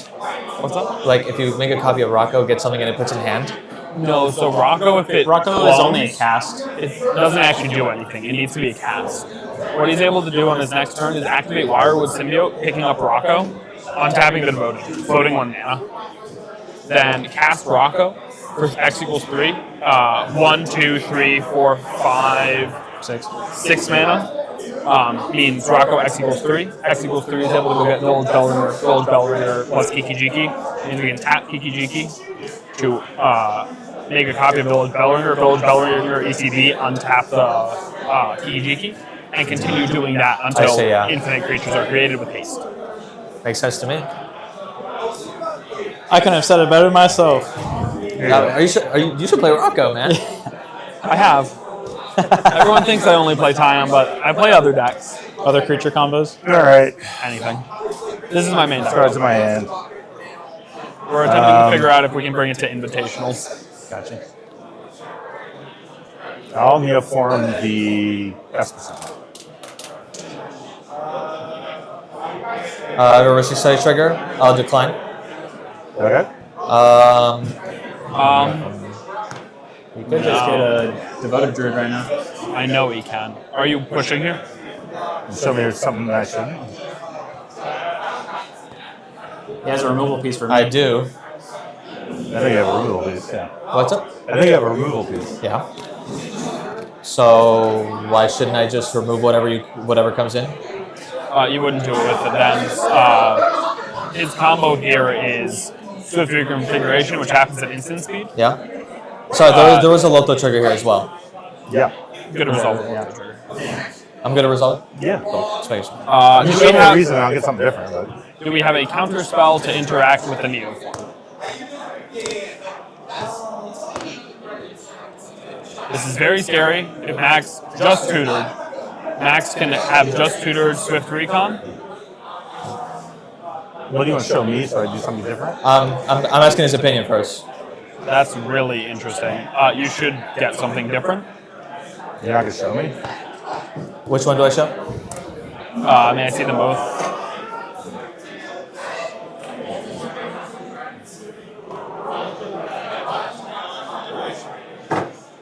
If he reveals, you can try and play around it. I don't think it is correct for this player to reveal, because I don't know how many pieces of interaction you have. Right? So why would I reveal information to you? Yeah, but I don't think I just try. If you don't give me anything. Thoughts? Show him this one. This one. This one? I mean, you saw it earlier. This one, then. Yeah. Okay. Okay. I mean, that's it. I pass priority on the Neil It is form. another piece. I'm just gonna try it. Whatever. Okay, that's fine. Is this good? You pass priority in form? Yeah. Go with me. Yeah.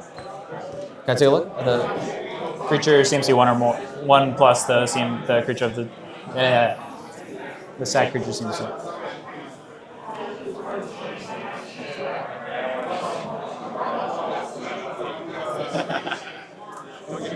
Oracle?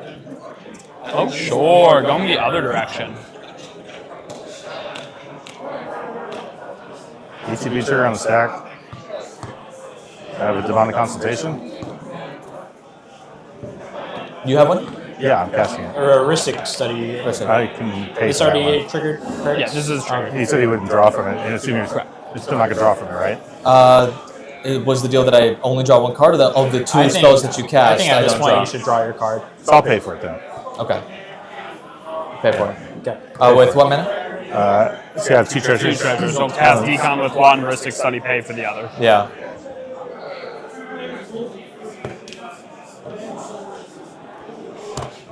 I thought you were going for the other one.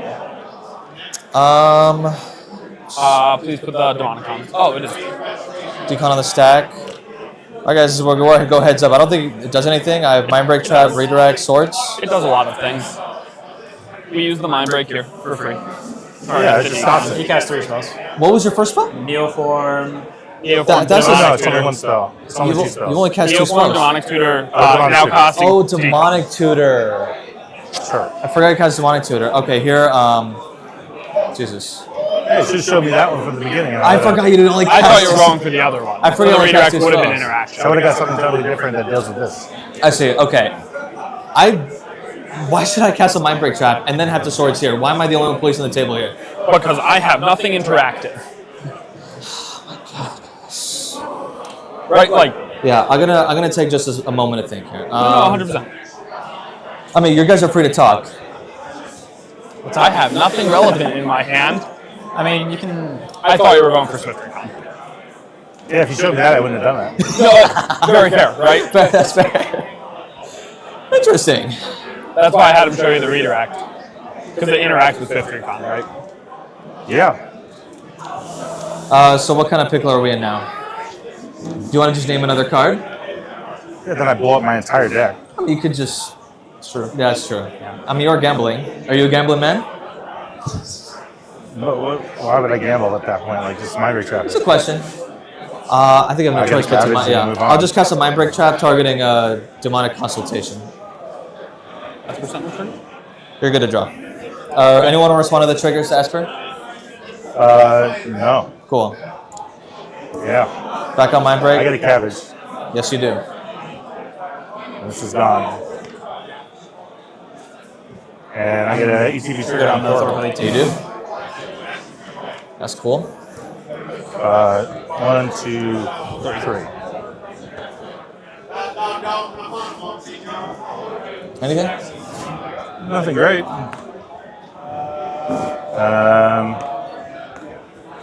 I guess we leave this one on top. Put those on the bottom. Then I'll cast this exciting noble hierarch, but don't draw off this one, okay? Just so we're. I want to know I what. can't win anymore. Yeah, what was the term? What was the term of the deal? I believe it was only draw one card. It's only one draw Yeah, card. only draw one card on my turn. Yeah. I'll decline the Ristic draw. Yeah. And I will pass turn. I have the effects on our instead. Passing the turn. All right, so that was an interesting little situation here. I think it was really funny that he thought that the Mind Break Trap wasn't actually going to stop the Demonic Consultation, but we get to see a value Thoracle, and who doesn't love a value Thoracle? Now we do know that the Swords is in hand, and we're able to stop the Kiki Jiki's Rocco player. However, there's a lot of outs. There's a lot of protection for Rocco now, and now we kind of know everything that's that's active, right? There's a redirect lightning and there's a swords, and if Max had the ability to counter the member trap, he would have countered it. So Coast is kind of clear, quote unquote. Just got to get through a couple pieces. That's it. So I guess it's not clear at all. Anyway, let's go back to player audio. Respect to Max for getting under Ristic by just trying to win. Like absolutely, huge respect. Absolutely. Love that. That gives him 1 mana. Okay. Oh yeah, if we're gonna dice at the end. Yeah. If we're in end step, it lets him have 1 mana on his turn. True. And then he'll bounce Kiki Jiki, and he'll bounce Rocco, and then I just don't know I don't think it matters. singular card he could get that matters. I'm not saying there isn't. Okay. Then Gonna make a copy? Gonna make a copy. Pass on that, yeah. Still with your Lotho trigger on stack. Yep. I had no idea you go for Thassos, man. I didn't have to do that. Like I was like, that's what I was trying to. I'll bounce a Rocco, target my Kiki, to untap. Is that okay? To untap your Kiki. So he gets to make an extra delighted half. I don't think you wanted to do that. What do you think happens after? They'll have, let's see, 1, 2, 3, 4, 5, 5 mana. Yeah, but you know what I have? Is it this? What? You remember what the? Is a redirect landing. Yeah, true. Oh yeah, you showed it to. Yeah, I get judged for Oracle text on Kiki Jiki. I have an English one. Yeah, if you have an English one, that's fine. It's just what it doesn't say target, right? It does say target. I am wondering whose things it is allowed to target. You control. Yeah, so it would literally be this. Why I want to check, right? Yeah, you're good. Yeah, you control. Yeah, then doing this doesn't do It doesn't do anything. Well, no, because I redirected to this. It doesn't do anything. Okay, cool. He's just gonna he's gonna Kiki Jiki again to make a copy of the elf. Well, it's not an elf, right? Delighted halfling.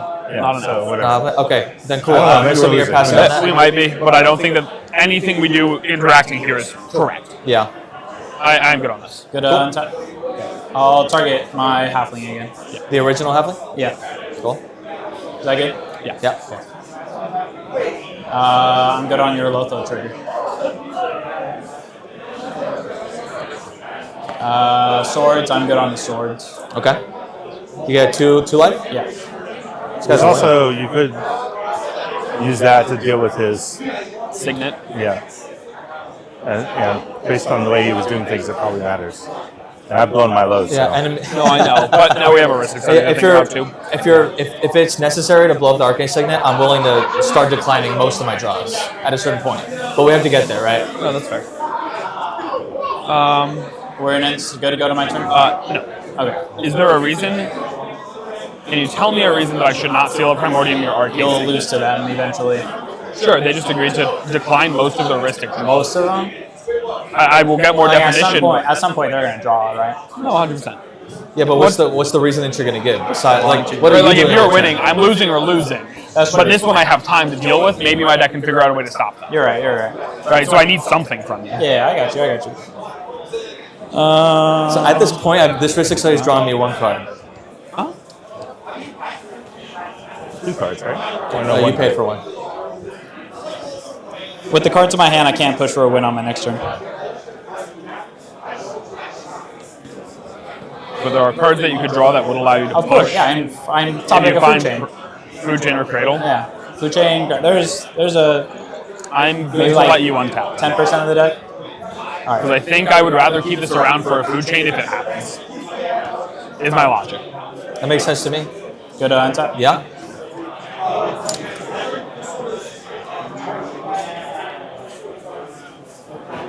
Good to draw.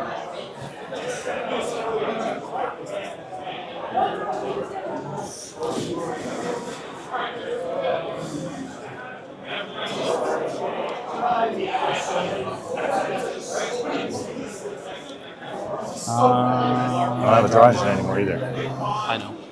Thassos, kind of. Thassos. Yeah. Hey, you're getting your mana for that. Yeah, I'm just trying to think if there's a way I could have. So I had no idea Thoracle was it. I would have showed you the mind break if I thought you were going for Thoracle. Which obviously you don't want to tell me what you're going for, but you'll notice I was describing a line. Yeah. I'm sure you were laughing all the way to the bank going, I was like, yeah, we just send it. You gotta try. I don't blame you. I respect it. Yeah, I think it was correct. Like I said, I told you there were 2 pieces. I have no idea where my water bottle is. I think I lost it. That's unfortunate. On forever. Do you know time in a round? 35. Okay, thank you. Okay. Is 35 minutes anywhere close for me to get to a win, guys? I don't know. Maybe. All win the game. You gotta be careful about giving him lots of treasures too. No, I know. Yeah. So you got how many cards in your hand? 3. The one that I know of. You know one of them. Yeah.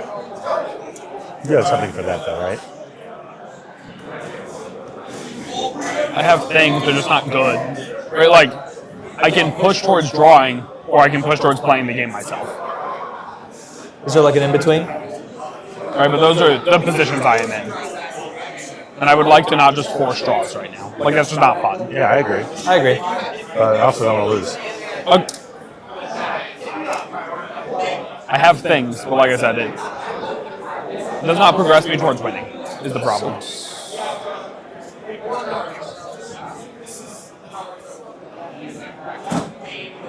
They also are likely dead to 2 turns of this player. You're not winning on your turn, right?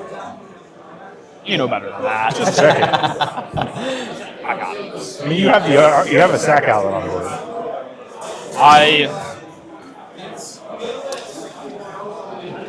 I cannot think of a singular draw that would get me. I have a wrist excited trigger. I have a food trigger. I have an Esper. Food triggers first. Food trigger. Good on Get a draw. Good on Esper. Oh, that was a single. That's not. I will pass on Eldamri. Cool. Thoughts on what he's getting? Whatever it is, it's scary. Pass on Eldamri's call? Because after this, we have top of library. No, to hand. To hand. Creature goes to hand. It will be uncounterable when he casts it. If it's legendary. It's the Rocco that's Is it uncounterable. legendary? The Rocco's legendary. You have 1, 2, Can you counter it? 3, 4, 5. So why would you Yeah. If you can't counter it, then there's no point. Yeah, I already passed on it, by the way. Yeah, we're good. Okay. What is it? I don't know. Gas.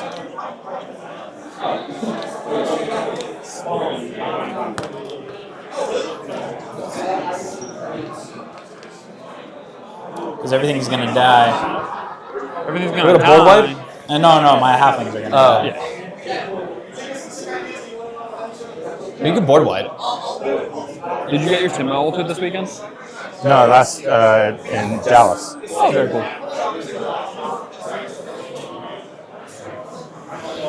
Jason was walking around with his that he just got done. He was so excited. He was like a little kid. Oh, so right before our game, he said he was the last one in line, and then we got called in to play. Or the next one up, basically.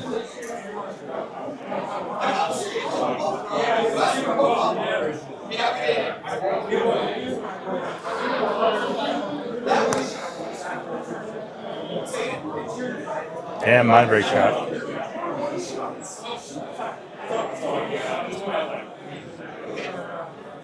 Look at us, Selvala, Explorer, Return. Ooh, that's a good one. That checks out. Can I take a lookies? Yeah, go ahead. Doesn't have haste, Parlay. does it? No, it haste. doesn't. Yeah. For now. What colors is Zavala able to make? Just green. He's setting up for later, I think. No, I know. I'm debating what the line is with it. You want to cut? Of course. He untaps it and taps it. And untaps it So and right now you're revealing the Savala? Yeah. Yeah, I'm just debating what the. Well, I guess it's really good with Firewood already. I'm just debating what's the step after.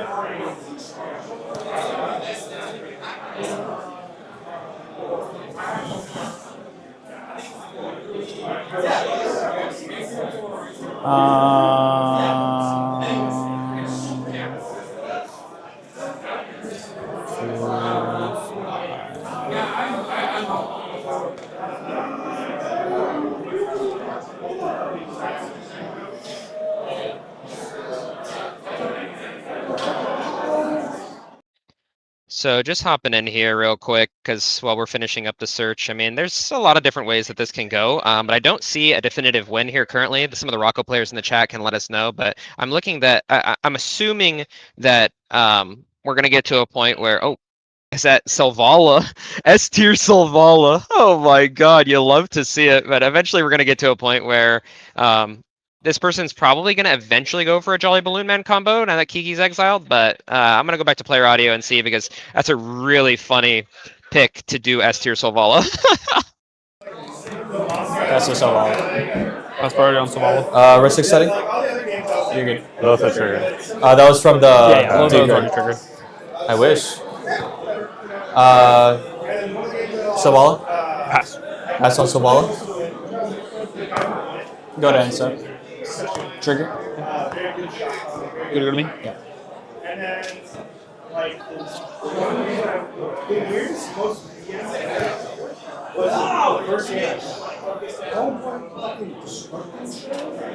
Do I? Are you scared of me? Or are you scared of him? I don't know now. Scared of everyone.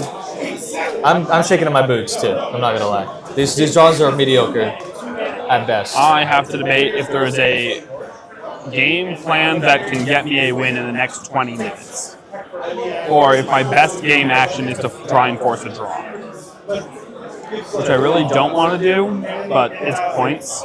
Everything you're on, you're at sorcery speed here? Yeah. Just making sure. But there's a defense grid in play. Yeah, you do what you want now. No, I know. That's what I'm debating. So if I do this, that cooks you. Are you trying to turn off my treasures? I can do that to you. Yeah, okay. That probably stops you.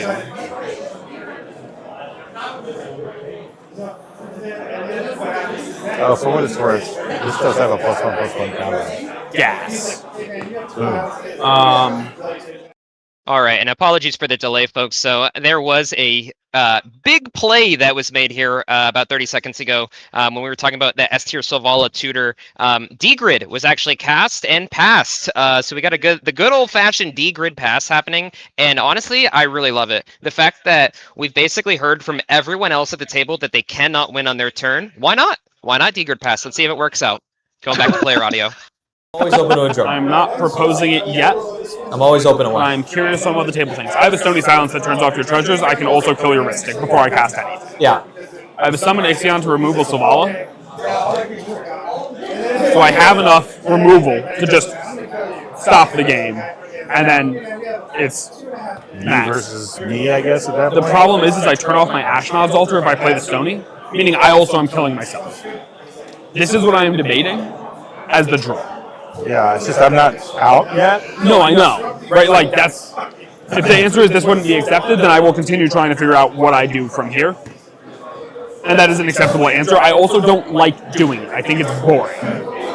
Yeah, but we all want points, right? But I also... find somewhere in the middle. Like, find somewhere that does slow them down, but also enhances your board state. No, I know. That's what I was trying to figure You out. have ways to do that, right? I think the Stony Silence is probably necessary. Because it hits both of them to some degree. Yes, but it hits me. And if I ever want a chance in the game, I can't do that. Well, it's going to get removed at some point, because I need it gone to win. Right? So do I. So it's going to get removed. At that point, you're removing it when you're going for a win, though. You can remove it yourself, too. No, I know. I have the seal on hand, on board. Yeah, so it's fine for you, actually. It means that I'm not sealing the Ristic. I mean, me drawing and, because right now my game plan is treasures, right? No, I know. Like I said, these are the things that I am thinking about. Do you know what the table is not open to drawing based off of that. This will help you, I think, with your decision. Right? That's really funny. Why do you do this to me?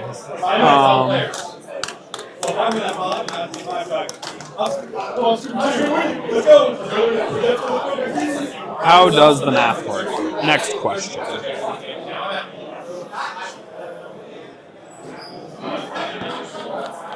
That doesn't work. Can I do it while keeping my Sentinel? I think you're fine doing it anyway. Interesting situation here once again. And people who are getting crazy about the D-grid pass situation, it's not as bad as you think, because we still have the seal out on Tyam's board, which can destroy it at any time, right? So even if it's a in case of emergency break glass situation, they have that. The weird situation is that it sounds like Josh has the ability to shut down both Rocco and Sisse in a way, but Max doesn't want to accept any sort of draw, one, because it doesn't really affect him and he's not out of it yet. But two, I mean, like, he's TNT, right? He could top deck Adnos and win the game, right? There's so many different outs that he possibly has, and potentially it's even protected if this seal is used on Ristic Study like was originally proposed. But let's go back to player audio and see where they decide. Sacrifice. If it makes a difference, I can start declining some of these draws. Sentinel to Ashnod's Altar. Two colorless? I would like you to not draw. It depends on what you do, right? I will not use my seal to blow up your Ristic Study at the beginning of this. I will either make it so you can't draw, or you can decline. But you're going to cast a Stony Silence right now. I will be casting a Stony Silence right now. So, like, if you're going to turn me completely off, you might as well give me a card or two, right? Why is that beneficial for me? Because at that point, like, I'm just forcing a draw. Because you're trying to win, right? Like, you're blowing me completely out of the game. No, I know. Bogged down. This is the question. Would you like to draw cards or not draw cards? It is your choice if it is on board or not on board. I would like to keep this around for removal for the D grid in case this player attempts to push. Or I attempt to push. And how do I stop these people from pushing if my treasure's offline? You still have you can't have your treasure. I can't give you treasures and cards. So I'm leaving you the Ristic. But I can't drop it, so I have neither. You can't drop it now. Off of this card one time, or all your cards this entire turn? Off of 2 cards. How many cards do you cast in this turn? 2? 2. I'll do 1. Sure. I think that's reasonable. I'll do 1. I think that's reasonable. You could choose the order of which. If I did, you can draw off the first one. It doesn't matter. Cool. Here's a Summon Ixion. Yeah. What is it? Summon Ixion. What does it do again? Enters the battlefield, exile target creature and opponent controls until it leaves. Okay. And then it gives counters to creatures I control after that. Cabbage. Cabbage and the Ristic Study. Gonna drop for this one? Good to resolve? Yes. I'll respond. I'll bounce it. I'll target my halfling. Yeah.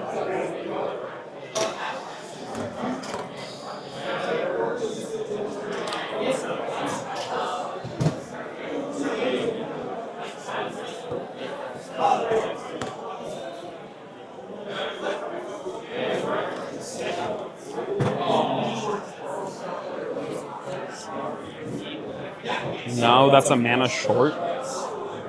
Okay. What is? Of getting time and the Stony.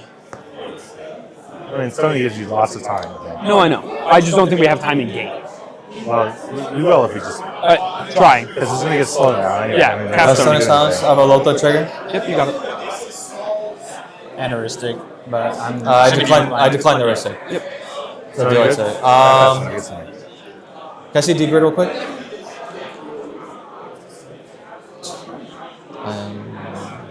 Jesus Christ.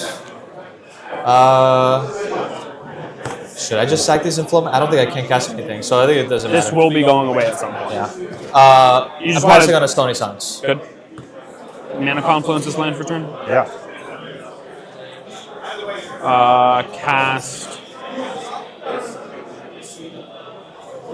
Elves of Deep Shadow. It's a door. Can I draw for Ristic? We said 1 card. Out of the 2. Okay, fine. I'll decline. In good faith. I like typing. So I'll pass. I'll decline the Ristic. I'll decline the Ristic. You want to pass? Yeah, move to pass. Untap. Upkeep. Thank you. I'll draw a card.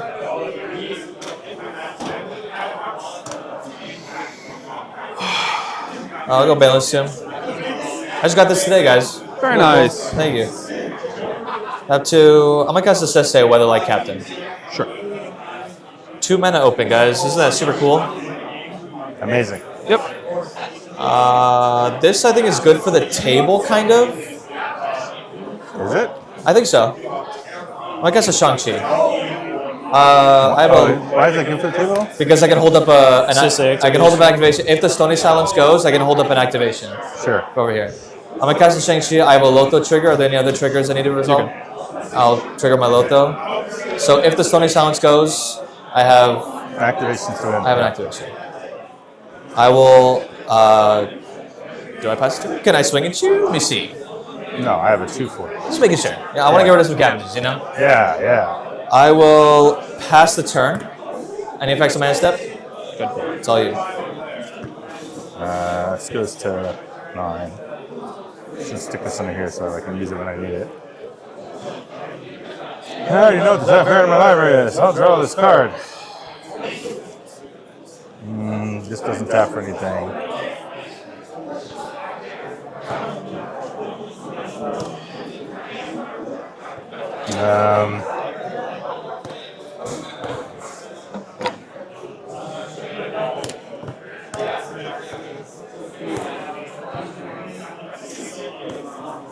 Let's go. I think I just want to tap. 2.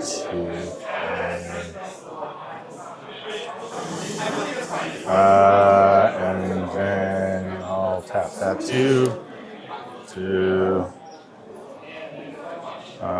Cast an Imperial Seal, paying for this. Paying Ristic? Yeah.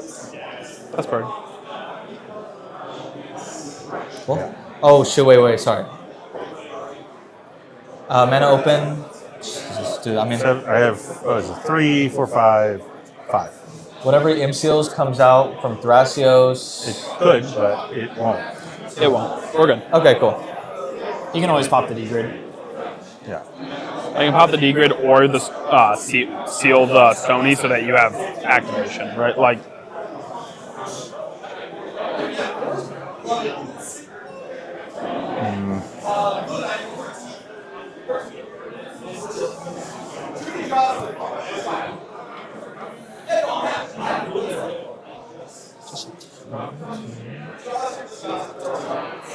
$20 minutes. Thank you.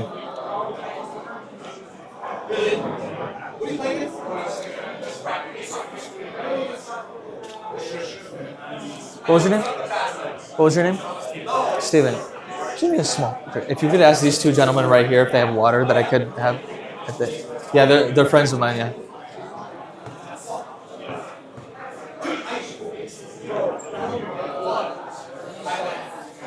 Everything's terrible. Do you have it? That's hot. It does more cool things than you think it does.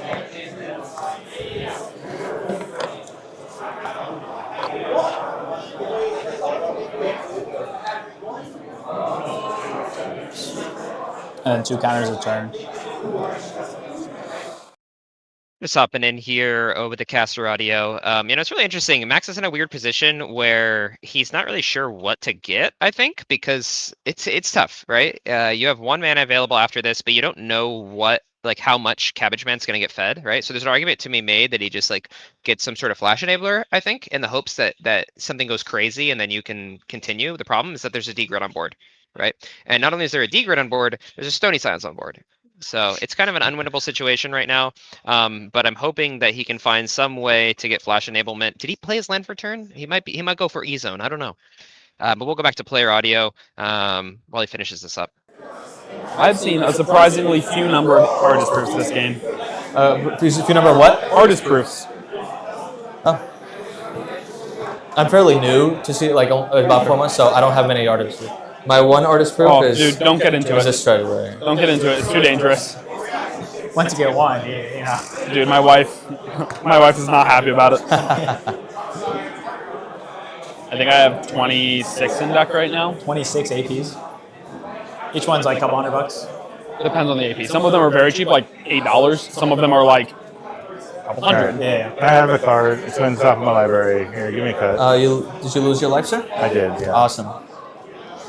You can always crack your foods to get more life. Just wondering if I should even. Wait, actually, I'm so. Is there any point in doing it? Actually, what you can't crack foods. No, it's like 50-50. Huh? I can't crack the foods, but I can tap. Yeah, that's what I meant. You can't gain life. Yeah. But I think nothing. it's 50-50, honestly. What's 50-50? Something just showed me. Okay. I don't know what you put on top. Whatever. It doesn't help. Sure. Really. Sure. I might be losing. Yes, something like that. Lotho Ristic. And that's it? I think I pay for the Ristic because I got enough. Okay. I want to, yeah. I'll trigger Lotho. Sure. Smothering Tithe is... I'm assuming it's good with you guys? Yeah. It's A-okay with me? Yes. I kind of like that. It kind of stops me from drawing cards. Yeah. It's smart, right? Because you only have 1 mana. One known mana. Draw. Huh? You can make a trigger. Oh yeah, Tide trigger. Yeah. No Paysies? No. Show me the win. He doesn't know. I'm ready. You're ready to do your thing. Like you play time next turn and you see where you get it. That's your aim plan. I mean, that is what I am doing. Yeah. You time and you win? I don't think so. Not with currently known information, I don't win. How much But I time get to try. Well, you just get to play it and see where you We go. have 15 minutes. I usually sell all that's right on. Ristic Study? Please pay for it. Even though I get a treasure. Because he just draws enough cards, he's just going to find a way. That's not how We are Sisei at works. Stony style. If he finds a way to remove Stony, we're dead. Sure.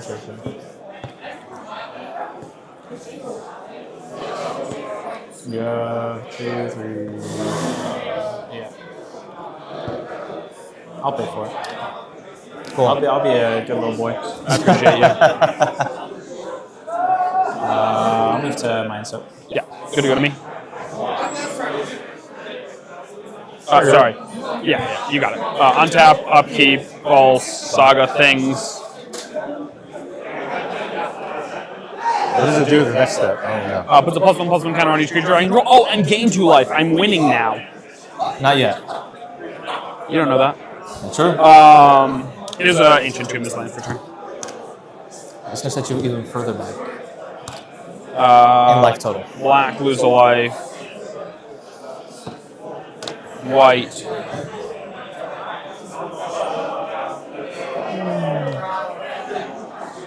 God, why are my colors terrible? So just make it 100% sure. I cannot use Shang-Chi mana to pay for a smaller type, right? Correct. Cool, just make it sure. Black. White, Maybe green. I would want to do that. Colorless. Colorless. Floating or colorless. Cast Time. I have a Ristic Study. I'll pay. You'll pay? Floating now. Cool. That's your first spell this turn? It is. I will pass on a tie-in. Cast Crop Rotation. Lotho trigger? You got it. Trigger. You got it. And a Ristic Study trigger. Yeah. I would like to finish resolving the costs of this spell. Yes. I will sacrifice my scrub land. Good result. Yeah, you got it. I got it? You got it.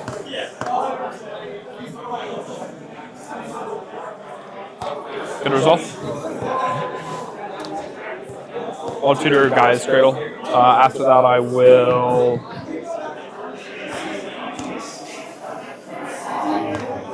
Do you have anything to do with any of this? Because you're the one that's cards now. My artifacts are turned on. I know, but you have an activation. No. How? Any land. You just need a land. Why do I need a land? 1, 2, 3, 4. Oh, so. Yeah, no. But two of the same color. Two of the same color. Yeah, wait. Bluebird. Wait, no. So I don't understand. What are we for right now? No, I'm saying. Oh, eventually, yeah. Eventually, I always have answers. You know. But he's just winning on this turn, I think. On my turn? On his turn. No, I know. This Ancient Tomb is colorless. You just need one land with a color. How big is that? How do I? So say right now is 5/5. Let's say I have a land in hand, right? 1, 2, 3, 4. Oh, that is 5 mana. Yeah. Answer is yes, I have something. Okay. It just blows me out. But otherwise, he's just winning. No, I know. Wait, sorry. Did I count this Balance Tomb? Wait, 1, 2, 3, 4. Oh no, I didn't. Oh yeah, that is a. I just have to figure out if it is good for me to do. It means that I go down time activations.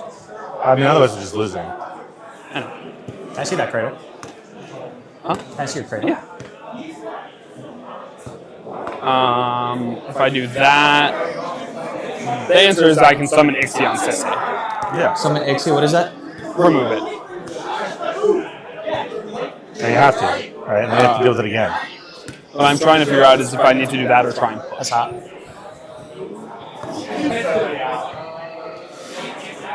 Are you going to try to push now, you mean? You said you couldn't win on this turn. I said I didn't believe I would be able to. That's but what you I said. wouldn't be able to. I believe you said the words no.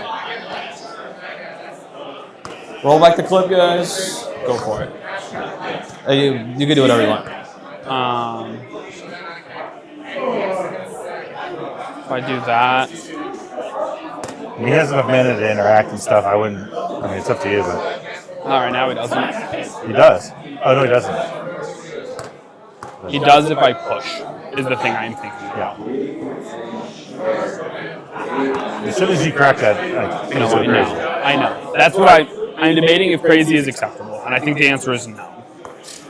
I don't. Do I get another turn from you? I mean, if you said you had something for Sisse. Yeah, I can summon Ixion. I know. So if Sisse doesn't push, and then you can use it on me, then no, I can't win. But if you I wouldn't be able to use it on you. Sure. That's the thing, right? I have to use everything I have. Yeah. To stop Sisse here, We have and no I have idea no what you have, by the interaction. way. What did you imp seal for? If you waste it there, I can win on my turn. Nothing that works.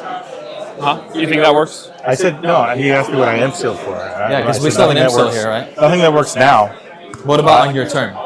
It depends if things go away. No, very fair. The problem is if I interact with Sisse, this player just told me they have one on their turn. I mean, we could stop him. We have 10 minutes, guys. You can stop him, right? Depends on what's on board. I think I could stop him. Is stopping him me dying to you? Depends if everything changes, then maybe. Fair.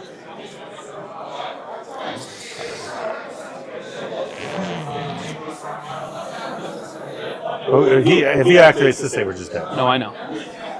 So he has the ability to deal with this. I have the ability to deal with this. I know. But let's No, I know. I'm trying. Because we're almost out of time. Sure. I will tap Cradle. Remove these counters. Thank you Activate so much. time. Time activation on stack. Just hopping in here, because even though we're on a 30 to 40 second delay, I still believe that they're still yapping about this exact point in time, even under D-Grid, which I think is really funny. I mean, like the, never mind, we're gonna go back to player audio. Doesn't really believe that. You still have the seal and the... I have nothing for anyone else. Sorry, it makes it so I can't help anyone. Well, you still have the seal. Sacrifice summon Ixion, make 2 black mana. Yeah. Resolve time activation. Yeah. Carrion Feeder Nature's Chosen Forest. Bring back Summon Ixion. Summon Ixion will enter the battlefield with a Vigilance counter. I have an a Saga trigger. Am I good to resolve Saga trigger? Yeah. Saga trigger, I will attempt to exile Sisse. Sisse will be exiled. I'll put Sisse in the command zone. Sounds good. After that, I will attempt to move to pass the turn. Cool. Go to untap, upkeep. Can I drop? The active player thing. Yeah. Thank you. Go to, yeah, I will let my 2 black mana go away. Go to drop my draw step. Do Sagas don't have they don't trigger when they enter anymore, right?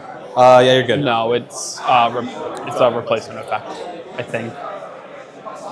They just changed that one, and I still don't know what it did. It's because you could respond to the Saga trigger, like in Legacy, you can wasteland their land before they can tap it for mana.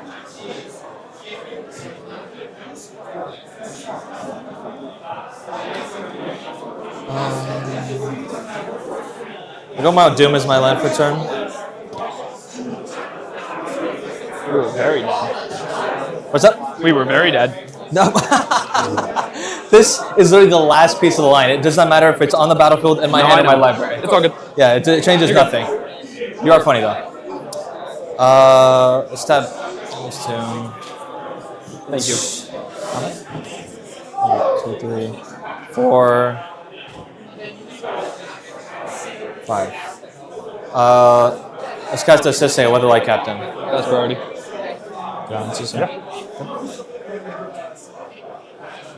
Cast a Lotus Petal. Trigger cabbage. Cabbage, good. Lotho trigger. Was alive. Yep.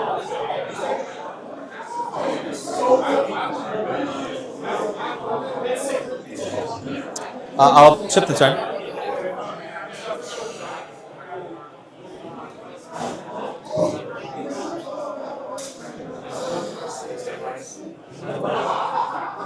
This is the best I've ever been on stream about moving the active player token. I just want to be very clear.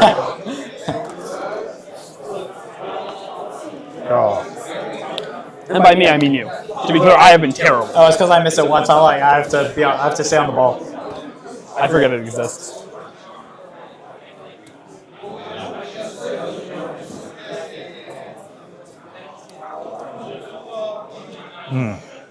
So you can pop either the seal, you can either pop the Beard or the Stony Stonelock. 3 minutes remaining. Thank you. Got anything? I mean, I can force a draw, I think. You have 5 minutes remaining. My bad. Start the timer. I think I can put a win on the stack, but The problem is your win just gets stopped by the seal, I assume. it doesn't. Unlocking Sisei. It doesn't actually. You have full grip, I'm guessing. So this is 3, 5 mana. 4. This is 5 mana. So I can put a win on the stack. Go ahead. I'm gonna do that. Okay. I can do. Huh? Yeah. If you put a win on the stack, you put a win on the stack. Right, like. Yeah, I can. Clever impersonator. Risk excited trigger. Hold on, let me pay costs.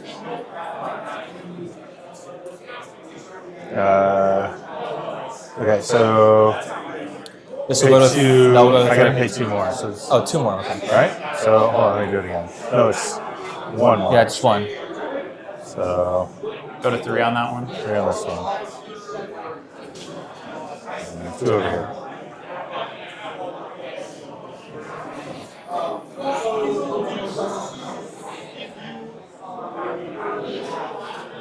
So Draw. draw. Draw. I'm good for draw. Just make sure you can actually do that. I crack this, the Stony, sack my creatures, do it. Yeah, but if you crack the Stony, he has Sisei activation. I know. It's Yeah. the reason it's a draw. Right, like. You have a Talon Gate? Is it the Ripple Flow? Oh, baby. Oh, you have a Tainted Pack? Yeah. That's pretty good. Yeah, but I have Talon Gates to get rid of the Thorkel on the Clever Impersonator TV. But I unlock the your front treasures. Yeah. I'm good for a draw. Just thinking if there's anything else I can do. No, if we had more time, I would propose like get something else, whatever you want, and we would continue playing. We just don't have time, which really sucks because this game is very interesting. And Talon Gates, and then just look on the board. Kind of. You have to blow yourself up, and then he wins. No, I know. But I could be like king make someone. Sure. That is up to you. We have 2 minutes. I don't think a draw does anything for me or anyone else here at this point. 8 points means win tomorrow puts you at 13. It's not going to Which be 13 for D grid was enough. it's 13 grid with 6 rounds. So six, but it means win draw is likely enough. It doesn't get anyone in. That's the bottom line. So I think I'm going to ask you to king make someone. I think even if I lose, then I lose. Because I think at this point, like, a draw doesn't help anybody. Because either he wins or I win. I win. Just make him win. Are you mad at me? No, like, if you're choosing between having 0 points or 5 points, then we're going to give you 0. 1 point doesn't help anybody. And you go into day 2 with 1 more point. So you still have to win both games tomorrow regardless. I think win draw might be enough. It will not be. You don't think so? No, I was at 14 points at Landgo Open. It's not enough. How many people were there? Yeah. Huh? How many people were there? About the same. I think there was like 4 more people or something. Sure. Hate being in the king make spot. I know it sucks, but like, I think it's That the is only play unfortunate. at this point. I just don't see a reason though. No, I know. I'm willing to take the point. If it comes to it, we have to, drawing. I don't want to. He is saying he would decline. Yeah, I know. Yeah. I'm just letting you know. Then put Sisse in the driver's seat, and then they propose the draw. No, he wins. No, because the moment I crack the seal on Stony Silence, this player wins. Sure. Is the problem, right? If I had a green mana, I also win. Right? Like, we're all at, boy, oh boy, we're close. Right? You untap and win.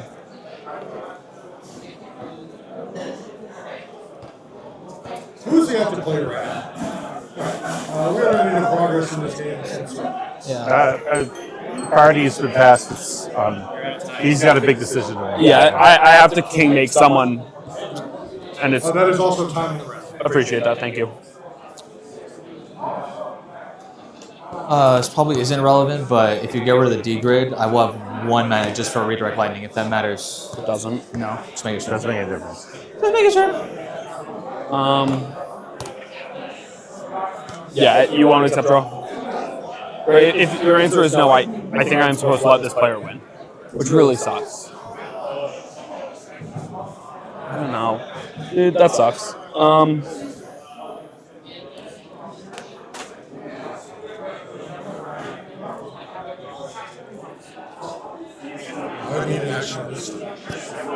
Just pop the Stony. If I pop the Stony, I'm handing this player the game. If I don't pop the Stony, I'm handing this player the Well, game. I haven't cast the spell yet, right?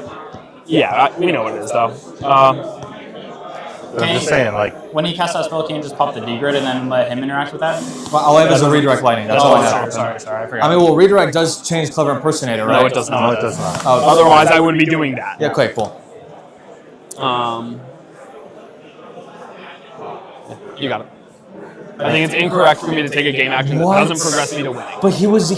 No, I understand. That's if my crazy. game actions are can make one of the two of you, or get a draw, right? Which is what I proposed. Yeah, but he agrees. I agree. That if you're not willing to take the draw, then you should give the person that is willing to take a draw. I think that's only fair. The draw that doesn't help anyone. Why are we drawing? Why are we drawing? Right. If my option is concede to a player based on my game action, I think the correct thing to do is to say, I will not take game actions that king makes someone.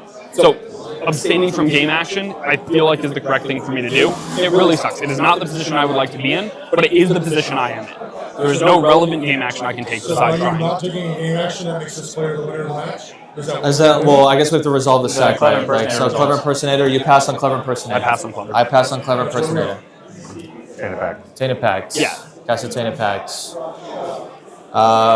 Good to declare you the winner? Yeah. Good game? I mean, Yeah. Sorry, dude. Yeah. Yeah, sorry, guys. Alright. Hey, in the position I was in. I had to. No, I under- Everybody else is staying on this event, yes? Yeah. To be I clear, don't know what was going to happen. Like, I had to take a shot and I don't want to draw again. The problem I had is if I have one more mana, I get to win on top of this player. I'm 1 mana short. I get to talent. No, because I can't cast the spell on this player's turn because of the D grid. I'm 1 creature short.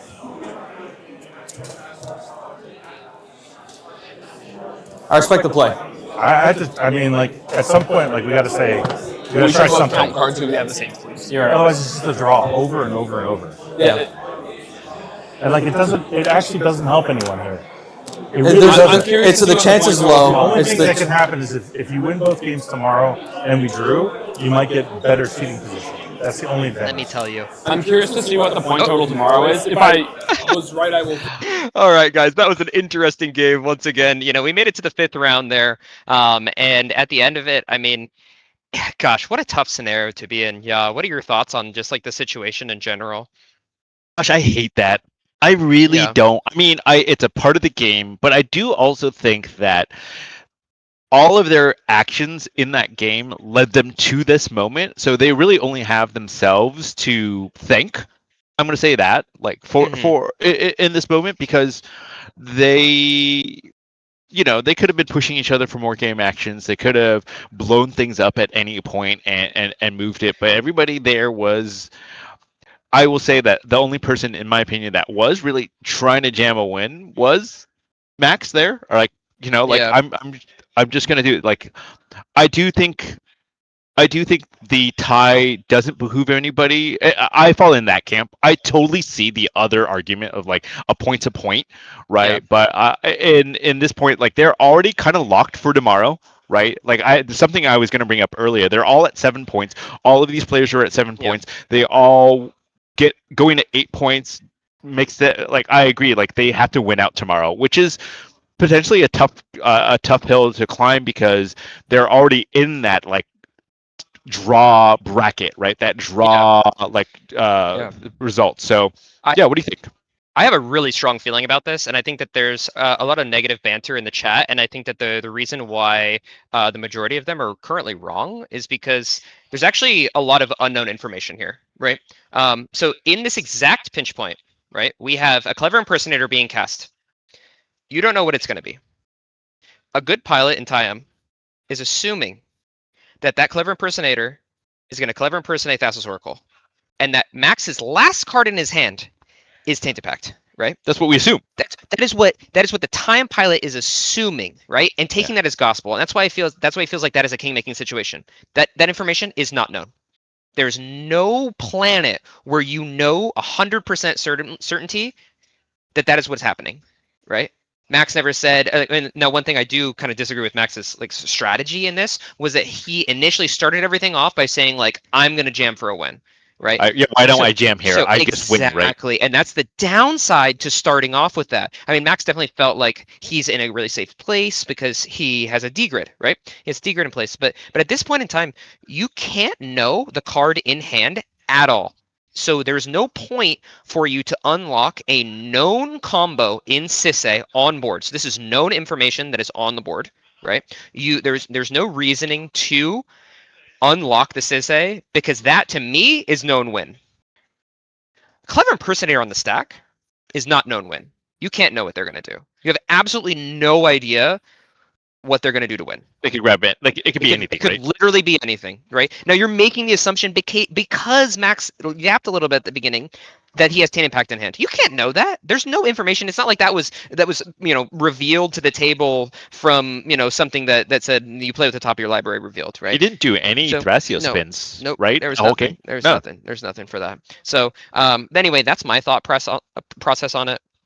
I do think that if I were in Josh's scenario, I would simply not activate that because it is known that Sisse is going to win. It is unknown what the clever impersonator is going to be and unknown what card is in Max's hand.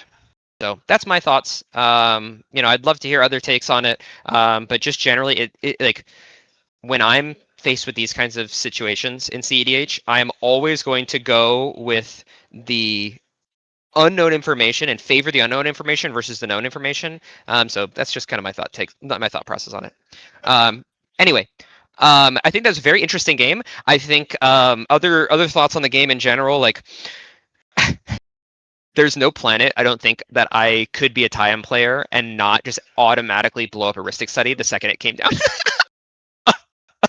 I'm so proactive resource denial pilled where there is no planet that I wouldn't have absolutely just blown up the Ristic Study in the first place. And who knows how that game would have ended. But I think that that's something that we might be able to talk about in a bit. We will have a quick ad break and then we'll be right back. Reach the Bay 2 comes to San Mateo, California, August 22nd and 23rd. a $25,000 guaranteed prize pool, with payouts upgrading at 475 and 550 players. Day 1 is 6 rounds of Swiss in the Japanese point system, cutting to top 64 on day 2.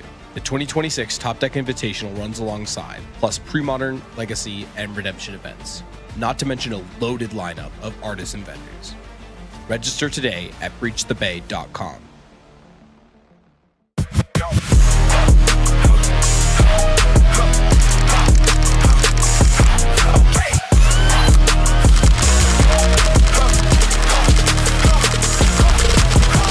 F6 supplies your one-stop shop for premium tournament accessories. From Benishoga playmats and high-quality dice to our custom token pack, F6 has everything you need to up your tournament game. Every design is original art, never AI. Shop online at shopf6.com or visit our booth at CDH Tournaments nationwide. Level up your game with F6 Supply. $4,000 for one deck? Half the cards are out of stock anyway. I just want to play the game. Did somebody say despair? Wait, what? Who are you? I am Aquarion, wizard of many things. Bro, are you drinking right now? It's a gilded goblet. Pay attention. Okay. You seek a deck? I bring tidings of a deal. GildedGoblet.com. Buy 3 decks, and the 4th one is free. Wait, a completely free CEDH deck? Ready to play and ship to your hovel, but only during this tournament. So you're telling me I need to order them this weekend? The magic expires when the tournament does, child. Thanks, Aquarion. This is the best thing a wizard has ever done for me. I know. Tell your pod. Buy 3 decks and get the 4th one for free at GildedGoblet.com. Use the code FREEDECK at checkout, but you better hurry. Only for this tournament. Hey, this is Freedom Waffle, and I want to show you a tool I personally use for practicing and coaching CEDH. Eldrazi.dev is a CEDH goldfishing tool where you can randomize your opponents, practice tournament mulligans, and play out your hands. It's got built-in actions for cards like fetch lands, tutors, necropotents, and ad nauseam. You can easily track floating mana by adjusting with hotkeys to make playing out complex lines much easier. There's even community-made puzzles to sharpen your game knowledge. Check it out at mulligan.eldrazi.dev.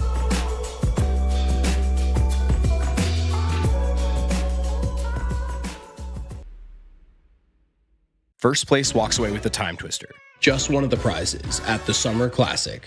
$15,000 CDH main event, a $10,000 legacy event for dual lands, a $5,000 CDH redemption event, Pauper Commander for a masterpiece Lotus Petal, and a standard tournament, totaling over $30,000 in cash and prizes, plus vendors, artists, and content creators. The largest event of the summer, July 18th and 19th at the Minneapolis Convention Center. Sign up for Summer Classic 3 on Top Deck before it's too late.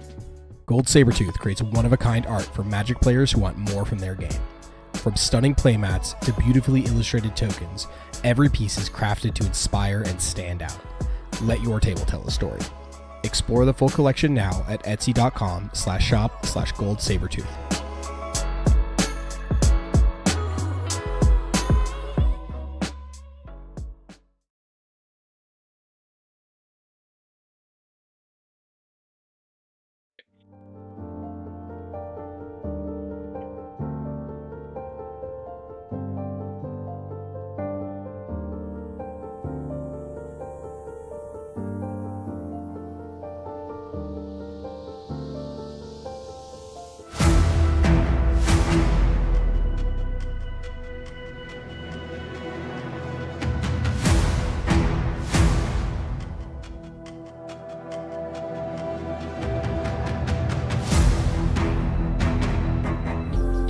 Hello and welcome back to the Fishbowl 7. I'm Kyle, this is my co-host Yah, and you have joined us for 5 awesome rounds of CEDH. Yah, how are you feeling, man? A little hot, toasty out here in San Diego. Warm. I'm stoked that we're finished at 6 o'clock, which is what you and I were kind of hoping for today, because it's been a pretty long day. The absolute dream. Well, chat, it was wonderful getting to share some of these games with you. I mean, my highlight for the day, not gonna lie, it's got to be an Emrakul win. Yeah, what was your highlight for the day? That was so cool. Like, honestly, that was really well piloted. That was a game we all thought was going to go to a draw and actually won. So, like, it's really nice that we saw some pretty cool tech out there. And it was just, honestly, a real, even though it was a messy game, it was still a good game to watch and commentate on. Yeah, absolutely. Something to note as well. The stream desk, like Yah has said in the chat, was under attack by a bee. Okay, in that last scenario, in that last conversation, that bee came flying in, landed on my leg, then switched to my foot, and I was just looking at Yah like, "Oh my gosh, we're under attack by a bee." It was only on Kyle. It was only on me. But only on Kyle. honestly, it was a great tournament, great end of day one. We're gonna be back for day 2 tomorrow at 9 a.m. So please join us. We still have 2 more rounds of CDH, I believe, into Round 6 top and 7. cut. Yeah, Yep. round 6 and 7 into top cut. We're gonna be here with you the whole time. So please come join us in the chat, especially in the early beginnings of part of the day. Get us some suggestions. Who should we bring on to these featured pods? Any decks that you want to see? I don't know. Also, I'd like to end off before we go. I did have a beautiful drawing of Rocco and Collector Oof that I made during the conversation about Rocco and Collector Oof. So, yeah, read They go them hand week. in hand. They go hand in hand, folks. I guess it should have been a Stony Silence and a yeah. Rocco, but Well, I originally drew the Rocco with 3 eggs in Rocco's pan because he was cooking. That was such a hot start, right? And I was like, oh, he's about to scramble these fools. So now we got the 3 eggs. And then the oof conversation just had me, absolutely floored. But anyway, folks, thank you so much for thanks for joining us. Joining us for this entire stream. We will see you tomorrow, 9 a.m. All right, Shout out to bye, chat. y'all. Bye, guys.